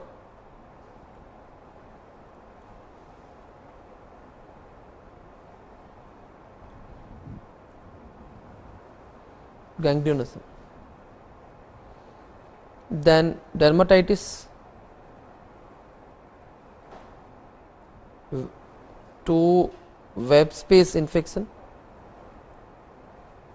green nail syndrome, one of the frequently asked MCQ, green nail syndrome. It is a paranoikia due to Pseudomonas.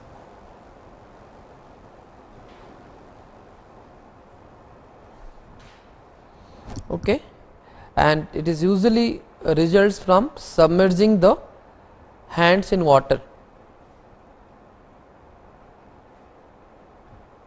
for longer time. okay, green nail syndrome. So, coming to the various other manifestations, it can also cause meningitis, cellulitis, etc. UTI also it can cause, especially the catheter associated urinary tract infection. Okay. So, now let us concentrate on how to identify Pseudomonas. Pseudomonas, as I told, it is resistant organism, and the laboratory diagnosis wise it is oxidase positive, produces non-lactose fermenting colonies. Okay, it is a non-fermenter. Non-fermenter means what? No sugars can be fermented. Apart from that,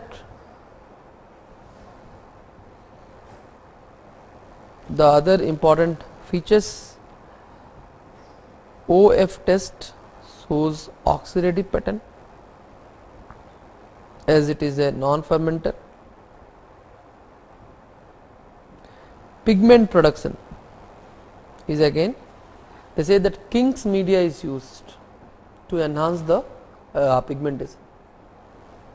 Pigmentation can be enhanced in King's media. Selective media is used as cetrimide blood agar.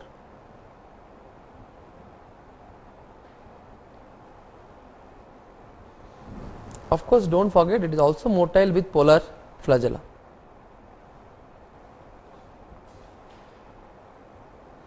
So, these are the various biochemical reactions by which you can identify Pseudomonas.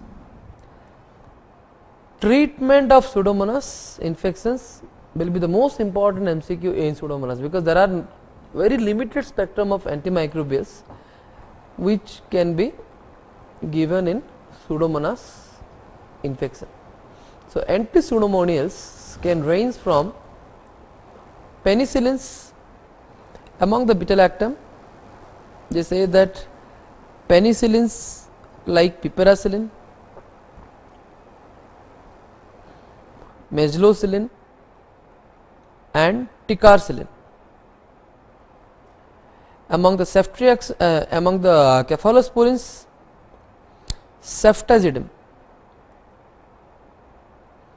cefoperazone and cefepime.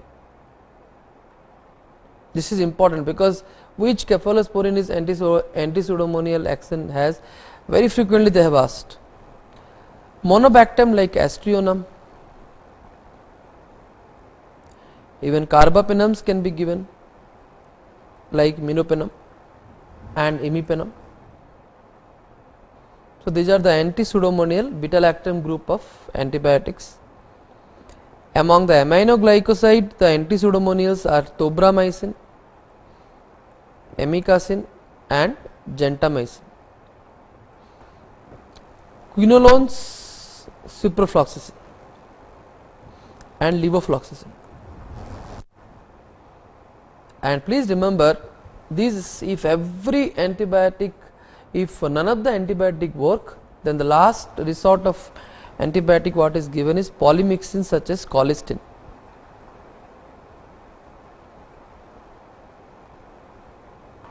Colistin is the last resort of antibiotic given for anti-pseudomonials.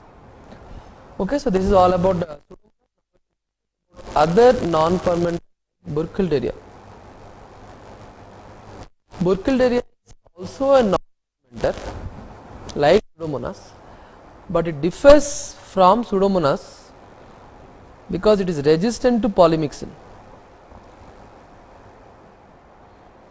and it is bipolar stain or having ceftipene appearance. So, these are the two differences from Pseudomonas. Among the various species of Burkholderia, Burkholderia pseudomallei is the most common one. Apart from that, you have Burkholderia mallei and Burkholderia cepacia. Pseudomallei is the agent of melidiosis. melidiosis, also called as Vietnam time bomb disease. The reason of this naming is it has a long latency,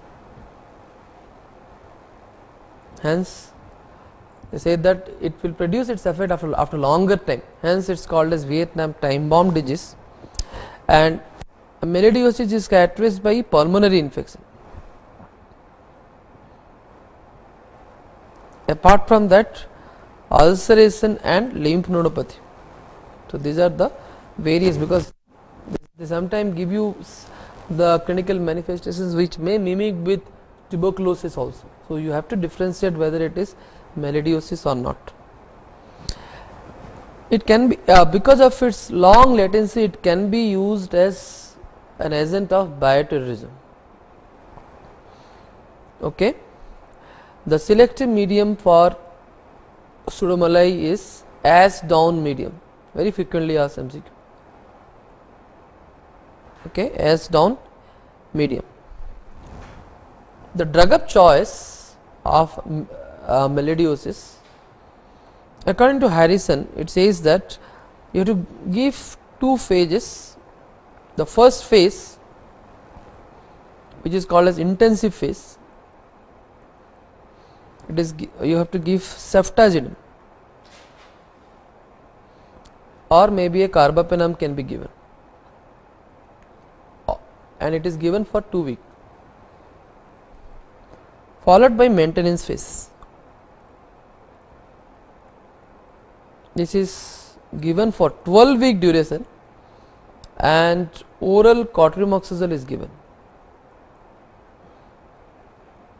Oral cotrimoxazole, and this maintenance phase is mainly to prevent relapse. It has a tendency to reoccur again, so that is why maintenance phase is given. In contrast, Burkholderia malae, it is also zoonotic.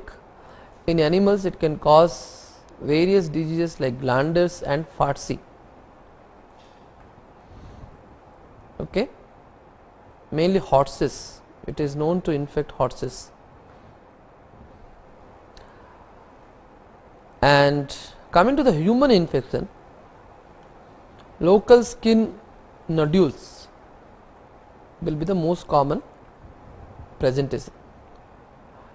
How it differs from malae? I mean Pseudomonas. Burkholderia malae is non-motile. In that way, it is different than Pseudomonas, and it cannot grow on Mekong agar.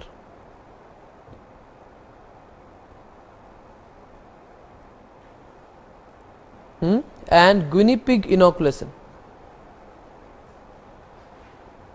leads to testicular swelling. This is called as Strauss reaction. This is again very old phenomena, but as you know, your question setters are also old, so they can ask about Strauss reaction. So these are the features which are present only in malae but not in Pseudomonas, so by which you can differentiate. The third species is Burkholderia cepacia, and cepacia is supposed to be the most common Burkholderia species and is usually encountered in hospitals. It is a nosocomial pathogen.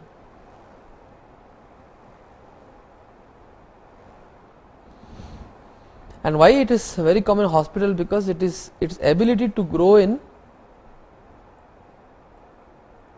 various hospital places like IV fluid, even disinfectant also, because it is also multi disinfectant resistant, so it can grow in IV fluid, disinfectant, etc., detergents. Fine. And regarding the manifestation, it can cause cepacia syndrome, which is characterized by a respiratory tract infection and sepsis. Okay, so these are the various Burkholderia species. Now one more non-fermenter which is again quite common in hospital, Acinetobacter. It is a non-fermenter, but it differs from Pseudomonas because next to Pseudomonas, Acinetobacter is common. So how it differs from Pseudomonas is it is oxidase negative and it is non-motile. That is how we differentiate it from Pseudomonas. But please remember, it can cause ranging from ventilator associated pneumonia, wound and soft tissue infection, burn infection. So like that various infections it can cause. Okay. So Acinetobacter is again a very important hospital pathogen, and like Pseudomonas, the treatment spectrum is almost same like Pseudomonas.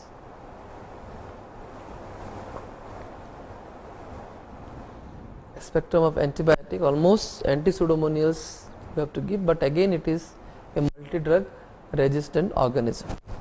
So this is all about Haemophilus, I mean non-fermenters. Now let us discuss HBB group of organism.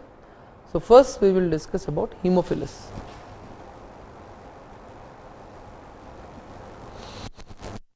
Haemophilus is, hemo means what? Blood. Philus is, so it is a blood loving organism and it requires two important factors to be present in blood. As blood contains two important factors and those two factors are needed for the growth of Haemophilus, that is why it is Haemophilus, blood loving organism. It is highly fastidious. Ordinary medium it will not grow. In fact, the entire HB, Haemophilus, Bordetella, Brucella, all three are highly fastidious organism. They will not grow in ordinary medium. And Haemophilus needs two important growth factor in blood, factor X and factor V. Don't pronounce as 5 and 10, they are factor X and factor V. Factor X is a hemine present freely in blood, but whereas factor V is a NAD enzyme which is present only inside RBC. That is why if you see that Haemophilus influenza do not grow in blood. I am talking about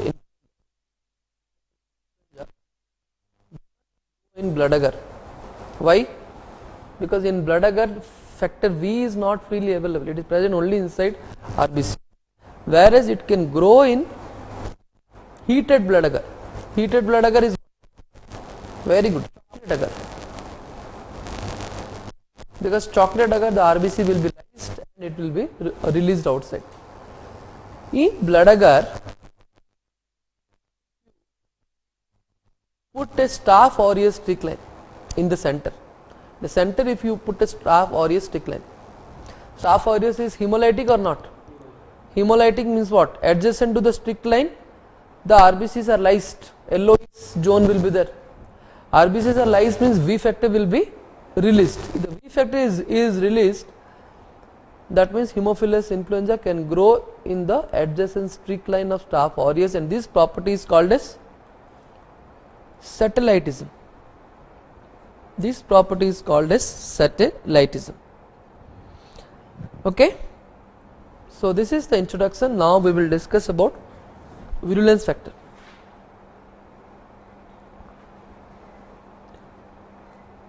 Now we are discussing about Haemophilus influenza alone. So for Haemophilus influenza, the virulence factor, the principal virulence factor is capsular polysaccharide. It is a capsulated organism, and based upon the capsular polysaccharide there are 6 serotypes from A to F. In that, the Haemophilus influenza B serotype is the most virulent as well as most common serotype, accounting for maximum number of invasive infections. and this Hib capsule, the capsule of Haemophilus influenza B is typically composed of a antigen called as PRP antigen. PRP stands for polyribosyl phosphate. It is also a type of capsular polysaccharide antigen, but composed of ribose sugars, a polyribosyl phosphate, and it is strongly antigenic because it is strongly immunogenic, hence it is used for vaccination.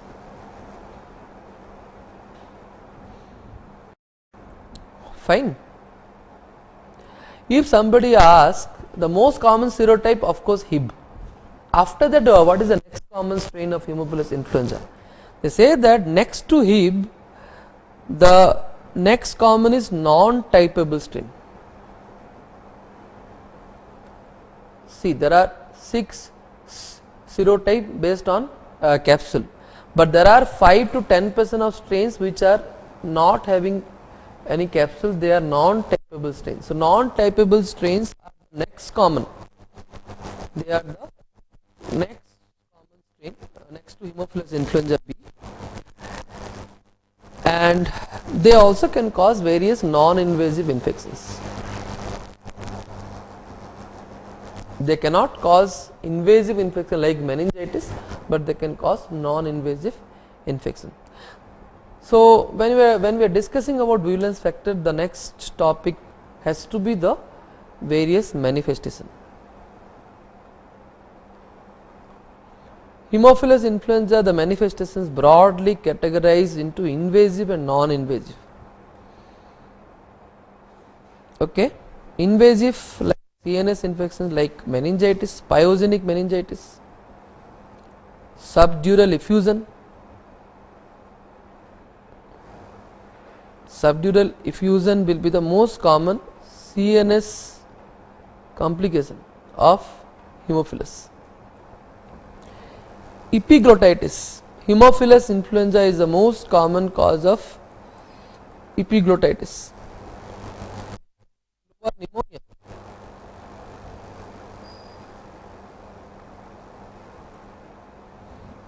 Okay, so these are the common invasive conditions.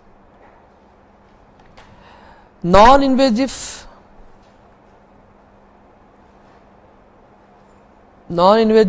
conditions are usually by the non-typable strain. Example, otitis media. Otitis media is the most common non-invasive complication. Exacerbation of COPD.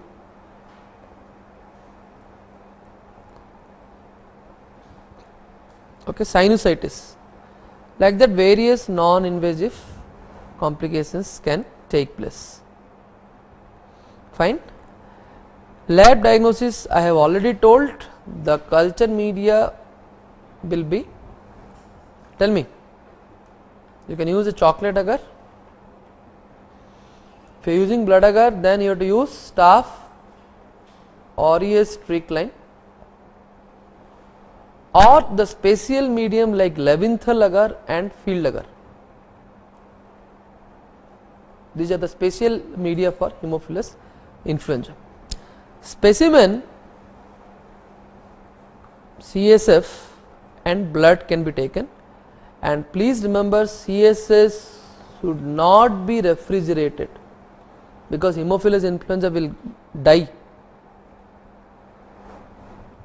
You should not refrigerate the CSF specimen, otherwise Haemophilus influenza will die. Fine.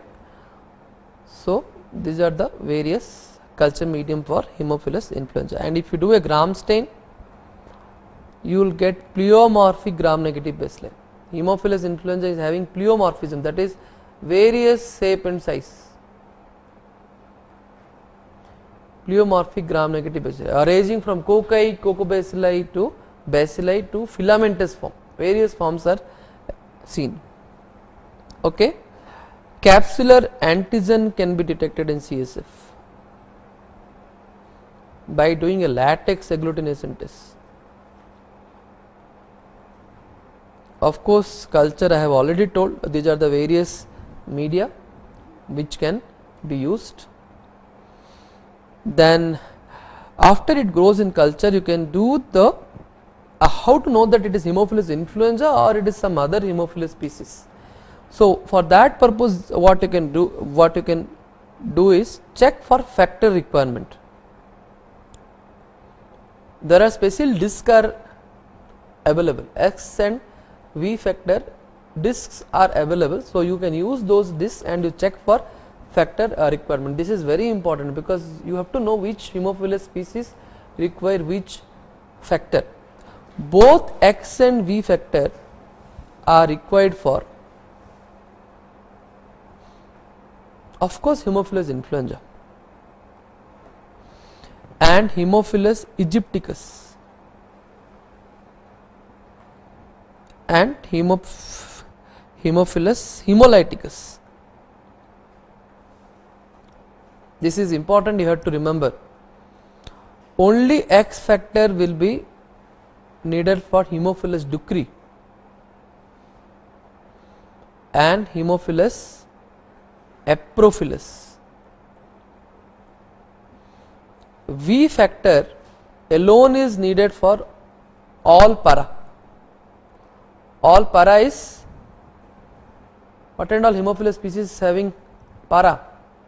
That is para influenza, para hemolyticus and para eprophilus.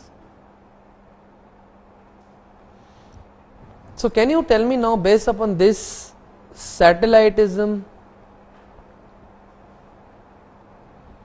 is shown by which one? MCQ for you. Satellitism is shown by which species? Satellitism is due to which factor? Is due to the release of V factor. So V factor, if it is required, then those organisms will produce satellitism. That means satellitism is shown by all Haemophilus species except where the V factor is not required. Yes, ducreyi and eprophilus. They do not produce satellitism. Fine. So this is the laboratory diagnosis. Treatment: if it is invasive infection, cephalosporins are given. If it is non-typable, then they say that Haemophilus influenza non-typable strains are usually resistant to beta-lactam because of production of beta-lactamase or maybe alteration of penicillin binding protein. Hence the drug of choice here is cephalosporin, quinolones. Okay. Then chemoprophylaxis. Chemoprophylaxis, they say that rifampicin is given. Rifampicin is indicated. So these are the treatment profile for various Haemophilus infections. Okay. So now let us have a look on other Haemophilus species. Haemophilus aegypticus, which is also called as Koch weak bacillus. This causes a very important infection called as Brazilian purpuric fever and pink eye syndrome, also called as Egyptian ophthalmia. Egyptian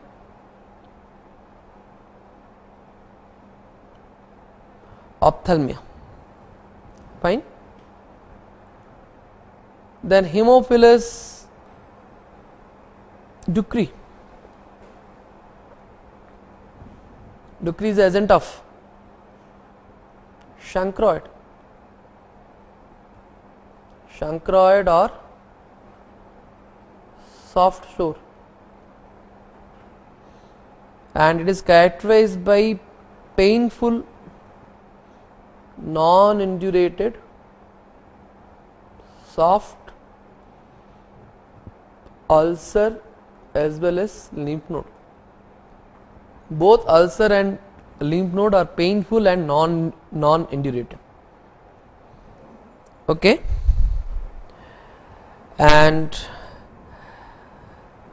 regarding the diagnostic feature, they say that it shows bipolar stain.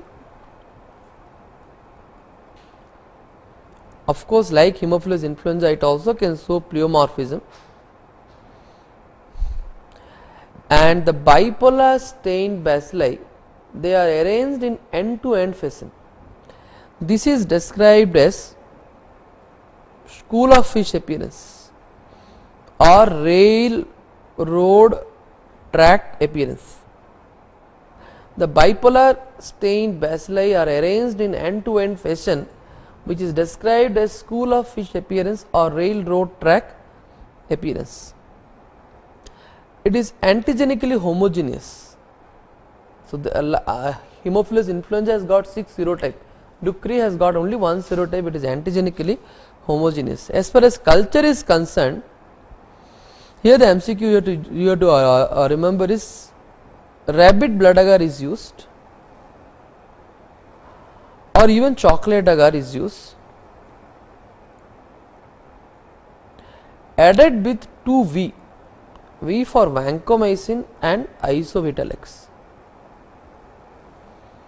Rabbit blood agar or chocolate agar is used, added with 2 V, that is vancomycin and isobutalex. The drug of choice is azithromycin.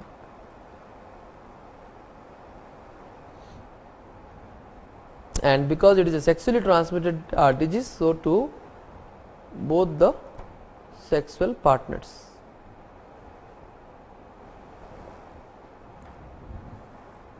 Okay. Then HASEC group, you have to remember the organism under HASEC group. HASEC group stands for what? What they are actually? They are the group of highly fastidious organism, gram negative bacilli. They are the normal flora of oral cavity.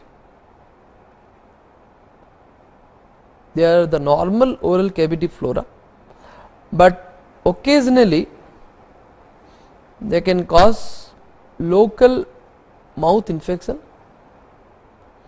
and dreaded serious infection called as bacterial endocarditis. They are associated with even bacterial endocarditis, such as bacterial endocarditis. So, you have to remember the list. The list is very important. HACEK. H for Haemophilus. But which species of Haemophilus they ask? Is it influenza? No.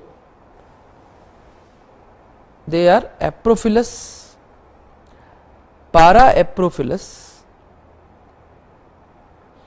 and Para-Hemolyticus. I mean para-influenza, sorry. Aprophilus, para-aprophilus and para-influenza. A for aggregatobacter.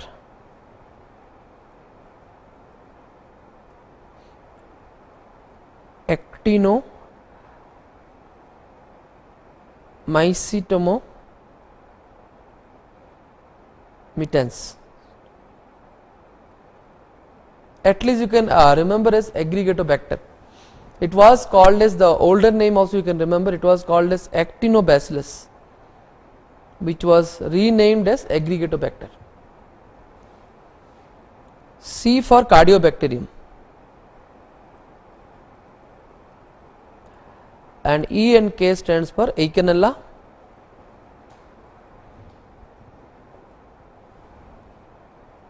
Corodens and Kingella kingi.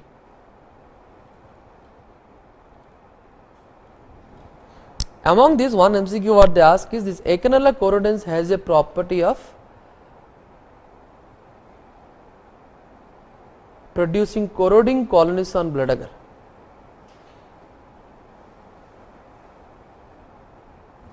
Producing corroding colonies on blood agar. Now let us discuss the important features of Bordetella and Brucella.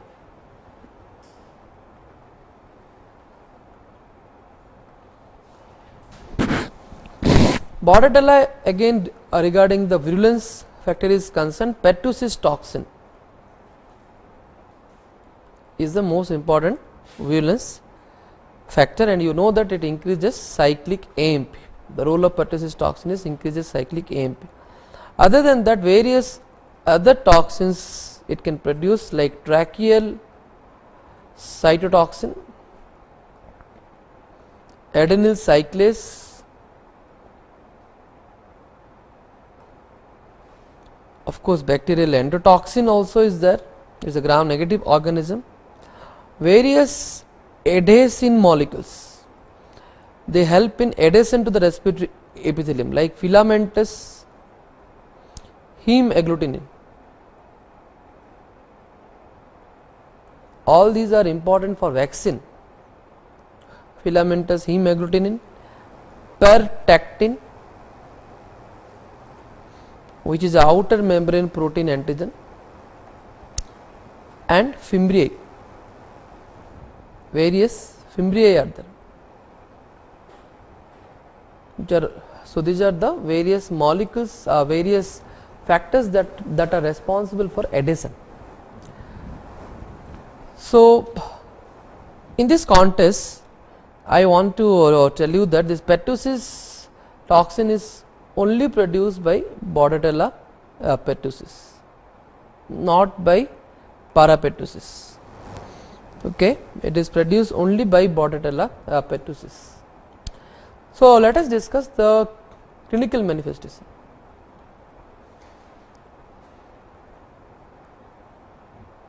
Pertussis, the clinically it passes through three important stages: catarrhal stage,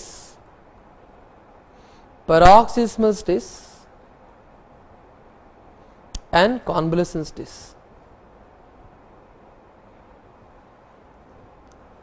Catarrhal stage is highly infectious. It is the infectious stage by which the patient can transmit the infection. It is also the stage where both smear and culture will be positive. It is a diagnostic stage also. However, the symptoms are non-specific. Non-specific symptoms will be there. In contrast, paroxysmal stage is characterized by presence of specific symptom such as whooping cough and projectile vomiting. Whooping cough and projectile vomiting. In contrast, the infectivity is less. They say that in this stage it is less infectious, and also the smear and culture may become negative. Convalescent stage is characterized by increased antibody titer. Antibodies will be raised. So this is how you can differentiate between various stages. And don't forget, whooping cough is like a symptom is not specific to Bordetella pertussis. If you talk about the differential diagnosis of whooping cough like symptom may also be present in various other organisms. You have to keep the differential diagnosis in your mind when you are diagnosing the pertussis. The other differential diagnosis like mycoplasma, chlamydia pneumoniae, various viral infections like adenovirus, influenza, and non infectious conditions like use of ACE inhibitors. Okay, so all these are the various other conditions where whooping cough like symptoms may be produced. Okay, so with this now let us discuss certain important aspects of epidemiology. Please remember, there is no carriers here. The only source of infection will be early cases, that is which stage?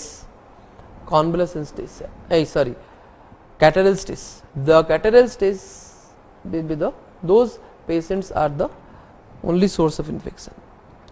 Age will be less than 5 years, is the most common age group to be affected. And don't forget, the recent outbreak has happened in Washington in 2012, and there is no cross protection with parapertussis.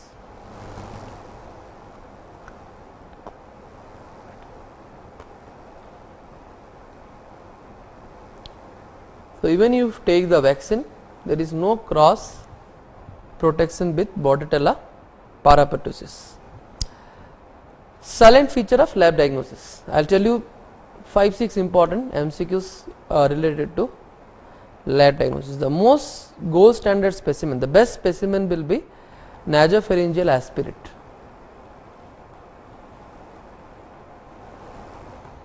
Okay, if you do here, gram negative cocobacilli arranged in thumbprint appearance, and culture is supposed to be the gold standard method of diagnosis. And the various, it is also a fastidious organism, as I told, it is highly fastidious. So bordered gengu agar or Regan low medium, these are the two medium, and this medium it produces characteristic mercury drop colony, also called as bisected pearl appearance colony. And please remember, this culture and smear will be positive only in catarrhal stage, not in other stage. You can also detect antigen by doing direct immunofluorescence test.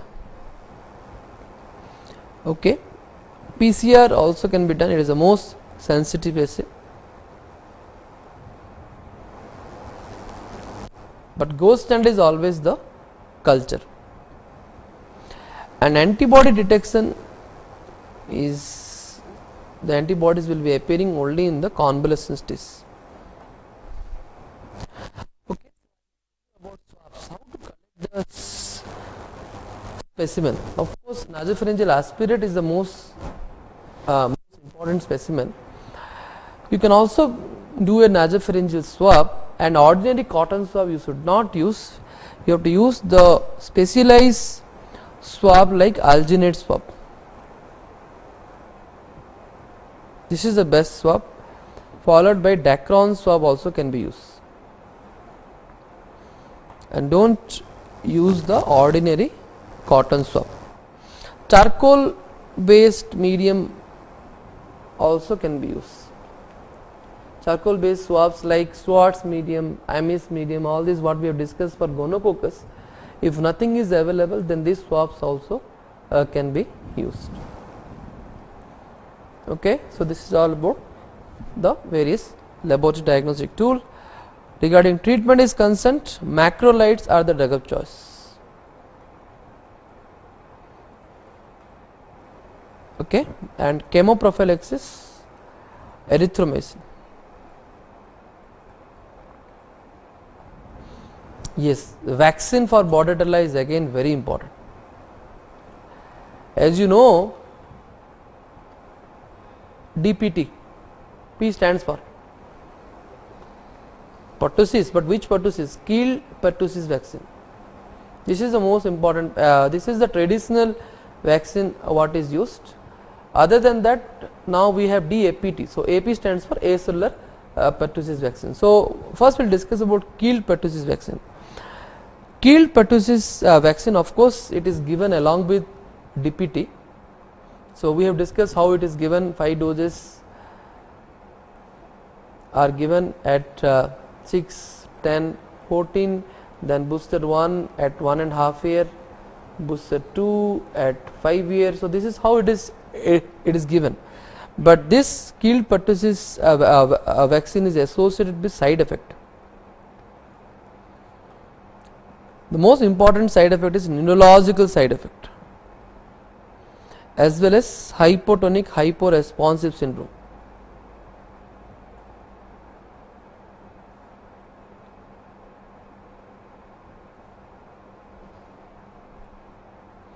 As a result, this killed pertussis vaccine is contraindicated in more than 5 to 6 year age,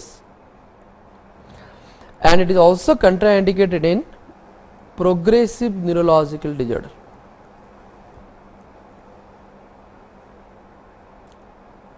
We have discussed these points under diphtheria chapter also.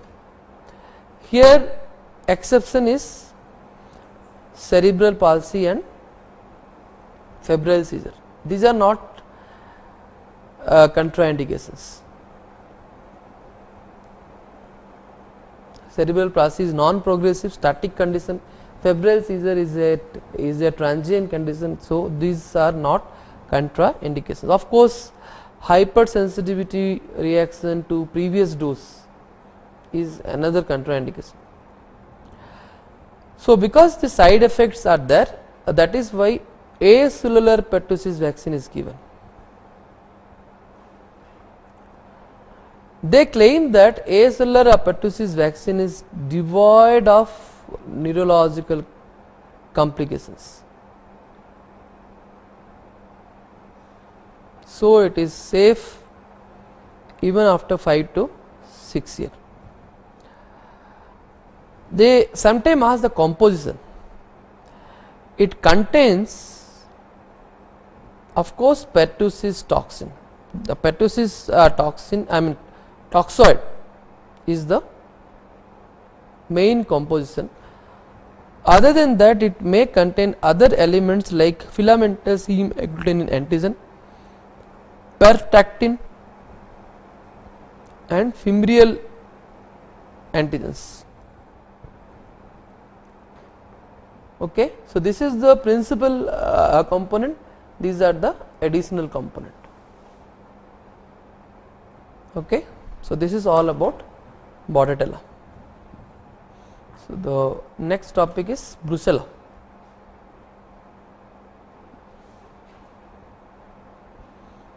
So, as I told you, HBB, all three are fastidious, highly fastidious.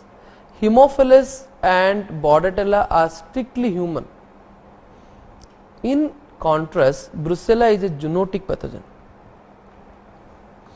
Brucella is a zoonotic pathogen. There is this classification scheme which is used to classify the various Brucella species, which is called as nomen species classification, and there are various nomen species are there. Brucella melitensis. The species are classified based upon the animals they infect. Brucella melitensis infect sheep, goat and camel.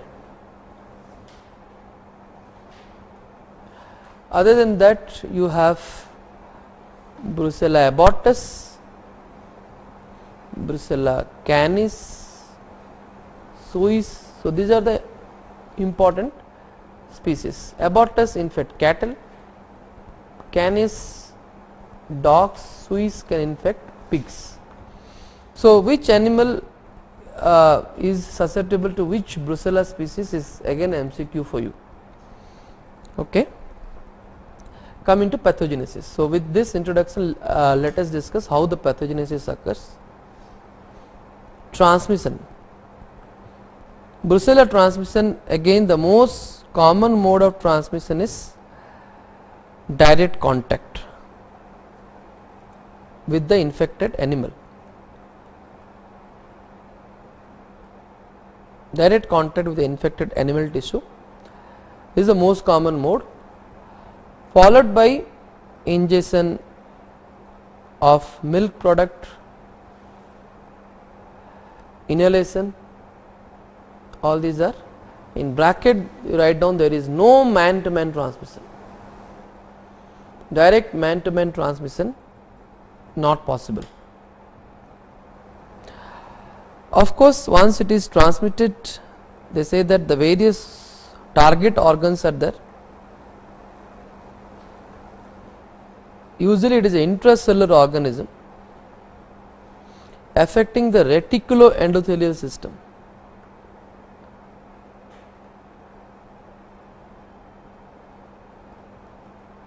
Okay, so reticuloendothelial organs are the primary organs which are targeted.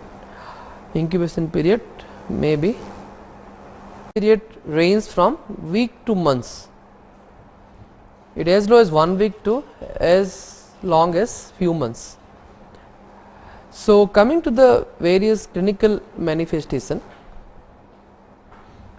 they say that the classical triad of acute brucellosis consists of fever with night sweat,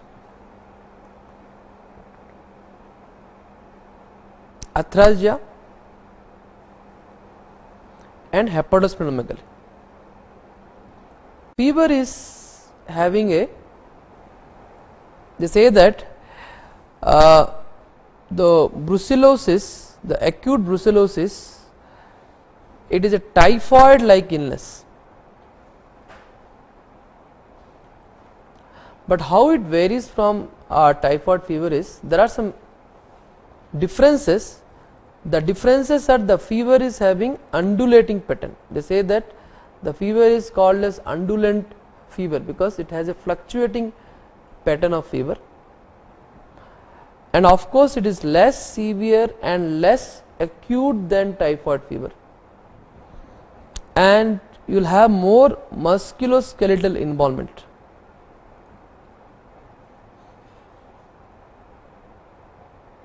And of course, I hope you all know the undulant fever, the acute brucellosis which is called as undulant fever.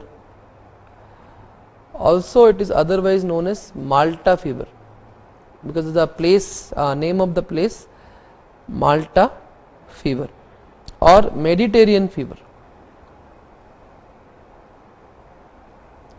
Malta fever or Mediterranean fever. These are the other name given to undulant fever. Okay, so this is all about clinical manifestation. Laboratory diagnosis wise, again it is a typhoid like manifestation. Typhoid like laboratory diagnosis also is done, like for example in the first week you have to do a blood culture and bone marrow culture. And of course, you have to remember that here erythritol is added as a growth factor. Added as a growth factor. Okay, so blood culture and bone marrow culture is done. Of course, automated systems also can be used like Bactec for blood culture. So this is usually done in first week of infection. Whereas in second week of infection, in typhoid fever, what you do? Viral test.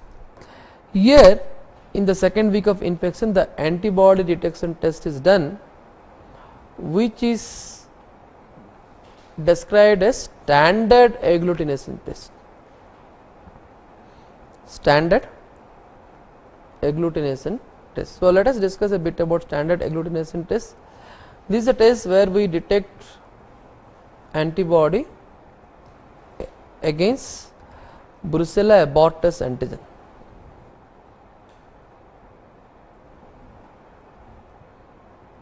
Antibody against Brucella abortus antigen.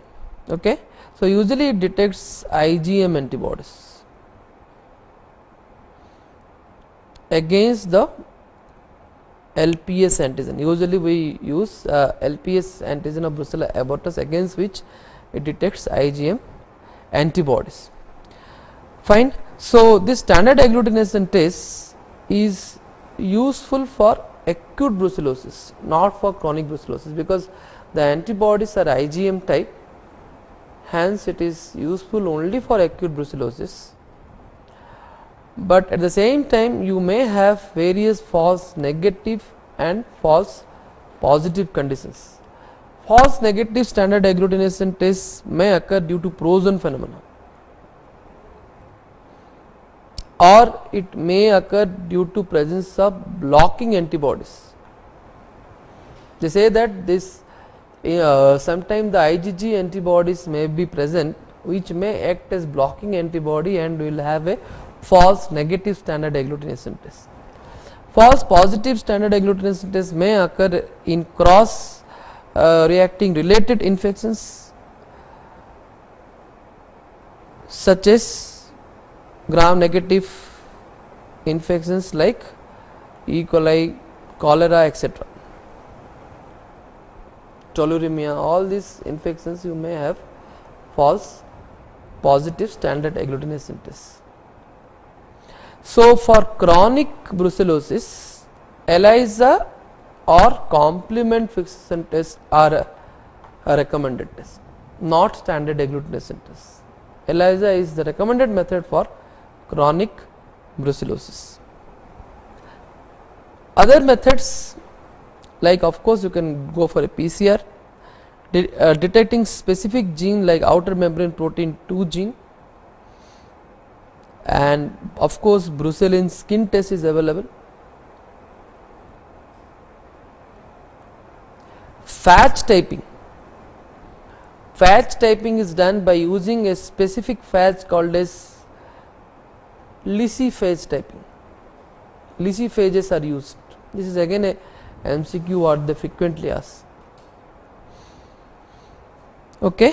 And in animals, brucellosis is diagnosed by various tests such as Rose Bengal card test. These names they usually ask: Rose Bengal card test, milk ring test, and whey agglutination test. So, these are the three important tests done to detect brucellosis, diagnose brucellosis in animals. Coming to the most important MCQ related to brucellosis, what are the treatment regimens we follow? There are two treatment regimen: gold standard regimen and WHO regimen.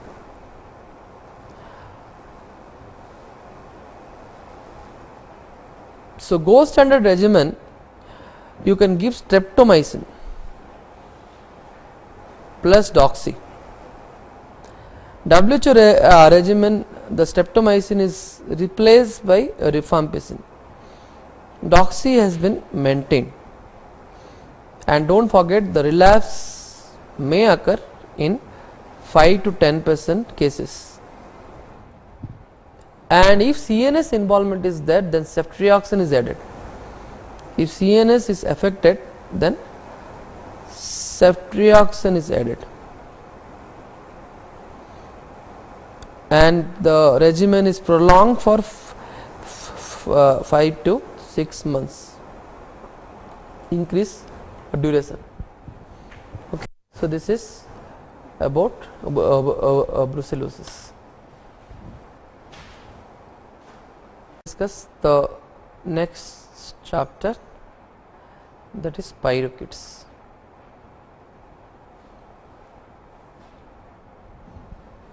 Okay. The word spirochete is described as spiro means spirally coiled. Chete is they are extremely thin organism, and The various organisms under this family are Treponema,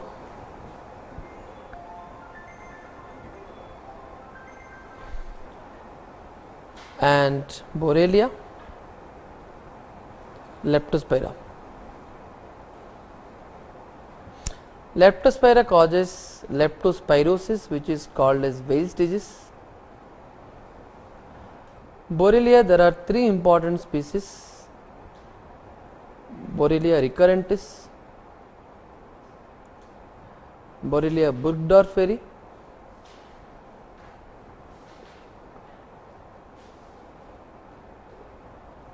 and Borrelia vincenti. Recurrentis causes relapsing fever,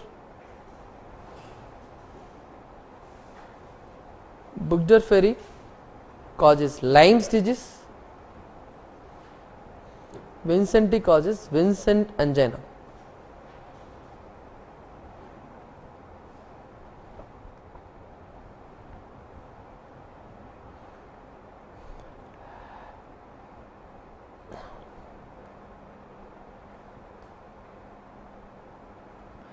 Coming to Treponema, Treponema pallidum is the only sexually transmitted species. Other species, they are transmitted by direct contact. So, T. pallidum is sexually transmitted, which causes syphilis. Other than that, there are 3 important other pathogens like Treponema pertwini,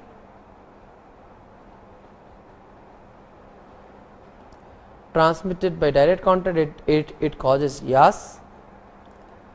Treponema endemicum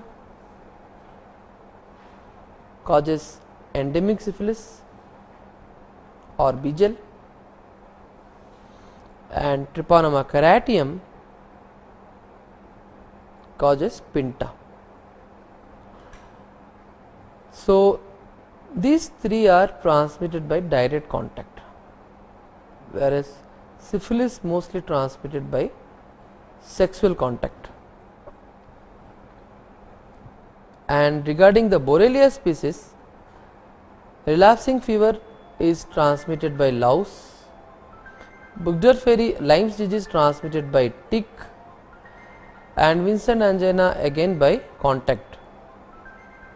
Weil's disease again transmitted by contact to rodent urine.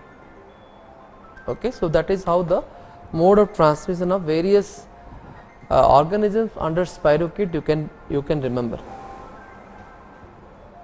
Okay, and please remember they are motile. All the members under spirochete are motile, but they have endoflagella. That is, the flagella is inside. They have endoflagella. So let us discuss the most important pathogen, the most important disease, that is syphilis. So, regarding the clinical stages, syphilis, you can know that has an incubation period of 9 to 90 days, highly variable incubation period. Clinically, it is distinguished as primary syphilis, secondary, latent, and neurosyphilis, late syphilis. Primary syphilis is characterized by painless, hard, indurated ulcer and lymph node. Both lymph node and ulcers are painless, hard, and indurated. Ulcer is extragenital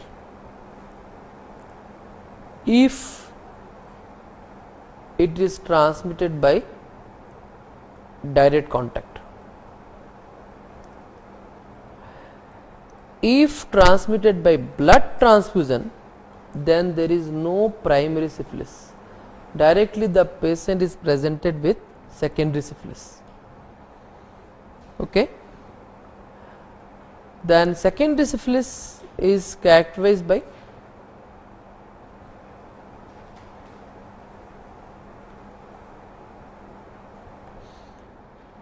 three important manifestations: lymph node, skin, mucosa and mucocutaneous. Skin, of course, rashes will be there, mucosal patches will be there, and at the mucocutaneous junction you will develop condyloma lata. So, these are the triad of manifestation in secondary syphilis. Other than that, lymphadenopathy also will be there. Okay. After that, there will be a latent phase, then there will be late syphilis. Late syphilis is characterized by CNS, CVS and cutaneous manifestation. Cutaneous lesions are called as gumata. CVS, you will have aortic regurgitation and aneurysm. CNS manifestations are described as stabes dorsalis, and GPI, that is general paralysis of incen, general paralysis of incen, GPI. Fine. So, these are the manifestations. Coming to laboratory diagnosis, syphilis, they say that direct microscopy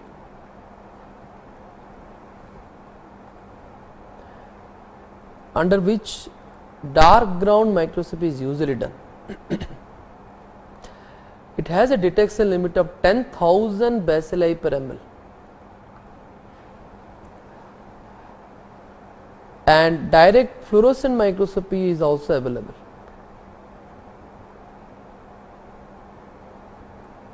This approaches to 100%, nearly 100% sensitivity, direct fluorescent microscopy. It is better than dark ground microscopy, and it is extremely thin. So, gram stain if you do, then it is not visible. So, how it is visible by ordinary microscopies? You have to use silver impregnation to increase the thickness. So, the silver impregnation stains such as Livarditis stain and Fontana stain, these are used to increase the thickness. And please remember, if you are using ordinary microscope, silver impregnation stains are must, otherwise gram stain, it is so thin that it is not visible. So, other than microscopy, the next diagnostic tool is culture, and please remember, it is again one organism like Mycobacterium lepra that is not cultivable. Do not follow the Koch postulate, and the only way to diagnose is via the animal inoculation, and here rabbit testis is used. But please remember, this particular rule is applicable for pathogenic Treponema species. The pathogenic Treponema species are not cultivable. However, the non-pathogenic species such as Rhetus Treponema,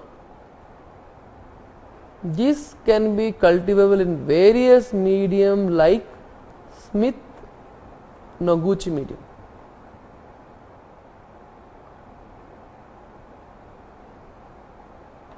Smith-Noguchi medium.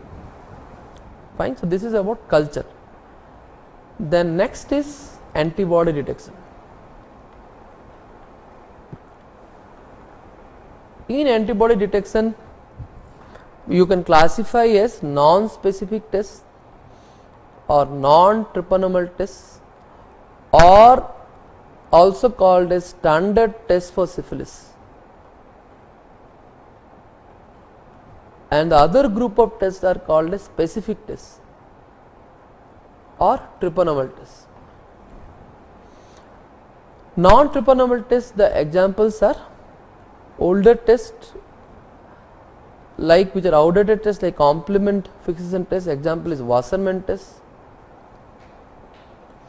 Kahn test, Kahn test is an example of tube flocculation test. Newer methods like VDRL, RPR and TRUST. TRUST is toluidine rate, unheated serum test.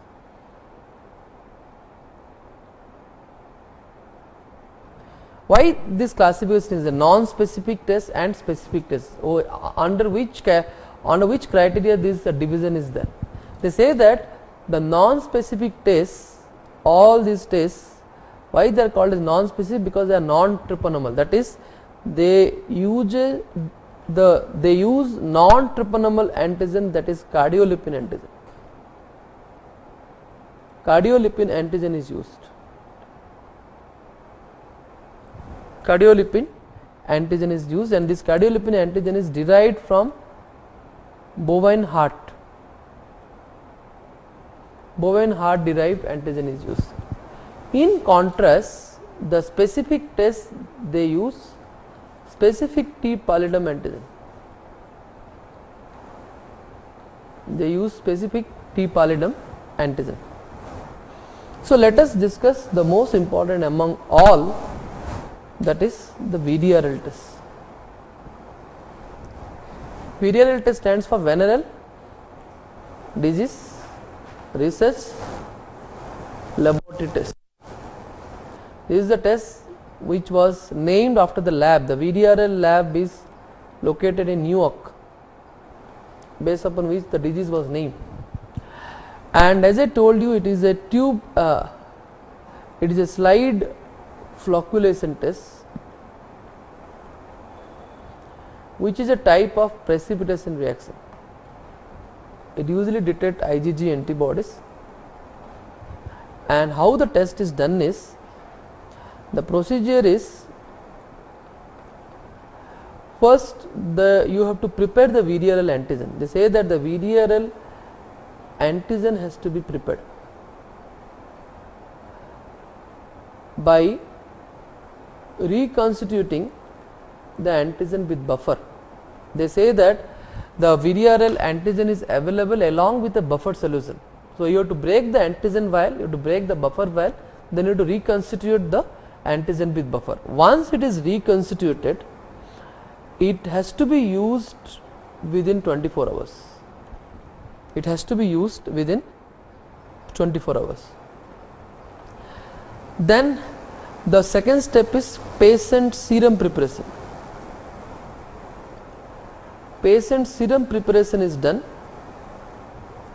by heating at 56 degree centigrade into 30 minutes. They say that if you do that, the non-specific inhibitor which are present in serum, they will be destroyed.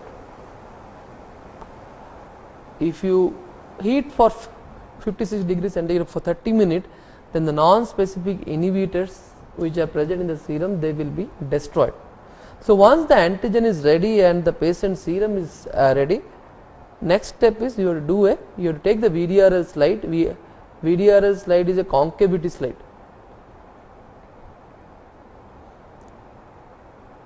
Concave slide. It has got various 6 to 12 number of concavities are there. So what you have to do is, in each concave you have to add a drop of antigen, you have to add a drop of patient serum, and you have to rotate for 4 minutes. Following which you will have clumps. These clumps should be visualized under microscope. After the rotation is over, low power field actually. After the rotation is over, you have to keep the slide under the low power field of microscope, and what you have to see is clumps will be produced. The antigen antibody reaction occurs in the form of clumps. Now I will tell you how VDRL is different from RPR. RPR is macroscopic. RPR is what? Rapid plasma reagent test. It is a macroscopic test, whereas VDRL has to be visual. The slide has to be visualized by low power field. RPR is macroscopic. The reason is they say that in RPR the cardiolipin antigen is added with carbon particle. That is why the size is bigger. That is why the clumps are of bigger size. VDRL, the antigen should be used within 24 hours. RPR, they say that the antigen can be stored for longer. It is the most stable antigen, it can be stored longer. Why? Because EDTA is used as a stabilizer.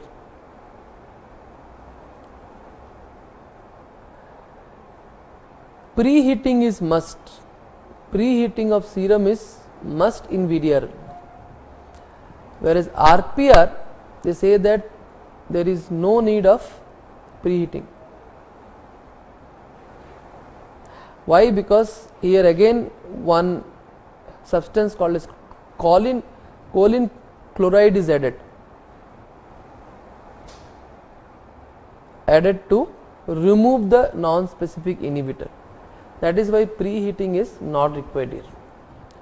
Rotation for 4 minute VDRL, 8 minute RPR. The biggest advantage of VDRL is VDRL can detect even the CSF antibody. Of course serum antibody, apart from that CSF antibody, whereas RPR only serum antibody. The CSF antibody cannot be detected by RPR. Okay, and of course one more advantage of VDRL is it is very cheaper. They say that if you break the vial and you reconstitute with the buffer, the reconstituted antigen can be tested for more than 250 number of samples, and the cost of each vial is only 13 rupees. So that 13 rupees can be used to test for 250 number of samples, very cheaper VDRL. Compared to that, RPR is, because RPR you are doing for individual tests and it is expensive. So VDRL is used for field visit or even antenatal screening where you have lot of sample. VDRL is preferred. Okay, so the differences between VDRL and RPR. Okay, so now I will tell you the specific tests. Specific tests or triponomal tests. Once again, VDRL I have to tell certain other aspects. VDRL, the major drawback is you may have biological false positive VDRL. Biological false positive VDRL is, it may happen in various non-specific conditions, like for example malaria, HIV, IV drug abusers, even pregnancy, infectious mononucleosis, hepatitis, filariasis. So like that there are various conditions where VDRL may be biologically false positive. So that is one of the drawback of VDRL as well as RPR. Both this is the drawback, but the advantage is VDRL and RPR, the advantage is they become negative following treatment. That is why they are the best tool for monitoring the response to treatment. especially VDRL. They say that VDRL is the best method to, followed by RPR is the best method to monitor the response to treatment. Okay, so they have advantages, they have disadvantages. So compared to that, the specific method or the trypanosome test. As I told, these tests they use specific T. pallidum antigen. The various examples are TPI, that is T. pallidum immobilization test, TPHA, T. pallidum heme agglutination test, TPPA, again T. pallidum particle agglutination test, FTA-ABS. Here it is fluorescent trypanosome antibody absorption test. So these are the various trypanosome or specific antibody detection methods which are available. So in this context, I will tell you the MCQs what they ask about the sensitivity and specificity of various serological tests in syphilis. Point to be remembered. So please remember,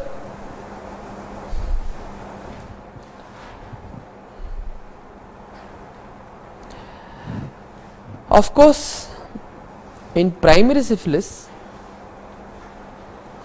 the most sensitive will be Western blot. I did not tell you there are among the specific method, the other tests like Western blot and enzyme immunoassays are recently devised. You can just add these two to the specific method, Western blot and enzyme immunoassay. So the most sensitive assay in primary syphilis is Western blot and enzyme immunoassay, followed by TPPA, followed by RPR, followed by FTA-ABS. So this is the sequence. This is a very important table you have to remember. So this is the sequence you have to remember. For primary syphilis, the most sensitive assay is Western blot, followed by TPPA, then RPR, then FTA-ABS. So this is the sequence you need to remember. Secondary syphilis, all tests are equally sensitive, and that to 100%. They say that all tests are 100% positive in secondary syphilis. So secondary syphilis, there is no problem in diagnosing, and remember, secondary syphilis is the most infectious stage also. Transmission is maximum in secondary syphilis. Then for late syphilis, before that latent syphilis, the most sensitive. Again, almost all trypanosome tests are equally sensitive, just like secondary syphilis. Late syphilis, the most sensitive test is FTA-ABS,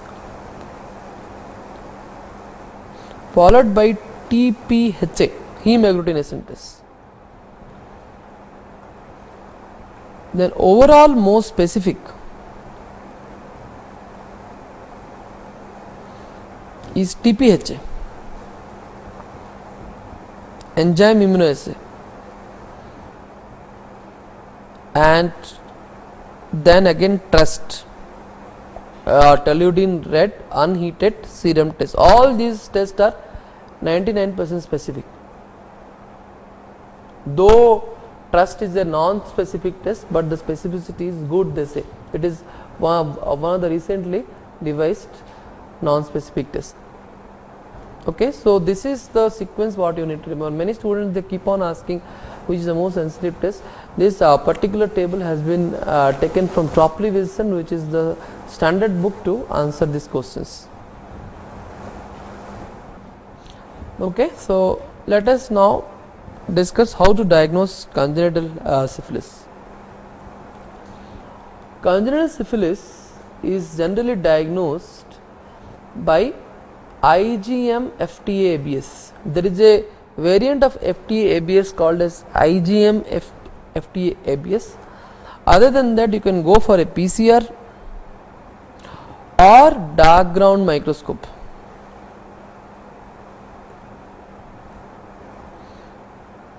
Okay, so dark ground microscope to demonstrate the spirochete in the umbilical cord, placenta,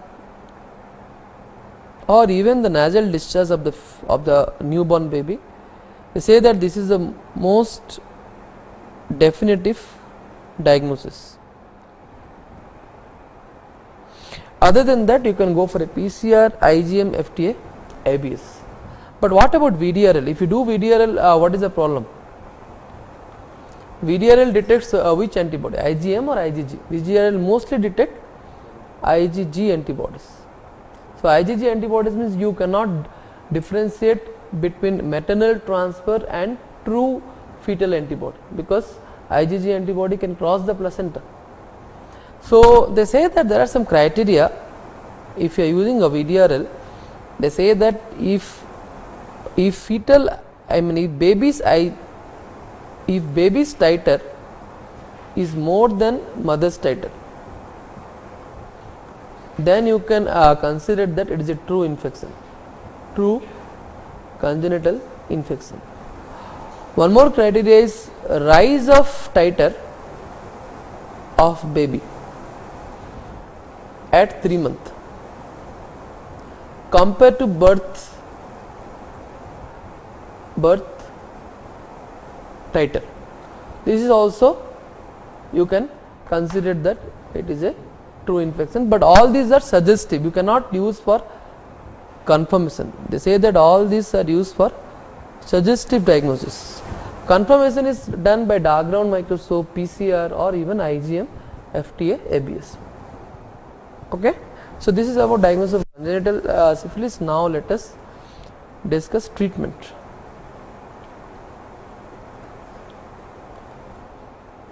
Treatment, they say that penicillin is the drug of choice in all stages.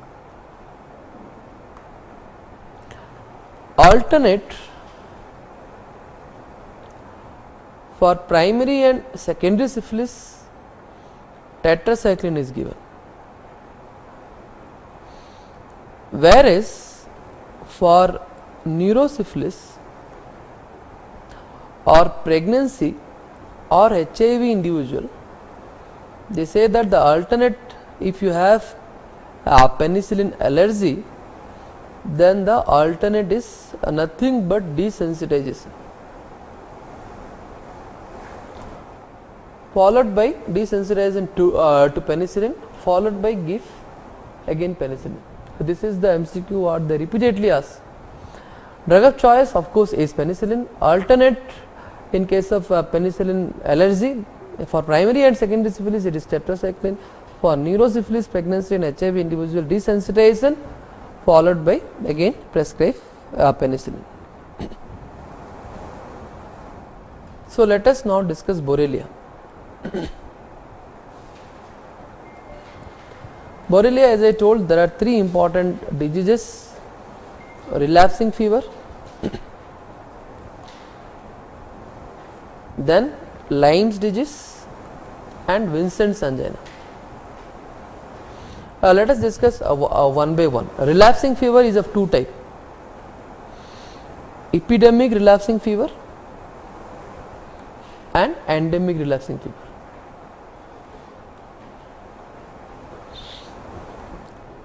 Epidemic relapsing fever is due to Borrelia recurrentis,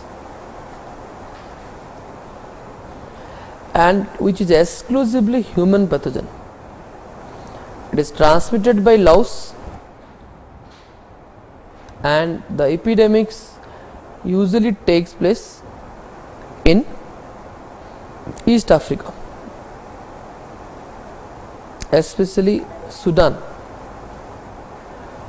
In contrast, endemic delousing fever is due to other species, like for example Borrelia dutoni and Hermisi, but not Borrelia recurrentis. It is zoonotic. Rodents are the reservoir. It is transmitted by tick, and the endemicity is confined to North America and sometimes Central Asia. The drug of choice also vary. They say that doxycycline single dose is given for epidemic, whereas the same doxycycline is given for 1 week for endemic. Epidemic it is given single dose doxycycline, endemic it is given for 1 week. Okay, so this is all about relapsing fever. Then Lyme's disease. Lyme's disease is caused by Borrelia burgdorferi. Burgdorferi. They say that it is transmitted by tick. It is a tick-borne pathogen transmitted by tick. Again, rodents are the reservoir.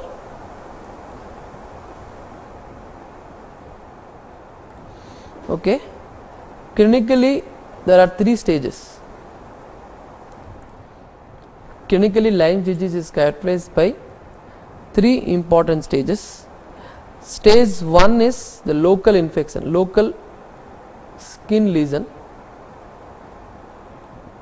which is called as erythema migrans.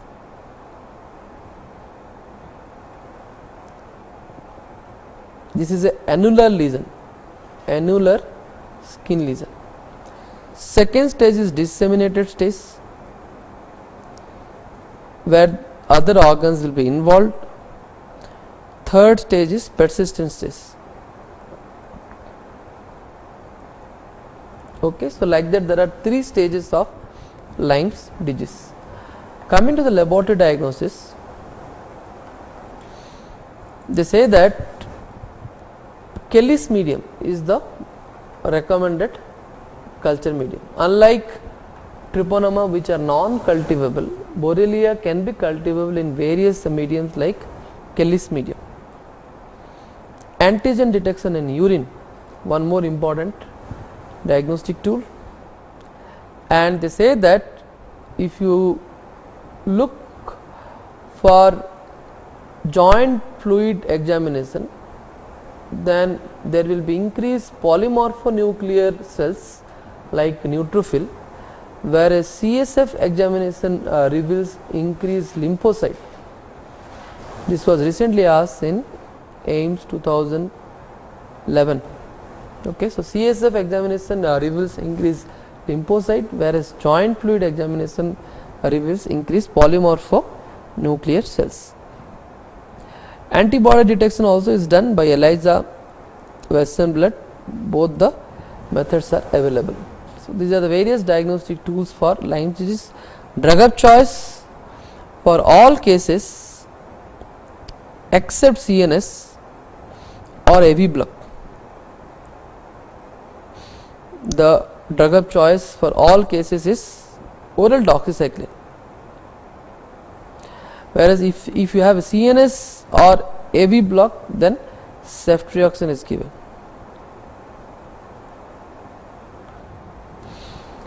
Okay, so this is all about Lyme's disease.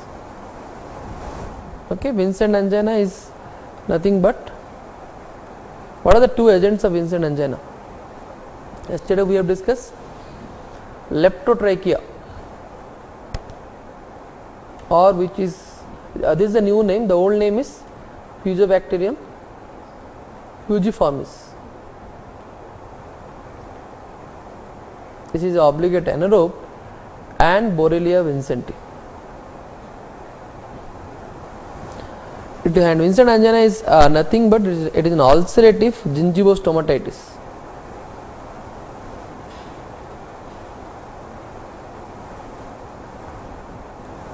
And the risk factor will be malnutrition and other viral infection.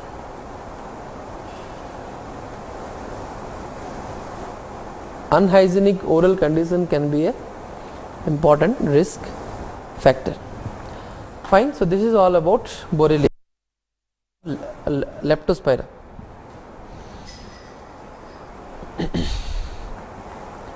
Leptospira has got two species. Biflexa is the non-pathogen,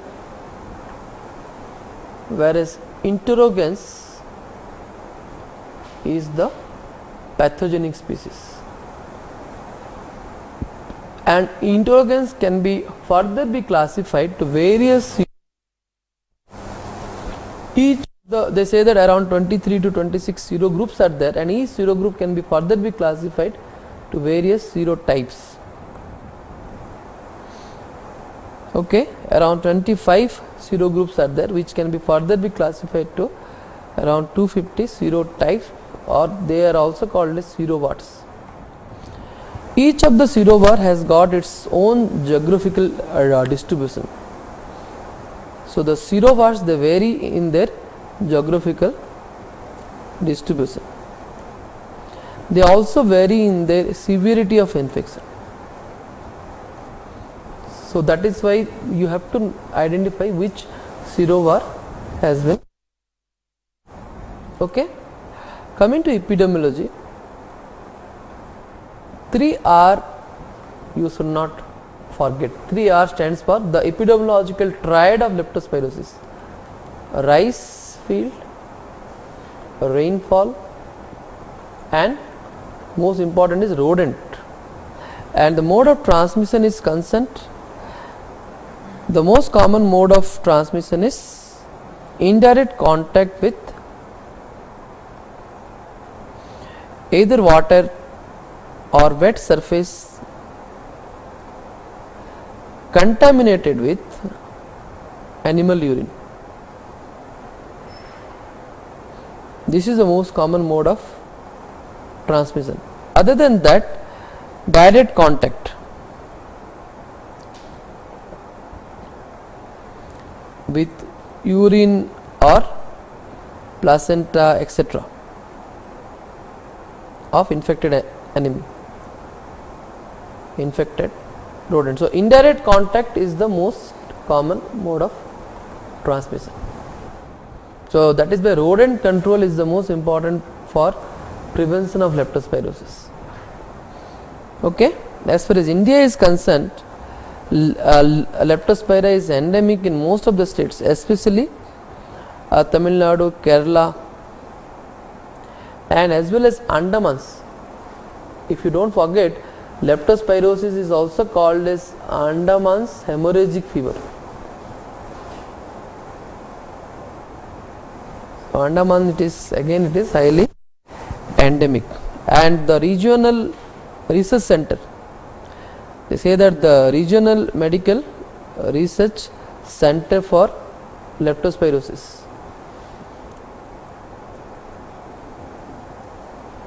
this is also located in Port Blair. So Andaman, lot of cases as well as lot of research leptospirosis. Fine. So regarding the clinical manifestation, 5 to 14 days will be the incubation period, and disease is classified into two stages. They say that first you will have a mild or anicteric stage,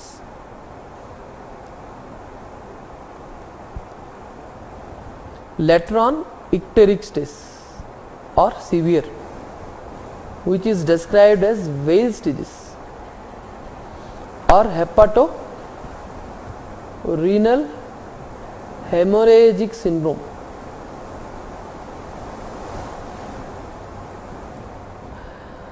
The mild or the anicteric stage will have non-specific symptoms like fever, myalgia, etc.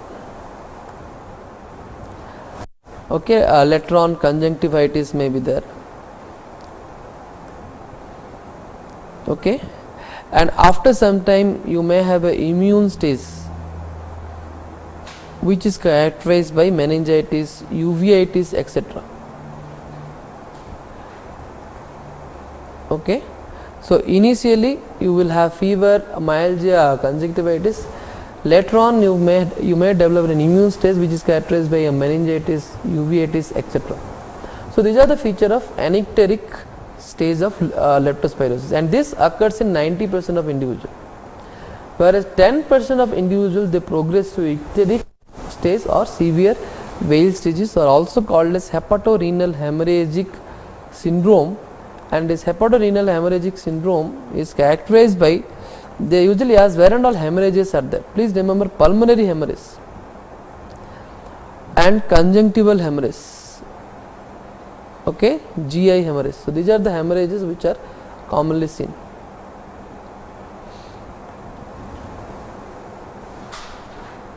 Okay, so this is all about clinical manifestation. Lab diagnosis, again CSF, blood are the specimen in early stage, whereas late stage the specimen of choice will be urine. And when you do a dark ground microscope, you can visualize the organism. And remember, Leptospira has to identify under diagram microscope. They say that here the spirals are more in number and it has a hooked end. More number of spiral and it has an umbrella shaped hooked end. So this is a specific feature of leptospirosis, leptospira under dark ground microscope. Other than that, culture can be done. Culture again EMJH media. EMJH media is again the most ideal culture medium. Apart from that, Korthoff and Fletcher medium.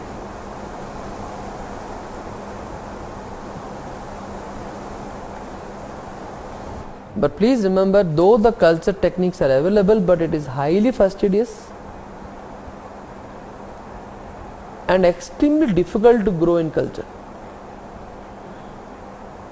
and there is always a risk of contamination. So that is why culture is not followed routinely. It is followed only in reference centers. Extreme risk of contamination of the culture bottles. Okay, so if somebody will ask you which is the most convenient tool in leptospirosis, please remember antibody detection methods are routinely done, and if somebody asks you the gold standard method of diagnosis, answer is microscopic agglutination test. Microscopic agglutination test is the most accepted gold standard method for leptospirosis. They say that it is highly specific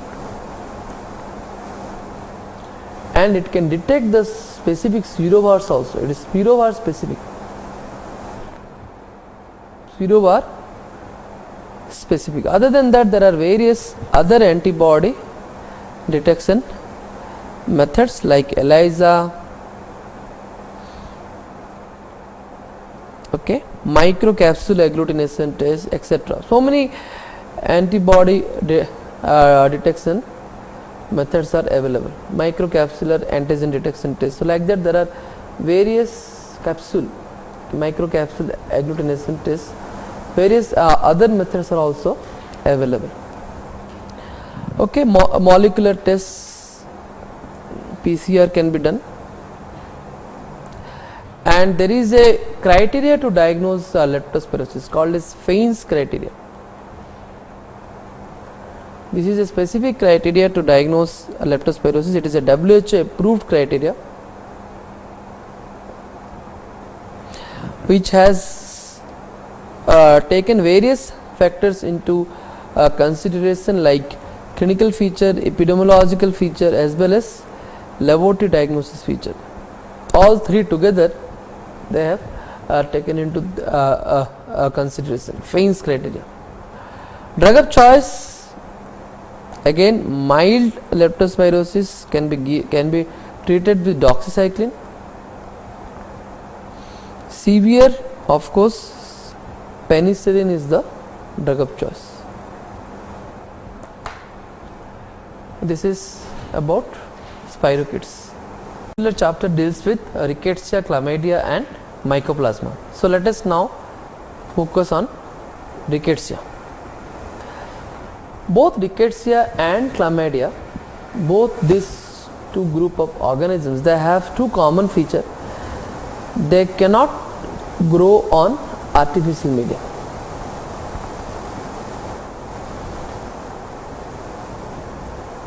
As well as both of them are obligate intracellular pathogen.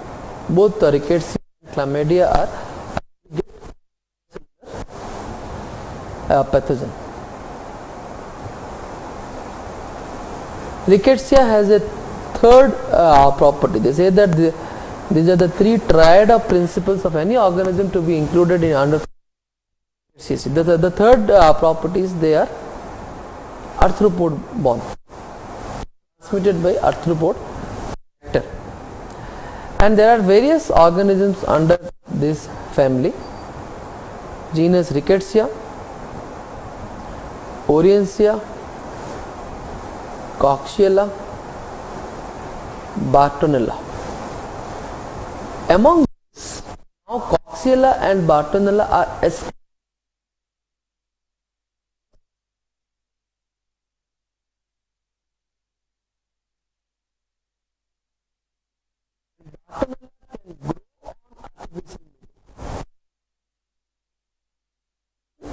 though we discussed this chapter, but they are now excluded.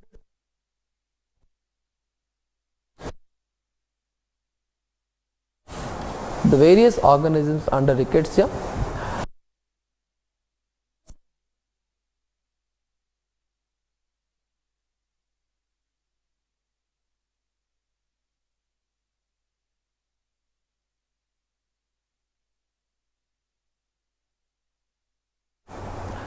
Typhus group.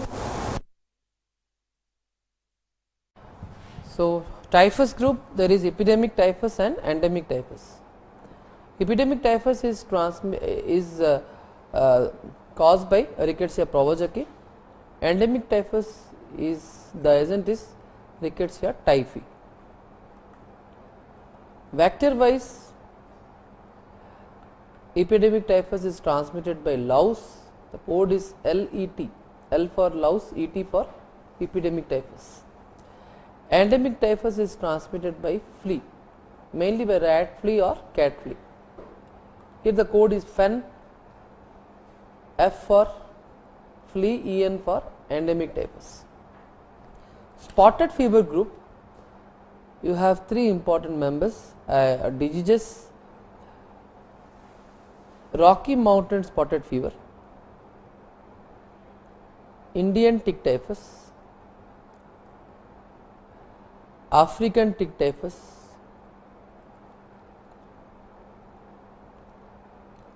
and rickettsial pox. Four important diseases are there. The first three are transmitted by tick, whereas rickettsial pox is transmitted by mite, gamma seed mite.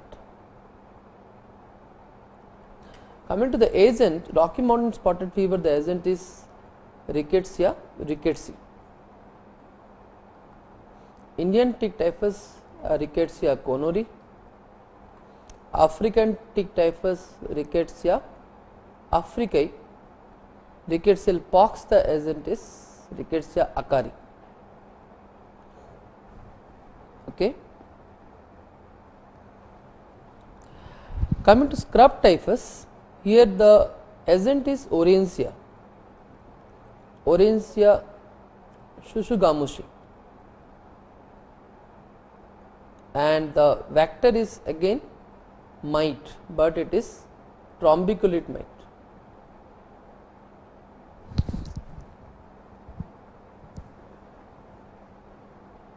trombiculate mite.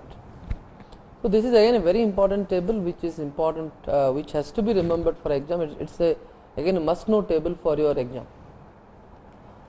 Coming to the general clinical manifestation, they say that the most severe form is Rocky Mountain spotted fever, whereas the mildest form may be the rickettsial pox. Rashes, again the distribution of rash is again important for exam. Rashes all over the body except palm and sole. This is seen in epidemic typhus, whereas rashes over the trunk followed by extremity, this is seen by endemic typhus. In Rocky Mountain spotted fever, rashes will be there only on palm and sole, whereas there are certain diseases where you will have vesicular rashes. For example, rickettsial pox, chicken pox like vesicular rashes will be there, as well as African tick typhus, vesicular rashes will be there. There is no rash in Q fever. So, based on rash you can differentiate various rickettsia members. Then the next feature is eschar. The black color eschar will be there in scrub typhus, rickettsial pox, then African tick typhus. All these diseases black color eschars will be seen. Okay. CNS involvement will be there in epidemic and endemic typhus. That is why it is they are called as typhus. Typhus means what? Mental confusion. Okay. Then recrudescence illness. Recrudescence illness is a feature of a variety of epidemic typhus which is called as Brill-Zinsser disease. Brill-Zinsser disease, this is a recrudescence illness of epidemic typhus. It is a latent epidemic typhus which is characterized by a recrudescence illness. Similarly, if they ask you Q fever is of course two stages, acute and chronic. Acute fever is acute Q fever is characterized by of course fever. Other than that, as I told you earlier, Q fever is transmitted by inhalational mode. No vector, no arthropod vector, transmitted by inhalational mode. So, pulmonary manifestation will be there. Apart from that, hepatitis. So, these are the three important features of acute Q fever: fever, pulmonary manifestation and hepatitis. Whereas chronic Q fever is characterized by endocarditis. So, these are the characteristic feature of various rickettsial diseases. Fine. Then coming to the laboratory diagnosis, rickettsial diseases are diagnosed mainly by antibody detection. Among antibody detection, non-specific antibody detection by Weil-Felix reaction is the most famous and the most commonly done test. In this test, we use protease antigen. Protease antigen OX19, OX2 and OXK. These are the three protease antigens we use.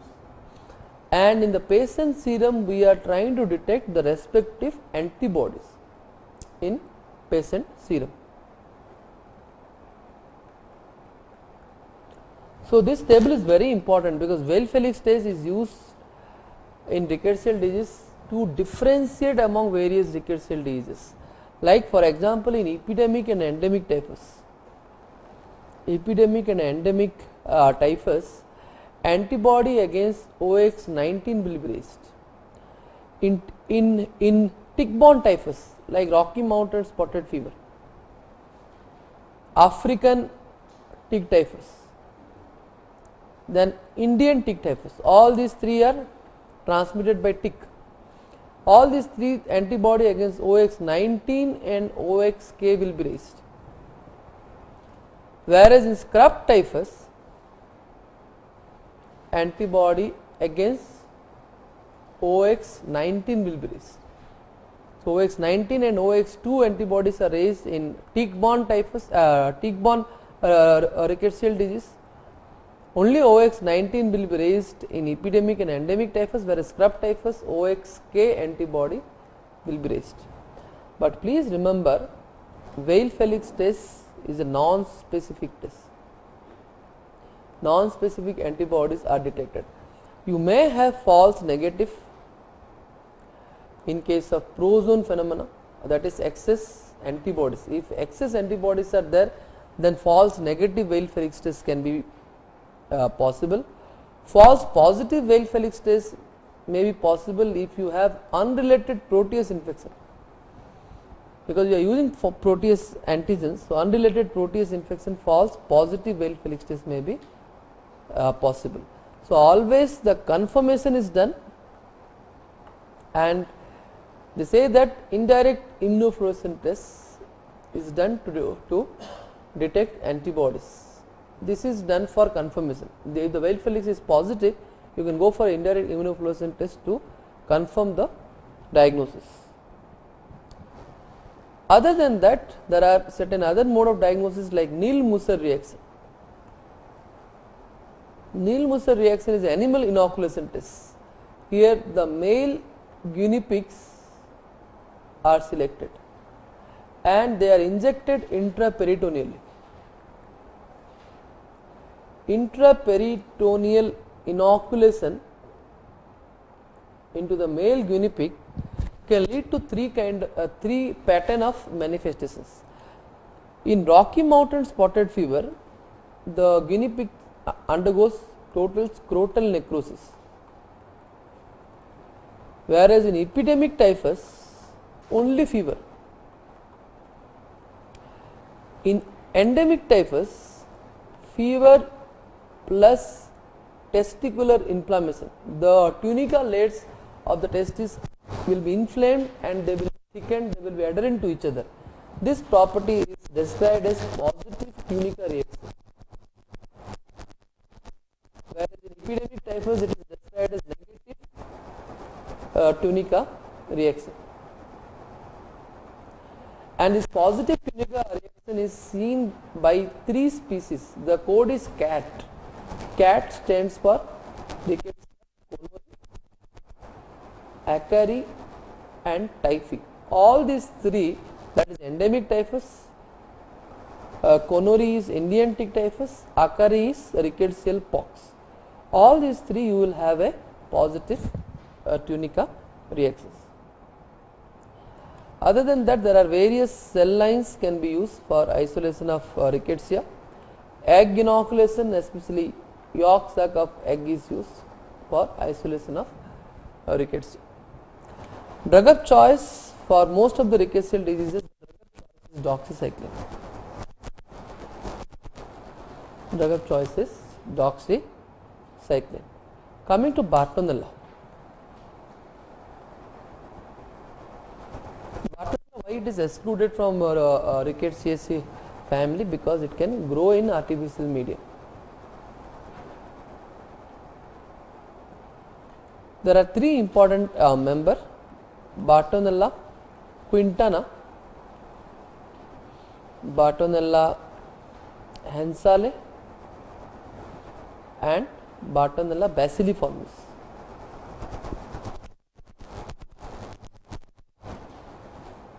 Quintana causes trench fever transmitted by louse. Trench fever is also called as 5 days fever. It is transmitted by louse. It is a louse borne disease. Ensale is the most common among the three. It is responsible for a very important disease called as cat scratch disease, transmitted by exposure to cats, and it is characterized by a cervical lymphadenopathy. Lymph node will be enlarged, and a very important stain what is used to demonstrate the organism called as Wardin-Sterry silver nitrate stain. Silver nitrate stain is used to demonstrate the organism. Bartonella henselae. And please remember, apart from cat scratch disease, Bartonella henselae is also responsible for other manifestation, like it can cause bacillary angiomatosis. Bacillary angiomatosis. It is a neovascular disorder, and here Bartonella henselae is the most common cause. Other than that, even Quintana also can cause. However, Bartonella henselae is the most common cause of bacillary angiomatosis. Coming to bacilliformis, Bartonella bacilliformis can cause two manifestations. The local manifestation is called as verruga peruana. Verruga peruana is a local cutaneous manifestation. The systemic manifestation is described as Orea fever. Orea fever are also called as Carrion's disease. And please remember, bacilliformis is the transmitted, the vector is sandfly of the genus Lutzomia. Lutzomia is the vector for Bartonella bacilliformis. Okay, so this is all about various rickettsial diseases. Now let us discuss chlamydia.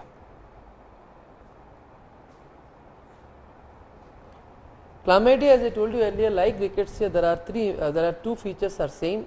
They cannot grow on artificial medium, and the second point is chlamydia is again a obligate intracellular. One more point is it is called as energy parasite. The reason is it cannot produce its own ATP, it is dependent on the host cell ATP, hence it is called as energy parasite. It has got three important members, three important species: Trachomatis, then Shiitake and Pneumoniae. They differ from each other in various ways. Let us discuss one by one. Chlamydia trachomatis,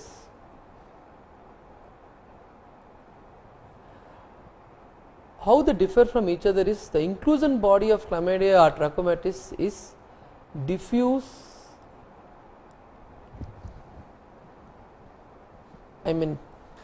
the inclusion bodies are described as compact inclusion body mixed with glycogen matrix.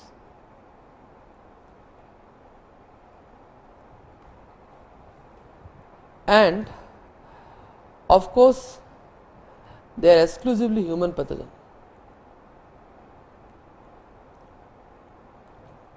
In contrast, Chlamydia shiitake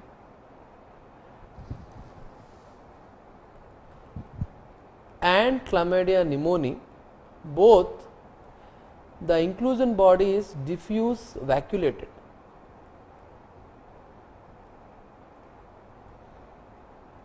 Why diffuse vacuolated? Because they do not contain glycogen matrix. That is why they are diffuse vacuolated inclusion body. And among the two, Chlamydia pneumoniae is of course exclusively human pathogen, whereas shiitake can also, it is the reservoir will be the birds.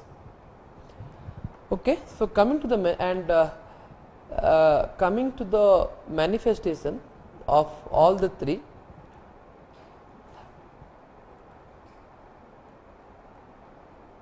Serogroups. First, I will tell you about Chlamydia trachomatis. Chlamydia trachomatis. There are various serogroups.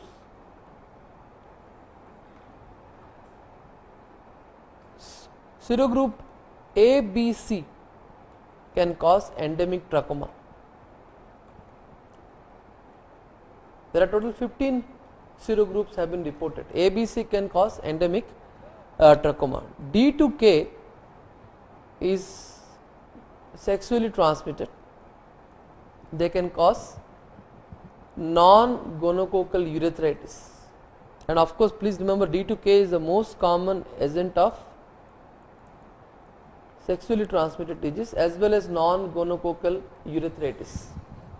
The most common sexually transmitted disease as well as the most common cause of non-gonococcal urethritis. Apart from that, D to K can cause other manifestation like infant pneumonia. They can also cause certain ocular manifestation like ophthalmia neonatalum. In adult, they can cause swimming pool conjunctivitis. What is the agent of swimming pool granuloma? Swimming pool granuloma, yesterday we have discussed, the agent is Chlamydia, Mycobacterium marinum, whereas swimming pool conjunctivitis, it is Chlamydia as well as adenovirus, both can cause swimming pool conjunctivitis. And D to K can cause certain complications. Complications like Fitz-Hugh-Curtis syndrome, characterized by perihepatitis, which is also seen in gonococcal infection. Other than the Ritter syndrome,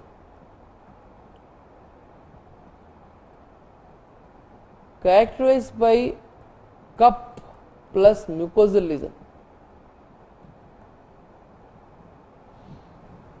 Cup stands for conjunctivitis, urethritis and polyarthritis plus mucosal lesion, described as Retter's syndrome. Okay. So, this is one of the important complications of Chlamydia trachomatis. And then the L1, L2, L3 serogroup can cause lymphogranuloma venerum. Lymphogranuloma venerum. Lymphogranuloma venerum is again characterized by painless ulcer but painful buboes, that is lymph node. Okay. Other important MCQs regarding LGB, they can ask. Fry test can be done. Fry test is usually done. So it is a hypersensitivity type 4 reaction, Fry test for diagnosis, and one of the complication is ichthyomon. Ichthyomon is nothing but elephantiasis of vulva.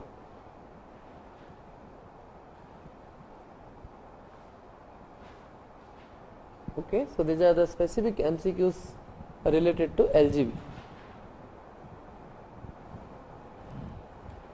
Then Chlamydia psittaci, transmitted by inhalational mode. Birds are the main source of the infection, and usually it produces a community acquired interstitial or atypical pneumonia.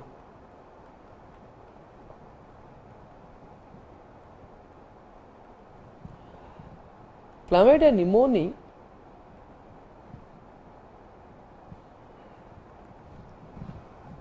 is exclusively human pathogen,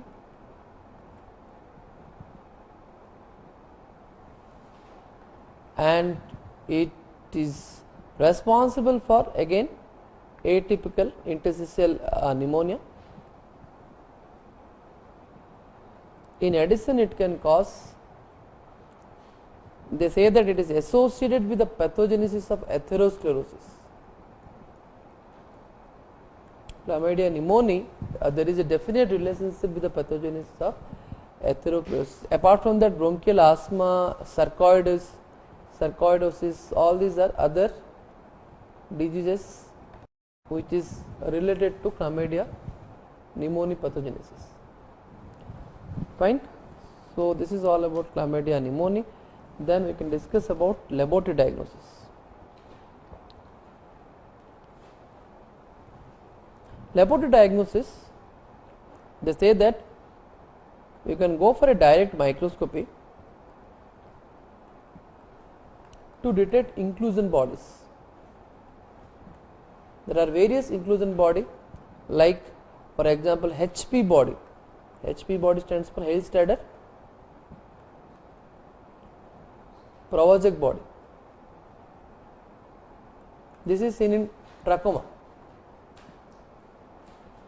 Miyagawa corpuscles,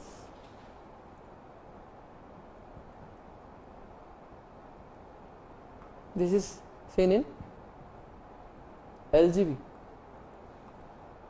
LCL body, Levinthal Coli Lilly body.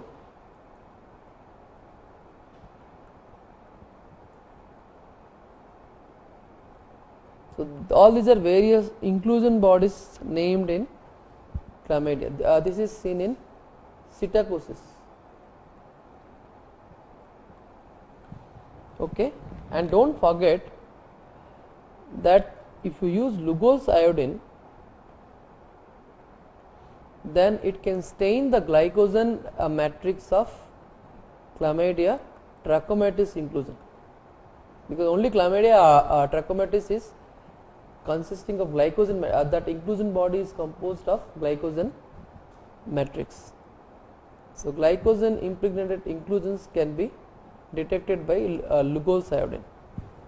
Other than that, various histopathological stains can be used to diagnose the, to detect the inclusions of chlamydia. Second is antibody detection. There are two antibody detection methods are available.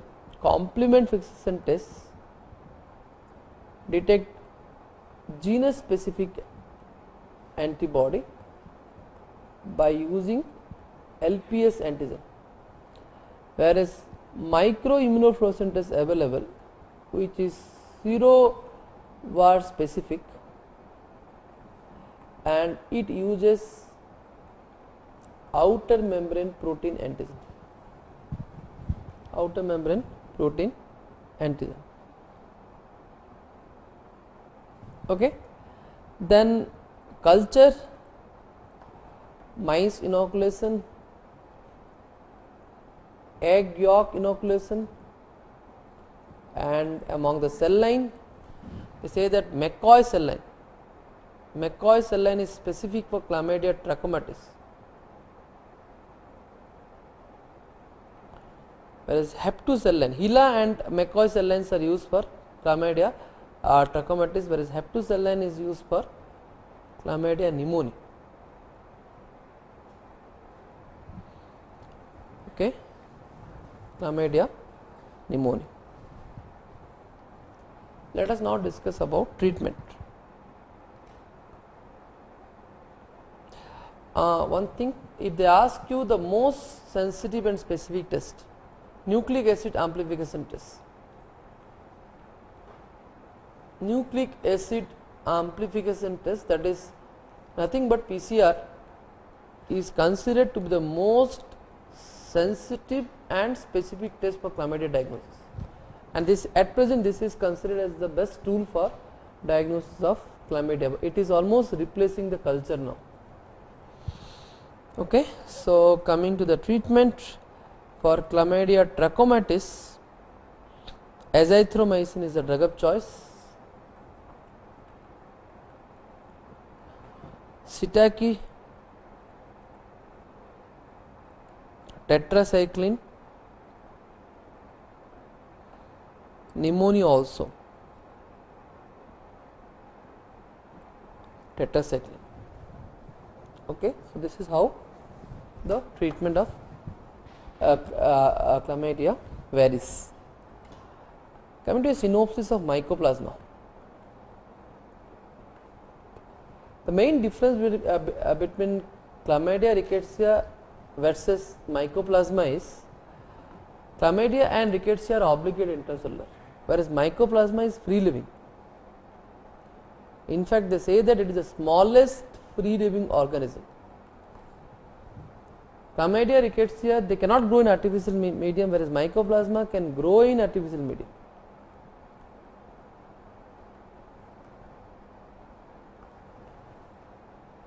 Chlamydia rickettsia will have a true cell wall, whereas mycoplasma, the interesting feature is they lack the typical cell wall. They say that the peptidoglycan layer is replaced by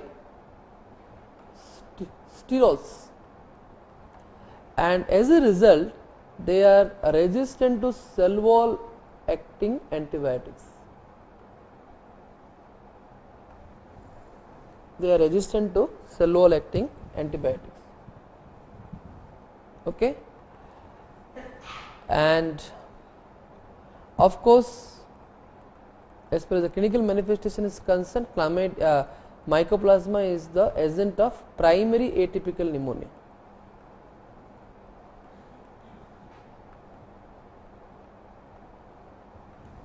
Primary atypical pneumonia. Coming to the laboratory diagnosis, they show gliding motility. Of course, they produce typical fried egg colony. The various culture media are PPLO broth and PPLO agar.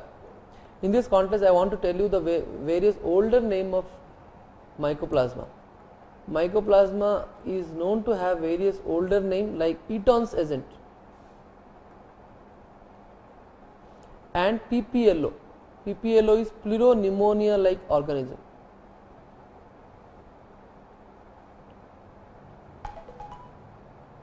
Pleuropneumonia like organism.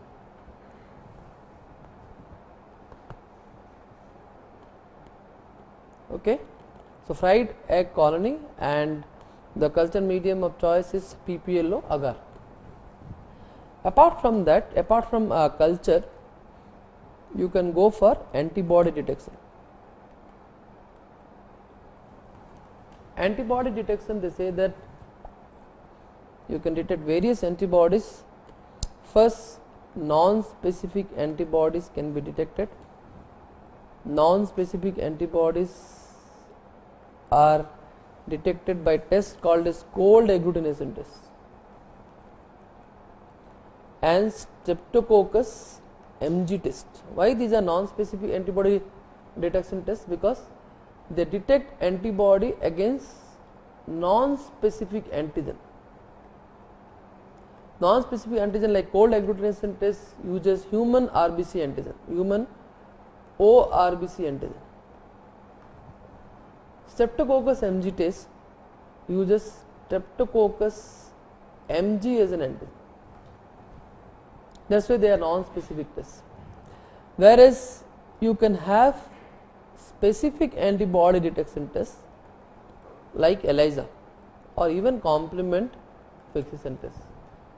Of course, EFT is outdated now, so ELISA is one of the specific antibody detection tests for mycoplasma. Okay. Drug of choice, azithromycin. Except Mycoplasma hominis, it is one more species. The most common species is Mycoplasma pneumoniae. Mycoplasma hominis, the drug of choice is doxycycline. Okay, so this finishes the 3.11 chapter. Miscellaneous bacteria.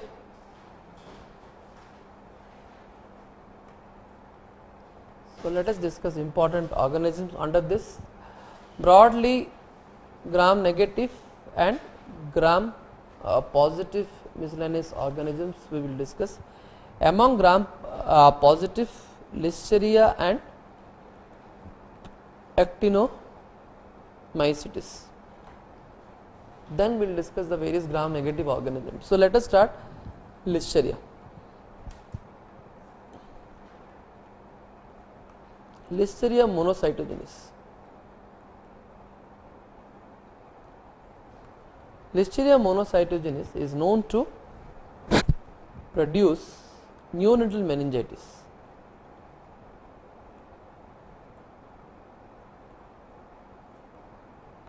Okay. And regarding the diagnostic tool, of course, they say that it shows tumbling motility,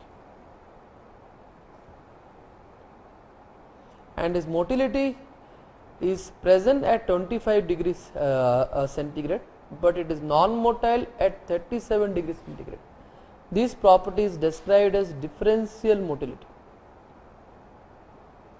It is motile at 25, non-motile at 37, which is described as differential motility.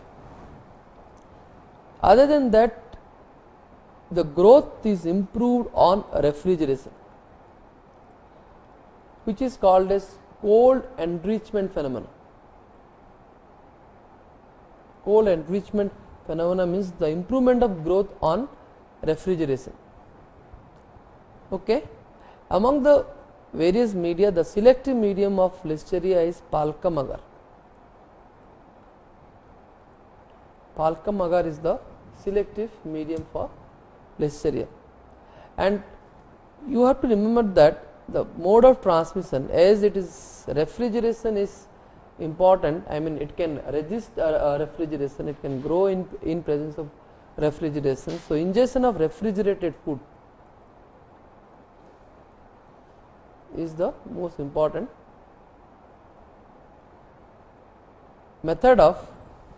mode of transmission of listeria. Okay. Then the drug of choice,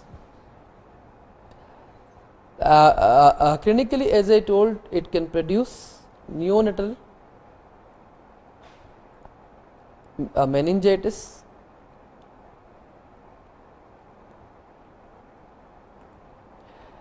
and adults are usually asymptomatic. Okay. Very rarely it can cause meningitis in adult. Usually they are asymptomatic. They say that very old age group, more than 60 years, then it can cause various infections. Otherwise, it usually do not infect the adolescents. Treatment of choice, they say that drug of choice is ampicillin. Please remember, it is resistant to cephalosporins, so they are not effective. So, listeriosis, of course, do not forget, is gram positive bacilli, which is inherently resistant to cephalosporins. And one more thing to be, I have forgotten to tell you, the lab diagnosis, CAMP test also is done. CAMP test also is done for listeria. It is done for group B streptococcus, it is also done for listeria. Reverse CAMP test is done for clostridium perfringens, reverse CAMP test.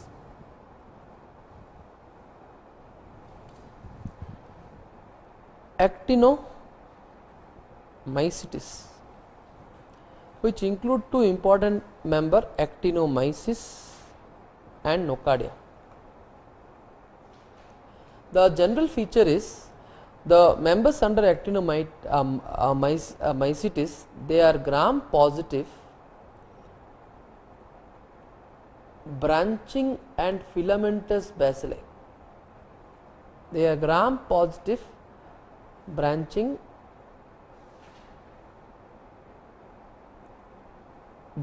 and filamentous bacilli. Okay. The difference between actinomyces and nocardia, both are gram positive branching bacilli, but the difference is actinomyces is anaerobe. Nocardia is a obligate aerobe and it is partially acid fast. It is partially acid fast.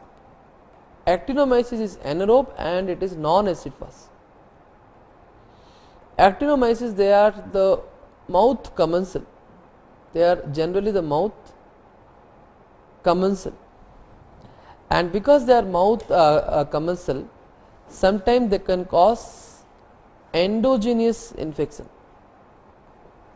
And among various form, they say that cervicofacial actinomycosis is the most common form. Okay. Sulfur granules are usually present in the lesions of actinomyces, sulfur granules, and if you do a culture, they say that the colony appearance will be spidery molar teeth appearance.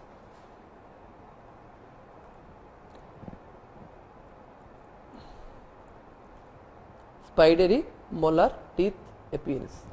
In contrast, as I told, actinomyces, they are mouth commensals. In contrast, nocardia, the usual habitat is soil. So the infection is generally exogenous infection. Exogenous infection either by direct contact, that can cause mycetoma, or via the respiratory mode, that can cause pulmonary manifestation and various other complications like brain abscess.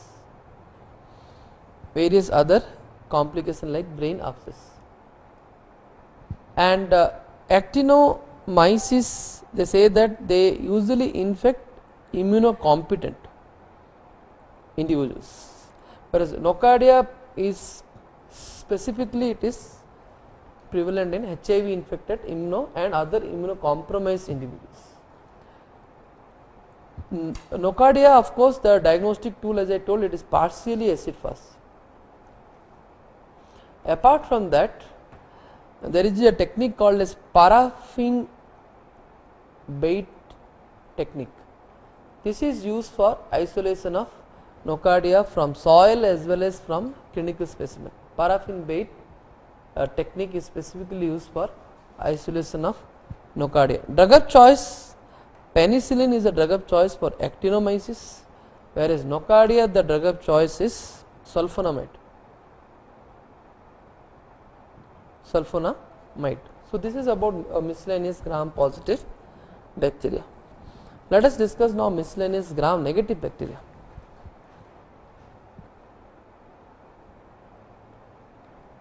Let us discuss Campylobacter and Helicobacter. Campylobacter jejuni is again microaerophilic. Of course, it is zoonotic, it is microaerophilic. Microaerophilic means what? They require 5% of oxygen. They survive, the optimum oxygen requirement is 5 to 10% of oxygen. Both the Campylobacter and Helicobacter are microaerophilic. Okay, so the mode of transmission, they say that ingestion of poultry product, most common. Ingestion of poultry product, usually raw or undercooked. is the most common mode of transmission.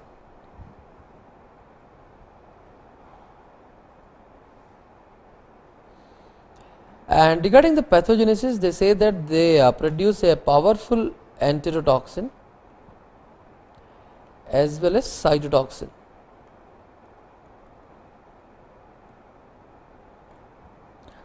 And clinical manifestation wise, they produce gastroenteritis, intestinal infection. Other than that, extraintestinal infection,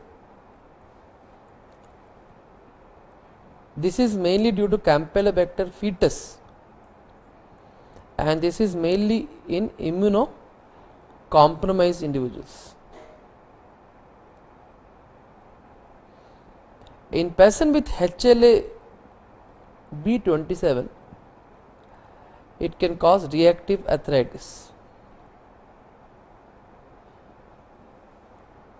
Okay, and again a hypothesis is there that the Campylobacter can also trigger the pathogenesis of Guillain-Barré syndrome.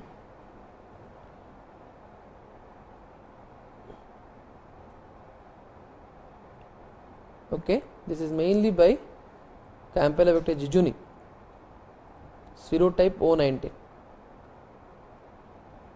It is hypothesized that they can trigger the pathogenesis of Guillain-Barré syndrome. Okay, so this is all about. Then coming to the lab diagnosis, they are curved gram negative Bacillus, Gulving set.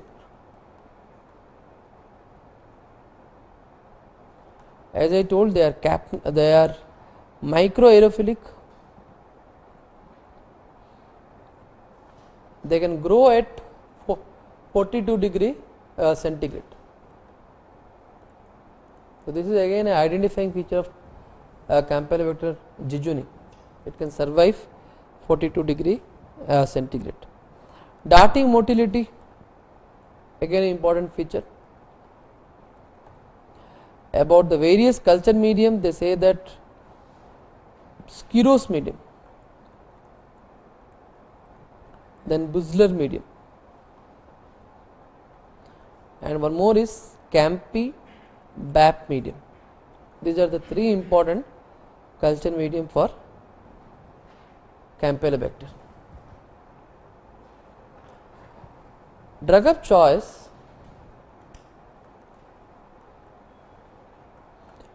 macrolide are given.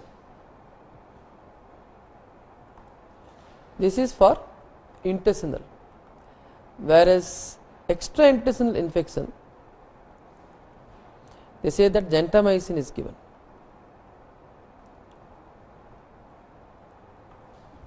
Okay, so this is all about Campylobacteriosis. Helicobacter.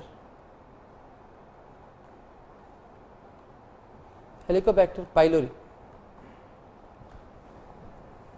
This is also microaerophilic,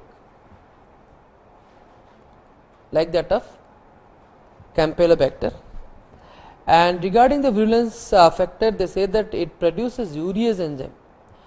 Maximum urease activity is by Helicobacter pylori. Okay, strongly urease positive. Apart from that, adhesins. Okay, toxins, like they produce vacuolating cytotoxin,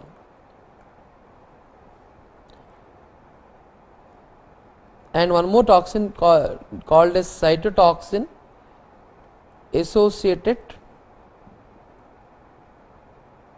gene. So like that, they produce two important toxins. Okay. Regarding the manifestation, Helicobacter pylori, please remember, as far as the prevalence is concerned, 80% in developing country, 30% in developed country and 50% overall people, normal healthy people, they harbor H. pylori in their stomach.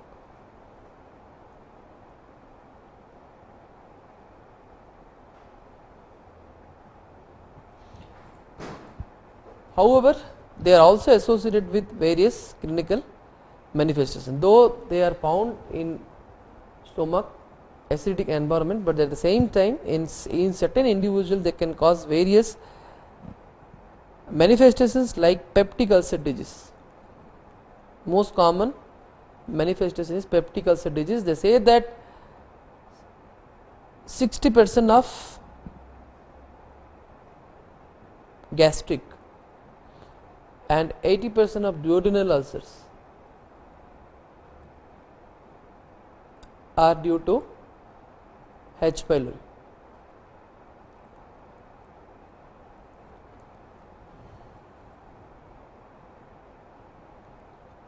Okay, so antrum is the most common site.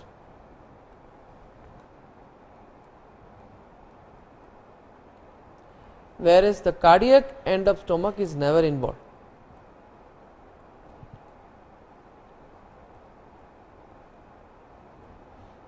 Cardiac end of the stomach is not involved. Second will be, they say that it can promote pernicious anemia.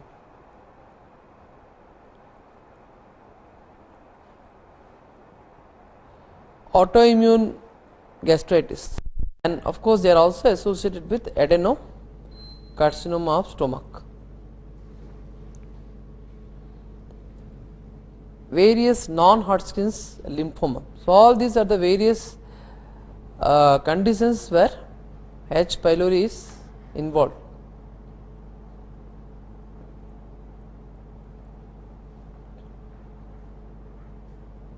Chronic atrophic gastritis.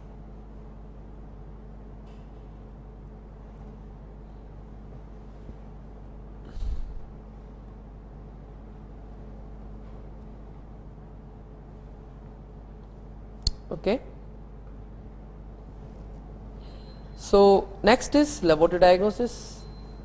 H. pylori can be diagnosed mainly by two important diagnostic tools, invasive and non-invasive method. Invasive is you have to do a endoscopic guided biopsy.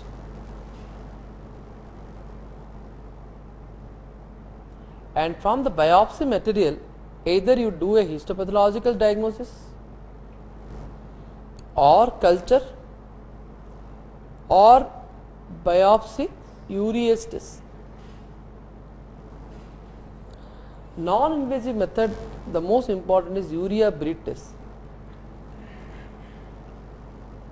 And according to Harrison, they say that urea breath test is the most accurate, most consistent,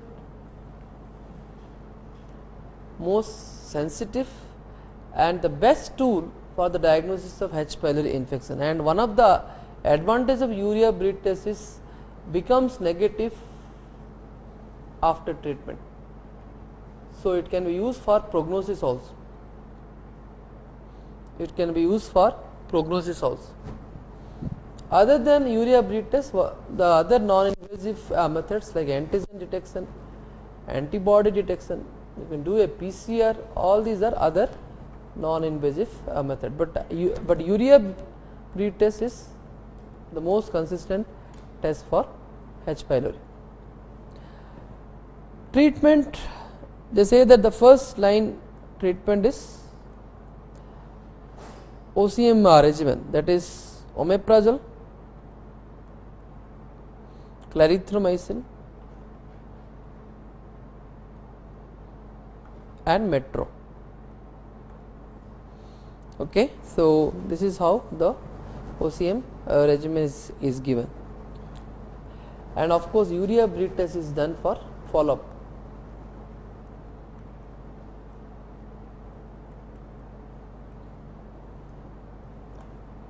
Fine.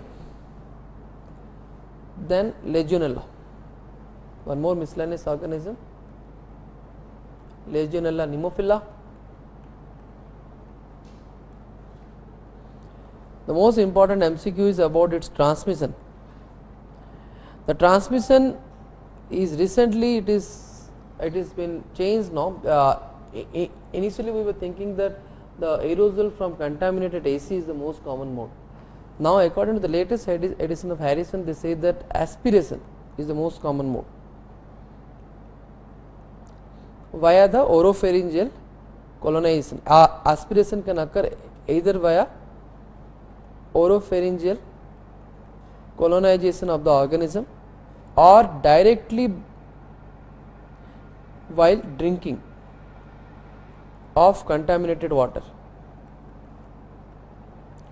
Either oropharyngeal colonized organism can be aspirated or by directly by drinking the contaminated water. This is the most common mode, followed by other mode like aerosol from contaminated AC, air conditioner. And please remember, there is no man-to-man transmission. There is no man-to-man transmission. There is no animal reservoir, as well as there is no carrier. There is no carrier. And the disease can be classified as milder disease, which is called as Pontiac fever. It is a mild flu-like illness, or severe disease called as Legionnaire's disease.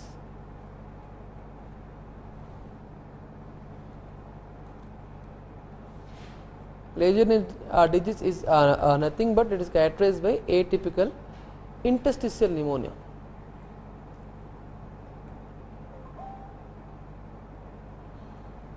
Okay. Sometime even extrapulmonary manifestations also may be present, and most common site is heart. Most common extrapulmonary site is heart. In pathogenesis, one particular MCQ what they ask is coiling phagocytosis. Coiling phagocytosis is one of the important feature of Legionella pneumophila. Okay. Lab diagnosis, again it is poorly gram negative, weakly gram negative Bacillus. So sometime it may happen that when you do a sputum microscopy, you will have the organisms may be absent, only the pus cells will be present. So this also may happen because it is poorly gram negative.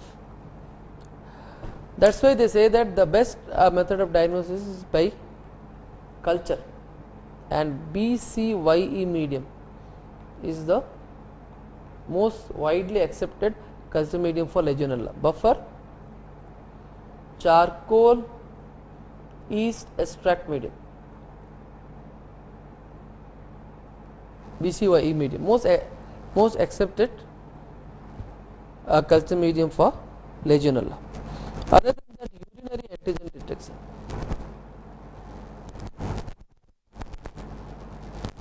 And also PCR is available mainly from water samples.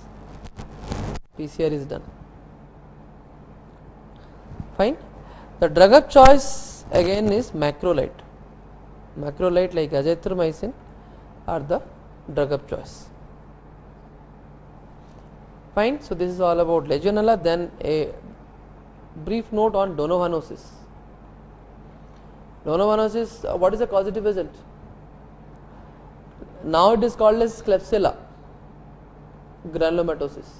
Klebsiella granulomatis. Older name is Calaimotobacter. Calaimotobacter granulomatis. And donovanosis is characterized by painless ulcer and there is no lymph node involvement.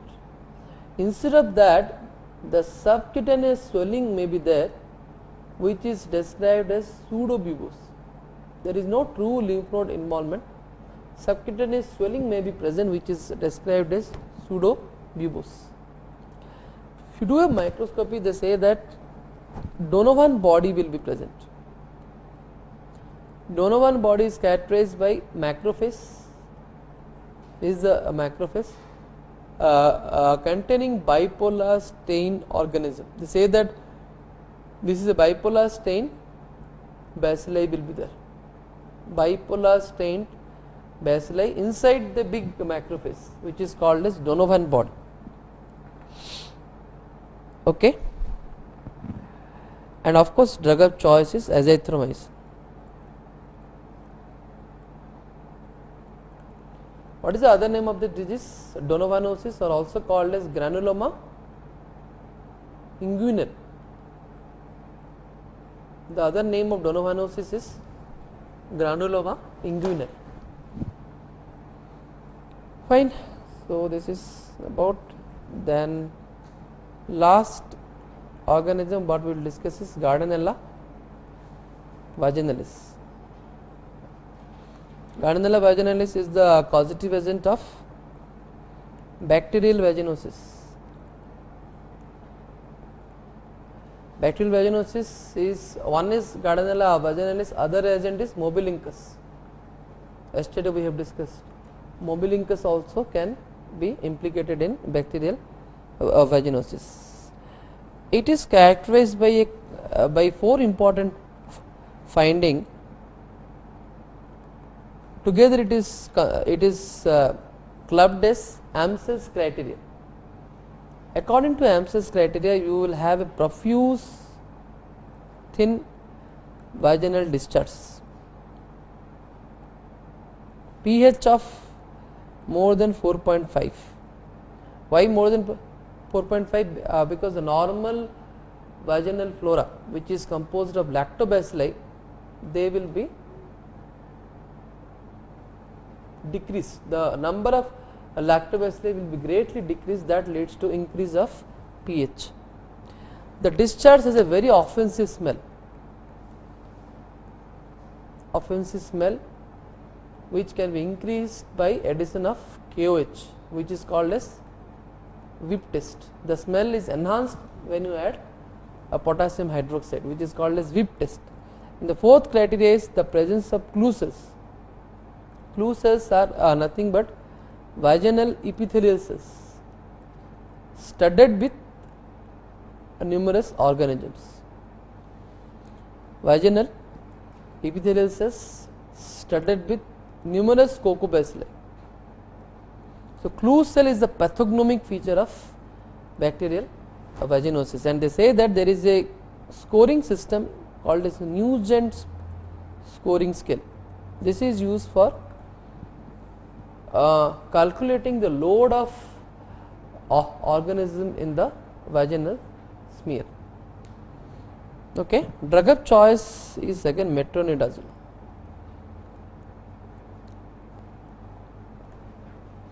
Okay, so the last part what we will discuss is rat bite fever. Rat bite fever, the two important agents are Streptobacillary moniliformis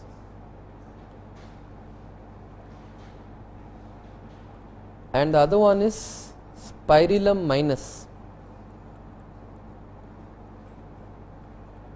Okay, so these are the two agents of rat bite fever. So that finishes the bacteriology. Then after that we will start virology.